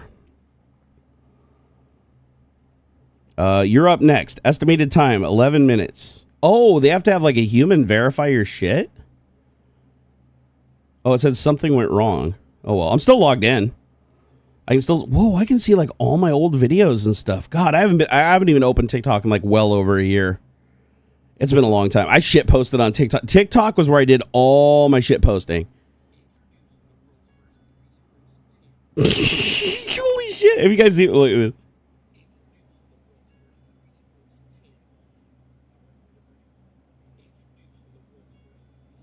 Introducing the world's first 3D printed tampon. Oh my God, dude. Oh my God. Good times. So yeah, so I can never delete TikTok, right? James Jana said, what if Maine loses the gender lawsuit? Well, you and I both know what happens if Maine loses the gender lawsuit. They'll have to appeal it. And then if they appeal it, it's going to go to the federal Supreme Court. And we know the federal Supreme Court is rigged to fuck with Trump justices that won't recuse themselves due to obvious conflicts of interest. So they will ultimately rule in Trump's favor, and trans people will be set back, just like Trump was already set back, just gay people in general, queer people in general, autistic people in general, fucking anybody DEI in general. I mean, honestly, look where we're at already. I mean, Trump has managed to not only become president, but he literally got himself immunity that allows him to ignore the Constitution, prevent him from being impeached, and make it so we can never take him out of office, allowing him to run for a third term, or not even run, just declare victory and just stay in office forever until he dies. He's not coming out of there unless it's on a stretcher. I can tell you that right now. Like, Trump will not leave the White House unless it's on a fucking stretcher, because he has a power that was granted by the Supreme Court that allows him to literally retaliate against anybody that tries to take that power away. And if they can't take that power away, then they can't charge him with anything, because it's not technically a crime so long as he said he did it in a capacity of a president. What do you mean federal? It is federal. The DOJ is suing. Oh, I thought they said the state Supreme Court engaged. So isn't the state Supreme Court suing? Sorry, isn't the Attorney General suing the state Supreme Court? Or did I have that backwards? Here, let me get some clarification. So a federal judge issued a temporary restraining order on April 11th, blocking the U.S. Department of Agriculture from freezing school lunches. Okay, that was a little different. That was only for the school lunches, though. That wasn't for the lawsuit about competing, correct? Like defunding because of competition, or is it all included? Like when the U.S. Department of Agriculture froze, because it seems like they'd only control the food aspect of thing, being agriculture, right? So yeah, I thought it was the state Supreme Court. I guess not, because I saw government. So Governor Janet Mills and I was the local Attorney General. So Attorney General Aaron Fry, so the Attorney General of Maine. And it says, have vowed to vigorously defend the state. Okay, so they're the targets of the lawsuit, obviously. Okay, Mill argues the issue is not about sports, but about defending the rule of law. So, yeah, so I guess it is a federal lawsuit against them. So when you sue a state, who do you sue? Like, do you sue the attorney general? Do you sue the government of the state? Do you sue the state Supreme Court? Who do you sue, actually? That I'm kind of interested, because that doesn't look like it's laid out very well here. Let me ask. So who are they suing specifically in the state? An individual, a branch of state government. Who is the actual lawsuit targeted at? I'm guessing the schools, probably, right? Oh, State Department of Education. Fuck, I'm tired. James Janus, you got to cut me some slack. I'm really tired. That makes perfect sense. Okay, so U.S. Department, DOJ, filed a lawsuit against the Department of Education. I even read that earlier and I forgot. Okay, so this is a lawsuit directly against the Department of Education. It looks like they got an injunction stopping it for funding for school lunches, but that's it? So it didn't stop the other funding. So hold on here. Has this successfully stopped funding to the school as a whole, or are the school lunches still being funded but nothing else? Because they said this would be a lot of money. Sue the law. True Tech's like, sue the law. I mean, ultimately, that's what it is, right? I mean, the Department of Education is kind of like responsible for all of the education in the state, and the person that's stepping in to defend them is quite literally the attorney general, which is like the chief lawyer of the state versus the chief lawyer of the government. God, this is weird, man. It's weird when a government can sue a state, but I guess I understand why they can do it. Because this could be useful in other ways, right? So it's like, this isn't useful. The way that the government's suing the state over, 50 athletes in the entire fucking United States or whatever, complete waste of resources and time because of religious ideology bullshit. But it could be useful for other things. Like, for instance, if you had a state and it was the other way around, you had a state where at the state level, they were persecuting children in the school. And then at the federal level, you had to impose the Constitution on the state by suing them. That would actually make sense, right? So I could see that being useful. So I guess it does make sense when the federal government can sue a state. And to be fair, the states can sue the federal government too. That happens more often than not. The states sue the shit out of the federal government all the time for all kinds of shit. Okay, so school lunch funding got a temporary restraining order. So we know that, but it does say specific to only school lunch funding. That is it. So it says school lunch programs are now funded again. And by the way, this is like meals for students that can't afford lunches, right? And subsidized lunches, like where they can buy a lunch, a full meal for their kid or whatever for like, a couple of bucks or nothing instead of, if they're disadvantaged, instead of their kid like fucking starving to death. It was really bad back in my day, man. When I went to school in the 80s, if you didn't have lunch money, you had to stand in a line, and they literally took a slice of bread and like a 5-gallon drum of peanut butter and just slathered the bread in this giant thing of peanut butter, folded it in half and handed it to you and gave you a little carton of milk. that was your lunch. You had a little carton of milk and you had your like fucking peanut butter sandwich that would like, you couldn't even swallow it. It was so sticky and dry. It was like the worst peanut butter ever. Oh, I hated that.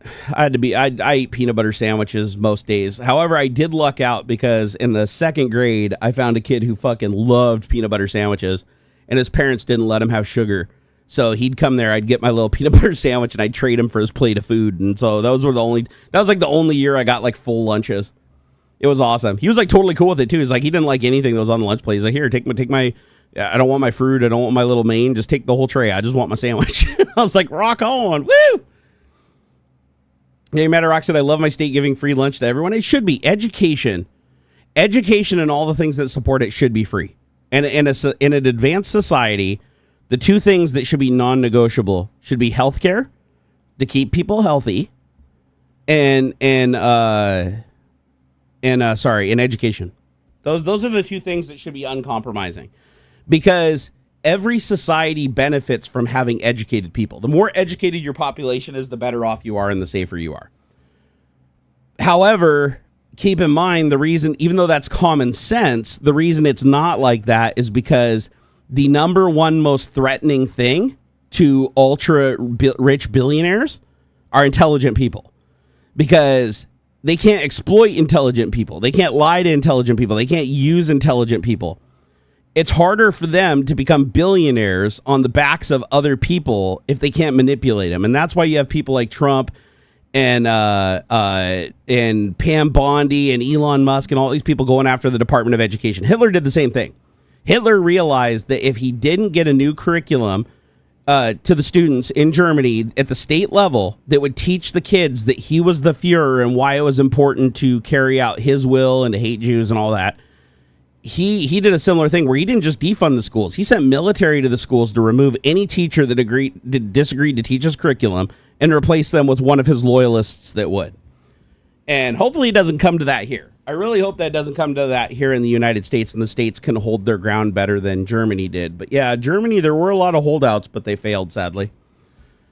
Let's see what else we got here. Other funding. The Trump administration also threatened to cut Maine's entire $250 million federal K-12 education budget, which includes broader funding for educational programs beyond school lunches. However, and keep in mind, okay, so K-12, the whole education, you're not going to have like a shitload of like trans kindergartners, okay? Because they're you know, I'm not saying it's impossible. I'm just saying that sexuality usually, even in biological females and males, usually doesn't fully assert itself until puberty.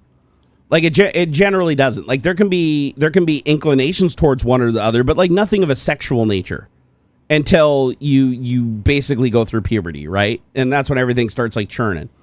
So why would you take the funding away from like kindergarten and first and second graders? That makes no fucking sense. This is the whole baby with the bathwater bullshit that Elon was doing with the government. Like, oh, instead of cutting the one division of USAID that was suing my company to protect myself by being a shitbag, I'm just going to throw out the whole fucking thing, even though it's going to kill a bunch of kids and kill a bunch of people around the world. Like, I don't care. It's just easier to push one button and just delete the whole folder than to go through and pick the files one by one. You know, it's like, God damn it, man. I fucking hate it. I hate it. I hate what we've become as a country. It is truly fucking sad. Not to say we haven't been working on it for a while, though. But Trump is just fucking... He's just next level burning the last little bit that we had to the ground. Not to say we didn't make advances. Like, that's the thing that I want to point out, is we did a lot of good. We are far from perfect. Like, we still fuck up royally as a country, and we make a lot of fucking mistakes, and we do a lot of really dumb shit. But I will say this. Like... I am proud that in my lifetime that racial prejudice has been reduced dramatically, at least in my state, from when I was a kid versus then and now. Racial prejudice, a lot less. Accepting of LGBTQ, way higher. Autism awareness, through the roof. Education, much improved. Now, this is before Trump came along. He's speed running it all, burning into the ground, going back into the fucking puritanical times. But I have to say we've made progress. And I hope a lot of you guys agree, too. That, like, for everything that's happening right now to destroy everything that's happened, we have made progress. Like, everybody, the majority of people, I can't say everybody, because there's always going to be people that get disadvantaged. Like, always. There's no way around it, honestly. It's that same situation where it's like if you have somebody that's allergic to dogs, and you have somebody allergic to cats, and you have to have a dog or you have to have a cat, somebody gets screwed at the end of the day no matter what. You can take every precaution in the world, but somebody is always going to end up a little lesser than the other person, right? But as a country, with Trump at the helm, greed has never taken a bigger hold. Like, this is super fucked up. Like, all the bad shit is coming back at breakneck speed. Like, I'm literally afraid, like, on our current course, like, within not even, like, a long time, like a year, I think within a year, we could regress like straight up to fucking racial segregation again.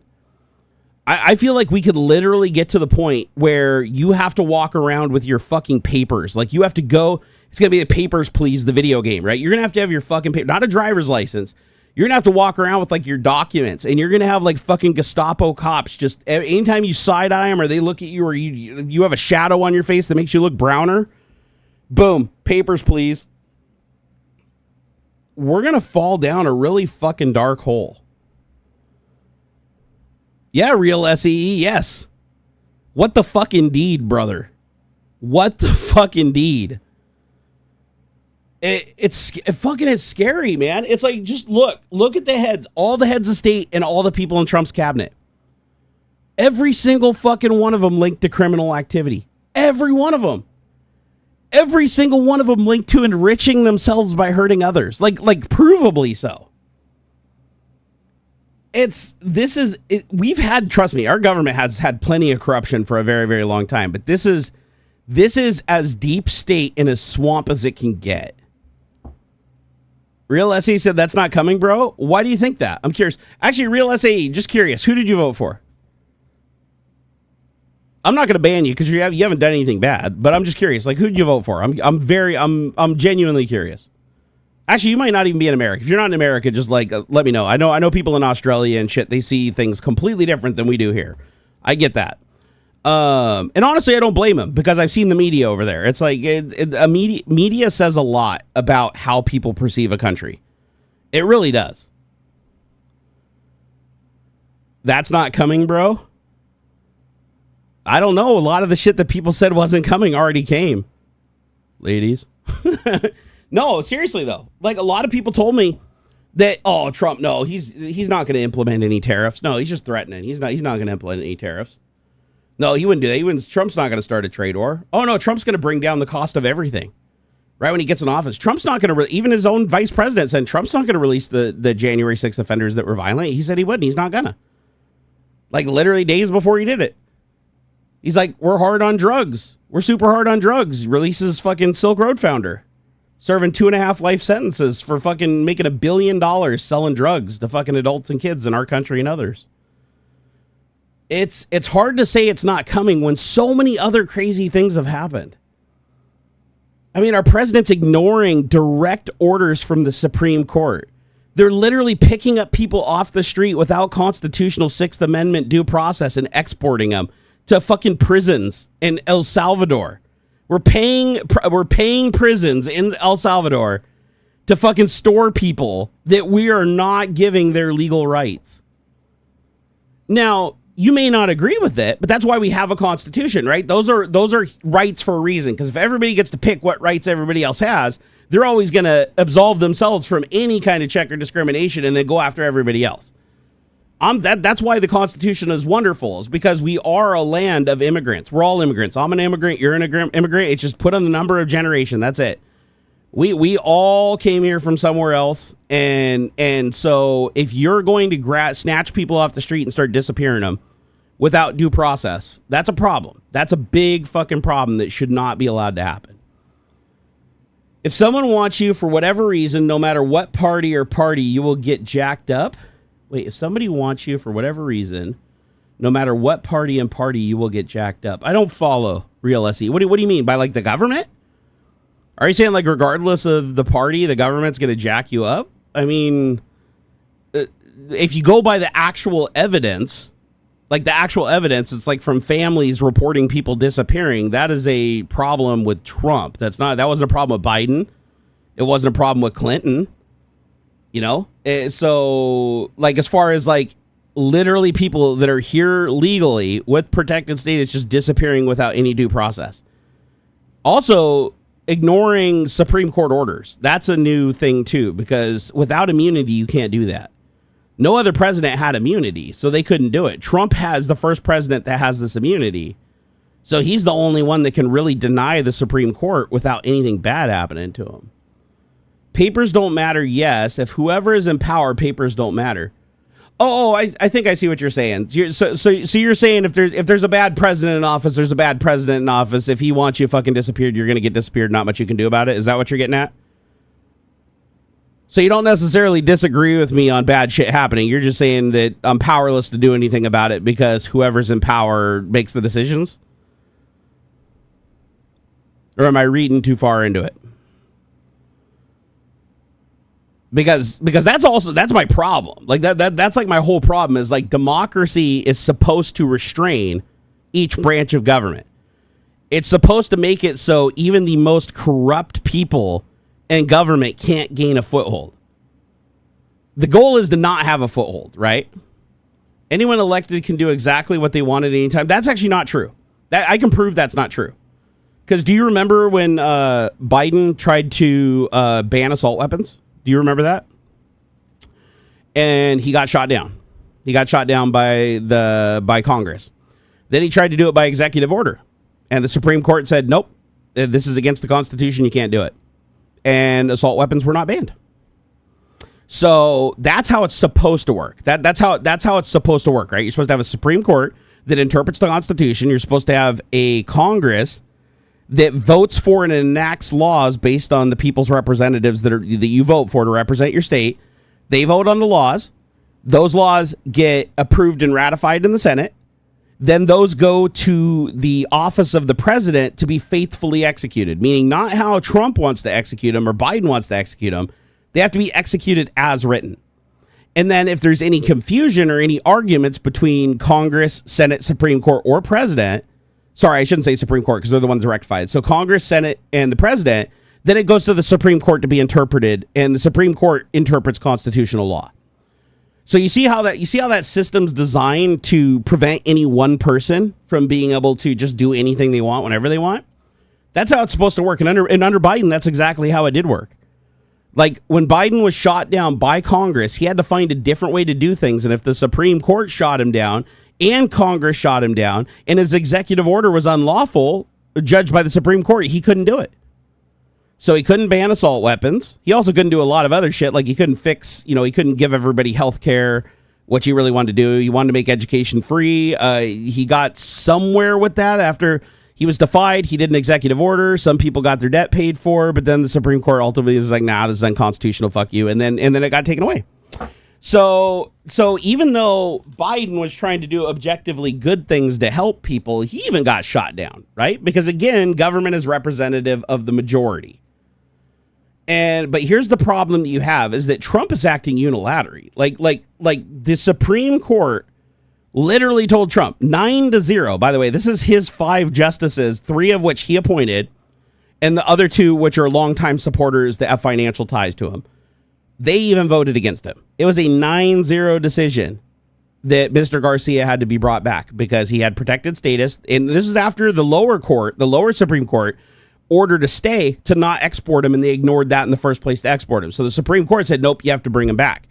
And right now, Trump is being held in contempt for not bringing him back. So that's why they, now we got proof of life. At least he's alive. I'm so thankful because I thought for sure he'd be dead. And I have a good reason for thinking that too. And that's because they literally sent him to the president. They sent him to the prison where the gang members that threatened his sister and his brother and his mom's life are at. So if they recognized him, if those gang members were the ones that approached him and threatened him, that caused him to flee to the United States with his family, he would have been killed. They would have jumped him. So anyways, back to the point, right? When you have government working properly and each branch is doing what it's supposed to, the representatives ultimately have the most power. The president's never supposed to have the most power. The executive authority the president has is severely limited unless he declares emergency powers. However, if he declares emergency powers and the Supreme Court tells him that he's overreaching, then his executive orders are no longer valid for that overreach. However, with immunity, he can just ignore the Supreme Court, which is a huge problem. No president should be able to ignore the Supreme Court. That breaks the entire democracy down. Same thing happened in Germany in 1933. If you go back and look, Hitler anointed himself. He basically gave himself emergency powers after this giant fire occurred, and he granted himself the power to create any law. Same thing as Trump's executive orders with his emergency powers. He said he's going to create any law he wants and enact it unilaterally without involving their parliament or our Congress in this case, right? So he appointed himself that law, and he also said that anything that he does is legal. He's basically anything I do, even if it's a crime, even if I kill, it doesn't matter. It's legal. Same thing as the Supreme Court is basically in your presidential capacity. If you do anything, you can't be charged with it because you did it as president. So it's we're in a shitty situation because it's like the thing that enabled Hitler to kill a democracy, which Germany was a huge democracy back in the 30s, like huge trade partner to a lot of countries, recognized as one of the bigger democracies. And Hitler was able to kill it by being the first and only person in power. He was a chancellor. There's a president and there's a chancellor. President's technically supposed to have more power than the chancellor, but they check each other's power. But Hitler just stole the president's power by just granting himself unlimited authority under emergency powers, which the president was powerless to take away from him. He basically found a hole in the system, same hole Trump used, right? But what do you do now? What do you do now? Because it's like Trump can literally just write anything he wants on an executive order, say this goes into effect immediately, like with no time, no warning. It doesn't matter if it's a tariff, doesn't matter if it's some fucking illegal law that's against the Constitution. The Supreme Court can go, whoa, whoa, whoa, whoa. Congress can say, whoa, whoa, whoa, we have to ratify that. But it doesn't matter because Trump already said that it's going into effect, and he runs he has the head of the DOJ replaced, Department of Homeland Security, HSS, Homeland Security, DOJ, Attorney General's office, and military, FBI. I mean, there's a list. It's a lot. So he's already installed loyalists to all these positions. So it's like, no matter what Congress says, nobody will carry out the order to stop him from doing the thing. Supreme Court, they rule, he just ignores them. He just and when asked by reporters, he just says, no, he's not going to listen because he's the president, he can do whatever he wants. That's not good. And it doesn't matter. It's not good if you're a Republican either. It really isn't good. You might think, oh, he's a Republican and I'm a Republican, so this is going to benefit me. And it's like, no, it's not benefiting you. It's hurting your 401k. It's raising your cost of goods. It's impact. It might maybe the more the minutia of the issue where it comes down to like trans rights, LGBTQ, religious propaganda, and all that. Maybe that's not hurting you specifically on that side because you're white and you're Christian and you benefit from it in some way. But the other shit does hurt you. Like him being able to unilaterally do anything that benefits him, even though it hurts you, that's not a good thing. You don't want it. You want that balance.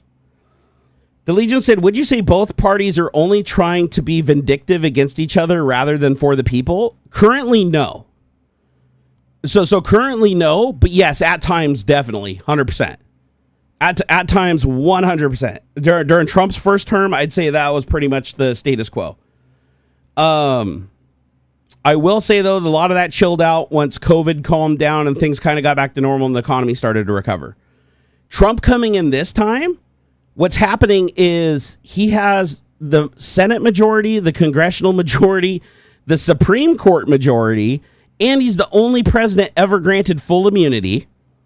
And he used it to replace people he can't replace with people that he can't even replace with that are all loyalists to him. And there's nobody that could stop him because all the people that are tasked with stopping him for the people are sitting on their hands and won't bring it to the floor. And even if they did bring it to the floor, why would he listen? Let's just say hypothetically Congress brings the shit to the floor. They're like, listen, Trump wrote wrote an order where he can just pick up random people off the street and just send them to El Salvador without ever checking their license, not giving them due process, not even telling them what they did. Just boom, gone. You know, if we get some innocent people, so be it, whatever. If he wrote that order, normally Congress would be like, no, we're going to bring that to the floor immediately. And there's always a cooling off time. Like even as executive orders can't go into effect immediately. But who's going to stop it? Like, let's say Mike Johnson gets a conscience, right? Let's say Jim Jordan isn't a fuck or whatever, you know, and they're like, listen, we're going to bring some of these issues to the floor because they're obvious violations of the Constitution. Let's put it to a vote. Because here's the thing, even if the vote loses, it helps to bring it to the floor. Because if the vote loses, it tells the American people who they should not vote for during the next election in 2 years. Because remember, the representatives in Congress they have to fight for their seats a lot more often. So if you see who's voting against something and saying, listen, we're not going to honor the Constitution and we're going to fuck people to give ourselves insider trading and stuff, you can say, I'm not going to vote for that person yet. Fuck that shit. So it does help. Even if it doesn't remove Trump, it does help set a precedent. Even impeachment. Even voting for impeachment. If everybody that votes for impeachment is clearly citing the Constitution and showing exactly in the Constitution what he clearly did, and the other side is like voting no, but they have nothing to defend it whatsoever because the Constitution is very clear, that still sends a message to the people. You know what I mean? It still shows them that, shit, we're in trouble. We need to stop treating this like it's no big deal. However, let's say best case scenario, we go in there, 2/3 majority vote to impeach, to remove. We got him. You send it to the Senate. The Senate grows some balls. Chuck Grassley or whatever is like not fucking senile, running into shit. And it gets passed. And they're like, we're going to remove him. He's impeached in Congress. He's removed in the Senate. Boom. Later, bitch. First off, even if he did go, we're still screwed because J.D. Vance becomes president. And Trump elected J.D. Vance to be his proxy. He even said so. So Trump would just run the country through J.D. Vance. And J.D. Vance would just give him any pardons that he needed, that he couldn't give himself after that point. But let's say you, so that's if we remove Trump. That's a best case scenario across the board. Never happened in a million years, but let's say it did. Trump's out. Well, what happens if we impeached him and removed him in Congress, in Senate, removed him? The Supreme Court voted to remove his immunity. And we're like, okay, so he no longer has immunity. Well, first off, okay, actually, order of operations is a little fucked up there. Let me correct that. The order of operations would be the Supreme Court would vote to remove his immunity. Then they would remove his immunity. Then they would have to wait for him to sign an unlawful executive order that's clearly against the Constitution, which will take about 24 hours. Once he does that, then they can impeach him for high crimes and misdemeanors for abusing his power.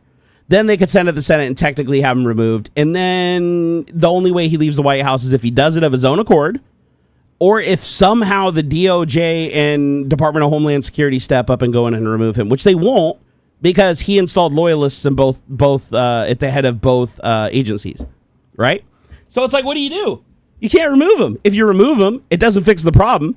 If you don't remove him, it doesn't fix the problem. You're just going to make him more vindictive, right? You're going to show him that he's even more bulletproof. Because a lot of people are like, why aren't we trying to file charges? Why aren't we trying to like sue him directly? Why isn't Congress like going before the people and being like, oh, we have to impeach, vote to impeach, like lean on your senators, everything? Why aren't they doing that? Well, the reason being is because Trump is a massively vindictive individual, right? Like he weaponizes everything and retaliates like a motherfucker on every level you could even believe. Like he literally released his first thing he did when he got in office was release the Proud Boys leader that literally beat a cop, like on camera beat a cop. And the first thing he did when he was released was, we're standing back and standing by. We have a list of everybody that was involved in any January 6th conviction, including the jurors. We're going to retaliate. Trump was asked immediately by reporters, do you condone this? And he just didn't answer. He's like, oh, no, they're going to do what they're going to do. You know, they're heroes, really. They're just political victims. It's like, no, he's on video beating a police officer. Like, he's literally on video beating a police officer. So it's kind of hard to say he didn't do that, right?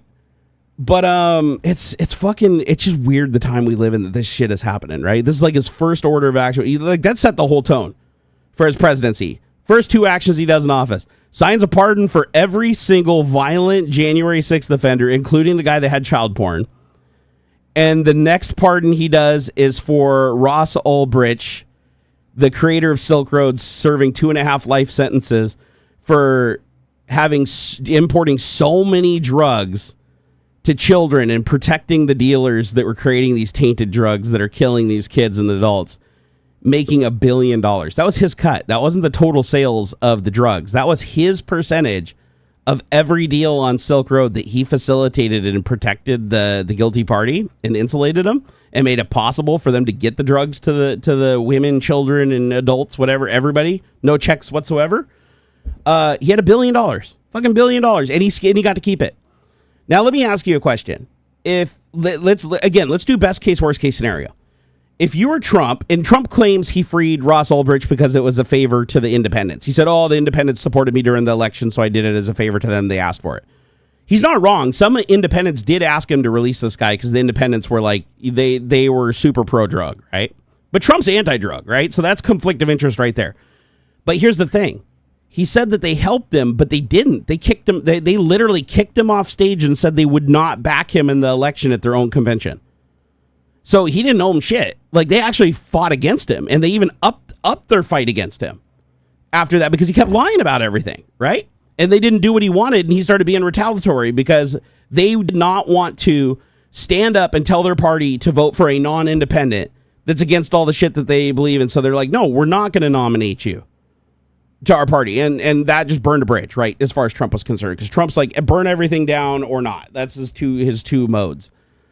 And I don't know, it's a weird situation because He releases the guy with a full pardon, unconditional, with one page just saying he served enough time. Because he was in for 13 and a half years. So he's like, oh, he served enough time. That was it. That was his explanation for releasing him. He didn't even, and he publicly tells the press that it was a favor to somebody, even though in the document where he has to say what the pardon is and why he's pardoning the guy, he's like, he served enough time.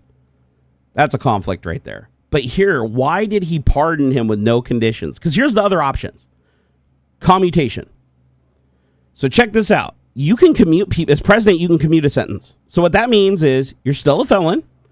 You still committed the crime, but you don't have to serve any more time. Your sentence is commuted. It's as if you served it. So Trump could have said your sentence is commuted and you are released, right? And he would still have a felony on his record, thankfully, right? So but right now he has no felonies. Like this guy who killed fucking untold number of children and OD'd untold number of people, facilitated the sale of drugs that weren't even the drugs they were, like fentanyl-laced weed and shit, right? That was like literally ODing and killing people. This dude has nothing on his record. If anybody does a background check, comes back completely clean. No charges. So that's the difference between commutation and pardon. The other thing is commutations can be conditional. You can say, listen, we will commute your sentence as long as you don't commit another crime. If you commit another crime, the sentence goes back into effect. And you can also say, we're going to commute your sentence, but you have to give us the proceeds that you made from committing the crime. This is common in bank robberies and shit like that. Listen, we'll commute your sentence, but you can't keep the $1 billion that you made from killing kids. So you'd expect Trump to do that, right? No. Unconditional pardon, zero conditions, knowing, and the FBI even reminded him that this guy has access to a 13-year-old frozen account that contains $1 billion in Bitcoin. But Trump's like, I know. And you know how we know Trump knows? Because Elon Musk knew, and Elon Musk was in Trump's ass. And Elon Musk and Trump both want to create a national crypto and make Bitcoin like the official coin of the United States. Or actually, they want to do DOGE, but Bitcoin's a big part of making that happen. Bitcoin is the most stable cryptocurrency there is, as far as holding large amounts of value. It's not great for mining and shit like that, but it's like the most stable coin, the most verified coin on the planet. So this dude has $1 billion of it. So Trump's like, fucking, let's release him. Because if he has access to $1 billion, we can get a taste of that. Maybe he'll help us set up our own crypto scam. Maybe we can get him to consult us and like tell us how to the best way to do shit with crypto. He's a good and Elon loved this guy. Elon loved this Ross Ulbricht guy because he had $1 billion. And Elon loves people that scam other people. Like, he thinks it's great. He celebrates scams. He's like fucking Dave Plummer, Dave's Garage on YouTube. Like, he literally gets off on scamming people. That's how they make their money, is from scamming people. So they enjoy watching other people get creative how they scam people. So this dude all Trump would have had to do is just slightly change the wording. And he wouldn't have got to keep the $1 billion. And he would have had to not commit other felonies while he's out. So not just go back and create Silk Road 8. Right? Because I think it's up like Silk Road 24 or some shit now. So, but he gives the guy a full pardon, and the guy accesses his wallet within 24 hours. Within 24 hours, he unfreezes the wallet. And that's how they know, because the FBI has been monitoring this wallet. They knew the wallet existed. They knew the money was in there. They knew he was the last one to access it. They just could not get the wallet because he would not give them the information to transfer the Bitcoin out of it. So he gets the wallet, he logs back into it, and he starts transferring money all over the place, and it starts laundering through all kinds of accounts. And some people have looked at it, and they don't know who all the owners of the accounts are, and some of them were other crypto investments. It looks like he was like diversifying into other crypto coins immediately. But a lot of it went off into the ether, like accounts that weren't known, that basically didn't do anything with it. They're just sitting on it right now. And I'd be willing to bet money those accounts are either Elon Musk's or Trump's or both. There's some kind of an escrow account where that shit's just going to sit for like a year, cooling down until eyeballs are off of it. And then they're going to launder it another time, maybe 2 or 3 more times, jump it back and forth between different cryptocurrencies, which is what we think he was doing when he started like doing other investments. Because you wouldn't just like leave prison after 13 years and immediately start diversifying your portfolio into these random cryptos. That's more of a laundering technique when you move from one blockchain to another, than that blockchain and back, just to obfuscate your trail, because you want to break one trail in one and come in with a new trail on another, so that you don't have one permanent chain of custody in either blockchain. Anyways, it just reeks. And the thing is Trump said that this guy served enough time and he didn't really deserve it, blah, blah, blah, blah, blah. But here's the thing. Trump was already president once before for 4 years, and this guy was in prison the whole time Trump was president. So, and the guy asked for a pardon, and he was considered for a pardon, and Trump was like, no, during his first term. So what changed? Why is Trump Why did he go from no pardon for you to his first day in office during his next presidency? His very first act as president was to free a guy and give him access to $1 billion of blood money. Fucking weird, man. It's not good. It is not good that happened, because the very first 2 pardons that Trump did as president were freeing the people that attacked police to try to overturn an election, so that Trump could send the message to them that, listen, if you commit crimes on my behalf, I will pardon you. Keep in mind, Hitler did the same thing. If you go back, go look at Hitler. Go to any fucking AI or any search engine, look it up. Say, did Hitler ever pardon fucking murderers? Hitler pardoned murderers that killed fucking Jews. And the one thing, if you look at all of his pardons, is every person he pardoned was a member of the Nazi party and supported the his Nazi campaign to power. So actual literal murderers he pardoned. And why did he do that? To send the same message that Trump did, because Trump's following what Hitler did. Like, he's following the same steps. He's like, if I free the people that are in my party that are most radical and commit the most crimes, the most dangerous crimes, like, then these people will feel empowered to commit more crimes on my behalf and listen to my dog whistles and attack my enemies. And then I keep my hands clean, and then I just pardon them afterwards and say, I don't think they did it. I don't think they did. Or if there's video evidence, be like, oh yeah, no, I think they served enough time after a month. Like, they put him in a really dirty prison. That's what he tried to do with January 6th. He had like 14 different reasons for releasing him. But isn't that fucked up? Like, anybody else, like, in chat, I know chat's not very active right now, but like, isn't that pretty fucked up? Like, everything I'm saying right now is verifiable. You can go verify this shit. It's crazy. Curb said, at least Silk Road was a real store. Everything you see with crypto since then is just straight up an actual scam. Curb, I'm going to be honest with you, brother. I would rather it be a scam, actually, because if it was a scam, a lot more kids would be alive. Keep in mind, Silk Road was a gateway and the reason I know this is because I know kids and parents that had kids that got caught doing this. Silk Road would sell anything to anybody regardless of age, and all you fucking needed was an address and a crypto wallet. And it was easy to get crypto. You didn't have to buy crypto. You could just mine crypto. You could just go fucking mine some Ethereum on your GPU for 2 weeks. And go buy yourself some fucking fentanyl-laced weed that you OD on and die. And, it shows up at your house in a nondescript package via DHL delivered by our own fucking mail system.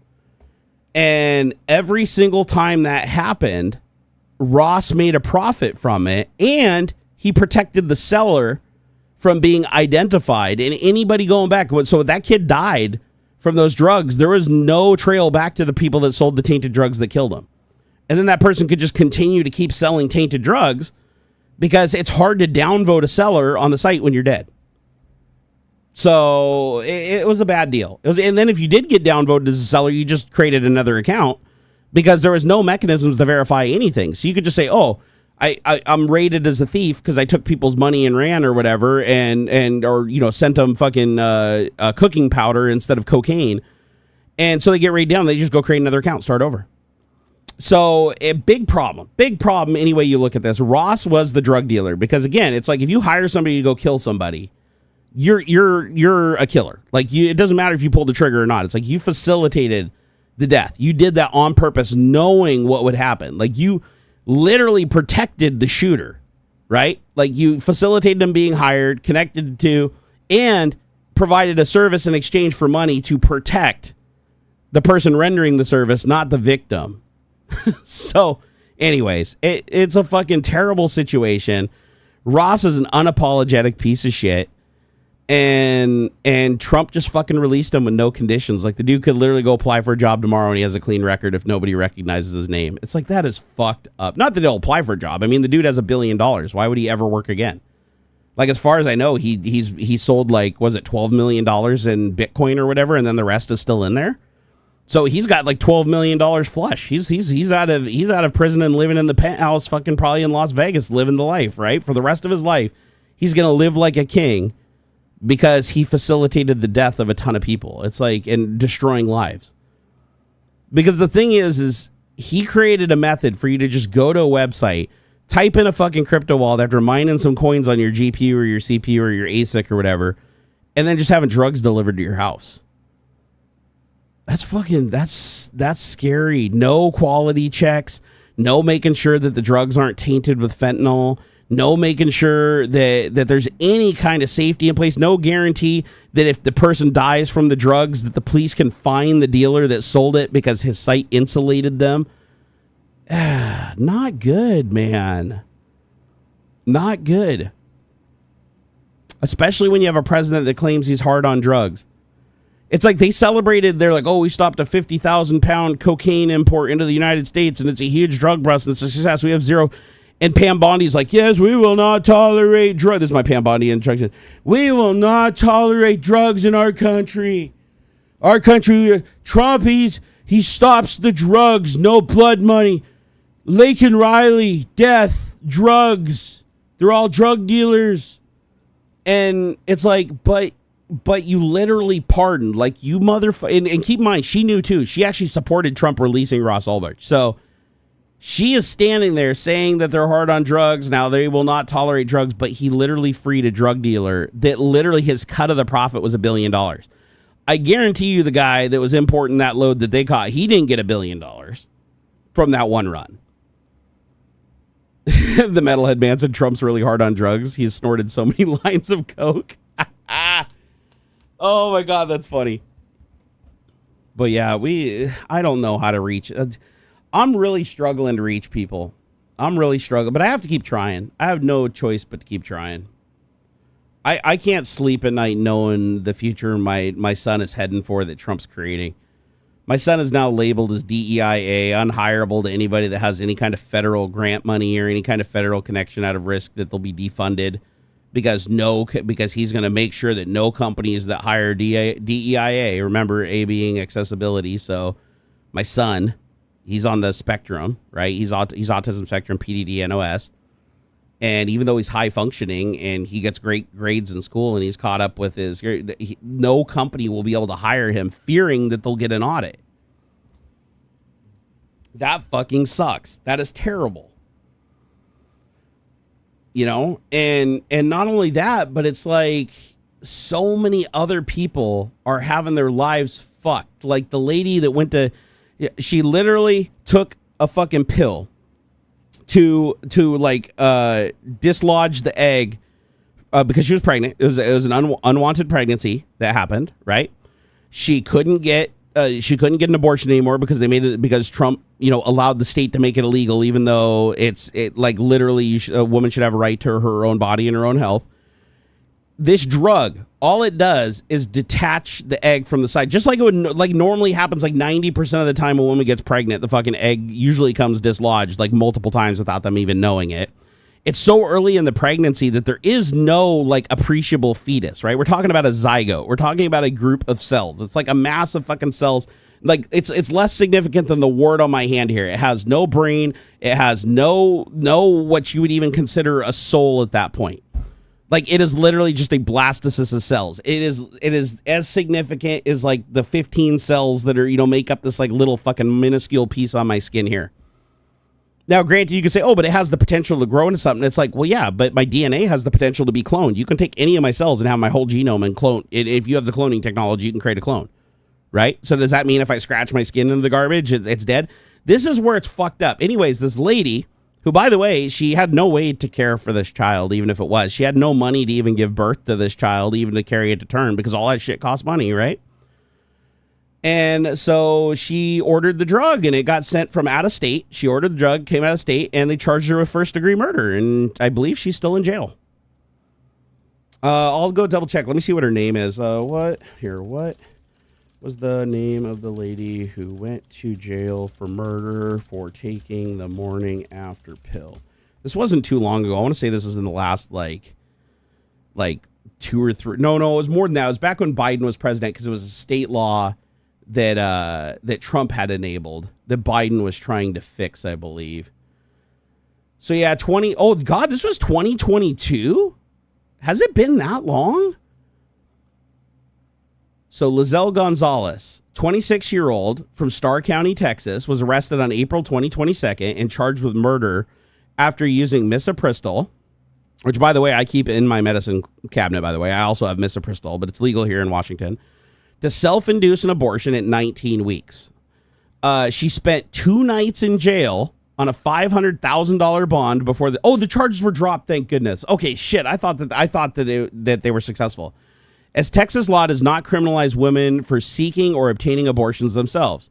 Gonzalez later sued the prosecutor and the sheriff's office for $1 million alleging humiliation and civil rights violations. Good. I hope she wins. This case involved an abortion pill, not the morning after pill, but it's a prominent example of women jailed for murder charges related to pregnancy termination. And the thing is, it's hard to even know if you're pregnant. Like within, what do they say, 15 to 19 weeks? It's really hard to even tell if you're pregnant. Let's see here. Kenlisa Jones, Georgia, 2015. Wow, that was a long time ago. So hold on here. Was arrested 2015, charged with malice murder after taking Cytotec. Oh, misoprostol rebranded. Purchased online to terminate her pregnancy at 5.5 months. Wow, that was getting up there. She delivered a stillborn fetus in a car en route to the hospital and was jailed. The murder charges were dropped days later after the district attorney concluded that Georgia law does not permit persecuting a woman for terminating her own pregnancy. She still faced a misdemeanor charge for possession of a dangerous drug. Let's see here. Carla Foster, 44. Wait, maybe I don't have misoprostol. What's the other one? What's the morning after pill called? Because that's the one we have. The one that it's like terminates a pregnancy within I think it's 2 or 4 weeks or something like that. I don't think it's it works that far out on the one we have. It's called shit. I'll have to go look. It's something we have to keep on hand though, because my wife will die if she gets pregnant. My wife will die if she gets pregnant. I can't easily get a vasectomy because of the geometry of the shit going down there causes some issues. And so we're extra careful on every level, but we also want to have a backup because no matter what, if we have to use the Hail Mary, we use the Hail Mary. It sucks if we have to, but you have to, right? Because she'll die. She'll die. My wife can't carry another baby to term. She barely survived giving birth to Xander, and Xander almost died himself. Let's see. What else do we got here? Carla Foster, 44-year-old mother of 3 from Staffordshire, UK. Oh, this is overseas. So 28 months after pleading guilty to procuring abortion pills to induce an abortion at 32 to 34 weeks gestation. Let me see here.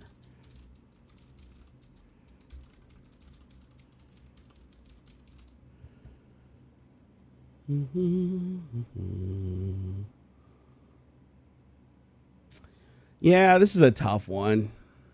God, I feel so bad for these women. This is a shitty fucking situation to be put in.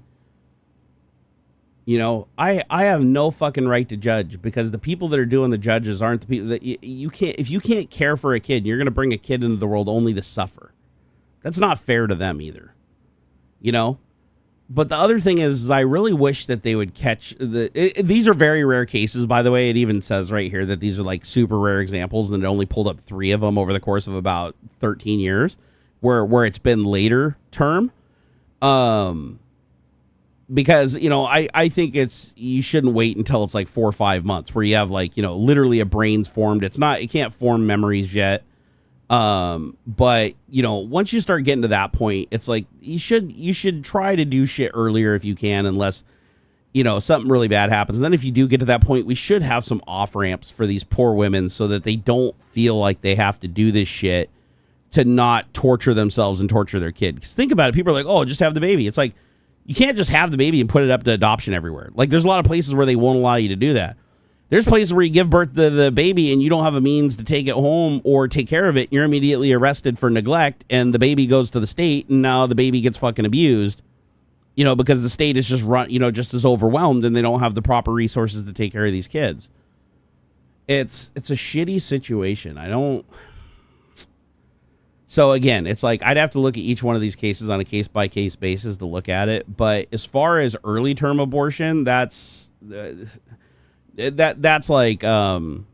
you're talking about a blastocyst versus fully formed fetus with a brain and full extremity development and stuff, there is definitely a difference. However, the scientist in me has to point out that there are there's no memories. There's no concept of time. There's no concept of short-term or long-term memory. You're basically just operating on the instincts operating system at that point. There is nothing that is kicked in that has made you sentient at that point. Because that would be pure torture. I mean, you'd freak the fuck out if you were like sentient and inside of a person balled up with a cord coming out of you breathing fluid, right? I mean, you freak the fuck out. So it's like there's a reason why, you know, we wait until a while after you're born before you start actually compiling and building memories. Hell, you can't even see right when you come out originally. But here's the thing. How about pain? Pain requires memory. You can't experience pain without memory. Because even if the signals go to your brain, if you can't record it so that you can understand what it feels like, then it does nothing, right? So it's like, let me ask you a question. Last time you had surgery on you and you were under general anesthesia, do you remember them cutting you? Do you remember them like shifting your guts around and filling your guts up with CO2 so you didn't blow up on the table when they cauterized your wounds inside? By the way, if you ever want to see something funny, go watch an appendix surgery. A modern appendix surgery, they literally blow you up like a basketball. Like if you're a little skinny guy and they do it, your belly, you look like you're 9 months pregnant. Like they poke it's called a laparoscopic operation. It's like the most amazing thing ever. They poke 3 holes in you. One of the holes is a camera. The other 2 holes are end effectors. And then the one with the camera also fills your abdomen with CO2. So that when they use the cauterizer, it doesn't like set your flesh on fire and cause a big, because if there's any oxygen in your abdomen, it'll create a fire, like it'll burn your innards. So they fill you full of CO2 and they cauterize shit while your belly's like a basketball, so they have room to move around and find stuff. It's wild. It's wild. There are some videos on YouTube. It'll pop up and say, 18 plus one, you want to watch this, is really gory or whatever. But yeah, it's not that gory and it's very interesting. True Tech said, I got pissed off seeing the Freedom Factory manufacturing content during pandemic lockdowns. I did too. Cletus really let me down on that one. Here's the thing, though, is COVID wasn't handled properly. It wasn't. Trump couldn't have fucked that up more if he tried. His wish-washing on messaging, constantly going back and forth, and then we finally get a vaccine, which he actually did help push and get made faster. Like, credit where credit's due. Like, he did actually facilitate the vaccine getting made faster than it normally would have. So, credit where credit's due. Now, granted, he did it for all the wrong reasons, but whatever. He did it, right? So we get the vaccine, but then he creates the vaccine, he takes credit for it, and then he immediately starts going back and promoting, you don't need it, vaccine don't matter. This is just a flu, you'll be all right, everything's fine. And then the dude almost fucking dies from it himself and has to spend a week in like the most technologically advanced hospital in the world with the best doctors around the clock because the fucking guy like oxygen level dropped out and he needed like emergency life-saving support. And then what does he do? He goes and gets in a car with a bunch of fucking Secret Service that interact with no masks or nothing. He just drives around the block with everybody in the car when he was infected. And then he goes to the campaign. He's like, yeah, and I went ahead and got the vaccine. It was no big deal. It's like, okay, that's good that you said that. And then the crowd's like, boo. And he's like, oh, but you don't got to get it. Yeah, no, you don't have to get it. It's no big deal. It's like, whatever. Just whatever. It's like, dude, you just finally did the right thing and listened to Fauci for once in your fucking life. Got the vaccine made. You even got the vaccine yourself after you almost fucking died. You wouldn't have almost died if you had taken the vaccine earlier. So you finally get it after you're scared shitless into getting it. Even RFK Jr. gets it and gives it to his wife and gets all of his kids to take it. So it's like even RFK Jr., the anti-vaxxer himself, is fucking loading up with his COVID vaccine. And Trump's out there telling people it's no big deal. Oh, even though I rushed to get this vaccine and saying he saved the world from COVID with his vaccine, now he's like, you don't got to take it. It's no big deal. Yeah. No, because he just says whatever makes the crowd cheer. If he's like, I'm going to end slavery, and the crowd's like, boo, he's going to be like, oh, but slavery's coming back tomorrow. Oh, yeah, what I meant to say is, yeah, no, like slavery's good. Yeah, oh. That's Trump, right? It's like he says, sometimes he'll say the right thing. The crowd turns against him because they like him doing the wrong thing because that's what they're used to. And so they freak out and they boo, and then he immediately flips around and gives them what they want, which is own the libs. And now we have a measles outbreak that has already claimed, lives of children again in Texas after RFK Jr. again pushed his anti-vaccine rhetoric bullshit in Texas in that specific area. Just like Samoa, where the 84 kids died right after he went there and told parents not to vaccinate because it'd make their kids have severe autism. It makes me so mad. Oh my God, it makes me mad, guys.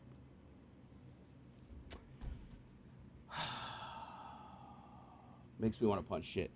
Oh shit, the Viking. My God, I'm sorry I missed that. That must have happened while I was gone earlier. That was it. Wait, 5:15? Oh shit, that was a while ago. He said, "Did you know they performed trans surgeries in Germany, and when they had books burning years later, it was that and perverted material." Wait, did you know they performed trans surgeries in Germany, and when they had book burning years later, it was that and perverted material? So wait, okay, I'm not sure if I follow. Sorry, I'm really tired right now.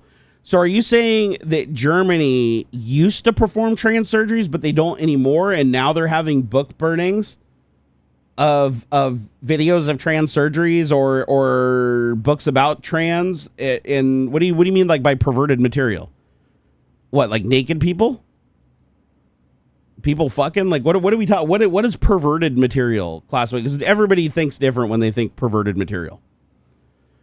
Nada said, I was an intern at NASA for 3 years. They had a wonderful program for interns, including historically black colleges and universities, DEIA internships. Those programs are entirely gone. Yeah, doesn't that suck? Doesn't that suck? Like the whole point. Now, don't get me wrong. Like there's the DEI affirmative action that Trump wants everybody to believe that it is, where it's like, if you have a white person and you have a black person and the white person is a genius and the black person, just can pick their nose, you just automatically give the job black. No, that's not what it is. That's not what it is. It's about just keeping cultural diversity based on the percentages of the population. So it's like if you have 9 white employees and you have no black employees and you have 2 people applying for the job and they are both of equal skill level and you have no diversity, lean into the diverse employee for the one hire. And again, if the white person is 1 fucking IQ point higher in that specific area or whatever, you hire that person because they're the most qualified. It doesn't hire the least qualified person. It's when they're both qualified.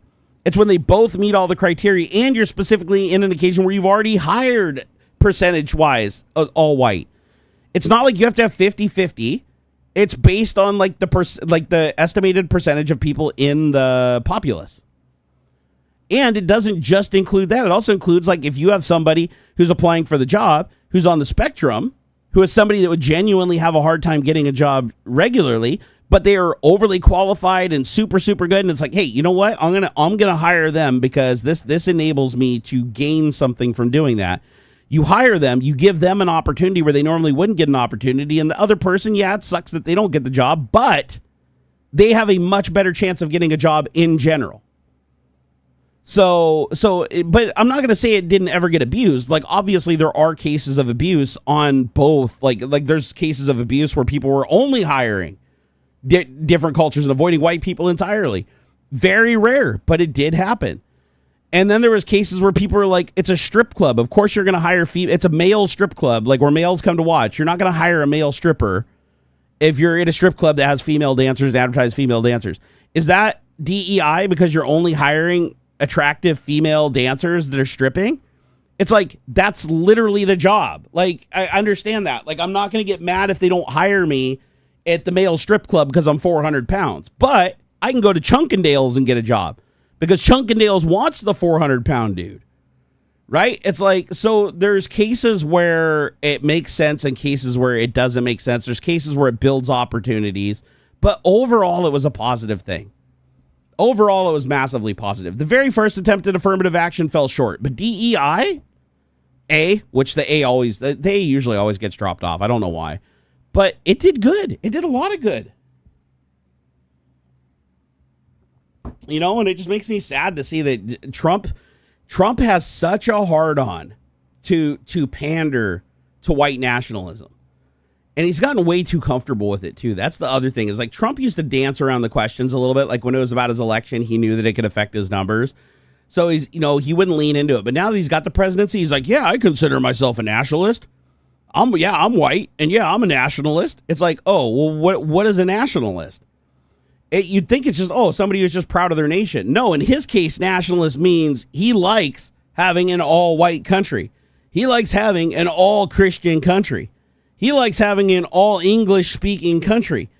Like, that's literally white nationalism. It's not I'm white and I'm a nationalist. It is white nationalism, like quite literally. And he admits to it. Like, he doesn't, I won't say he doesn't hold back, because he does try to say, oh, it's white and nationalism separate, not together. It's different. No, it's the exact same. It's exact same. And we already know what Trump feels like about people who have disabilities. Like, we've already seen what Trump did to the reporter who had disabilities.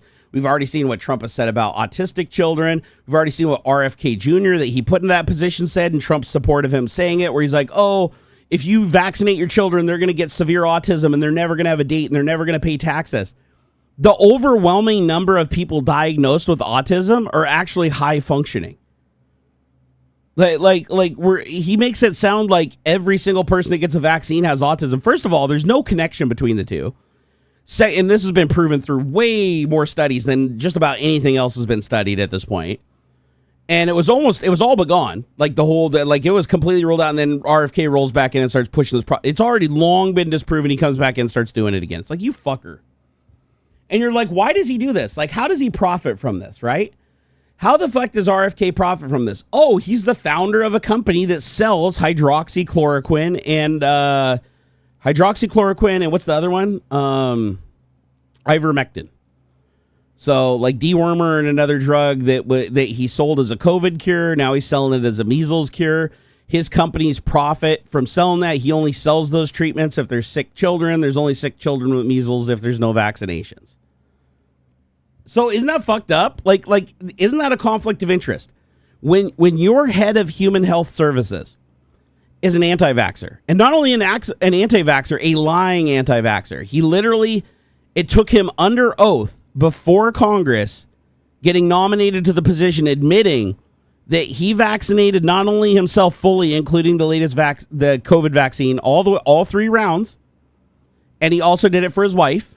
And he also did it asked his children to do it, including his 2 youngest that are in their 20s, which one of them at the time when the vaccine first came out, they were in their teens. So, and he had publicly stated that he regretted vaccinating his older children, implying that he didn't vaccinate his youngest children. But no, it was found that he vaccinated all of them, including himself and his wife.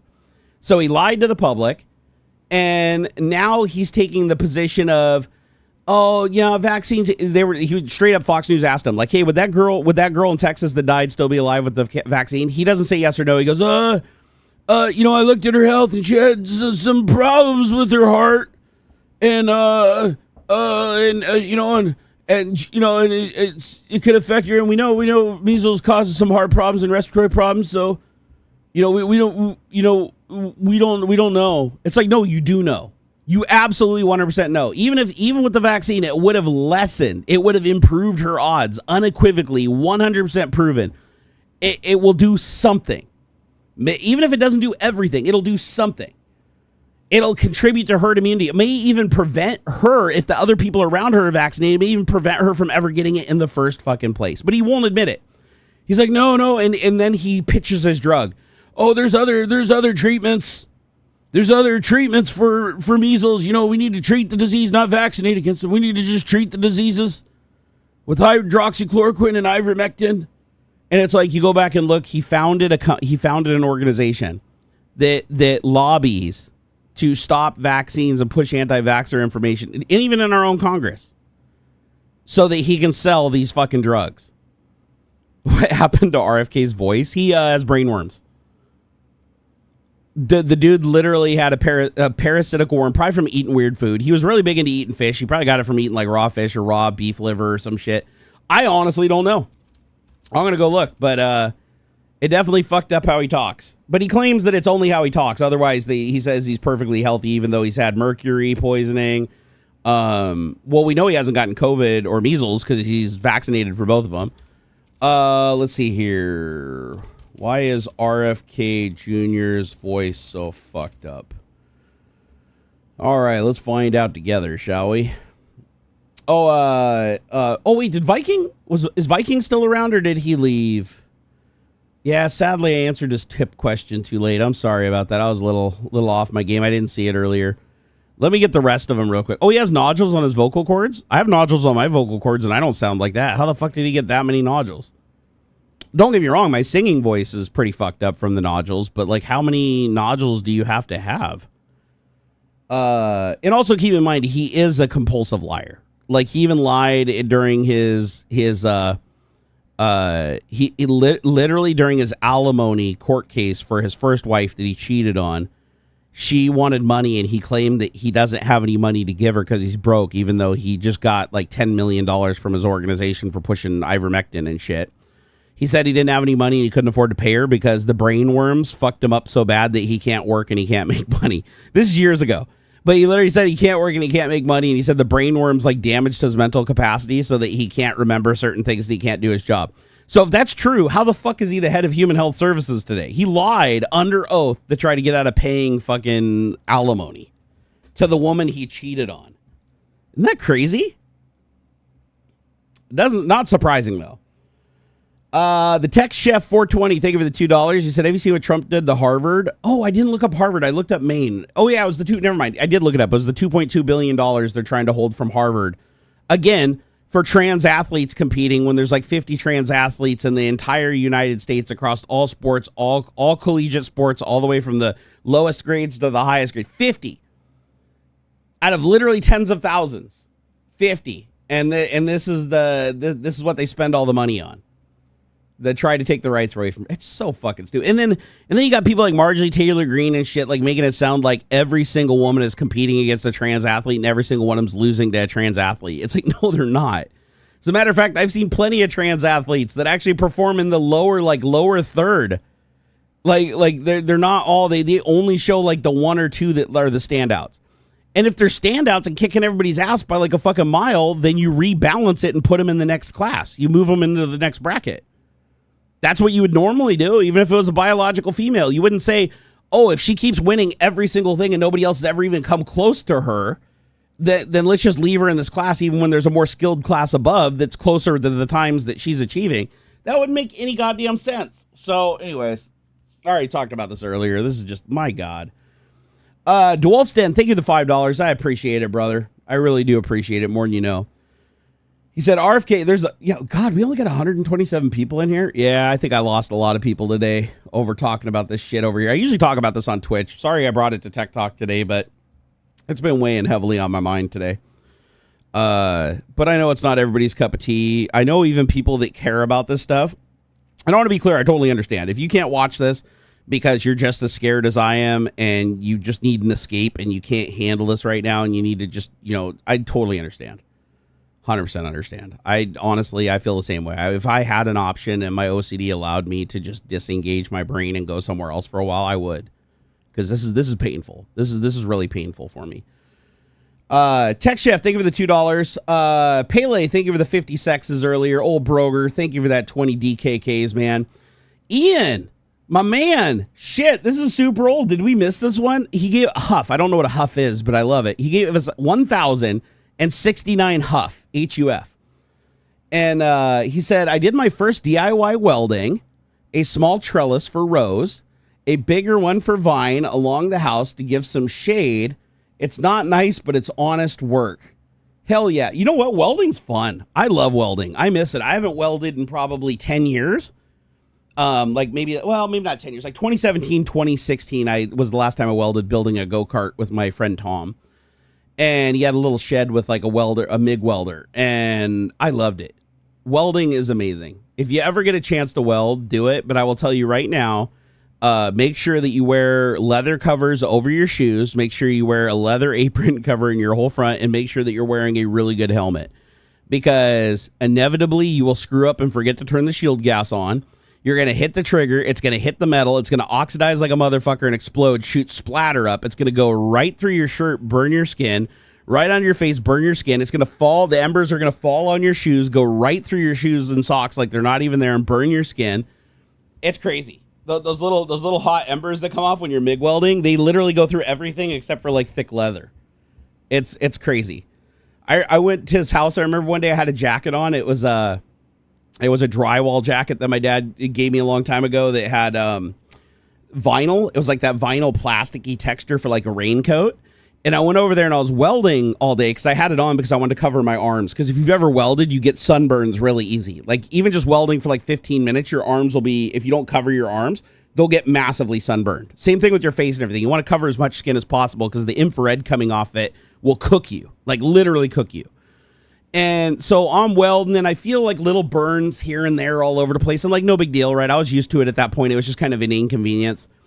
And I'll tell you what, I finished welding, and Tom looks at me and he goes, dude, I hope you didn't like that jacket. I was like, what are you talking about? I walk over to the mirror, the shop. There was probably 1,000 little pinholes across the entire front. Like, it was literally just the whole time I was welding, because I didn't notice, because I had the dark, it wasn't one of those auto dimming helmets, one where you got to drop it down. You like start welding, drop it down to see the pool. And I couldn't see how many sparks were flying off. And apparently I was just showering myself with sparks, and I just had a million holes all over my jacket, my jeans, and some of them went through and burned all the way through my underwear. So it was like through my pants and through my underwear down to the skin. Freaking wild, man. Oh, Balliet Brand, thank you for the $20, dude. I love you, bro. I love you. Hey, Balliet, I gotta say thank you, big time, dude. I gotta thank you for something here very, very publicly, and I'm really glad that you're here. So, you've been a massive supporter on a magnitude that I honestly feel bad that you gave me $20 right now. Like, and I mean to the order of magnitude where you are well over $1,000 invested into me over the last couple of years, easily. Probably, honestly, if you count the microphone and shit, probably like well over $2,000. And I honestly couldn't be more grateful, brother. And I'm sorry that I haven't streamed more. I'm sorry I haven't been around as much. But holy shit, dude, you have helped me and my family so much, and I appreciate you so much, dude. And something happened the other day that seriously made it possible for me to stream last night and today. And you know what it was? I hadn't accessed my Venmo account in years. I did not realize that you sent tips to my Venmo account.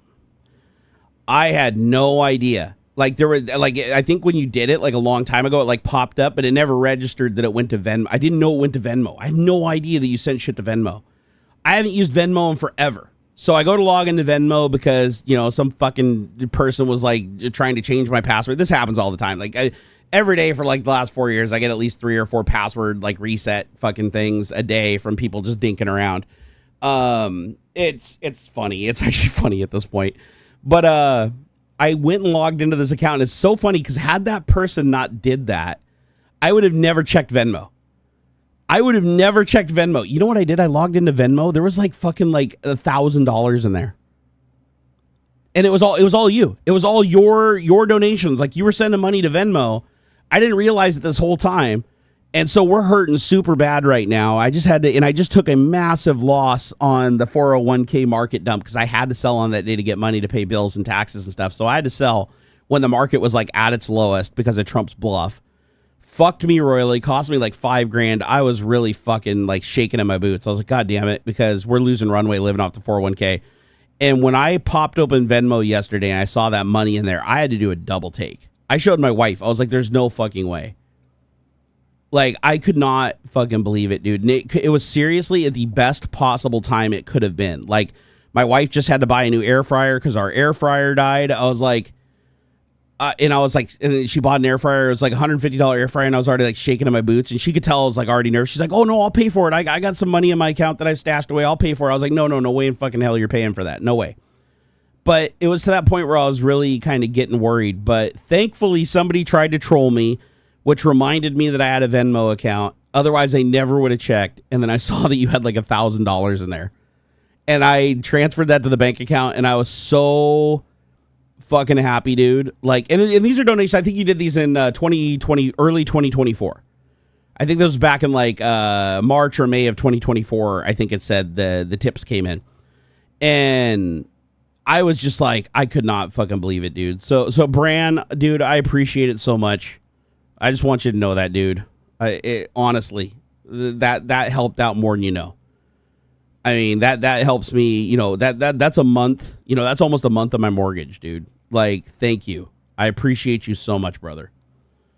But it was so funny because I told my wife, I was like, had this person not trolled me by just, you know, trying to spam log in the Venmo account, because all my shit's two-factored.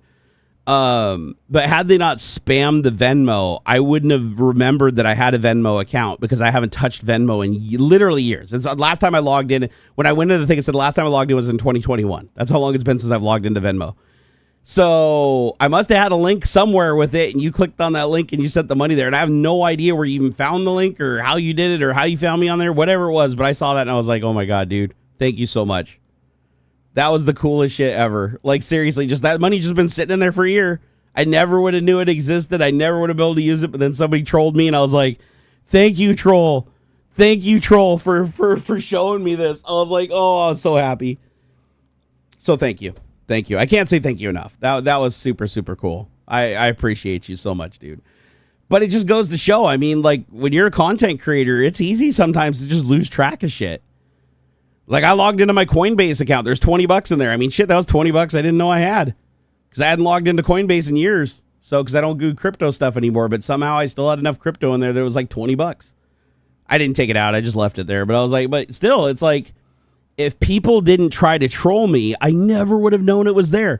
Literally. And I never would have thought to ask you. Probably never would have thought to ask me, thinking, oh, I already long spent that money a year ago. And it's just wild because it's like, this is one of those stories where it's like, if that troll hadn't have trolled me, just trying to, like, you know, just spam logins and shit to send notifications, even though they can't do anything with it, I never would have known. I never would have known. I was like, dude. And not only that, I clicked on it and said, fuck, transfer it to my bank. And it's like, oh, do you 3 days or do you want to pay for instant? I was like, no, I'm okay with 3 days. 3 days is fine. So I clicked 3 days and it pops up down the bottom. And literally the last time I accessed the account, I put in my bank account information to link the account and I never used it. But it was still in there and it was verified. It wasn't verified last time I used it. That's why I never really went back to Venmo. I was like, I have no way of getting the money anywhere. They finally approved it at some point over the year that I didn't even notice. So all I had to do was just click on it, click the thing, say transfer, and it was done. Just bing, bang, boom. Like, it was already there. It was already ready to transfer bank account. Oh, that's the right number. Click OK, done. Oh, that honestly, yesterday, that made my day. And that actually took enough stress off me for enough time that I was able to have a really good late live stream last night. And then today we're going like super long on this tech talk. So Bran, if you have any topic you want me to cover, you just let me know, brother. I got you. Roger R, thank you for the €12. Luxurious Burrito, thank you for the $50 earlier, by the way. Luxurious Burrito, that was the biggest single tip, I believe, today. That's fucking wild, brother. Well, actually, no, Pele did 500 sexes. So it was Pele, and then you with the $50. The Chronicles of Jesus, resurrected to kill. They thought the crucifixion was the end, but it was just the prequel. Tagline, forgiveness was plan A, now it's judgment day. One lighter, water into wine, try fire into vengeance. Okay, I gotta read this in a better voice than that. Okay, I get it now, that's the script. Tonight on Fox, Chronicles of Jesus, resurrected to kill. They thought the crucifixion was dead in the end, but it was just the prequel. Forgiveness was plan A, now it's judgment day. Water into wine, try fire into vengeance. There we go. I hope that did that slight justice, even though my voice is pretty blown out right now. Daniel Frost, thank you for the 200 sexes, said Pele made me do it. Pele has also been a huge supporter. He said, I'm starting, and I hope others follow because you deserve it. Dude, Pele, you did. Pele gave me 500 sexes earlier, and Daniel Frost, Luxurious Burrito, Rajasar, Ian, Old Broger, Pele, a bunch more, the Tech Chef, 420, Viking, DeWolfston, and Ballier Brand all jumped on the bandwagon because of you, man. You started it all. You started us all. Somehow those LastPass hackers missed Venmo. They must have. No, what happens, and this is really common. All content creators this happens to. I've talked to other people about it. I even talked about Jay a long time ago.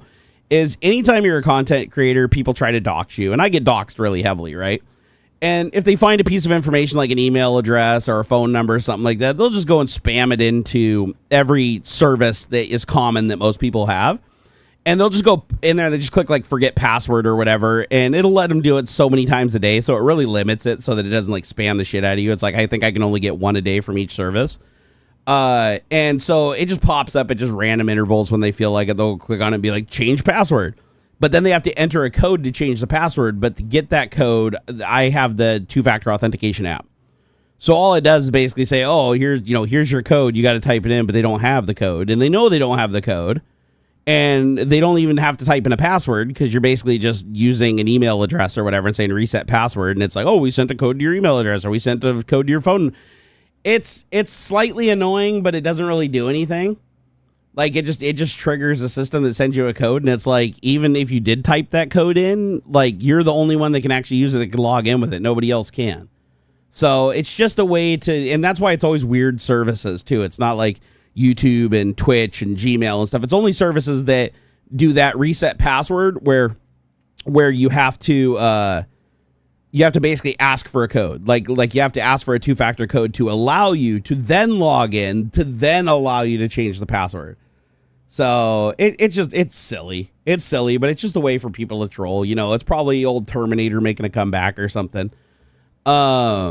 But it's, you know, I'm glad it happened. I'm really glad it happened yesterday of all days, because when I saw it, it's like, I'm just used to it. I see it all the time. So I pick it up and I'm like, well, I didn't request that code, so I don't do anything with it. But the fact that it led me to like over $1,000 that I really needed, that I didn't know was in that Venmo account. Oh my God. That was honestly the best. That was the best. So whoever was the person just out there just a hassling, thank you. Thank you. please find another account that has $1,000 in it that I forgot about. Pretty please. Exuded, thank you for the $10. Said, have a coffee on me. Go have a good evening and a happy Zombie Jesus Day. Oh, thank you, Exuded. I appreciate you, man. Woo! Woo! So the Microsoft one-time codes I keep getting spammed with are not a concern? No, Gamers Unite, not at all. So the two things that you will usually get spammed with is, this is your code, don't share it with anybody, blah, blah, blah, from whatever service, right? Or you'll get another message that'll say, like, failed login attempt from blah, blah, blah, blah, blah, just because they entered the wrong password. So those are the two that are fairly common that you'll get if you have a phone and 2-factor authentication attacked to your account. So this is why you should always have 2-factor anyways, right? But that's the one downside to 2-factor authentication, is if you have 2-factor authentication or you have an email address associated, people can use that to a degree to spam by just entering fake passwords, or, you know, just entering your phone number or whatever and saying you want to reset the password on some of them. It just sends a notice with a code, but since it doesn't send the code to them because they don't have your phone, it does nothing for them. It's just a way for them to just kind of like, you know, try to get something to pop up on your phone. But what I do is I suppress them. I have all notifications suppressed except for my wife, and I have all phone calls just go directly to voicemail. So, because you know, as a content creator, even during I still get at least 20 or 30 scam attempts, Nigerian scammers, code reset, password reset requests. I get that shit all the time, right? It's just I see upticks in frequency every once in a while, but I only know because every day I go into my SMS messages and I just scroll to see what's in there. And if I see stuff, then I just go through and I just remove it. I just delete it so it's not in there. But yeah, that's why I turn off notifications. People have asked me, like, why do you turn off notifications on your phone? Why do you, you know, and it's like, yeah, for obvious reasons, because if you're in the public eye in any respect, obviously people are going to get there's going to be people that are irritated with you, and there's going to be people that just want to just, you know, hassle you by any means possible. So by turning off those notifications, then the only hassle it becomes is when I check it once a day, I might see that somebody's trying. That's it. But what I can do yesterday was somebody sent one from an account I didn't know I still had, which then I was like, it just reminded me. I was like, wait, I have a Venmo? Like, I didn't even remember. I was like, wait a second, what? Password reset for Venmo? I don't have a Venmo, do I? And sure shit, I opened the Venmo app on my phone that was on there that hasn't been opened in years, and it opens up and it does, oh, Face ID, blah, blah, blah, login, you're approved. And there was just money in there, and I was like, what the shit? Dude, I was so happy. I was so happy. Oh my God, Valiant Brand, you're the best. And whoever was poking me yesterday, you're the best too. Thank you. Let's see here. But yeah, Gamers Unite, to answer your question, don't worry about those codes. Here's the thing.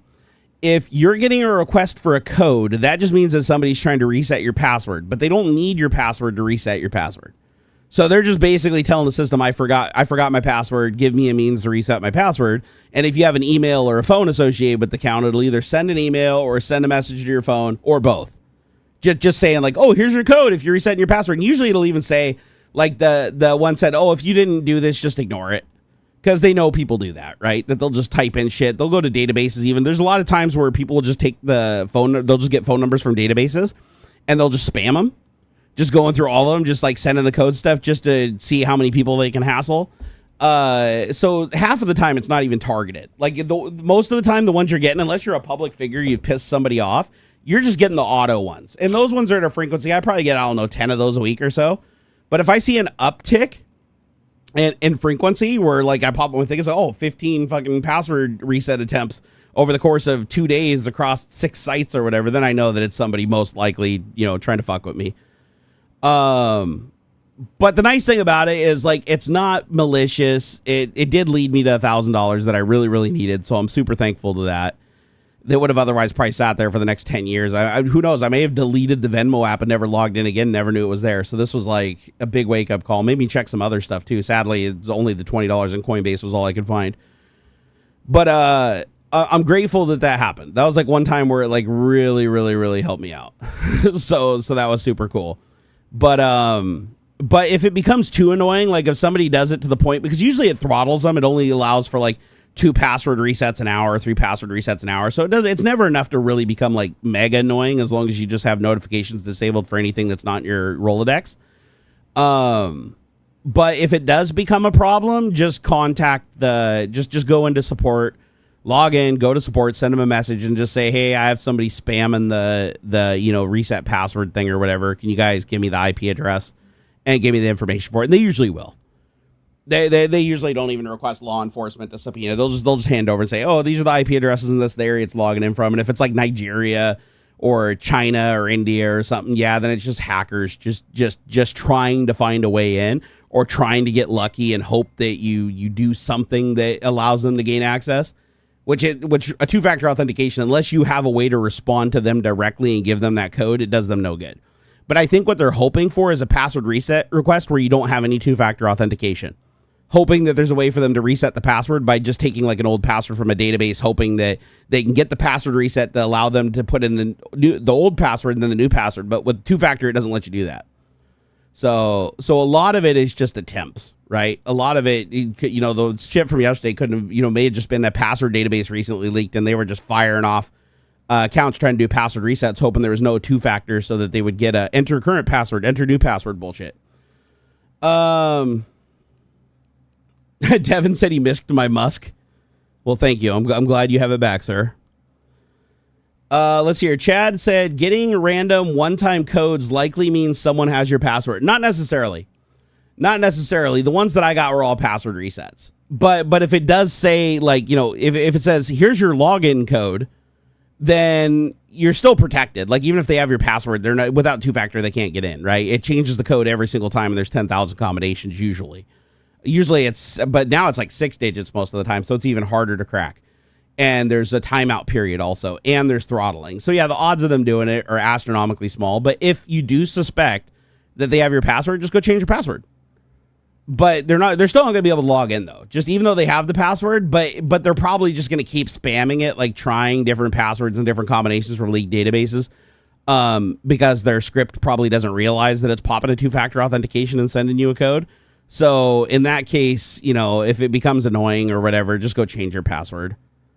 But every single site I've received over the last like month, none of them have been like, oh, successful password entered. They have all been just password reset requests. And that doesn't require a password because you forgot your password. You're literally saying, oh, I forgot my password. And it's like, well, what's your email address? What's your phone number? And then you type that in and then it'll send a code to that phone or send an email to that thing saying, oh, here's your code. You have to enter this if you want us to allow you to change your password. And then when you enter the code, only you can change the password. So if you go to the site and you enter that code, it's not like unlocking it for them. It's only unlocking it for whatever session you just logged into, unless they hijacked your computer, in which case if they hijacked your computer, they'd already have the code in the first place, so it wouldn't matter. But that's why make sure you have 2-factor authentication enabled on absolutely everything. 2-factor authentication will save your ass so many times. And there used to be a problem. Like I prefer application over SMS where I can. So where you have to use a automated, because I do have to use 2-factor on some sites because they don't support the authentication app. But if they do support an authenticator app, use an authenticator app and then make sure you record the key, copy the key manually or the QR code and store it somewhere in a safe. Because if you lose that, you're fucked. Like there's no getting in if you do that. But the nice thing about the code is if somebody does a password reset, they don't send you a message. Like you don't get a message like, oh, here's your code, you got to type in, change your password. Because what it'll do on the site is it'll say, open your authenticator app and enter the code that's there. And it's more secure than SMS. Technically, it's faster in many cases. And it doesn't just spam your phone with notifications. But I have free unlimited SMS messaging, so it doesn't bother me from that standpoint. I have notifications disabled, so it's actually kind of nice to know when people are doing that, because otherwise, if on those ones I used a different form of two-factor authentication, that would be a problem, because then I wouldn't get a notification. I wouldn't know that somebody's absolutely hammering on the account. But just as a precaution, anytime I've received them, I just log into the account and I go look at login attempts and devices that are connected, and it's never anything that's not mine. Let's see here. Had to cram to meet the word count limit. Nice, Joe.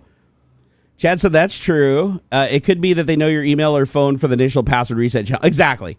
That's all it is. You don't have to know anything else other than an email or phone. And a lot of my emails are public for like business reason, for like random shit. A lot of the accounts aren't even my primary accounts. They're just accounts I created a long time ago on shit and I don't use. But yeah, there are so many hacks that have happened though. Like if you don't have two-factor authentication, it's not a matter of when or if, it's a matter of when. You will be hacked. 100% if you don't. And if you run just random code on your computer and shit without sandboxing and stuff, it's just a matter of time before you get fucking scraped for your session IDs and you're fucked. So be careful with that shit, because you don't want to be hacked. I had a really bad hack a couple of years ago, and it took me a year to recover from that. And that was very stressful. That was a very stressful one. That was one where LastPass leaked the fucking database, and LastPass had all my 10 code two-factor authentication backup codes. And so when they broke into the database, the vault had a text document that had all those codes. So they were able to go in and use the one-time use two-factor codes to get past my 2FA and then fucking take a YubiKey and lock it onto there. Oh, YubiKeys are nice. So Spiker Hunt, I use YubiKey on like shit that's super important. Like the account you need to lock down the most is your email. So first of all, not everybody does it, and it's kind of a pain in the ass, but you should have one different email account for every account if you can. Like a different email account for every account. Unless it's a service uses phone number, then you have to use your phone number. But use a different email address for every account if you can. Use a strong password, but just assume the password's going to leak, so always have two-factor authentication. If you have a YubiKey and you can link it, that's like as good as it gets. Like YubiKey is fantastic because it's a little bit more of a pain in the ass because you have to physically plug in a device, or if you have the YubiKey Pro or whatever, you have to scan it with your NFC, but you have to literally have the physical key present on you to log into everything. But that's what gives it so much security. The downside is if you break that key, good luck getting into your shit, because most services that allow YubiKey do not allow for easy resets. Like they figure if you have YubiKey attached to this thing, you consider yourself at high risk of being hacked, so we're not going to reset your shit for nothing. Like be prepared that if you get hacked, will you have that in place somehow due to an exploit or session ID hijacking or whatever? Yeah, it's a fucking nightmare to get them to give your shit back. Joe Taji, my man, thank you for the $20, dude. Woo! He said, Barnabud, have been lurking, enjoying the stream, started studying for the CompTIA Pen Test Plus. Rock on, bro. He said, been wanting to set up a local AI that I can run off of a Pi. Have you tried Web UI?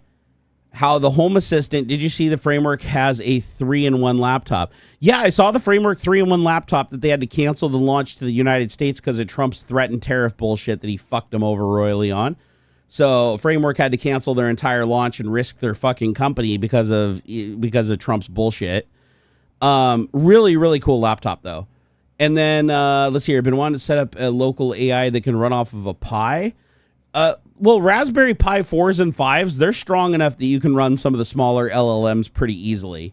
I haven't tried it myself personally. And then Web UI. Have you tried to open Web UI? How's the Home Assistant?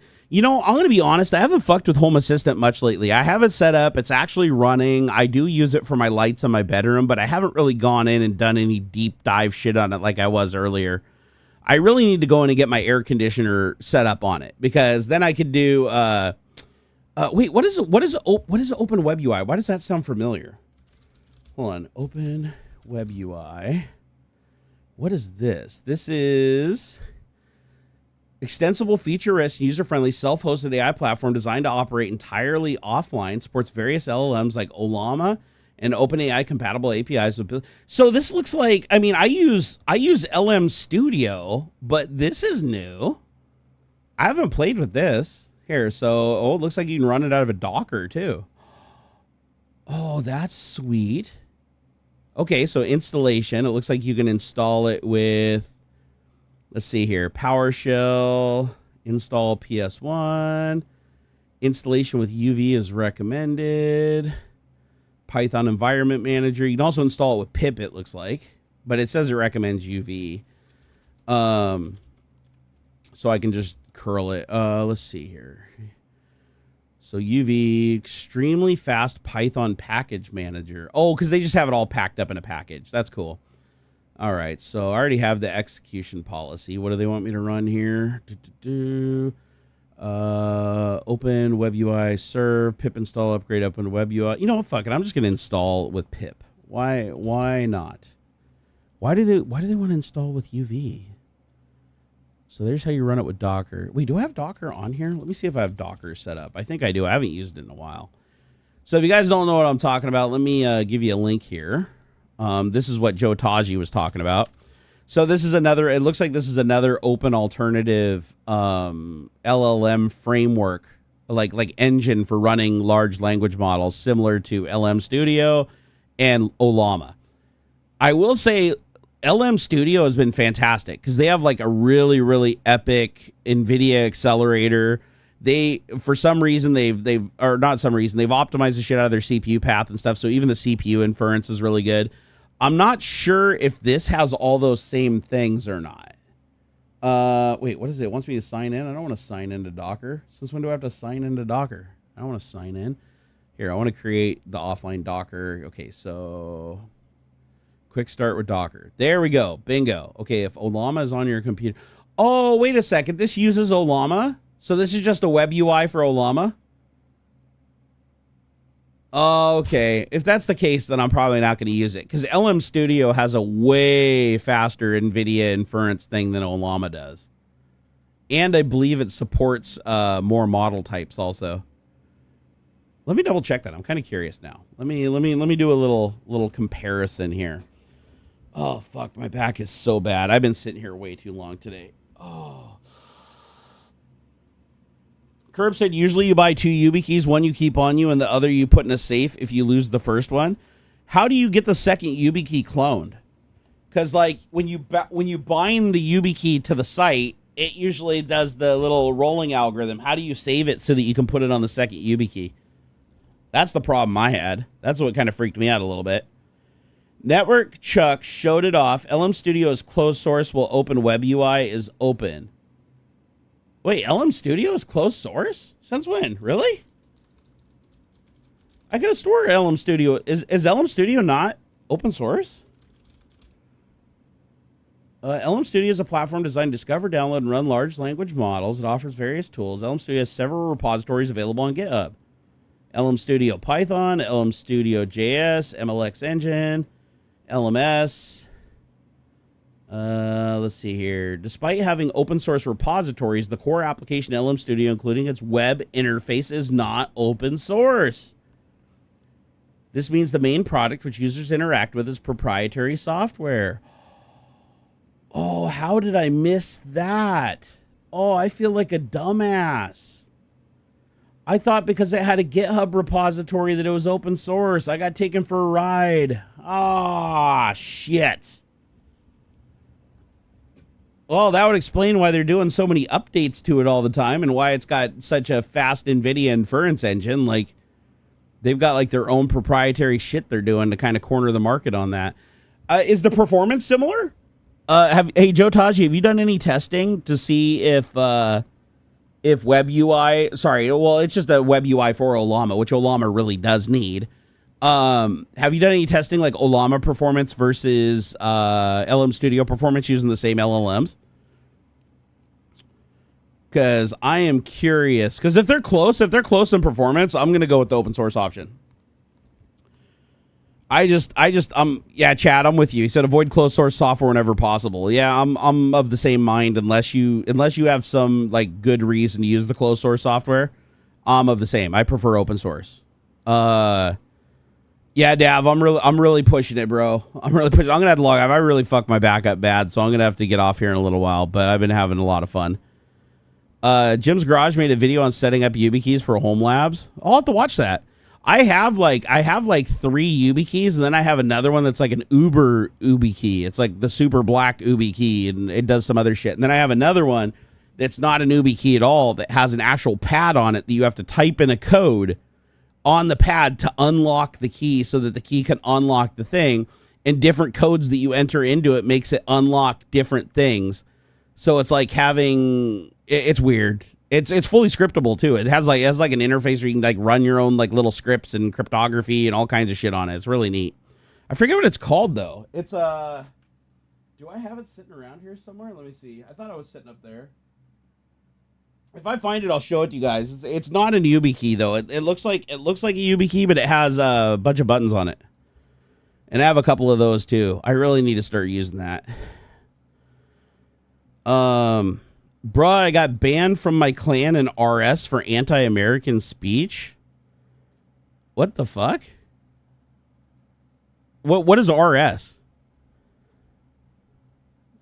And is that like Rust? Why did you wait? What? Anti-American speech? What did you say? Let me guess. You said something that's like pro-American speech, like fuck Trump, right? Because that would be pro-America. Because Trump is anti-America, anti-democracy, pro-dictatorship. So make no mistake, if somebody's saying that it's anti-American to talk shit about Trump, no, it's absolutely like super American, even patriotic to talk shit about Trump after him abusing our fucking democracy. You can eat ass.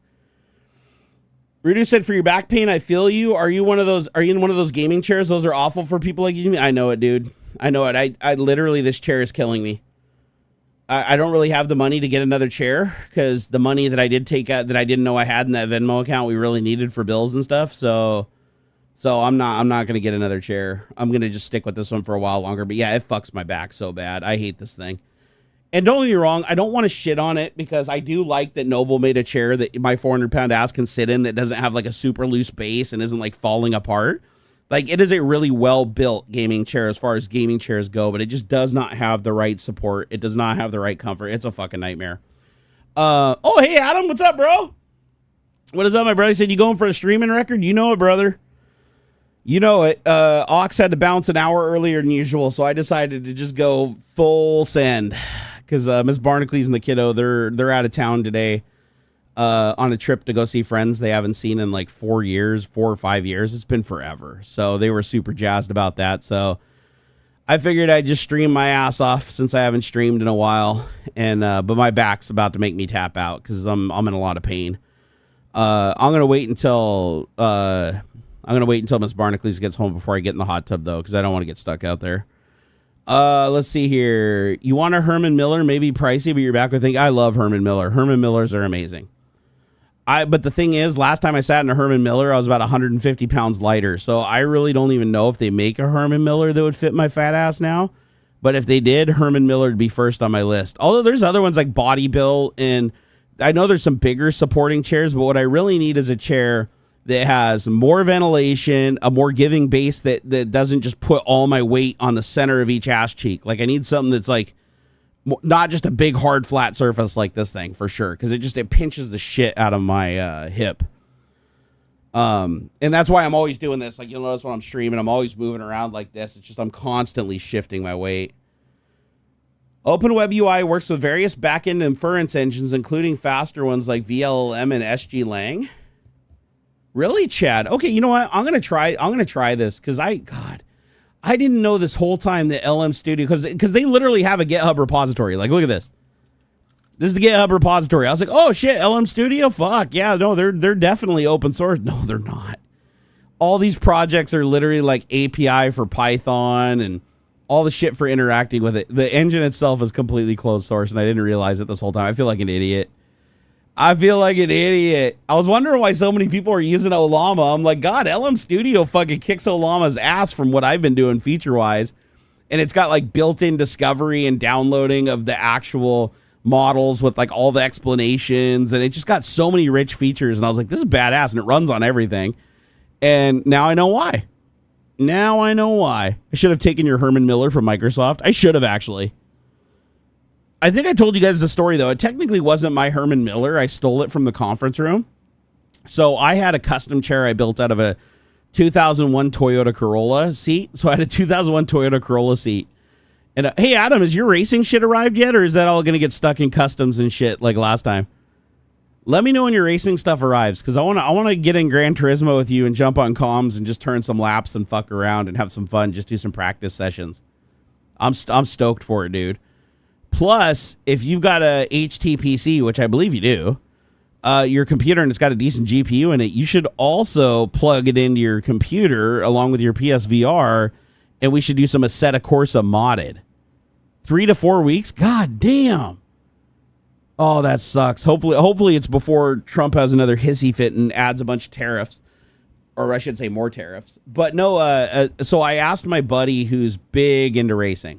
Like really big into, like his entire YouTube career is just sim racing. And I said, what is the most realistic, because he also does Gran Turismo. He does Gran Turismo also. I said, what is the most realistic VR like simulation, racing simulation you've ever had with the most realistic force feedback and the most true to nature? Because he also takes cars on track, so he knows the rough equivalents. I said, what's the best? He said Assetto Corsa modded. And he sent me a link. I got to go find it. I'll send it to you. And it's a site with all the mods for Assetto Corsa, the graphics mods, the physics mods, the different cars because there's like millions of cars people have made for this thing, but like the cars that are actually closest to the real cars, with all like the simulation shit, the tracks, like everything that to apparently like make it look like it's like the graphics are just absolutely fucking insane, even though it's an older game with all the mods and stuff. Have a 12900K and 3090. I've never booted. Assetto Corsa on PS5 is kind of wanky. Oh no, you got to do PC, especially for the modding. I don't even know if you can do the modding on PS5 without like doing weird shit. But yeah, and unmodded, it's not that great. Assetto Corsa, like that's one of the things. Like when he said Assetto Corsa, I was like, "What?" I played Assetto Corsa the other day. I have it. I don't really like it. No, he said you have to mod it. It's one of those games where it's like Richard Burns Rally, right? It's like you get the base game and then you just mod the ever living shit out of it, and then it's like this amazing simulator. And apparently, there's like people have created now like entire maps where you can like drive through cities, like turn around, turn through corners, like intersections, traffics, buildings. Like basically GTA, but with like great graphics and like good driving physics in VR. And he said it's like really, really cool to just go, drifting around towns and stuff like that. But you got to mod the shit out of it. Yeah, basically, yeah, the Skyrim of racing games. I was shocked at how many mods there are for it too. Shit, I thought GTA had a lot of mods. Assetto Corsa is probably the single most modded racing game on the planet. And it actually kind of explains why they haven't really spent a lot of time making like other Assetto Corsas other than like Competizione and the ones that are like specific to certain cars. Because it looks like the game is just, you can mod it into anything. Like I was watching some videos on his channel. I'm like, what racing simulator is this? It looks like real life, like full on ray traced. Everything looks phenomenal in full VR and he said the force feedback is the big thing. He said Assetto Corsa with all the mods for the force feedback and stuff. He said that it's the most realistic force feedback he's ever said that puts everything else to shame. So I got to experience that. I haven't done it myself either. I was gonna start doing it around the time you got your stuff. Because Adam's getting a same racing setup as he got me, except for he's gonna have a different racing cockpit, same wheel, same pedals, but he's got the modded pedals. Adam, you got the modded pedals, right? If I looked at list, didn't you order the mod to upgrade the pressure sensor? Because I looked at it already has a pressure sensor. Oh, and by the way, that motor is super weak. I tried it. The brake motor that gives you feedback when you push on the brake, like you don't feel it that much. It's not a very strong motor. But I did actually get it working. Like where the motor turns on when you push on it. The accelerator also has a motor, but it doesn't work in Gran Turismo. So, and it only works in Gran Turismo because you set a brake threshold of 100% and then it goes up. So unless you have a motor upgrade, although I'm thinking about it now that I see that there's a motor on there, I'm wondering if you could put like a heavier weight on the motor to like give it more shake or even just put a bigger motor on there. because I think it's basically limited by the power that comes through USB. And I think it's only a USB 2 connection. So it's like, it's not a lot of power. That's why the motors are so small. But I wonder if you couldn't put like a relay on there and crank up, put a fucking transducer on there or something. Because I do like the sensation. It's a little weak, but I do like that when I brake, I have a tendency to over push the pedal. And so having that little motor come on and just tickle your foot a little bit to let you know that you're absolutely at the threshold without having to look on the screen. I love it. It's freaking awesome. I just wish it was a little more powerful. So, because I like to race with shoes on, and when I put shoes on, it kind of deadens that feeling just a little bit. With full airbag realism. Dude, the other mod that's really cool that I want to do to a cockpit someday is the seat belts. Have you seen that mod? That is super cool. So on a simulator, they have a mod where it's like you put on a 4-point strap, a strap across your waist and 2 over your shoulders, and they're basically just connected to spindles that are on geared stepper motors or servos.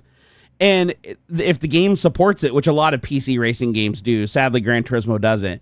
But when you're racing, when you accelerate, it pulls back on the straps, which pull you back into your seat, which gives you a mental, like in VR, it gives you a mental feeling of acceleration, even though the cockpit isn't even moving. And then when you get up to speed or whatever, it loosens the belts a little bit. And then when you brake like super, super hard into the corner, it'll pull the tension and release it. So it like does this thing where it's like you're leaning back and then you brake into a corner and it goes like this. It'll like let you go a little bit and then yank you back into your seat to like give you a feeling. It's super cool. I've seen videos of it, but I'd have to do a DIY setup because the ones that they sell, there's only a couple people that build a kit for it really, and they charge way too much.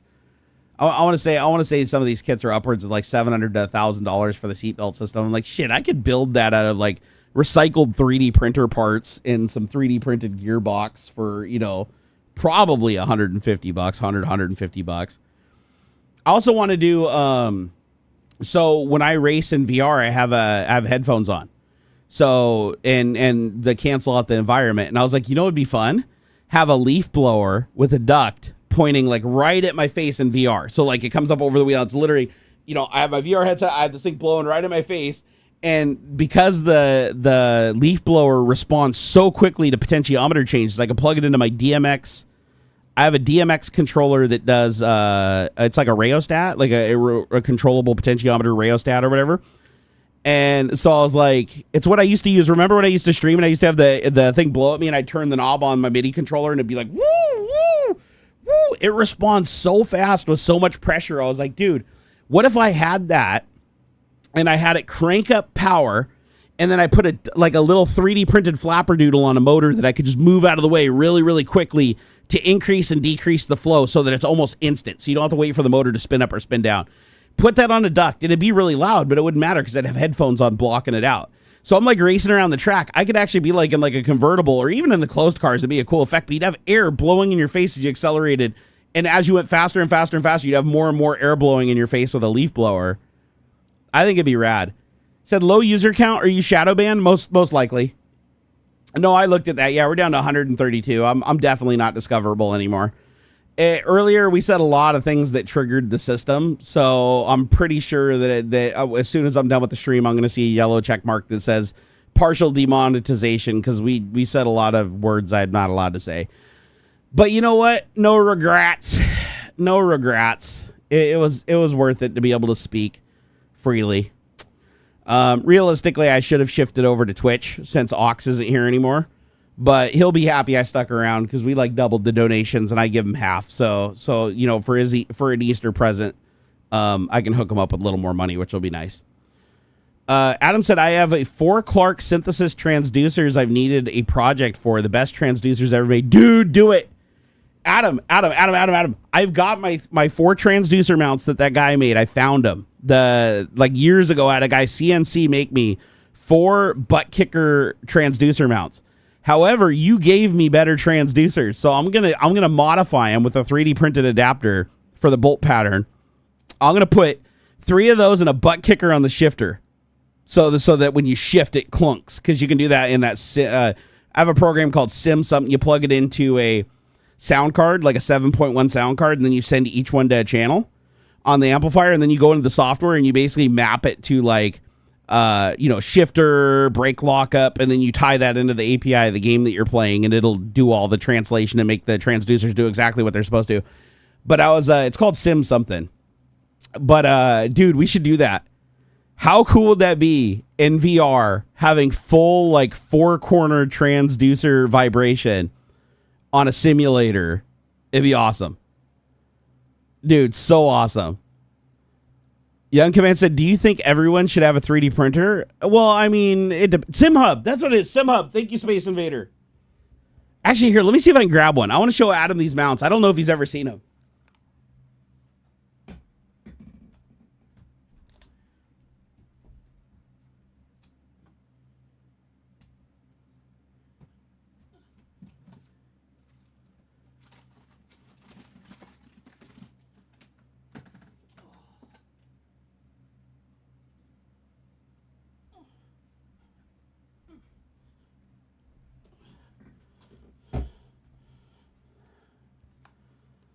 Oh, these are a work of art. I got to show you guys. Oh, Adam has seen them. Okay, I'll show you guys.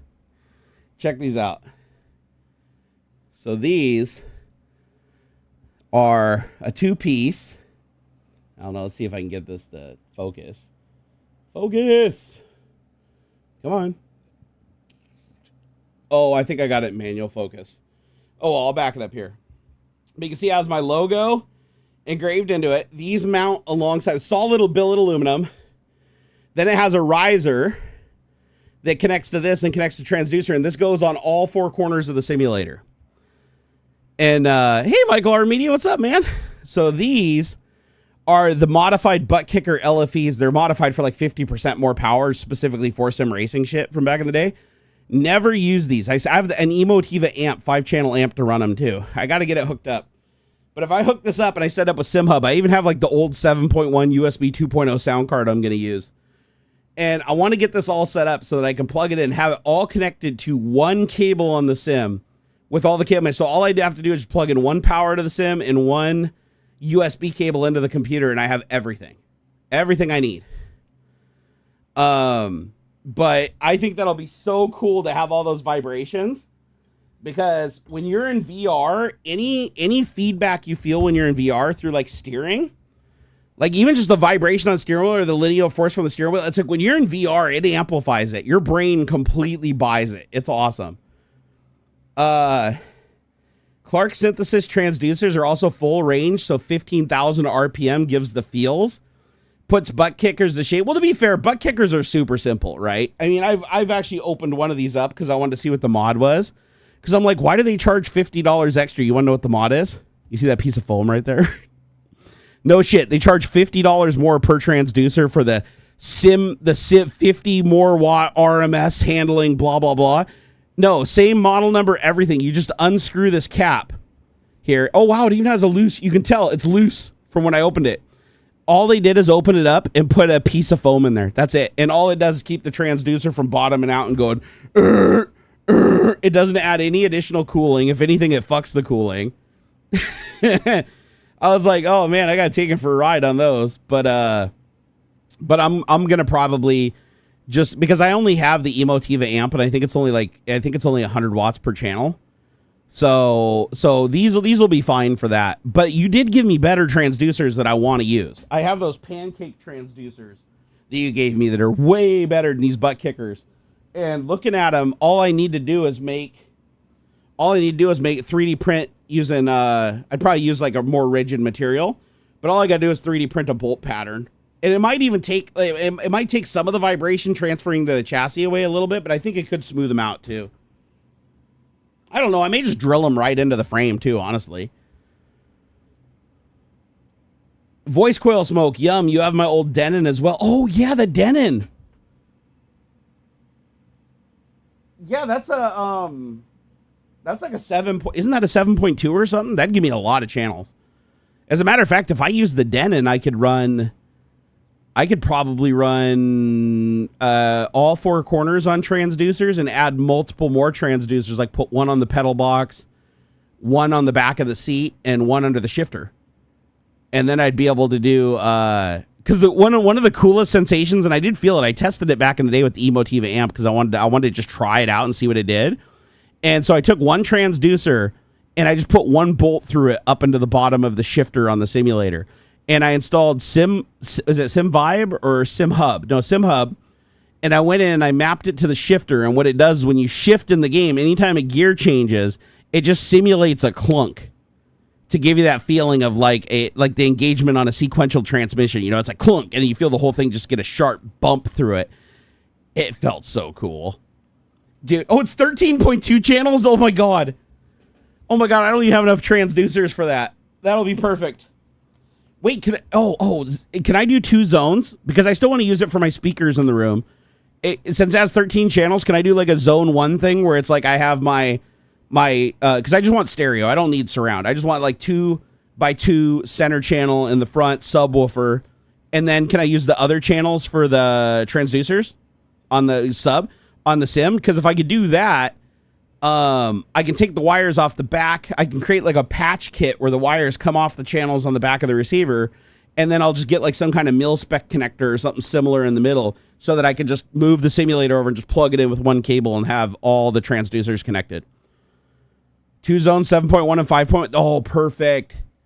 That's perfect because that 5.1 will give me exactly what I need because that'll drive all 5 transducers, and the 0.1 I could still use another one if I wanted to.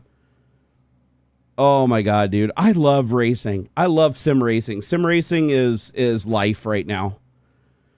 It is. Even with that junk ass fucking wheel that sorry, Fanatics just pissed me off. Like Fanatics sells one of the best possible 15 Newton meter, absolutely just gorgeous hubs that is so capable for sim racing. One of the best pedal sets I've used. Like I literally have a $1,500 pedal set that I threw in the closet because I prefer the pedal set, the V3 pedals from Fanatic or whatever, the Club Sport V3 pedals. They're awesome. I love the way that you can adjust the brake. I love the hinged the hinged effect on the clutch. It's just fantastic. They're amazing. So in the shifter, absolute masterpiece. The e-brake, little here and there, but I got an e-brake for you, Adam, by the way. But the little audio connector is a little finicky. I think I'm gonna take it apart and actually hard solder a cable in there. And the reason I'm gonna do that and just have it just go to RJ12 because every time I'm racing, if I pull on the shifter too hard or I'm like getting a little aggressive, which I do when I'm racing, I get into it, right? Sometimes that connector will wiggle, and if it comes disconnected, it goes to 100% e-brake. So if it wiggles that little audio connector, like I've been racing before, and I go and I pull back on the shifter to shift, and it bumps it, and that little thing will like move a tiny bit, and it disconnects for a second, locks up the e-brake, and spins out my car. And it took me wrecking like 5 times before I figured out what was doing it. And I was like, God damn it. So I just unplugged it until then. But if I hardwired it, won't do that. But it just drives me nuts that Fanatic creates this absolutely phenomenal bass, and then they just chonk out cheap out on the wheel. Like it's a fully plastic wheel. The top of the rim flexes and makes cracky poppy noises just under like normal pressure. Yeah, Dawn, I'm still alive somehow. I don't know. My back is killing me so bad, but I just keep talking. I don't know how to stop. I'm weird, bro. I'm gonna be so fucked up tomorrow, dude. I'm gonna be so messed up, but I don't care. I don't care. We're gonna have some good food tomorrow. Just hang out, watch the movies, do a little Easter egg hunt around the house. It'll be chill. It'll be chill. We always do really chill Easters and stuff. I don't do really well on holidays, but I actually feel okay. I mean, my pain, I'll deal with it, but I feel okay. It's not bad. Oh my God, dude. Oh, I want to talk about the AI poisoning projects. That's fun to talk about while Adam's here. So that's one of the topics we haven't hit yet. So check this shit out. Oh, actually, hold on. Let me bookmark. Where's that site? There was an Open Web UI. Let me bookmark this before I forget, because I'm going to be pissed if I lose that later. Pull that over here. Right there. There we go. Okay. So I like to refer to AI, LLMs, and generative AI is talent theft or talent piracy. It's just something I came up with yesterday, because if you notice, like AIs, they don't just copy your body of work. They copy the patterns of your body of work. They learn your skills, your patterns, how you do things, what makes you diverse from other people. And then it takes that and mixes it with everybody else to try to create a superior product that you just trained to replace yourself, essentially. Okay. So I consider it a form of content theft because LLMs do not respect robot text. They just go barge around on sites and shit and to digest content they're not even supposed to be digesting. They'll pull entire scripts from movies, books, literature, not even ask the content creators, just anything you could possibly think of. Oh, bro, seriously? Oh, my God, dude. Don Kellogg, I love you, dude. I love you, brother. Oh my God, I can't believe you did that. You are so freaking awesome. Dude, thank you so much. Thank you so He just tipped $100, dude. That is freaking insane balls. Dude, you're an insane balls. That's what you are. I appreciate you. Oh my God, yeah, Miss Barnacules is going to be so happy. Cuz yeah, dude, you just paid for the air fryer we had to replace. Thank you so much, man. You're awesome. Gosh, what cool people, man. What freaking cool people. Don, I hope you have the greatest Easter ever, man. Adam said, Late's going to the hot tub to watch Green Day from Coachella. Get the JBL boom boxes and stereo. Oh, that's a good idea. That's all, dude. I love that JBL boom box, by the way. We have an itty bitty little Beats by Apple or something, or Beats by Dre. I don't know what they call it now, but it's one of those little speakers. It doesn't sound bad, but it sounds okay, and it's waterproof, right? So you can dunk it in the tub. We take it out there. I love that thing. I love it. It doesn't sound nearly as good as your JBL boom boxes by any stretch of the imagination, but it sounds good enough that I can take my little micro projector out there, put it on a little tripod, and then so I put it on a little tripod and I plug it into a Chromecast so that I can then stream to that, like YouTube, and then watch stuff. Because my old projector, it's so old. It's an old 720p little micro projector, but it looks good. The picture quality is awesome on it. But the internal software is so old, nothing works. Nothing on it works at all. So anyways, I pair it to the speaker because the internal speaker sounds so horrible. It's like you can barely even hear it. But then you pair it to the speaker stick at the front where you're projecting, and they got the sound coming from where they're projecting. It's really cool. It's really cool. It's the ultimate Jay's 2 cents on a fence setup. Dude, Dawn, that was just too cool, dude. Thank you so much, man. I appreciate it. He said, I run a wiki where AI bots have hammered it hard. Oh, that's awesome, dude. Cloudflare has helped a lot, but it's just garbage. We're further locking down the web because of these bad actors. So this AI poisoning, guys, it's brilliant. It's absolutely brilliant. A couple different people came up with really clever ways to do it, too. And so AIs are being bad, like OpenAI, actually all of them. Let's just say all of them. I don't know of a single cloud AI from a for-profit business that is not violating this rule, and a couple like open source ones that are also doing it too. Basically, they're just combing the web for everything without asking any permission from anybody to train on their images, train on their text, train on their code, train on everything and anything can get its hands on, so that it can enable people to bypass having to pay you for your skills and what make you valuable, so they can just get it for free through the AI, or by paying that company that has the AI, bypassing you. So they're basically renting your skills through that AI instead of paying you directly for them. So people figured out a way to fight back. And it's super clever. Since these AIs train by crawling data on the web, constantly consuming new information, and trying to find, new, well, they have to find new information to train on, right? Because if they don't, and if they try to generate their own information, they end up poisoning themselves. But what people figured out is if you create websites and you index them on Google and stuff, and all these websites do is slowly give output of text that is complete gibberish, but follows some rules so that it flows like real language, it'll just keep doing this forever. And then it'll link to a bunch of other pages, and they just link right back into that pot of gibberish again. So basically, it presents, anytime AI falls into it, it thinks that it's on a website with links, and it'll follow those links to infinity. And every single link it clicks on will generate new information that's essentially just gibberish. And it's fucking brilliant for poisoning LLMs. And they use a similar method for like image and video. You just basically create a site that just generates like AI generated garbage shit to feed into the AI that's crawling you to train on. But you make the AI believe through metadata and stuff that you have something useful or something that it's looking for, but then you just poison it by feeding it garbage.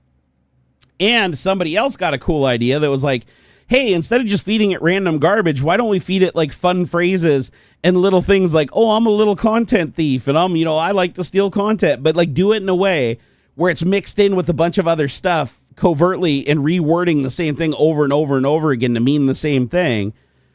It's fucking hilarious. It's fucking hilarious. So I saw a YouTube video where a guy was demoing a couple things he did to prove that an AI was stealing his shit in his honeypot, because he went to suno.ai and he typed in for his song that he wanted, like he typed in like slow techno song, blah blah blah, and he added some interesting things to it, like that maybe the average person wouldn't necessarily search for.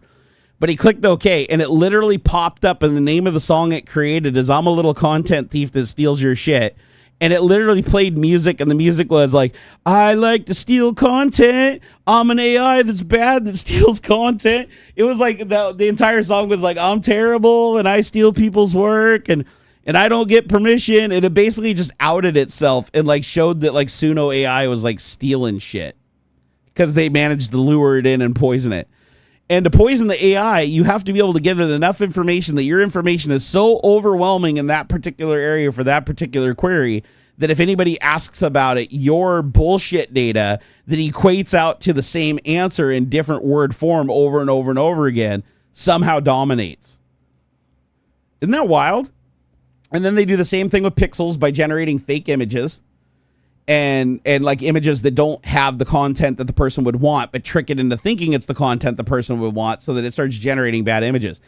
And so now they're sticking these things all over the place, and they're indexing them on like Google and Bing and in forums like Reddit and in posts on X. Everywhere AIs are looking, they're just dumping this shit all over the place. They have scripts that are just creating fake accounts, and they're just posting this shit, just hoping that these AIs will eventually, because they consume so much masses of data, that they will just stumble across this shit.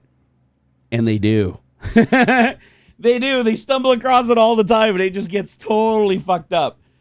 I love it. I love it. I think it's a great idea because, and then some of the sites respond so slowly that just to get a page of text, it has to sit there and keep pausing, keep waiting, testing, waiting, more data coming in, more data. And they basically tie up that thread. Because they have hundreds of threads that are searching sites, but they don't want to hit a site too many times because of the rejection. You know, sometimes you get rejected if you open too many connections. So it feeds the information so slowly that they don't disconnect, but so slowly that it takes forever for them to get anything. And so the bot will hit them, and they'll literally waste like 5 or 6 or 7 days of training before it's caught, just on a site just pumping out text at like 2,400 baud. It's absolutely hilarious. Typhoon said, "I have something I like chat about in a DM, something pertaining exactly to this, just a humble, high-level chat." I can't do it today, but hit me up on general and on my Discord. Hit me up in general on my Discord, and we'll get something started. If it's something you can only talk about in DM, I understand. We can try to sideline it at first, but you know, if it's something public that other people can benefit from, that would be cool too. But yeah, I love the idea of poisoning. And don't get me wrong, I love AI. I love AI. I use AI for coding all the time. I use AI for indexing information and summarizing information and spelling and grammar correction. I use it for lots of shit. I'm not going to lie. AI is one of those things where I've become heavily invested in the technology, and I love it. I do.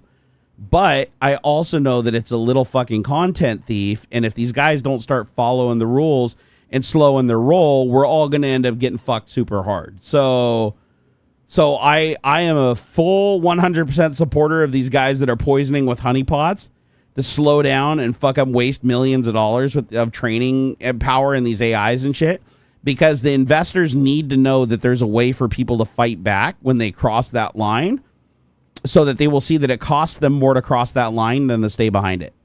Because they can still make a great UI that does great things without violating every single person's fucking privacy and taking everybody's bodies of work and training on it. I don't think that's fair. I really don't think that's fair. You can't untrain. You need to start over. Yeah, you have to back up. Like, you literally have to set bookmarks, which are incredibly time consuming and expensive. And then you have to roll all that training back. So if they trained a week and they don't know exactly when that poison came into the system, because there's no way to know. Once it's trained in, they don't keep a copy of the data. They just have the training. So unless you know the exact time that your AI was poisoned, and there's no real good way to test it, right? So you got to roll back, and start over. And then you lose all that training. If it trained on 100 million pages and it just came across your one poison site, it has to throw away that other 100 million pages of training and start over from that point on if it wants to cure itself. So it's fucking wild, man. So whoever came up with this is a great idea. Like honeypots are no secret, right? Like people have done honeypots for networking and shit all the time. And even Ubiquity has a honeypot on my local network that finds people all the time trying to hack me and gives them a little olive branch and makes them think they're succeeding so that I can see where they're at and what they're doing. But it's wild. Yeah, Billy, I've been streaming for 9 hours. I really need to wrap it up. My back is my pain level's approaching like an 8 out of 10 right now, and I'm shaking a little bit. So I gotta wrap it up. I didn't want to wrap it up immediately after Don Kellogg came in here and fucking dropped $100 on me to pay for my wife's air fryer. I mean, that was a really fucking nice thing he did. Hey Don, is there anything you wanted me to talk about before I go, bro? Like let me know. I'm down. He said I run. Let's see here. Let me catch up. Wasn't one AI project poisoned so hard it even destroyed the backup points? Oh shit, if that's true, I don't know, but that's awesome. Oh my god, I hope that's true. Look up Open Canary. I've heard of Open Canary. I've heard, isn't Open Canary the network honeypot? Multi-protocol network honeypot. Yeah, I've heard of Open Canary. I have. I watched a YouTube video on this a long time ago. This is so cool. Setting up honeypots is fun because there's millions of bots fucking, well, I won't say millions, but there's thousands of bots that just comb every IPv4 port and every IP port combination, protocol combination you can imagine, just 24/7, just hitting every single thing, looping, looking for something that it can gain access to exposed to the network. And so you set up a honeypot that will listen and answer anything that's sitting right after your modem, and that thing just gets hammered, and you can see like all kinds of shit coming in from everywhere, all the hacking attempts and stuff. It is wild. Like your firewall on your network protects you from a lot of shit, a lot of it. Thought your YouTube was messed up? Oh, because it said I was streaming. We were starting to wonder if I got blacklisted because we only have 115 viewers and we had like 260 some earlier. And it is a Saturday, so I don't know. I think I lost most people earlier because I went off on some fucking tangents and I think it upset some people, and I don't know. You know how I am. I mean well, but sometimes I get a little too little antsy in my pantsy. I am, but for what it's worth, guys, I'm just scared. I'm scared. I don't know if I have a future. I don't know if my family has a future. I don't know if we're going to make it. I don't know if I really think after all the studying that I've done that Trump has way more power than people think he does. And he's going to become more and more brazen as he replaces more and more people. And I think we are going to get to a point where, civil war may become a real thing. And I don't want my son to have to go through that. So just know that whether you agree with me or disagree with me, just know I'm just genuinely scared, and I'm trying to do my part to educate people and get them involved and get them at least thinking. Even if they disagree with me, just get them thinking so that they'll go look at shit and stop just thinking that Trump is telling them the truth when he is clearly lying his ass off. That's all I want. At the end of the day, I just want people to get riled up enough like me that they'll go and do the research, at least a little bit, so they can see, ask the right questions and be like, shit, I am being lied to. Open Canary with an AI recall mirror is an infinite honeypot. That's awesome. If people got pissed and left, they shouldn't have been here anyways. # fuck Trump. Yeah, I don't, my goal wasn't to upset people right before Easter. And talking about religious shit right before Easter probably wasn't like the greatest thing. But sadly, religion is a big part of what enabled Trump to get where he's at right now. And everything that we're going through right now and all the pain and suffering and losing our allies in the world and so much hate and division, it's all fueled by the back door that created. And I don't want to go down that tangent again. We've already been there today. But that's why it's so important. That's why it's so important and why I advocate for not indoctrinating children into faith until they have more life experience to understand what's going on. Because it's too easy for people like Adolf Hitler, Donald Trump, Vladimir Putin, Kim Jong-un, all these people utilize, religion in some way, shape, or form and fear-based faith to control people and indoctrinate them into supporting them and allowing them to do the damage they do, to give up their autonomy to, a narcissist with a life of crime just because he lies to them and says God picked him. It's like there is absolutely evidence to prove that couldn't be further from the truth, but because he says it, that's all that matters. And it's dangerous. Hey, Don. Oh, my God, Don. What are you doing, brother? What are you doing, my man? He said, there is a message I sent to Insta a long while ago. This should help with the toaster. Oh, man, thank you. Thank you so much, man. God, you are awesome. You're awesome. Shit, I haven't been on Insta in so long. I need to get on there. Nana said, I want to be positive and just hope things turn out better for everyone or global society, and it affects all of us. I know, and that's the thing is, I know we're past the point where silence is going to help anything. People need to speak. People need to speak. They need to exercise their rights. They need to protect their rights, because we're in a lot of trouble. We're in a lot of trouble. This isn't like last time where it's like, I'm just mad Trump's president. I don't like the damage that he's doing as a president. It's like, it's so much more than that now. That immunity from the Supreme Court changed everything. Every single thing that Trump is doing right now that would have been illegal during his last presidency and immediately shut down by Congress and the Supreme Court. All the stuff he's doing with Elon Musk and killing, all of our connections with our allies and threatening other countries. And he wouldn't have been able to do this during his last presidency. It's all enabled by this immunity shit. And it's like, it just sucks. Because it's like the Supreme Court, and honestly, the Supreme Court just ruled against him 9-0 on bringing that dude back, and he's now in contempt of court by not doing it.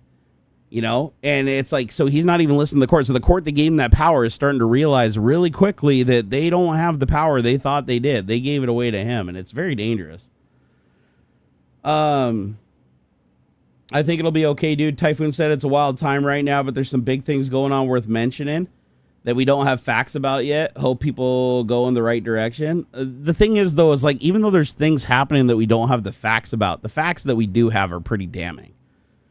Like I've been studying the shit out of 1930s Germany. Like, I learned so much. Germany used to be a democracy just like us. People elected representatives, president, balances of power, full constitution, big on trades, looked upon by the world as a great trading partner. And then Hitler gives himself unlimited power through a loophole in an emergency authority, basically granting him the same immunity of power Trump has, and he just tanked everything. It took him 6 years to get to World War II, but in that time, he squandered all their resources, lived an eccentric lifestyle, enriched all of his friends, fucked over the working man, invested all their money in the military. And then Germany was drained after 6 years, and their only option was they had a giant overpaid military, and they're like, let's use it. So, it's... Billy said, no, Germany did have an economic crisis after World War I, but it got so much better, or so much worse under Hitler. Hitler used the idea of the economy being bad, that it would never recover without him, to get power. Just like Trump. Trump's like, oh, if I was president, wars would have never happened. Everything would have been cheap. Everybody would have made $10 million. It's the same plan on both sides, right? And it's like, over 6 years, Germany would have recovered as a democracy along with the rest of the world. Yeah, it would have taken time, but it was on the mend. Like, of course, after a war, bad shit's going to happen, right? But Hitler made it so much worse. Hitler made it absolutely like unbearable. And once the people gave him the power, he turned on the Christian church, and there was nothing they could do about it. So it's crazy. Oh, that's good. That's good that your father's a high school world history teacher. That's awesome, Billy. No, education is good. We need education. We need to stop trying to kill the Department of Education. We need to stop going after teachers. We need to stop, allowing people to create false curriculums to get people to worship them. Like, we need to not make the same mistakes that Germany did. We really need to avoid that. But we're in the crosshairs right now, so we have to do what we have to do to stop it. So let's see what happens. have walls of books about history that Trump doesn't want to believe. Well, Trump's never read a book, so he wouldn't even know what they look like. He can't even hold them right side up. Oh, my God. Yeah, the similar parallels. I remember you bringing it up yesterday. What we're hoping for is that it doesn't follow the parallel at the deciding point. Yes. Yes. As long as the state governments hold, I think we still have a shot. But I think that's one of our final lines. If Trump's able to repeat what Hitler did and forcibly threaten and successfully remove the heads of state of each of the blue states and replace them with people that are loyal to him, that will then trickle down using that same mobster mentality, we're absolutely fucked. However, if the states hold their line, they refuse, they fight back, and the military refuses to allow Trump to use them against our own people, then I think we got a shot. I think the state governments still have some power to push back. I mean, the red states are just going to fold for Trump, right? But a lot of the blue states, I think, if they can hold their ground and prevent him from threatening them out and running them out of town and replacing them with his own people illegally, we should be all right to an extent. But remember, a lot of people also put up resistance against Hitler, right? Because not just like in the United States, a lot of people weren't conservatives in Germany. There was a lot of conservatives in DAP before, that he turned to Nazi, but there's also a lot of people there that were liberal and centrists and, comparable. And they tried to stand up to Hitler. They tried to hold the states in power. They tried to allow the education system to say what was really going on, but the force was overwhelming, and it's like, what do you do? Like, if the force is overwhelming and you have to protect yourself and you have to protect your family, and a dude comes along and is like, yeah, your family's going to be, they're going to disappear if you don't step down. There's a lot of people that aren't going to stand up to that are going to be like, hey, it's my family. I gotta take care of them, and I'm scared when that starts happening, when that pressure starts leaning in. I just hope that everything stays very public when that happens and people are acutely aware of what's going on so that people can step in and try to help them and protect them. What you're saying is true, and it's terrifying that America seems to be running down that path. I think it's just ignorance. Sadly, what happens and what's happening right now is people were educated on World War II and World War II Hitler, a war Hitler, and I feel like they didn't learn about how he got the power in the first place. Like, there was 6 years that there was no World War. There was 6 years of Germany where Hitler just continued to run it into the ground, taking more and more taxes from the people, killing more and more public services, taking that money, investing in the military, making demands to countries to give him what he wants. Then when they didn't, he ultimately had no choice. He had a big military and nothing else, so he used it to go attack people and steal their shit. So I'm worried. The system's not working right, And it's never been perfect. Don't get me wrong. Like, we have a lot of flaws in our country and definitely a lot of flaws and back doors and shit in our government. But the fact that we literally gave Trump everything he needed over his first presidency, and even during the 4 years he wasn't president, the amount of shit that he was able to do as president and even out of office to just replace all the people in the right places to give himself absolute power, even coming off of 30 felony convictions, is mind-blowing to me. That shows me how broken the system was to begin with. I make no mistake. I'm not saying the system wasn't broken. Like, the fact he was even able to do this, the system was broken. But it all comes down to there was one major thing that would have changed the outcome of all this. And Trump would be in jail. We'd be way better off. Democracy would be intact. Maybe not everything the way we want it, but way better off. Way better off, secure future with our allies. And that is if we had have prevented Trump from placing the third and final Supreme Court justice. Because if that person had have recused themselves... Sorry, I think it was two. If two of them had have recused themselves of the 5 people that had the conflict of interest, he would not have been granted immunity. He would have been sentenced sentenced on his 30 felonies. He would have been a convicted sentenced felon, and he would have, most likely been going to jail. He still technically could have won the election. Even as a felon, he still technically could have won the election. But that would have massively hurt his chances. And then even if he did come in as president, he wouldn't have the Supreme Court majority to give him that immunity, which means that even if he was a shitty president like he was last time, he'd be held to the same constraints.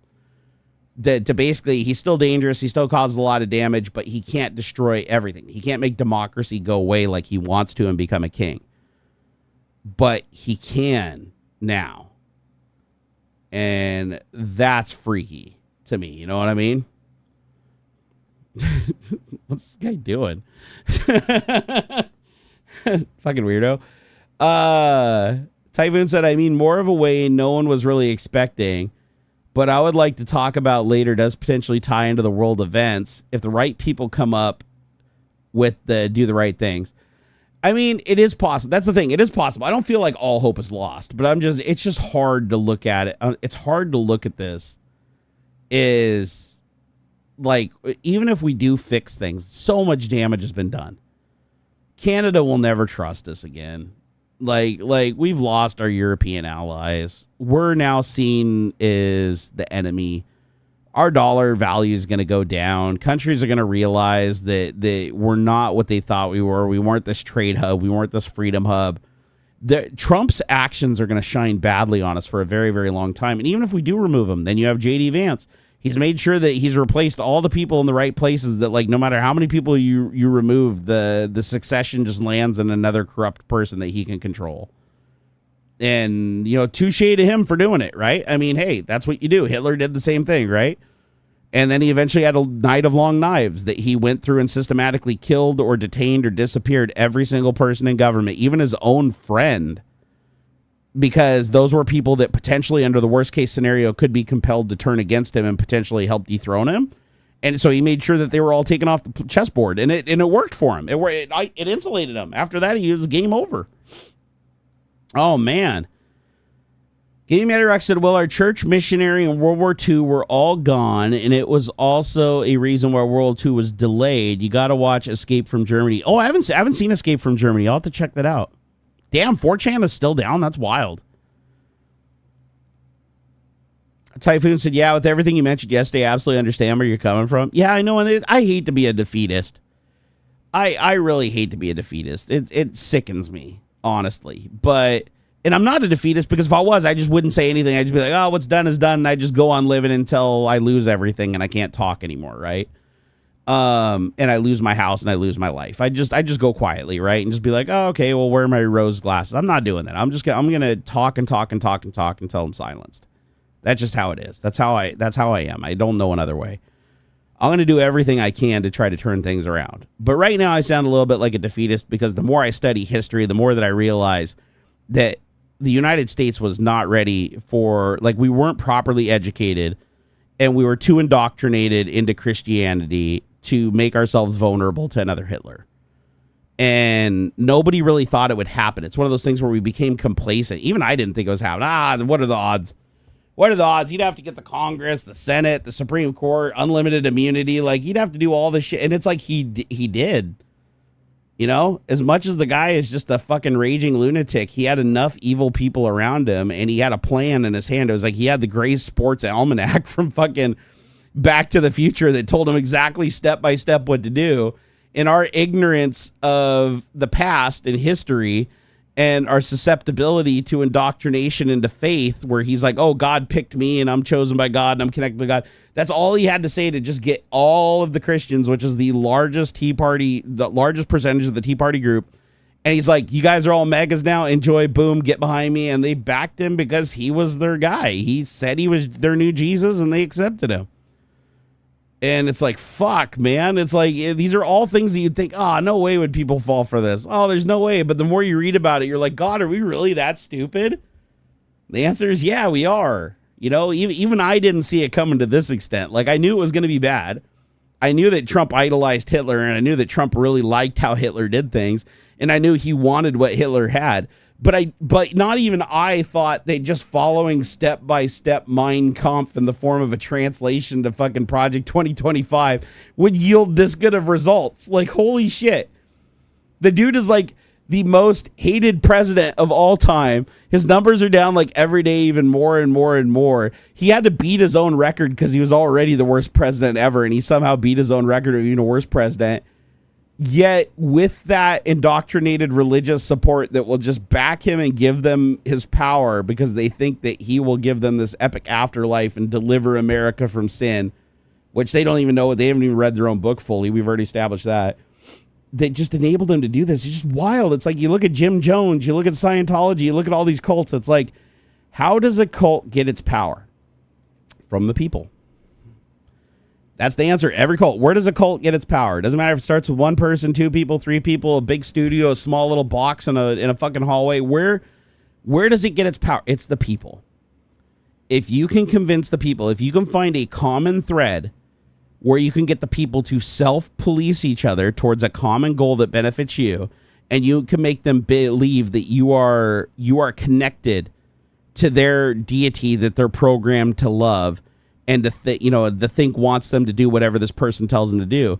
I mean, just look at Joseph Smith. He's a great example. We talked about him earlier, right? It's like, dude got everything he wanted, became rich, powerful, multiple women.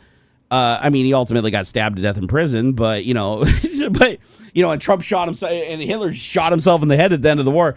But the thing is, like, it never ends well in the exact end, but the ride there is pretty opulent for him, and the damage that's left behind is pretty fucking significant when you look at all of them. So it's like, how does a cult get its power? It's the people.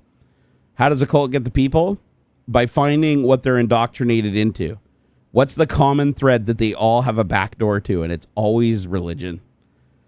All roads go back to religion usually. Not always. I mean, there are some cults that prey on other things other than religion. Like some cults, like the Hell Bop cult, preyed on a need to be a part of something, like a feeling of uselessness and wanting to feel useful, right? Somebody came along and listened, you're useful. If you do what I say, you're useful. And that's all it took.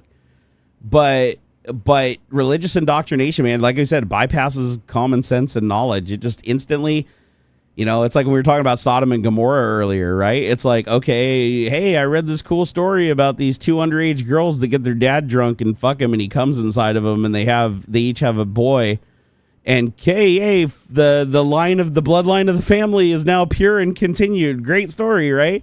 And people are like, what the fuck are you talking? Gross, you are sick.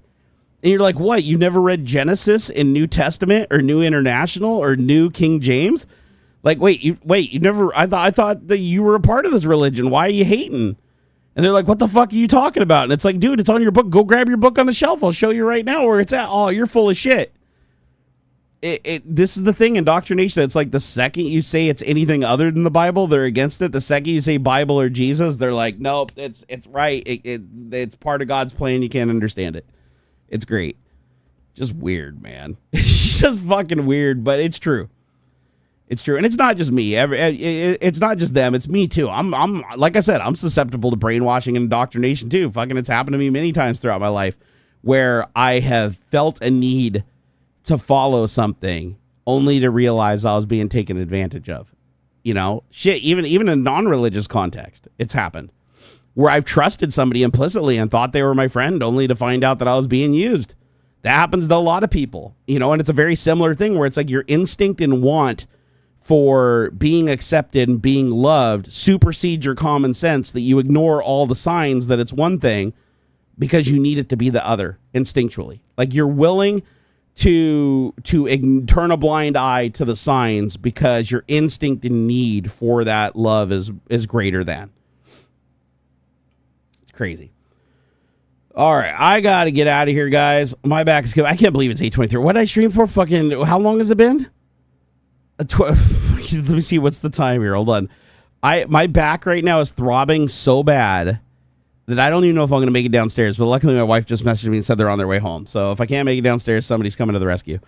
But I've been streaming for a long time. Apparently, I don't have an exact number, but it's been a long time. Since 11 a.m. So 9.5 hours. Jesus Christ, man, almost 10 hours. Oh my God. Oh. You guys are awesome.